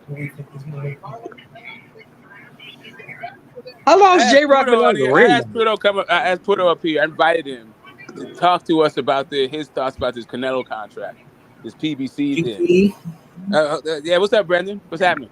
Canelo signed with the PBC? 3 fights. Deal, apparently. Man. Where you been? Deal. Wow. He said he liked working with Al. Been working. He said he liked working with Al too, though. He did say that. GT. Yeah, what's up, Brendan? Hey, and Sheldon, guess who the first fight is? Jamal Charlo, bro. Cherry pick. Why you gonna fight a dude coming off a 2-year layoff? You gonna beat the shit out of that okay, who at PBC is not a cherry pick? That's true. Benavidez. GT. Benavidez is the one that people want to see, right? That's the one. Morrell. I think he's Morrell. Now Morrell would back be a on cherry, David bro. Morrell again Morrell with the would be a 8 fights. With the 8 fights, how's he not a he cherry doesn't pick have with only 9 fights? Look. Stop, Troy. Stop, Puro. They told me that David Morrell is a fucking monster. Who's they? He's the class of the division. So if he is what they say he is, put his ass in there. He's about to fight Benavidez. Facts. Well, now that Canelo's on scene, I think Benavidez is going to avoid that fight and probably try to target Munguia if he can. Why would you fight that That's dude? what he's been saying. I don't know. They're a bunch of liars over there. He just had with life and death with a 38-year-old Derevchenko. Because it's a safer fight, Sheldon, to save yourself for Canelo instead of getting stopped by David Morrell. Why don't you get the Canelo fight first? Why is this fight getting in front of you? Well, because Canelo chooses who we want to fight, and he chose Jamal Charlo. He chose Jamal Charlo, who had never fought at the division before and been off for 2.5 years. Now, if you can't see, that's slipping too, right? Alvarez is slipping, so. But if you can't see, Troy, if you can't see, that's a cherry pick. I don't know what to say about you. How is it a cherry? I mean, Sheldon. I mean, for years, I've never fought at 168. Number one, Sheldon, hear me out. Hear me out. You know, for years I've been hearing that he ducked Charlo. Now he's fighting Charlo. I've heard Charlo's a world beater. He'll kill Canelo. Now he's fighting him and he's ducking him. But he ducked him all this time. He held his career back too, Sheldon. Don't you know that? He held Charlo's career back. Yeah. You're talking about a man who's never fought at 168, number one. Never fought there. Number two, ain't fought nobody in 2 years. And you finna get in the ring with this dude? There's a thing called a tune-up. It's not gonna end well for you, bro. No, but you can have a tune-up. But you're gonna get paid, though. You'll get paid. You'll make some money. No, but you can have a tune-up before the fight, though, can't you? No, he don't get no tune-up. No. Who said that? No, he'll get no tune-up. He got to fight Canelo next. They're talking about it next. It doesn't mean it will be next, but yeah, the fight's not confirmed, Shelton. The contract is though. Well, if there's no fight, it can't be no contract. How can the contract be confirmed without a fight? Because the contract is a 3-fight deal with the PBC. They don't know which 3 fight. Right. But there's no so contract. You don't know who he's going to fight in September, right? Right. We don't he just know signed a contract with the PBC. It's like Devin Haney signed a contract with Top Rank. You don't know who the hell's fighting. Well, if it's up to me, right? Fight your WBC mandatory next. Fight fucking Benavidez. He's the mandatory. Morrell's not the mandatory. Why should he fight that guy with 9 fights? No, I'm just Benavidez is the mandatory. Like, I don't really care who he fights. I mean, okay, listen. Let me ask you this, Troy. Do you think because Benavidez has more fights, he's a better fighter than David Morrell? I think he's the more. No. That's not why. I think he's fought the more experienced. No, he's fought the more experienced competition, and that's why he's the better fighter. He's fought the more experienced competition and learned from those experiences, and that's why he's the better fighter. David Benavidez ain't learned shit. He fights one fucking way, bro. Canelo. We talking Canelo, not David Benavidez. Why do you do like that? All this shit niggas just say, just keep saying it. I don't get it, bro. What the fuck is? What has he changed? What has he adapted to? Calm yourself down. Take a breath. This is just a boxing talk. I'm talking about David Burrell fighting Canelo. Yes, he's a better fighter, and not because of the numbers of fight he's had, because of the opposition that they put in front of him. Floyd Mayweather, Laura. Those are 2 tough damn fights. Daniel Jacobs, another tough fighter. The guy he just lost to up there, light heavyweight, another tough fighter. Plant is a decent fighter. Lily Saunders, decent fighter. This kid hasn't fought anybody on that level yet, and that's half it. That's actually more than half the fighters that he's fought. I named 5 fighters. He only has 9 fights. What has he learned in his 9 fights from any of those 9 fighters that could top what this cat has learned from the 5 fighters I just named? David's in the same position though. He hasn't really fought anybody on that level either. David Benavidez is different than him because David Benavidez came up fighting under Kovalov, Triple G, and Pavlik. Those are by the time he was 14, he was in camp with these guys. Yeah, but that doesn't. Go ahead. What? I'm sorry, Troy. No, I'm sorry. Go ahead. No, I'm done. No, I'm just saying that doesn't always equate that you're going to be a good fighter. You have to actually prove it in the ring. He was their main sparring partner. So Puro, you think Morrell is better than Benavidez? Skill-wise, yes. I do not think so because he does not have that experience on his belt. Skill-wise, yes. Neither does David. Neither does David. Okay, listen to me. David, I'm going to repeat it. When it comes to skill, when it comes to experience, he was chosen. He was in the ring at 14, 15, 16 with killers. Pavlik, Kovalev, Triple G, and those guys, right? This guy has nothing in his background that could knock off what that could match Benavidez' background. Yeah, because he was a big fat kid, and Morel is an Olympian who comes from the Cuban School of Boxing, probably one of the better Let me schools ask of you this. boxing Let on me the ask you fucking this. planet, He bro. was. Since you all on the rail, let me Listen, ask you. let me Hold tell on, you the Troy. story. Go ahead, Troy. Go ahead, Troy. Okay, what I'm telling you is what I heard from the horse's mouth, not to call the man a horse, but David Benavidez said, yes, a fat child. That's why he got into boxing. Then he started losing the weight, and that's how he got into the ring with future champions and Hall of Famers like the Kovalovs and the Triple G's and the Pavlik. And he's also been sparring with all the top, Eastern European champions at 175, and he puts in work with them, and in some cases he beats them in sparring. I heard that from Yeah, one of I'm their a big trainers. kid. I'm durable. Come spar with me. Like, what special skills have you seen from this dude? You seen him What special fight skills off the have you? back foot? Can he move laterally? Does he have a good David jab? Like, Burrell no, can't bro. do none Like, of what the that. fuck? David Burrell can't do Okay. none of Yeah, I that. got to see it in the ring, like actual Phantom. Let me professionally. ask you this. Why do you love Phantom. that man? Just on his Hold prettiness. on, Troy. Let me ask Phantom one question. Do we actually know what David Morrell is going to do when somebody hits him back? Because David Benavidez is definitely going to hit him back. I mean, he's a fighter. What do you think he's gonna do? Just fold up? We don't know. We don't know. He's never been in the ring with anybody that's going to hit him back. So you saying in his fights he hasn't been hit? Like, what do you say, Shub? No. He has been in the ring with no resistance. Nobody, everybody he has been in the ring with, all 10 of his fights, everybody he has been in the ring with cooperated with him. Everybody. They had no choice because he's a better boxer, bro. They couldn't do nothing. David Benavidez is not going to cooperate with him.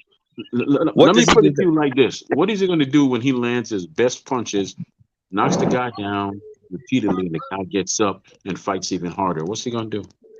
He's gonna do what he did to the last dude. Put him in a coma. You want to keep taking that punishment? Feel free, bro. We don't know. You missing my point. We don't know that. See, that's you assuming. No, the guy get up. He kept fighting. He got put into a coma. We do know that. Because he's never been in the ring with any resistance, bro. Them dudes wasn't resistance. He played with them dudes. I watched the fights. He played with them cats. He's not going to play with Benavidez. You the type of cats that pretty Benavidez is food, bro. No. Listen to what you're doing. Listen to what you're doing. You're the type of cats that picks a pretty girl who has no substance. And then when somebody asks you why he picked her besides her looks, you'll give 1,000 answers but don't mean anything. You're basically just why, let me ask y'all this. Why is Samson Lekowitz saying a tentative deal has already been agreed to between Benavidez and Morrell? And you got Benavidez saying, no, I'm not fighting him. There's no deal yet. I might be fighting Jaime Munguia. Because they're I don't care what he says. What does that prove? I still got him beating David Morrell. Fight the proof in the ring. Talk cheap. Fight the proof in the ring, baby. I got the 29-30 fight fighter beating the guy with 9 fights. That's what's up. But you know what? Them niggas don't think the way you think, bro. They know what they in the ring with, bro. Morrell's a fucking monster. You know what, man? You know, the last time I heard this was passion from somebody about this guy being a killer. And the people in Morrell's camp don't think the way you think, because if they did, they'd have put him in there with tougher opposition. Yes, thank you. Wait. Hold on. That the fight signed. Morrell said the fight signed. Who said that? Morrell. I said the people. No. Samson Lekowitz said that too. I said the people in Morrell's camp don't believe Phantom what you believe, because if they did, they would put Morrell in with tougher competition. Like who? Who would have been the tougher competition? Neck the Bully. At 68, Jacob, he could have fought. You got Belanga. And who else did I mean? Okay, all these dudes were fighting on other networks under other promotions. Be realistic now. Let's be realistic. Okay. Money talks. So we being realistic. And realistically, David Morrell ain't fought no goddamn body. That's realistic. Okay, if that's your opinion, that's your opinion. I'm not gonna argue against that. Yeah, he ain't fought nobody. Let's see him fight somebody. This conversation earlier, and you can prove he fought nobody. I guess if he would fight Uskataki and stop him, like that'll prove something. Like I guess, bro. Like, I guess so, but he hasn't. It would prove more than the motherfuckers he been fighting. It would prove more than that. Yeah, I guess so. I mean, I just think we being formulaic when we say things that we just keep saying them. Like you know. You can't prove he fought anybody because we had this conversation over an hour ago. I've been saying this for a year. They've been talking about Morrell. Morrell is good. He's very good against them bums he's been fighting, but he ain't fought no goddamn body. Let's put him in there with somebody that's gonna fight him back. Let's see what he Put him does. there with Beck the Bully. Put him in there Yeah. with Beck the Bully. Let's put him No, there he with should Beck the be fighting David Benavidez, and David Why? Benavidez should be saying, "I'm going to fight Why? Morrell." Why That's what should should be he be happening. fighting? Why should he be fighting him? Because he got a belt? Okay, good. He should fight him because he has a belt. That's And the when David number 2 Benavidez- and the number 3 of the division. What do you Okay, mean, cool. bro? Cool. And when David Benavidez, okay, when round 7, round 8, and round 9 comes and your boy is tired and confused, what's he going to do? When have you ever seen him have to come back, from adversity? When? What? Bro, when has David Benavidez fought somebody his size? In the plant Let fight. me know. He was in the plant fight. He was having Caleb Plant was the same size. Get the fuck out of here, Oh bro. my God, you are in love with this dude, and you can't even make a point. Nobody can say anything to you about Bro, it. you're just lying on No, reality no. at this point. What Take am I your supposed to condom say, off bro? and- just take your No. condom Let's off be and honest, do man. roll Hold where you on, want. I don't care. Troy. Let's be honest. I was at the fight. Honestly, Caleb Plant was whooping his ass for the first 6, 7 rounds, and then the fight changed with one uppercut. The whole fucking fight changed. Yeah, because That's what happened. Benavidez can't box. He was getting outboxed. That's what happened. Well, he won the fight. He changed the fight, and he beat fucking Caleb Plant down. He did do that. He did. Yeah, that. he's I big, do he's durable. Facts. But it's not like he won on his superior boxing skills. No, he wore him down, bro. And if he wore him down, you don't think he has a chance to wear Morrell down? Hell no. Morrell Okay. ain't gonna. So let's see. Let's see. This ain't 'Cause no we only seen Caleb Morrell Plant. go 12 I rounds can't one punch, time. so I need a bigger We've ring only to seen run Morrell around. go 12 rounds one time, and he went 12 rounds with a punching bag. Morrell gonna hit that nigga with some hot shit. David Benavidez is not even gonna want to come forward no more, bro. He's gonna turtle up and be like, We'll no. see. We shall see, because we ain't seen him fight nobody with no hot shit. So we know David Benavidez can fight. We know that. No matter what, if you don't like him and don't like him, we know that motherfucker can fight. We know that. We don't really know if David Morrell can fight because he ain't fought nobody. But he can box. We gonna find out. If he fights Benavidez, we will find out what he can do. Well, tell your boy not to duck and try to fight Jaime Munguia. He ain't Let's my start boy. there. I don't give a fuck about the 168 division. My guy's at 147. My guy fights at 147. And my guy got a fight on the 29th.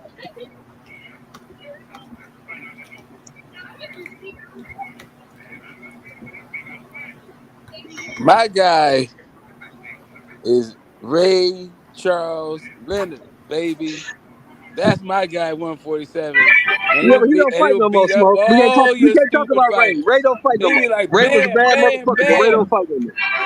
Ray don't fight no more. Ray out the picture. Ray on the sidelines, drunk, making stupid takes like Mikey Garcia gonna beat Spence. Yeah, That's what and Ray doing. Bud over there, bitter as shit. Mad for no damn reason, and trying to fool the people like he's a second He gonna coming beat the shit out of this Sam dude, though. Langford. Hey, I tell you He's what, about to get his he gonna ass beat whooped. the shit out of this dude, though. What could be He gonna happening fuck right this now. dude up. He gonna fuck this dude up, though. Maybe. Don't fuck He gonna around and fuck find this out. dude up. All them cans you've been preparing for didn't actually prepare you for it. He gonna fuck this dude up. Yeah, from your lips This to one-dimensional boxing God's dude that ears, you right? love. This one-dimensional dude that you love is about to get his ass kicked. You know, yeah, I don't know about ass kick. People out here acting like, anyway, you're gonna find out. You're gonna find. We all gonna find out. We all gonna find We out. go damn show see Smoke. That is the facts. We are damn show finna find out. And that's why these two are a couple of my favorite fighters. But of course, my number one guy, he's been my guy. I used to have him, but like I said, Ray Charles Leonard is my guy. I don't get blinded by love anymore. Well, my guy don't fight. My guy is deceased. You know who my guy is. Nobody beats that guy. So Smokey, when you say you changed your mind after the Spence kill Brook fight, that fight made you pick it in a blood fight. Yep. Yeah, I'm saying, what happened in the fight that made you change your mind? I was looking at those two dudes, and they were big as shit, slugging it. And then the way that fucking Spence beat the shit out of that big ass dude, I was like, oh, let me pump the brakes here. And I've seen over the years, because at that point, I mean, I think he had the Benavidez fight, maybe. I'm not quite sure at that point he had fought Jose Benavidez yet. I think not. But no, 2017. That didn't got to the division yet. Fuck that. Yeah, he was still fighting at 140 when Kell Brook was happening, and I was like, oh, my dude's little. My guys are really tiny. These are some big ass welterweights. GT, My guy's fighting the division below, and both of these dudes are going to be fighting several divisions above welterweight. I'm tripping. GT. Brendan. Yeah, I did send you some more pictures. Yeah, you told me I'm gonna check them out, but I'm deep in this boxing debate. I know you want me to get to them, and I will. I promise you. But yeah, man, it's boxing There's time. 4 of us left now. What'd you say? There's 4 of us left. So far, there's 4 of us on the panel. There'll be, maybe there'll be more coming through, maybe fewer. I don't know. Only time will tell. There's more people in the chat. There's about I don't know how many people are like what it actually means. I don't know what these things mean, man. But yeah, we just chopping it up. It doesn't matter how many people. This is how we get down. You did subscribe to my Sometimes channel. it could be 4 or it could be 400. This is what we do. It could be 440,000. We'll be doing the same thing. GT. What's up? You did subscribe to my channel. You know I did, man. What? Oh, maybe you didn't. No, yes, I did totally say subscribe to your channel. I subscribed, I liked, and I also commented on like 3 videos so far. And that number will be increasing. How about the other 2 people here? What'd you say, bro? How about the other 2 people in the panel? I didn't hear. I didn't catch that one. What about the other 2 people in the panel? What about the other people on the panel? Oh, other people on the panel. Yes, that's Phantom and Mr. Graham. Yeah, they already got you. About my channel. Oh damn! I gotta let Shelton in. Shelton, give me a second. I'm outside having a smoke. Yeah, hey, Cram, who you got as Spence and Bud, and like why? If you have somebody winning that fight, I got Crawford because I believe that Crawford brings more tools to the table than Spence. Spence is very good, obviously, but I think Crawford knows how to box, switch. He can fight going backwards. You've seen him come back from adversity a lot of times, a few times, not a lot. So I think he's the more, let's say, complete fighter. And Spence is really a very good fighter, but he fights one way. I've yet to see him do a lot of things that Crawford has done, like counterpunch, maneuver, and all that. That's all Crawford. I think Crawford's gonna be in for a tough fight, but he wins that fight. Oh, so Bud got a bigger toolbox. I can dig it. Yeah, that's why I was picking Bud. That's why I was like, my man said was Crawford like, has a bigger the guy toolbox. that taught me my stance. I was talking about him today, like the guy that used to spar with Glenn, used to spar with Nonito, taught me my stance and my 6, King's Gym. Right. So that guy and I used to fight about it, and he was just like, "Nah, Spence, man, you don't know." And I was like, "Nah, Bud is just too good. He's got all these tools. They got, nah, it's not gonna matter." So we were going at it, and then finally, and that was all of 2016. We were just going at it for like a straight year. 2017 hit. He had that Kell Brook fight. Started scratching my neck. Yeah, about that Bud pick. Yeah, man. And since then, I've seen no reason to switch my pick. I can say this. I can't wait till the 30th, and then all this talking will be over. 30th of July, the talk will be over. Well, it depends on how the fight plays out. So this is what you can do, Jewel Titan. What we don't do here is troll other channels and shit, and just to do whatever it is you think is happening here. Drew Titan is that's one of my favorite channels. I wish I was over there more, actually. So yeah, while you're over there hating, you should probably celebrate. And this is a perfect example of what I'm talking about. If people try to use boxing as a proxy for whatever like real weirdo agendas they got going on in life, Yeah, whatever. Canelo runs boxing. If he is, he's running into the ground. I don't think he runs boxing, so I'm not going to put that at his feet. And he is the face of combat sports. Okay, we can talk about that. Let's see.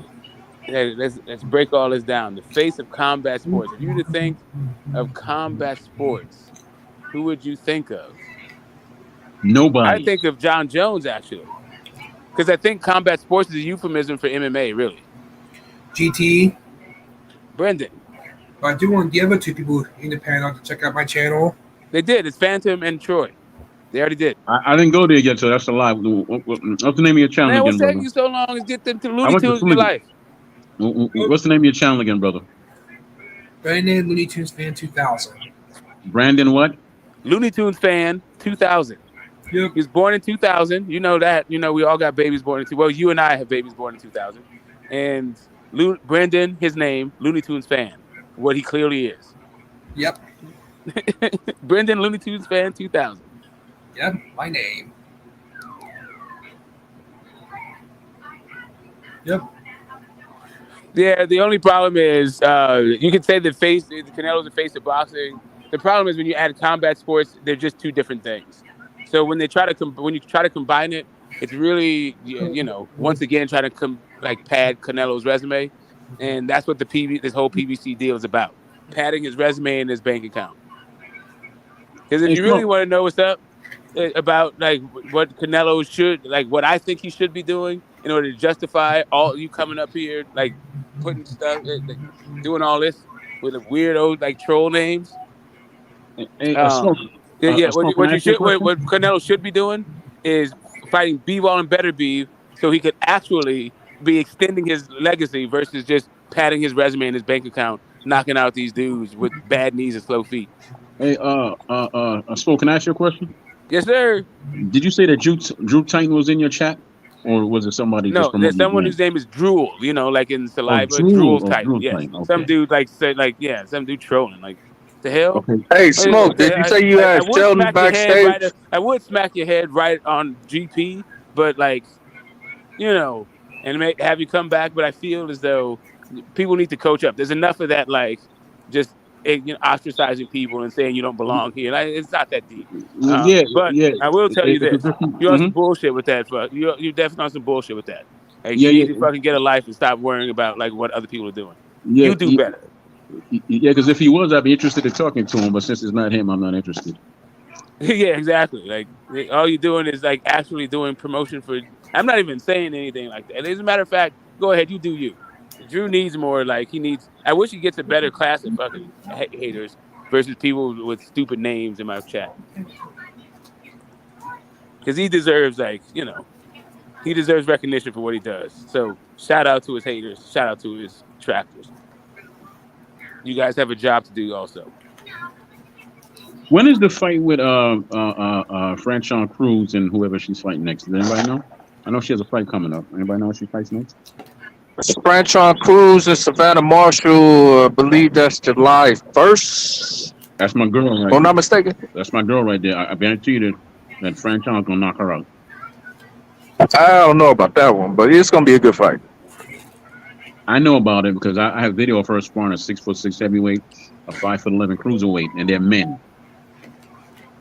Yeah, they all spar men. Savannah Marshall spars men. Clarissa Shields spars men. The bigger girls spar men, bro.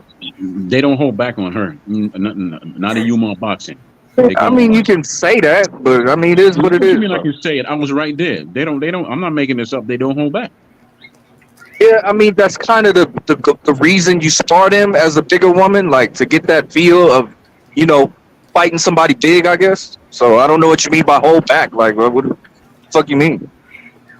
I don't think the girl from England that they allow men to go full out on her. I don't think so. I don't know. GT. I know she spars men though. I know that. What's up, Brendan? You're awesome, bro. Oh, jeez, thank you. So are you. You know what? It's probably time to put your link in the public chat again. There's a whole new group of people who just came in. I found your page, by the way. Yeah, you are too. Like, yeah, drop your link in the public again. Yeah, that's my man Brendan up there. He has a channel that does Looney Tunes. He does a bunch of different cartoons. I think I saw some Peak in the Brain, some Animaniacs. But yeah, Looney Tunes is his jam. And if you're a Looney Tunes fan, then hey, I can't hate on that. Three generations of my family has all kinds of things. I sat there with my aunts, uncles, grandparents watching some Looney Tunes. I don't even know what to tell you. Yeah. Brent's my Just guy. put a link in there, Sub to bro. his channel. I just put a link in there, bro. Yeah. Anyway, back to this boxing. So, There's a link. I'm sorry.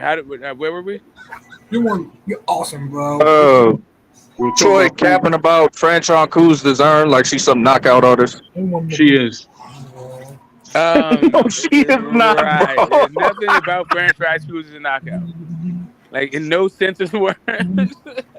She don't knock people out. I don't know. No, It bro. depends on which people No, you're she talking does about. not.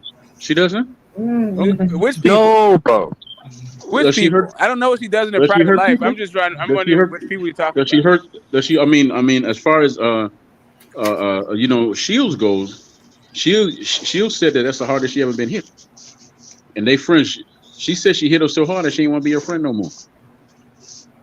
Right. So 8 wins, 2 knockouts. That's a knockout artist. Yeah. Well, all I can say is she's damn heavy-handed, and I guarantee you that she's gonna stop this girl from England. I have a feeling. I'm going on my feeling. She's gonna stop this girl. I'm not capping for her. I just know what she could do. But I wish she would come back to Umar to her first, to her original trainer and fight, because what you're seeing is not the best of Franchon. Trust me when I say this. That's not the best Franchon that you're seeing. Okay, so are you saying the best Franchon was under her previous trainer, or what's going on here? Marvin McDowell, when she was with Marvin McDowell, that's when she was with that's when she was at her best to me. She was at her best with Marvin McDowell. She was more fluid. She just utilized all her skills that he taught her and everything. Is she like training with her husband now? Like he's the lead trainer? I don't know. The last trainer she had was Barry. You too, baby. Barry somebody. What's his name? He's from DC. She trained the Peterson brothers. I know who you're talking about, but I can't remember his last name. Barry Hunter? Can't be Barry Hunter. But I think it was Barry Hunter. I think that's his name. He's a good dude, man. He has real good energy around him when you meet him. Very good, positive energy guy. But if she comes back to Umar boxing, you're gonna see a whole different Franchon Cruz, a much better, more fluid Franchon. Same thing with her husband. He trained her husband too from scratch. If he comes back there, you'll see him, and her husband's nothing to play with. He's real sharp. He's real sharp in that ring. He was a good fighter. Yeah, she might lose them titles July 1st, bro. Like I don't know. Mm-hmm. Just like I don't know. Yeah, just like Barella's gonna beat Alvarez if they fight. Yeah.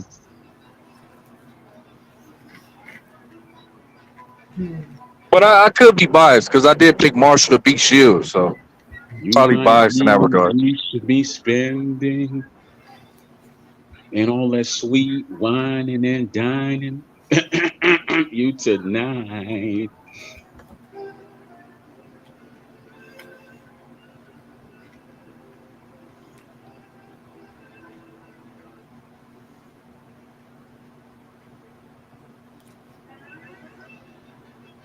Silence on the panel, man. What's with the silence?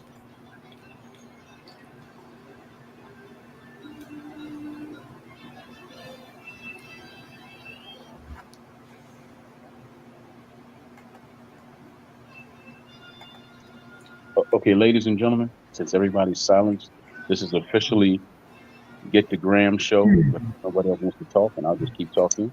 If nobody wants to take charge, I'll take charge. Welcome to the Get the Graham show. And if you know what I mean by that, you know what I mean by that. Pull up by the back door, knock 3 times, and then wait. Yeah, man. And you'll get the Graham. I'm with it. And yeah, I'm with the Get the Graham. Go ahead. Shoot the bars. Now, question for you, since we're talking boxing and we're talking everything boxing. You think Canelo signing with the PBC is a good thing or is that just as far as the sport goes right now in present day? Is that a good thing for the sport, or you think that's really not going to help the PBC at all? I'm sorry. What? Restate the Okay, question, please. do you think Canelo signing with the PBC helps them, or is not going to help them at all? Because Oh no, they, that's their business model. That definitely helps them, and that's what people need to understand. Instead of pitting one promotional source against another, they need to understand how they all work together for the good of boxing. mm-hmm. We can't take away any of these things and have boxing be at all functional. We've had 2 slow weekends with all of them operating apparently the way that they should be, right? So what's going on anyway? So when it comes to Bob Arum, as Jimmy came and astutely pointed out, he's never pursued a Canelo fight. GT, What's up, Brendan? you're one of the best YouTubers ever. Well, so far I strive. I think I have not even hit my stride yet. I'm just You, getting out. I haven't even been putting out content for a year, you but have, I definitely appreciate the vote of confidence. yep. Yep. How So often? Billion. yeah. So for me, like Bob Arum is not trying to go outside of his business model, which is bring up new talent to a certain level and create new millionaires and generate new stars. Look, Right? that's not true at all, Smoke. That's not true.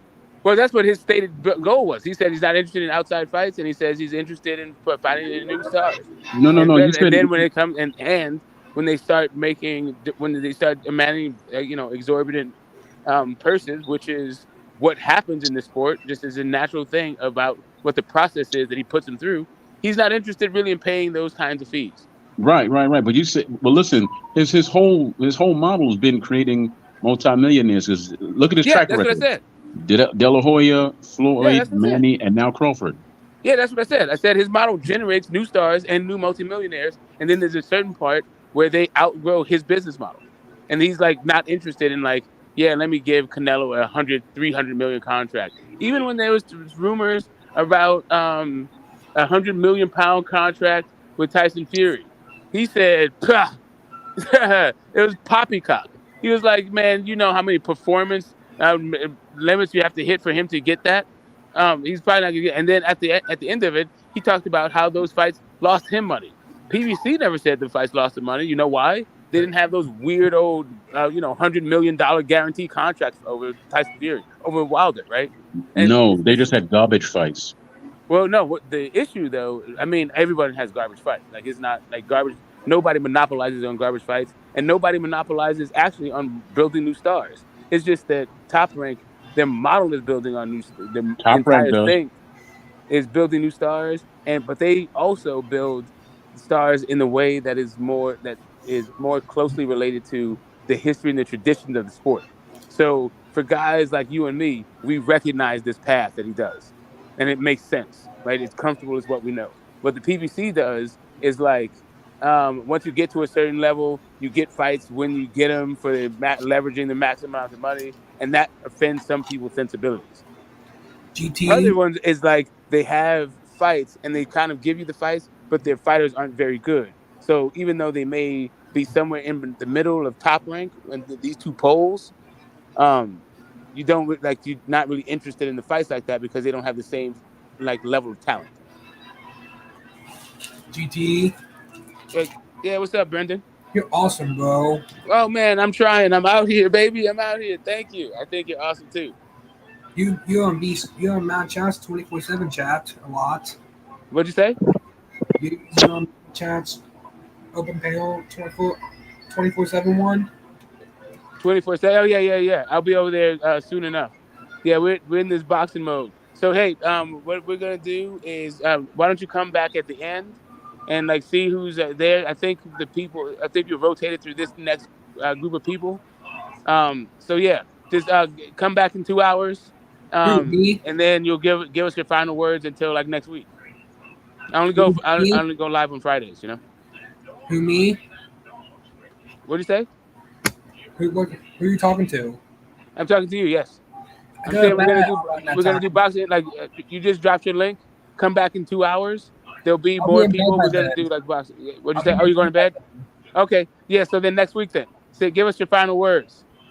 Well, like and subscribe and send my support.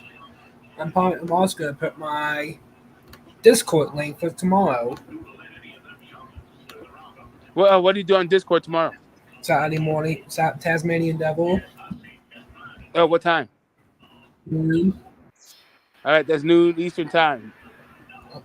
It's noon Eastern time. You got Tasmanian Devil. Yeah. Did you drop your Discord also? I'm Uh, doing it now. okay, cool. Do you do standalone shout videos? What'd you say? Standalone shout videos? Oh yeah, I saw you did the double shout out. No, it's about you. Oh, wait a minute. What are you asking me? Do you do standalone shout videos? Do I do shout out videos? No. If you look through my library, you see it's just like boxing stuff. Yes. Yeah, just like you do cartoons. You I shout do boxing. Yeah. more of a little user. I Yeah, yeah. do. I do shouts to more than one user in one video. No, even if I shout out something, it's because of boxing, right? I don't even, and it's not even that I say like "What's up," but I do. I appreciate what you're saying to me, and I would give it a think about doing shout out videos to like promote channels. That's not really particularly what I came for, but maybe. But I like shouting out your channel. I'll tell you that. I'm like I said, I'm down with the Looney Tunes. I like it. When am I gonna see you again? I'll go live every Friday. No, you all together. Oh, I don't know, man. Listen, who knows? Who knows what tomorrow brings? Life's vagaries brings us together for these moments, and that's why we cherish them.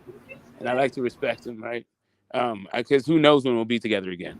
Actually, I hope to be live with you next Friday, but I had a near death experience just this Are you week, being so in Mad Chat's panel? I will. I only go There's there my if plan. you. I only go to if you're in there. Say again? I only go there if you're in there.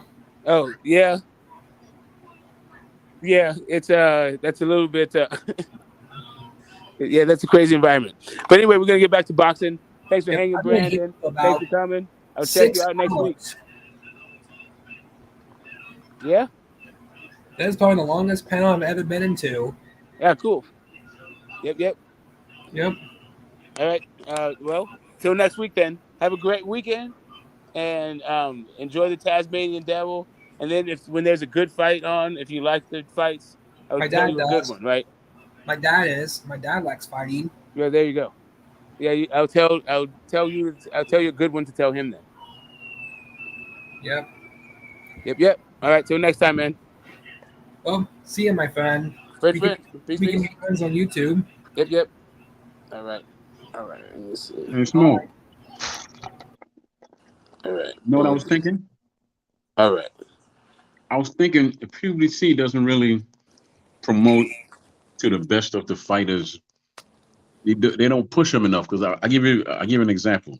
You have twin fighters that were champions at the same time at one point. They should have been household names. If I was their promoter, I would have them as household names, and also I would put together one of them Don King cards with the twins, Wilder and Spence all on one card, and put it out there like that. And then I would take those twins to WWE and have them fight the other twins, the Uso twins.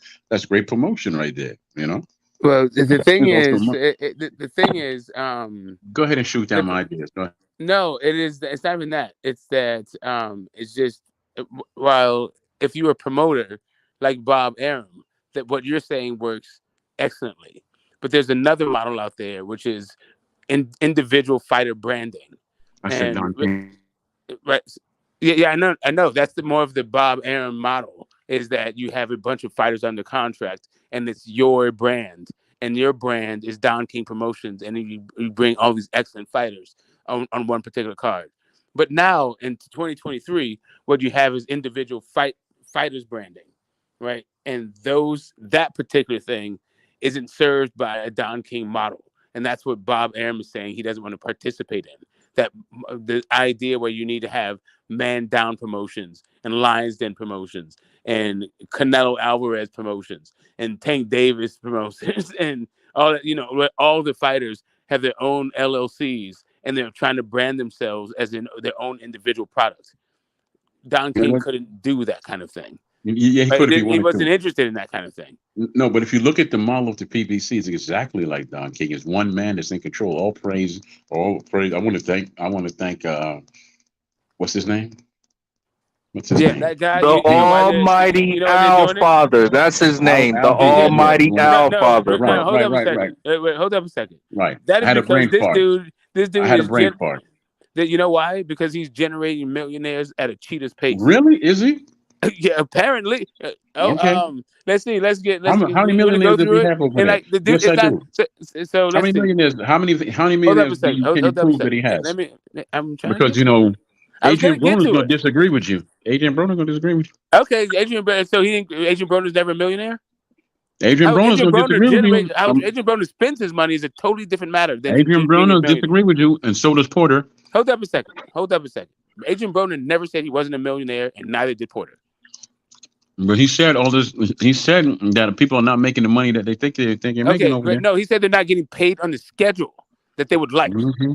He didn't say they weren't making the money. He was talking about how long it took to get it. All I know is that is a couple of those fighters over there that are doing Uber and Lyft.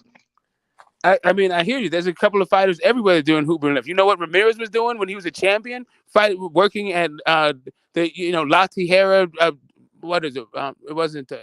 Was it Chipotle? Can you stay on point, please? No, it wasn't. It wasn't Chipotle. Sorry, that's the spot that I went to when I was in La Tijera. It was the Starbucks. He's working at Starbucks. Well, if you know La Tijera, it's a little truck stop right over there. You can get the McDonald's or the In-N-Out, depending on where I you think you're go. going on And then points, you do man. a thing. My point is, Ramirez worked at the Starbucks right there. You know how many times I've been in that spot? That's my point I'm trying to make to you. I'm trying to tell you that I know exactly all the damn stores around every single one of there. And that when dude was a champion at Top Rank, he was working there.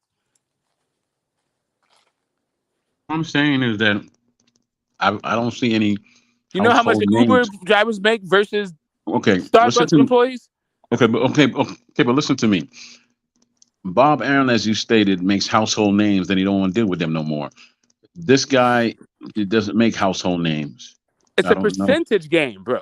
The Is percentage of guys. Do you understand that Bud Crawford, it wasn't there to become a household name? He succeeded in spite of Bob Arum. He's supposed to be fodder for these guys. he He just kept succeeded because beating he them. knocked out every welterweight That's he what fought? my point is. Yeah. There's No. like just as though that there's far fewer household names than there are littered fighters who you don't know who the hell they are. Where's Burchell right now? Okay, listen, right? Tim Bradley said out his own mouth factually he had very little money, and then he got with Bob Aaron, and he made Listen, you think millions, I'm gonna right? go against Cali Crawford boxing? Crawford was the same What? thing. He was No. Tim Bradley said he didn't have No. no money, none. Then he got with Top Rank. No. And his wife became his manager, and he made money. Bro. Crawford the same way. He won at every weight class, and he got promoted he won at This is every not single a. weight class here before that. Then he done I better in didn't every say weight class this here is before not that. this is not about Bob Arum not making millionaires and not making household names. I Okay, so what is understand it that. about? I already said that he does this thing, but what we were talking about, I don't know how you pivoted to Bob Arum and the relative value of Bob Arum to Top Rank. So Actually, just so you we, did. if I I was can just get telling this you out, something. I know it's a lot and it's hard to process, but Bob Arum has been in the business for a damn 40, 50 years. PBC has not even been in operation for a decade yet. I don't Okay. understand this. Like, let's compare these two things that are totally disanalogous to each other. Like, if you want to talk about the last 10 years and the trend up and the changes in boxing, and what I'm talking about when it comes to the promotion putting together a card and these new fighters branding themselves and what you need to do to break through the white noise of the way content is being consumed, that's the conversation.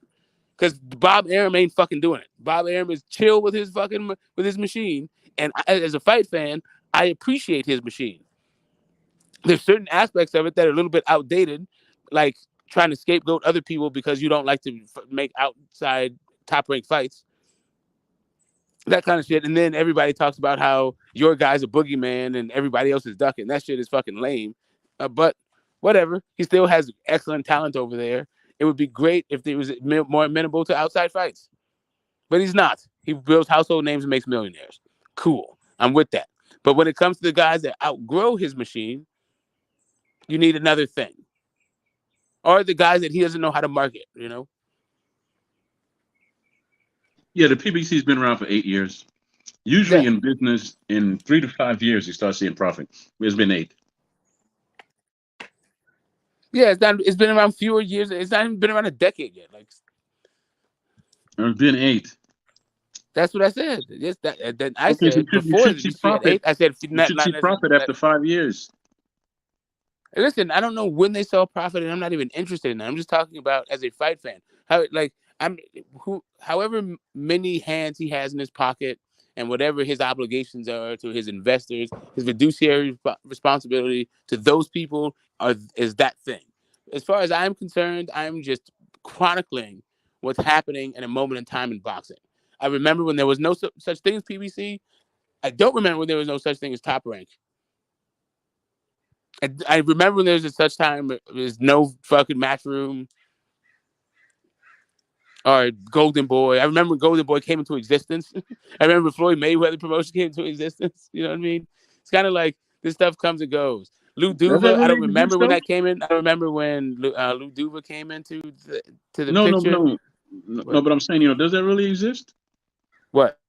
TMT promotion. Does that really exist? Because I don't see him promoting nobody but his damn self. No, it's Floyd Mayweather Promotions. It's called TMT. Is a different thing altogether. Okay, but my point is, I don't see him promoting any of his fighters. I only see him promoting himself. I don't see him promoting none of his Well, I fighters. mean, you saw him at the Tank and Ryan fight, and that was the last fight reportedly to do 1 million pay-per-view buys. Tank is with PBC, isn't he? Not only was it, but it was a cross promotion. It was PBC and the Zone, but he is managed by Al Heyman. But it was promoted. If you can look it up right now, like you'll see that it was Leonard Ellerby promotion. Yeah, but President. PBC is not TM. Is not Floyd Mayweather Promotions. It's TBC. It's Right, PBC, right? right. So PBC is a production company. All they do is produce television shows. They're not promotions. The promoters were Tom Brown, Oscar De La Hoya, and Okay. Leonard Ellerby. Okay. So why did they have to turn to this man for anything then? What? Why do they have to turn to Al Heyman to get fights then? Why they always got to say I got to praise Al Heyman, I got to get Tank and talk to is Al first managed by before they Al fight? Heyman. You wanted Huh? you asked it. You asked that earlier question. I think there was astute. It was No, I just didn't. like I think it was just poorly worded when you said, "Is Leonard that a real?" Ellerby was When not you a said promoter no, I said record. earlier. You said I'm just referring to a question that you posed earlier about is that a real place? Does it really exist? TMT Promotions, and I said it's Floyd Mayweather. But the thing about it, the truth of what you're saying, is that the fighters that he had under his banner, he largely undermined, and they didn't actually live up to their potential. And a lot of it had to do with Floyd's mismanagement of them. But Tank was managed by Al Heyman, so he didn't actually have the same outcome as the other guys under Floyd Mayweather Promotions, like Ishe Smith or Jalen Love. But Badu Jack is persevered through the whole thing. But Ashley Theophane, what happened to that guy? You know what I mean? Mickey Bay. Why did Floyd even have those fighters? Like they all weren't very good. Like I They were very good. don't That's the whole point. Is they were fed to the wolves because the whole thing was a vanity project. I don't know if you know of a thing called a vanity label, but basically you want everything to just represent you. You don't care about. You don't want to look at the individual for who they are and craft their career to make to leverage their talents. What you're trying to do is make sure nobody outgrows your thing. You're the brand. That's the thing about branding. You have to figure out if you're gonna be like a mogul and you're gonna have different properties and shit. You gotta have them have their own brand kind of shit. Anyway, I'm not even getting into this part of it. Point being know. is Floyd. It's funny though. The whole point of it is that I understand you saying is Floyd a real thing because of his track record, but really the reason why Tank isn't that guy is because Al Heyman is his manager. Yeah, how did Tank? I don't even know the story. How did Tank and Al hook up? Because I think Adrian Tank Broner. was with Al before he was with Floyd. Adrian Broner. Umar Boxing and Oh, then Adrian. okay. Umar Boxing and then Adrian Broner. Remember Adrian Broner? Yes. Yeah.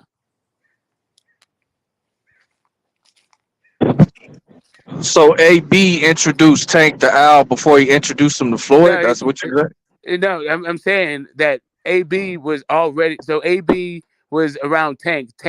AB introduced Tank to Floyd, but AB was already with Al. Like AB had his own promotional company, if you remember. He wasn't signed to Floyd for Floyd. Right. So maybe just through He had his own osmosis, deal with like he had his AB Promotions. He had his own deal with Al. He had his own deal with Showtime. yeah. So I'm saying like just through knowing AB, maybe that's how Tank linked up with Yeah, Al. Yeah, and makes that's what. sense. Yeah, and Floyd was the promoter. Al was the manager, and even right now, Tank has his own deal with Showtime. Al is his manager, and he's promoting himself. Adrian Broner took him to Floyd, and Floyd was Yeah, like, okay. yeah, You know, exactly. that's what happened. Adrian Broner took him to him, and Floyd liked what he saw. Rest, as they say, is history.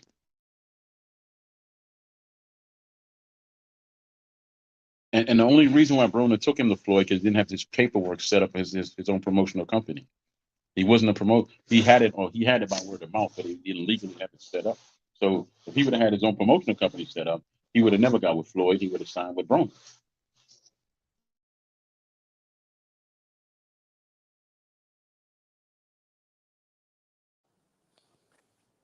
Yep. So I don't know, like the whole. I don't the idea that we need to pit one against each other, and like it's some sort of Kumite or Thunderdome. Yeah, I think that doesn't actually take into That's account only in this to what's era, though, happening. Smoke. You know, What that's you only say? in this era that they talk about companies and all that. It's never been about who's your promoter and all that. It's been about let's fight. It's never really been about who's your promoter and you can't cross the street. That's all in this era that these fools made up. This is Yeah, This it's is new. because all these heroes that we watched being blood and guts wound up being broken as hell and like bitching and complaining. Like, Who do you, I it, mean, honestly, I'm so sick of hearing about that because there's a lot more fighters that left the sport that were successful. Hagler, Hearns, Leonard was the first one to make $100 million. but I'm talking Ali about made a guys. lot of. Yeah, but I'm talking about like when you see Rafael Benitez, who fucking don't know what the hell he That's is, wanders up the street in New York. yes, You know what yes, I and for mean? When every you see like Benitez, when you see G Man like hooked up to tubes and shit, and he's yes, relying on and the for every kindness of Roy Benitez, Jones, right? It's just kind of there's a like guy well, that no, but listen, when but you there's see a guy that Barbados left the Joe sport, Walcott sweeping up the mat and, at and Madison there's Square Garden, and or you there's see Joe guys that left Lewis but successful. dying in a like poorhouse, There's or you guys see that like left it's just like successful. story after story after story. At a certain point, the general public just gets Okay, listen, tired of I it. can rattle off some names too, like Kelly Pavlik. He retired well. Kevin Kelly, I he understand that. I'm retired not well. talking about that. I'm talking about the Prince reason why that Naseem, he I retired well. understand. Listen, Everybody knows the do dangers you of the think? sport, Okay, man. first off, Damn. most boxers don't even get names.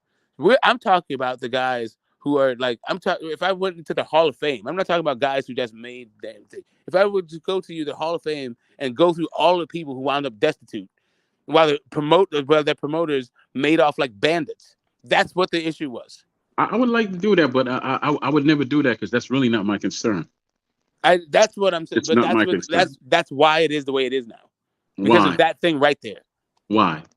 Okay, because people who become Okay. I am so glad. I'm so glad you're about to say what you're about to say. I'm gonna run it back down right, the damn throat. right, But go ahead. right. So right, because if you want to gain empathy with the viewing public, they must suffer with you. And once you see these guys that go through all of this pain and suffering for your pleasure, you start to empathize with them.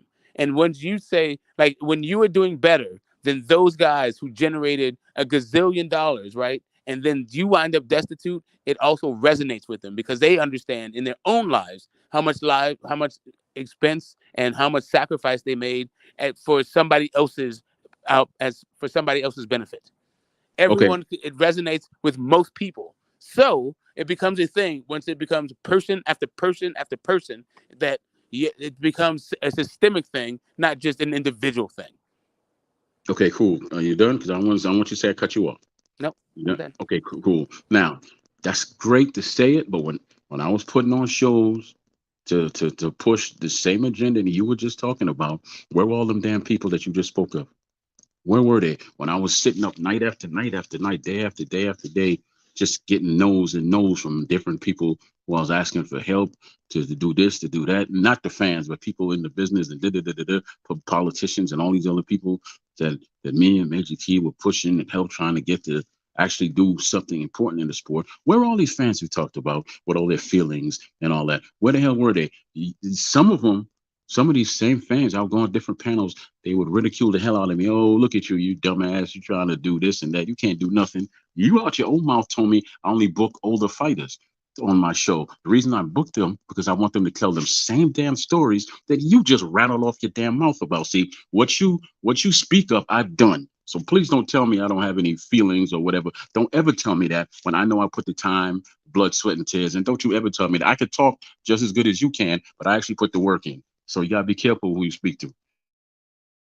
Right. So your issue is what you think how you think fans should react. I'm just telling you how fans did react. Cool. I'm sorry React that to what? I appreciate the work you put in, and I'm sorry you didn't get the return that you feel like you should have. And now you think that we're talking about the same thing, but we're not. We're talking about why fans did react the way they did, because what they do care about is what they do care about, and what they don't care about is whatever you think they should care about. Most Sorry. most fans care about drama. That's why you have some of the biggest so-called boxing talk shows on here that talk bullshit. You actually named somebody's name earlier. I'm not gonna repeat that dude's name, but you named his name earlier. So that somebody was trolling him. His show's about bullshit. The people that he's with is about bullshit. But then you have somebody who might be saying something, and then they don't equal it. There's a reason why the show like the Boxing Voice is doing good. Not because the guy knows boxing, because there's a lot of bullshit with him, and he puts in a lot of work to polish up the bullshit. I'm not saying he's not a hard worker. He's a very hard worker, but a lot of his shit is bullshit because he does not know the history of the sport at all. That's why it takes a wide tent. There is no silver bullet. There is no messiah. There is no one voice. I mean, even though he is a great title, the boxing voice, it's a boxing voice. And really, as boxing fans, we get to it. It's what's funny about boxing is how subjective it is, while people are always basically ignorant of something or other. There's very few people who have, like, the god's eye view of the sport, right? Where you could understand the business of it, what it takes to be in the ring, what it takes to promote, what how to read the larger cultural zeitgeist. But, like, the more you get these overlaps in the Venn diagram of boxing, then the more you become great in boxing. That's why one of the things about Floyd is because he could tick all these different boxes about where the sport was in that moment, right? But really, when it comes down to it, that's not really the issue. It's not about the success stories when it comes to, like, why you see the rise of, like, you want autonomy. And listen, Sugar Ray's one of my guys. Muhammad Ali's one of my guys. But they were a couple of the most, like, you know, prolific guys and really the pioneers of exerting your own agency in an Larry industry Holmes that left was with a lot of money too. largely controlled by outside forces, right? But I mean, sure, Sugar Ray Robinson had his own thing, but, like, Marciano was like a mob puppet. Lamada mob puppet. Jack Johnson did what he could. He couldn't get fights. The system used an outdated law to turn him to not really turn him into an international fugitive, but they wanted to take him down a peg, all that kind of stuff. But even, and I don't, and I mentioned all this to talk about that it's not just like a racial thing. It's just what it is. It's what boxing is. That's why I throw Marciano in there, Lamada. Like, it's kind of, it is what it is.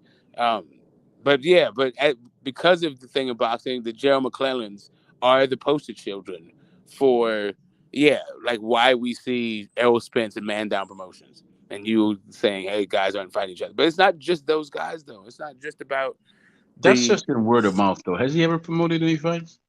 Any of Well, these it's, cats it's ever just having promoted any? LLCs. It's just being able to get it. So the way that the PBs, yeah, man.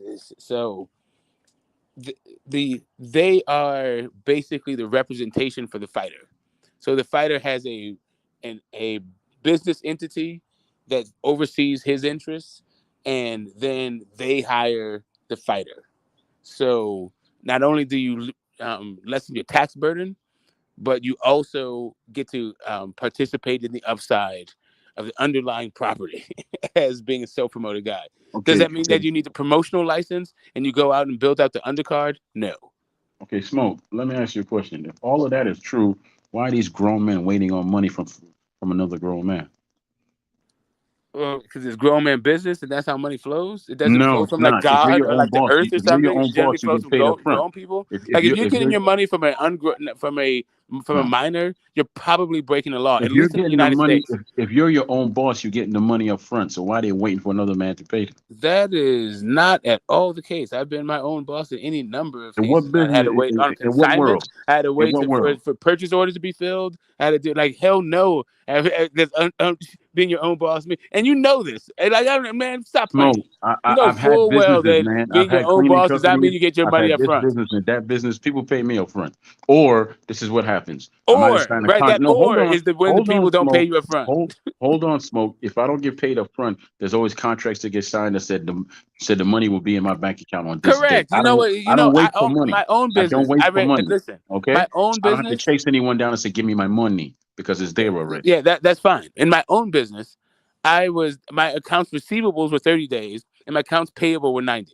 That's my own business. Like of course I wasn't paying. What the hell are you talking about, man? Like most businesses, like you get is 90 days. I don't know anything about chasing nobody down for no money. I had set dates and my money was always there, period. Okay. All right. Yeah, well, I mean, I will admit that most of my business was business to business. Some of it was direct to consumer, but even my direct to consumer, when my accounts payable and then was like really quarterly because when I had to pay my taxes. But whatever, man. Yeah, own business, getting paid up front is a luxury.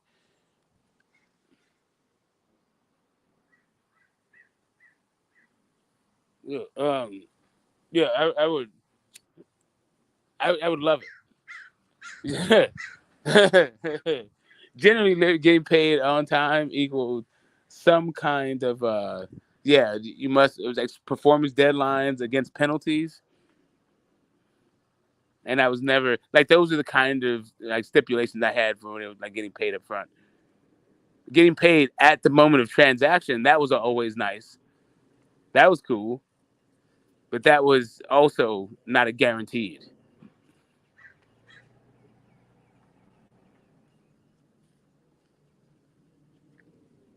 I own busy. I didn't pay shit. You weren't getting you in 90 days. Wait a minute. You want to settle your invoice in 90 days before 90 days? Why?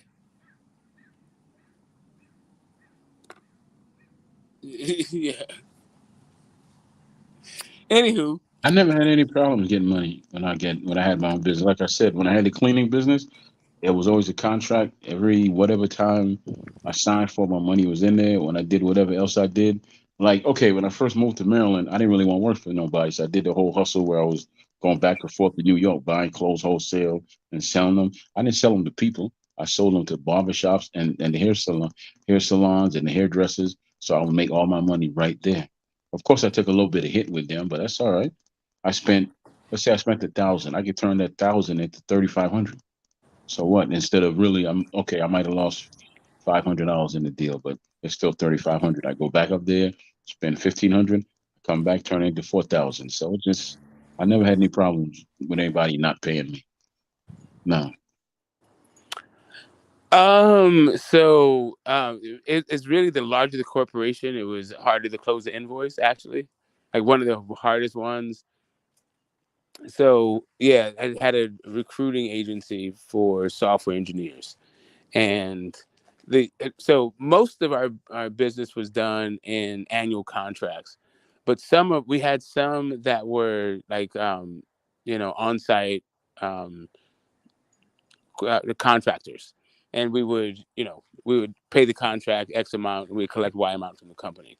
And it was the hardest to get fucking paid even after fucking 90 days. Sometimes it'd be 120, 160. Like these fuckers, they it's so hard to get and we're talking about Fortune 100. You know what I mean? Like yeah, that's and then when it came down to paying our vendors who for whatever we did it, our standard was like 90. Accounts receivable 30, payable 90.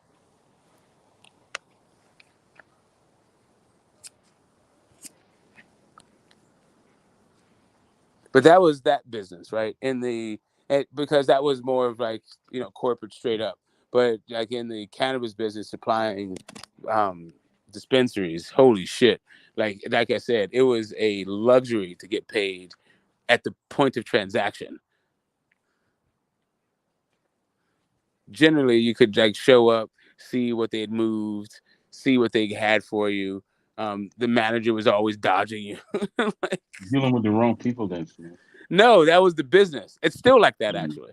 I don't know any business where you don't trust me. I've never worked. It's not even trust of it. It is the margins are so thin. The gross you gross a lot, but the margins are really thin. Labor is out of control, production is out of control, liability insurance is out of control. It's just because of it's protections. It's where it has always existed in the larger corporate landscape. But my point being is being your own boss is not getting paid up front. Like, I got paid not up front. 100% of the time. Hell no. Like very rarely is like when you get paid up front, it's generally to meet some sort of performance thing. Like I've worked with I've worked with in businesses where I got a budget that I had to do deliverables and be on deadlines and all this stuff, or else you get and you have to spend the entire budget, or else you'll get your budget cut for the next. But yeah, but that was not being my own boss. That was me being an employee. Being my own boss, fuck, dude.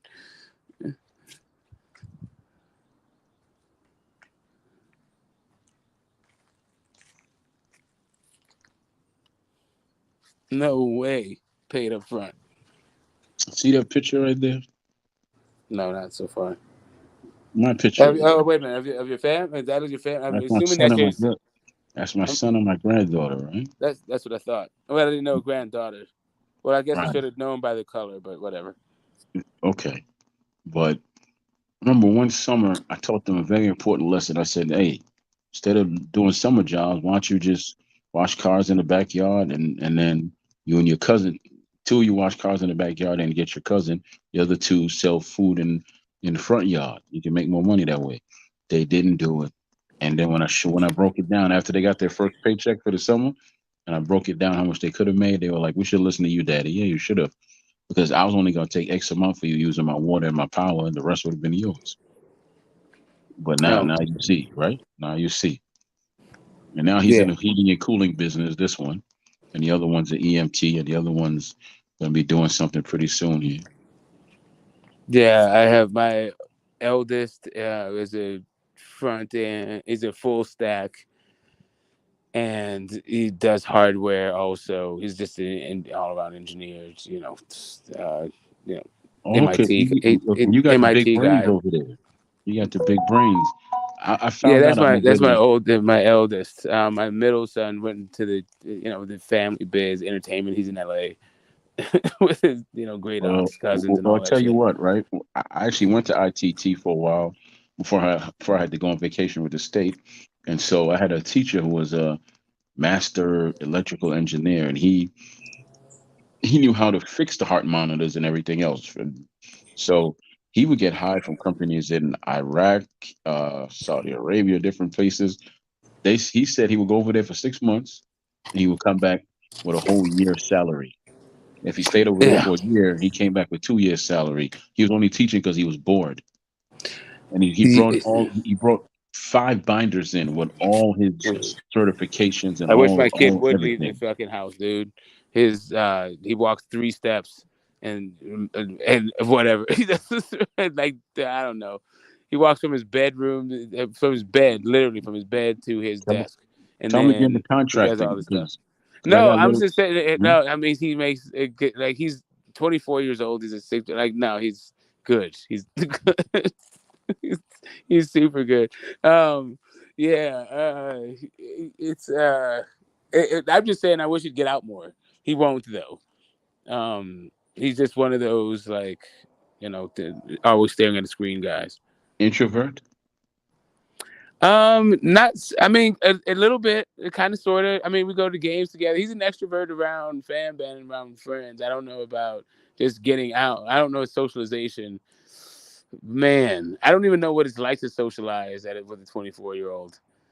I'm not even trying to try. Like for me, it What was just different. Yeah, that's because you 70s, should baby. be so You tough. know, you were a 24-year-old and I was well, I guess it was 35-year-old, 25-year-old. right? When you were No, 35, when you I was was a 24. Right. 25-year-old. I'm just a Okay, year right. older, man. I'm just actually a few months older than you. You're gonna be 52, and you're gonna be 52 in like a couple of minutes. Like, I'm a few months older. I'm 52 already. You're about to be 52. August, man, August. Yeah, I'm saying like 6 months older than you. That's it. Sorry But about it. like I Anyway, was saying, I found out very fast that I wasn't made to be working with computers. I'm better with people. So I left ITT. You know, for some reason, I took a job at the casino as a tech. I was the one you would call, to repair the slot machines, and I was making pretty decent money. This is what happened one day that changed my whole life. So I got called to a machine. I fixed it, and the lady asked me to stay with her. She was playing, and she said, "Well, I feel a pain in my chest, and my left hand feels a little numb." I said, "Do you have a heart problem?" She said, "Yeah, but I don't have my medicine with me." She was about to have a stroke. So I hurried up and called the ambulance. I didn't follow the procedures where you have to go through security and then they'll take her back to the back room and they'll check her out. Wasn't no time for that. I called the ambulance and they took her to the hospital, saved her life. If I didn't call the ambulance, she would have died. I got fired for that.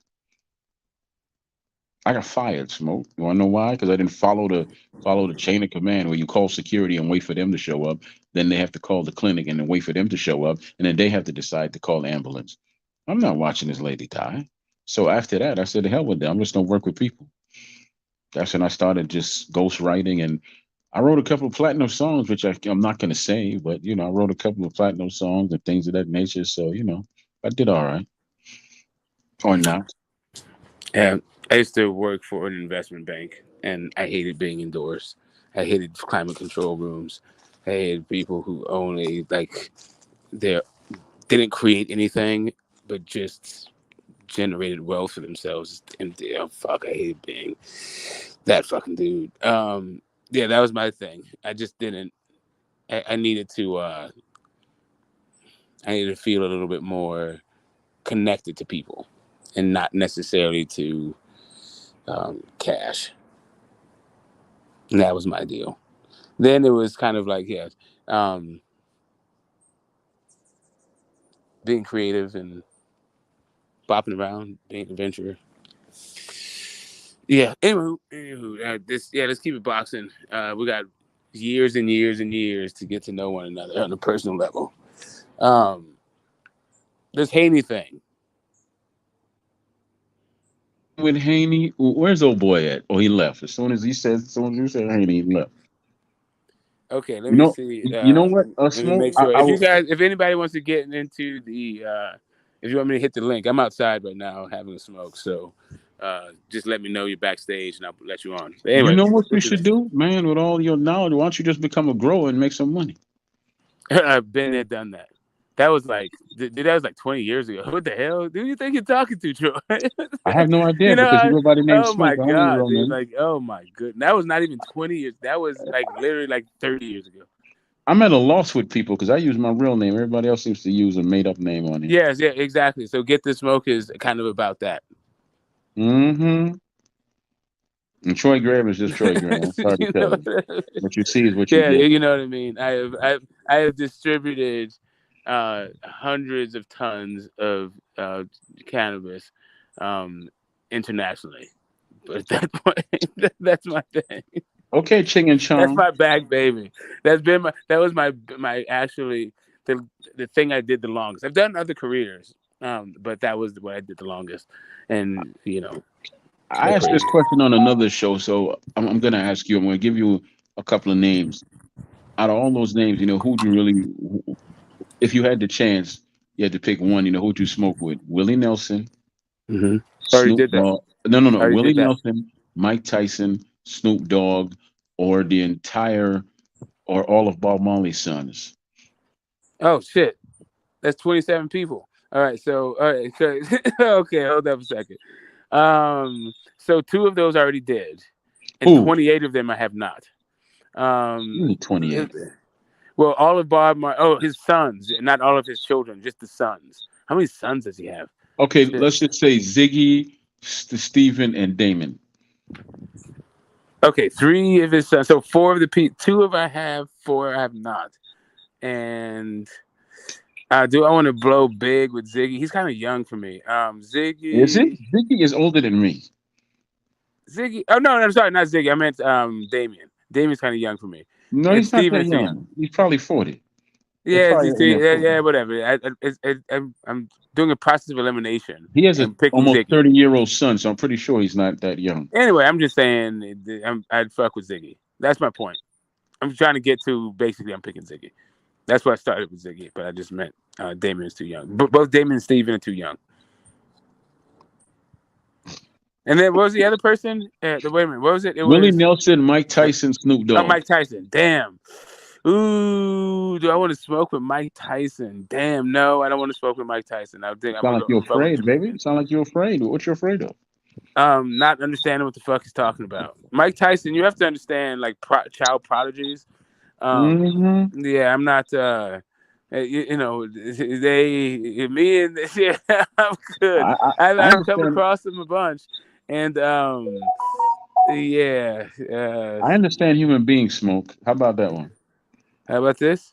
I How about understand human beings. I do too. I understand smoking Okay. weed. I understand smoking weed with people who have smoking weed as a culture versus people who have smoking weed as addictive personalities to escape the pain. I Yeah, think like he's just if I have fine. if I have a preference of which one I would rather fucking get high with, guess You just what don't I'm want to gonna get punched choose? in the face, is what it sounds like to me. If you No, feel I a don't. little, No, you don't understand. Like I don't. Like all of those dudes might be cokeheads, but what I understand Mike Tyson to be is a cokehead, not a weed head. No, Mike Tyson does. What I understand the Marleys to be is to be like Rastas and steeped in both cannabis as a sacrament. So what they're using cannabis to do is reach their higher selves and to like chill, relax, and then like build so that you can make the world a better place. I don't know Okay. that that's the kind of type of time Mike Tyson I'm is. guessing that you've never heard him speak then, because that's what he talked about after doing the Well, I'm ayahuasca just or saying, whatever. if I'm gonna smoke weed, I'd rather smoke with some Rastas than like Mike Tyson. Yeah, because you're afraid of you don't know what's gonna happen. No, because I know what the hell. Because I know what smoking weed with Rastas is like. Really? Do you? I How have like so? and I also know what smoking weed with the cokeheads are like. He's not a Is like, cokehead, man. He keeps referring to that man yeah, as a of course cokehead. he is. Like that dude was Past doing tense. more coke than Curly He Montana. did Like get coke. the He hell out doesn't of do here. coke. That's past What? tense, man. You can't keep condemning him for his Whatever, dude. past. Like listen, you can Past talk about tense. past tense all you want. I don't know if he's not doing rails right now. Yeah, you don't. So that's why you can't condemn him. You can't pass No, that's why I judgment on don't tell. I'm condemn not. It's him. not a condemnation. You asked me about a preference. I didn't say I wouldn't smoke with Mike Tyson. You asked me would I prefer one versus the other. Now you're Okay. acting like I would never smoke with Mike Tyson. Like What about Snoop Dogg? I already smoked with Snoop Dogg. Why would I do that When? again? At the When? Stonies. At the Stonies, New York City. What year was that? 1993. He had a cane Yeah, he had a clear cane, glass cane filled with fucking weed. yeah, but that's when he was little Snoop Dogg, though. His literally his bodyguards tried to take the weed from the spot. It's a high times event, the Stonies. No, but that's when he was He won little. the event for because he was stoned in every one of his characters that he portrayed on screen at that time. But yeah, but in the background, yeah, backstage, it's smoke weed. I No, always but did that. that's he was little Snoop Dogg. He wasn't Uncle Snoop yet. Okay, whatever, dude. You gotta get him when he big dog now. Okay. I should have told Rick James in there, but he passed away. Because I knew you can't. I doubt you can hold up with him. Okay. You know what I did, dude? You know what? I smoked weed with George Clinton. How about that? That's something special. He's still Yeah, alive he and was on killing. like weed was the most light thing. He was on everything known to man. You should have seen the table full of fucking drugs that dude He had. was he was Old Dirty Bastard's grandfather. He was the one. Yeah. He wouldn't do the interview. I was there for a High Times interview, and like I wasn't the High guy doing the Times, interview. perfect name for it. High Times. Exactly. So that guy wouldn't do the interview unless the interviewer was doing some drugs, and me too.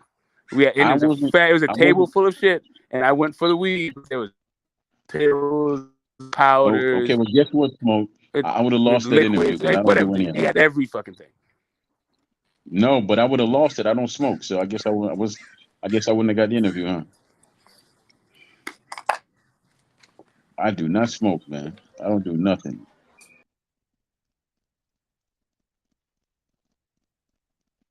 I guess he ran off.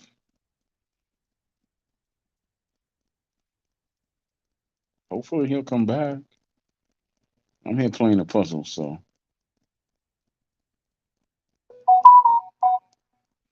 I'll be gone in a minute. Let me see if he comes back. I got all the patience of 5 minutes, so we'll see. Anyway, since Smoker's in here, it's the Troy Graham experience for the next time, for the short time until he comes back. If he comes back.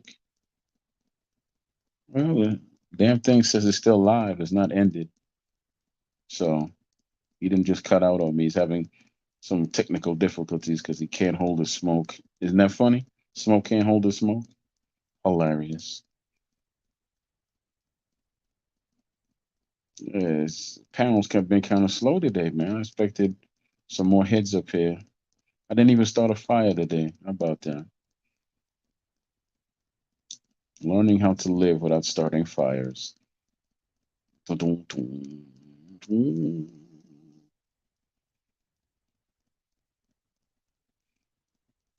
Anyway, I'm changing my panel around here. I don't boxing can't keep my full attention too much anymore. Smoke, you're back. I thought I ran you off your own show.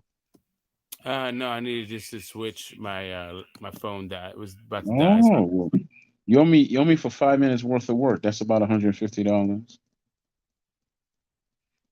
At least that's how much I charge the ladies. I ain't ran off again. Look at that. That boy's terrible. I ain't gonna have a show in bad.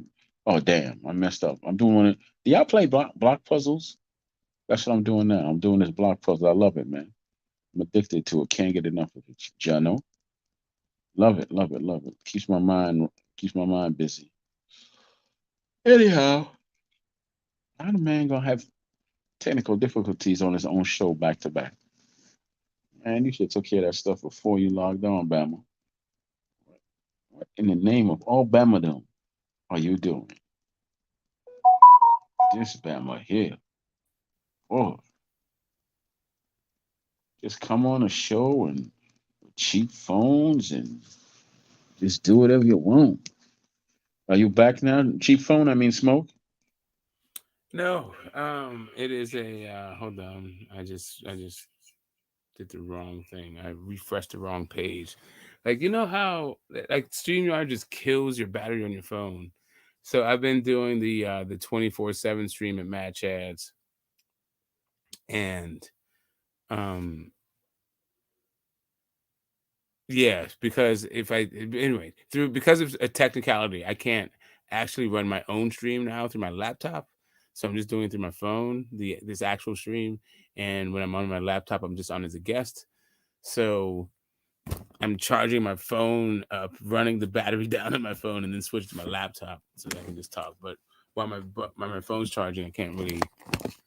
If it dies, I can't add anybody. So anyway, blah blah blah. All of that, but inside baseball, how the sausage is made, has nothing to do with whether or not you think Regis Prograis is shot. What you think? Does Troy smoke weed?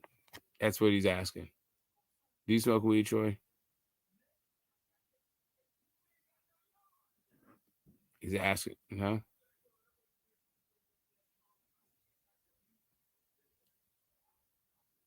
Hello? Can you hear me? Hello, if you hear me. Am I I dead? was talking all this time, Smoke. I didn't know I was on mute. I thought I was Okay. talking. So the whole time you weren't there, I was talking to myself instead of I was on mute the whole time. Okay, I thought I was talking to the audience. At a certain point, you said you're back. There you go. Okay. And then I went on mute. That's what happened. There you go. So what you were saying? What were you saying? I said I smoked all my uncle's weed once when I was 12, being about 4 or 5 joints, and he had the good stuff, the ganja back in the day, as they say, right? And it smelled good too, and I just did it all. I got beaten for that, and then I never did it again, ever. But that's not why I never did it again, though. Did you beat your kids? Of course, I disciplined my kids when necessary. Yes. Why you didn't? Nah. I mean, I snatched my oldest up a couple times. Well, no. See, it Well, wasn't literally a couple times. One was when he was a kid, and one was when he was an adult. okay. Literally twice in his life. Since we're having a Not real my other. conversation, I only spanked them when it was necessary. I'll give you a perfect example. There was I only never one time I spanked feel real bad about it too because I should have seen it. So they call me up from the school. Oh yeah, your son. That's this kid in the picture. Malcolm X is his name.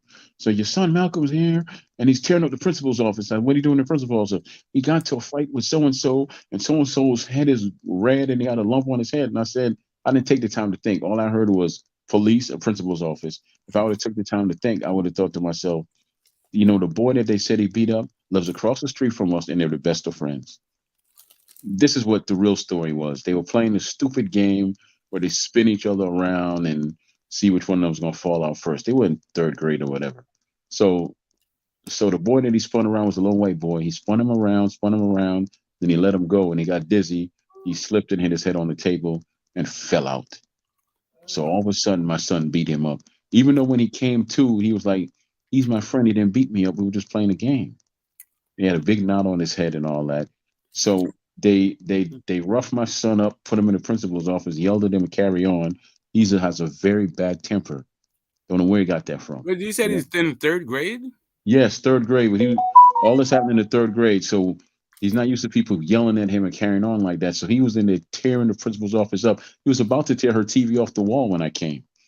That's how angry he was. So I didn't see anything else. I just saw the office, which looked like hell. I took him in the bathroom and spanked him, and the postman was looking at me like, you had to do what you had to do. Then I got in trouble because someone called CPS about child abuse, and they came to my house and checked it from top to bottom, and they looked him in his face and said, do you want to come with us? Is he abusing you? He started crying and said, that's my daddy. He don't abuse me. He just beats me sometimes. I don't want to go with you white people. Right? So that's what he said. He said, Daddy, I want to go with them. So I said, okay, you heard the boy. And that was about that. Then they kept coming over just to make sure that I wasn't a monster. Right? Stupid. I don't know, man. I'm not into bullying kids. You're not into spanking kids? I am. Okay. Listen, I've lost my temper, like I said, twice with my kid. Well, my kid. Once he was adult, and once he was a child. But for the most part, like for none of my other children, it is like if I. And it's not because I'm like some saint. It's literally because my wife is like way. She's a different kind of person when it comes to kids and understand. Like she's trained in like sort of child development. And her ideas, the way that she actually understands the human process at that point in their lives, like really gave me a different perspective on, like processing, like how to make a situation less tense and less emotionally driven, and so you can get to like what they are, because the emoting, the like losing your patience and losing your temper with kids, it's like, yeah, that's one of the worst things you can actually do. Well, that's where there's no way to get around traumatizing your kids, but that's one of the worst ways to do it. When you I wouldn't say I mean, if you abuse your kids, you traumatize them. I didn't abuse anybody. Well, you don't need. It depends on the difference between abuse and trauma in your mind. But really, in my mind, beating up like, because you're the one using the terms. I don't know what you mean by those things. But my point is, there is no way that whenever anybody beat me for any reason, that I didn't feel abused and traumatized. Okay, well, that's you. Yes. I mean, the person doing the beating probably was like, oh, I'm not doing all this shit. But the person being beat was like, I would rather anything else happen other than you take me away than being beat. It would be great if you take a beat out of your life and just like hear the story. Like you said, you felt bad, but it's in general. Being beat, regardless of what righteousness the person doing the beating thinks is happening, you'd probably rather not be beat. And furthermore, there's better ways to teach people stuff. Well, Smoke, I can tell you that now that they're older, I had 2 out of 3 of them on my show, right? I had the youngest and I had the middle. And we had a real I said, you can talk to me about anything now. I got my own show, right? And I said, well, tell me what you thought about me as a father. He said, you sure? I said, yeah. He said, well, you were loving and you always provided for us, but you were kind of heavy-handed sometimes, but sometimes we deserved it. I said, yeah. But I wasn't overall heavy-handed. He said, nah, Daddy, you weren't. But sometimes, we could have did less with you yelling and carrying on, but we understood why you were yelling after a while, but you were always there for us. That's all that matters. None of them feel that I abused them or they're traumatized and nothing like that. Let me ask you this. Let me ask you Hmm. this. Now that from your perspective, do you think that you would be beating your granddaughter for stuff? Me? No, that's not my job. This is his job. Okay, no, I'm just saying that, but you don't think you would. So, That's his job, but if your son was beating your granddaughter, you'd be like, oh yeah, that's what's up.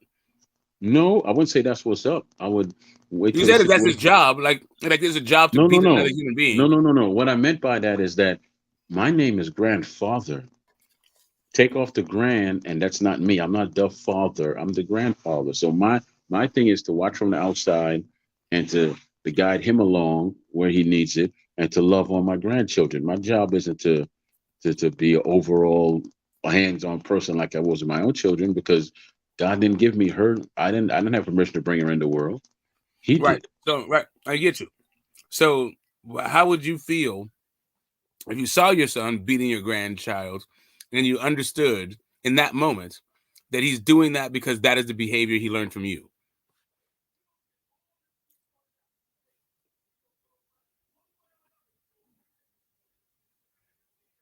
That's how he learned to parent.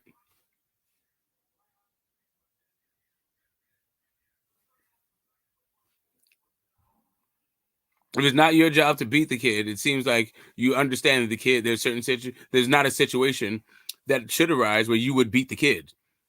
So if there's not a situation that should arise that you beat the kid, why would there be a situation that arises that he would beat the kid?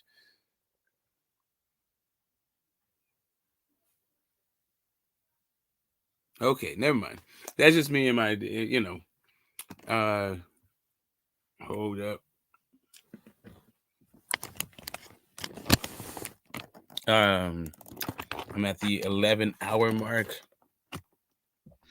Okay, I was on mute this whole time. Yes. You know that? I'm sorry Yes. about that. What I was saying is this: if my son is disciplining his daughter, whatever age she is, then basically I would just talk to him after the fact and say, okay, well, what's up? Why why you beating my granddaughter jokingly, right? And he would tell me the story, and I'd be like, oh, okay. So then I would tell him, listen, that's a little girl. That's not like you were a little boy. He said, but yeah, Dad, but you beat me. I said, I got it. But this is a little girl, so things might be a little different. So sometimes you might have tried different approach, but you have to spank it or spank her. But sometimes you might want to try a different approach. But that's a little girl. And then he would tell me, but we have a sister. I said, yeah, you have a sister. And how is she? He said, she's stubborn just like you. And, okay, yeah, because that's the way I raised her, right? So then, that he would, then that would be the conversation. My kids now who are grown, they all grown young adults. I leave no room for lies. I leave no room for them to hold back. Tell me anything you want because I prefer the truth over you Right. living a lie for years. Yes, Okay? I'm not. Yeah, my question wasn't so much about What was your your question to reaction, me? about the openness of your What was your communication. question? It is just more about if you can understand that. Really, I have a different question Go before I ahead. even go explaining that question. But it wasn't really about the openness of your communication, which I applaud. I'm glad that it's that way. It was more just about management and child rearing. And now, from this perspective, do you feel like you have a better perspective on how to rear children? But Okay. the other thing is, but the question I had for you is, what is the difference between disciplining and beating a kid? There's a whole lot of different ways to discipline. There's spanking, there's yelling, there's showing them right from wrong. I did all of that. Every bit of it. I did all of it. It wasn't just that, okay, I'm going to spank you and that's it. No, I talked to them too. And I explained to them, this is why that happened. You don't have to love it or like it, but it's why that happened. And there was some times that they did get in trouble when we sat at the table and I said, okay, I'm angry. But tell me why you think I'm angry. And they'll just bust out crying and say, well, I did this and that. No, you're going to spank me. I'm like, no, I'm not. I just want you to tell me why you think I'm angry. Right. So I did everything. Spanking wasn't the first thing I went to. You have to do something really outrageous for me to spank you. Like when my son cussed at me when he was 10. Yeah.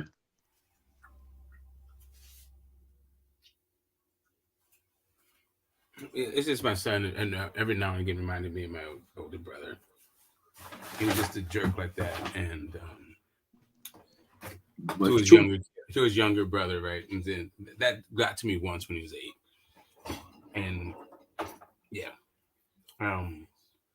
But for the most part, like dealing with my kids from a position of just being upset, that I didn't even do that. Like if I was upset with him, I went and dealt with being upset first, and then dealt with the kid.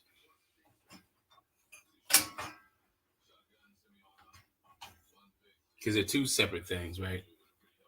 You might be on mute.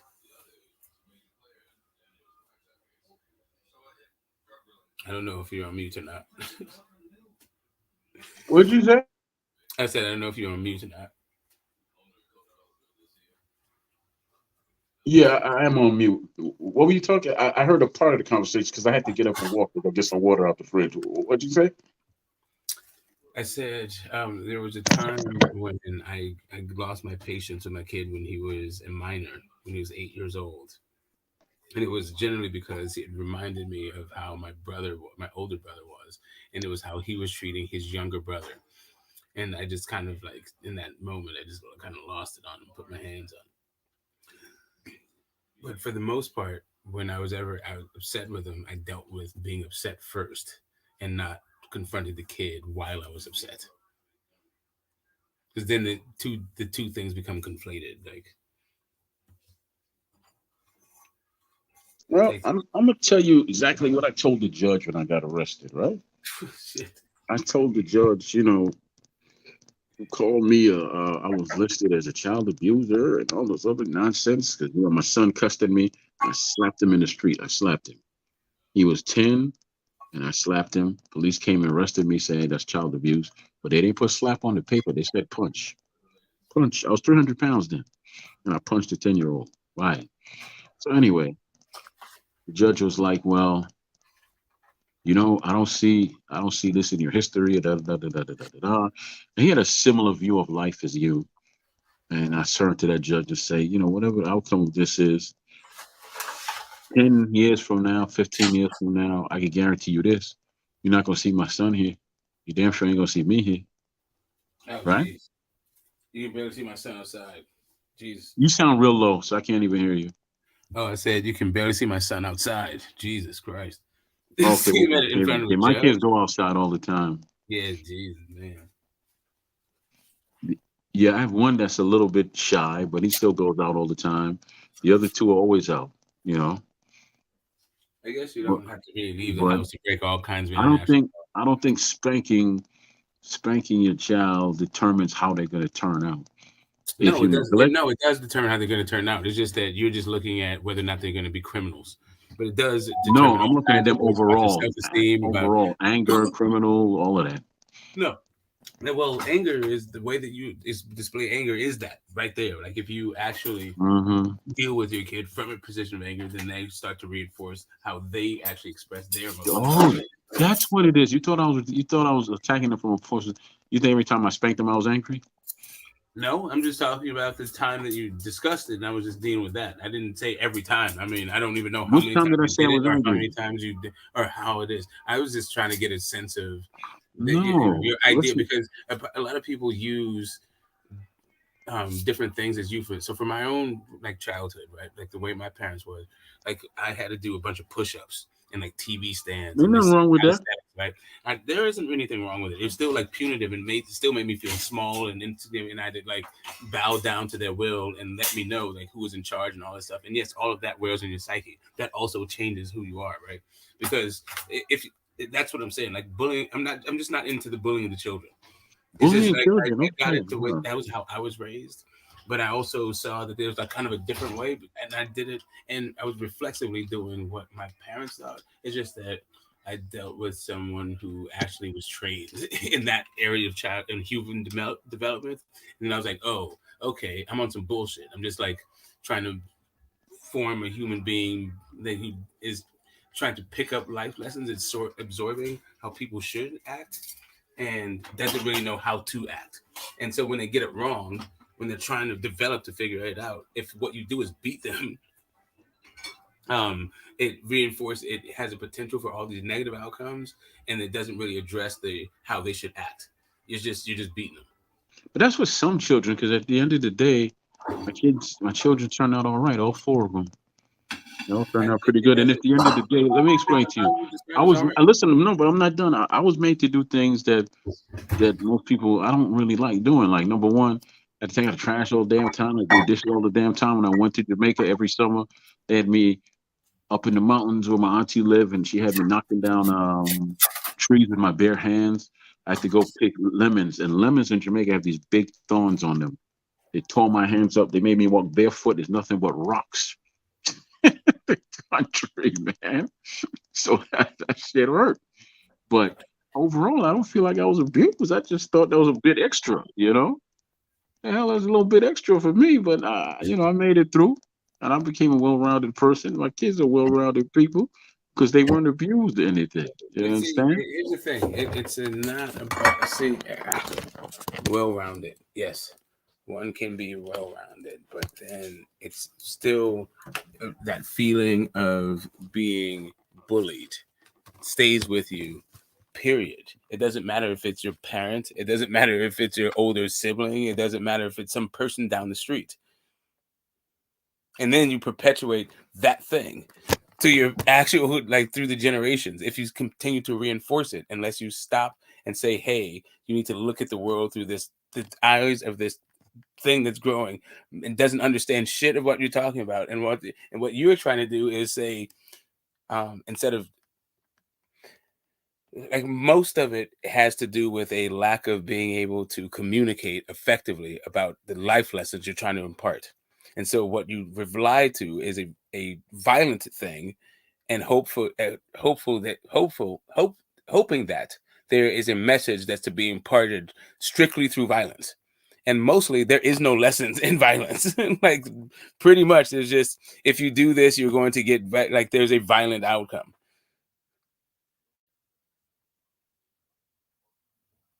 But, like, which I don't even know if every action is Smoke. We just come from two different places, man. No, we I don't firmly, actually. We actually don't. yes, we do, because I firmly believe that you need to talking doesn't always help. You got to put some more force behind talking, because in this world, if I was just talked to and handled in a certain way, I would never have made it in basic training. I would have never made it on the streets in New York, and I damn sure wouldn't have made it in PG County and Southeast DC and all the other places I went. I wouldn't have made it in Baltimore or none of the places I went, because I wouldn't have been up to the task. I wouldn't have been tough enough. Right. So what I'm saying is, like, so for me, I was saying, you and I do come from the same place, because I had that thing. I wasn't. No, we don't. No, I'm just saying, when it comes to our shared experience, when it comes to our child rearing, that's a different thing. And I'm not talking about your child's experiences versus my child's experiences. I'm just saying that I would have been doing the same thing, because I would have just been perpetuating what the hell happened to me, because I think that was what I think was supposed to be happening, like picking lemons and all that shit. The old people, the way they quote unquote discipline, which was now fucking illegal. It's called child abuse, because it's goddamn abuse, right? And however it is you talk about it, this is not the stuff that should be happening to 10-year-olds. 10-year-olds actually shouldn't be getting slapped in the street because they cursed. It's actually not like what should be happening to, like, kids. It shouldn't be happening to anybody if you curse. Like, no, but if you're 10, if you're 20, if you're 30, if you're 40, you should be able to curse without getting slapped.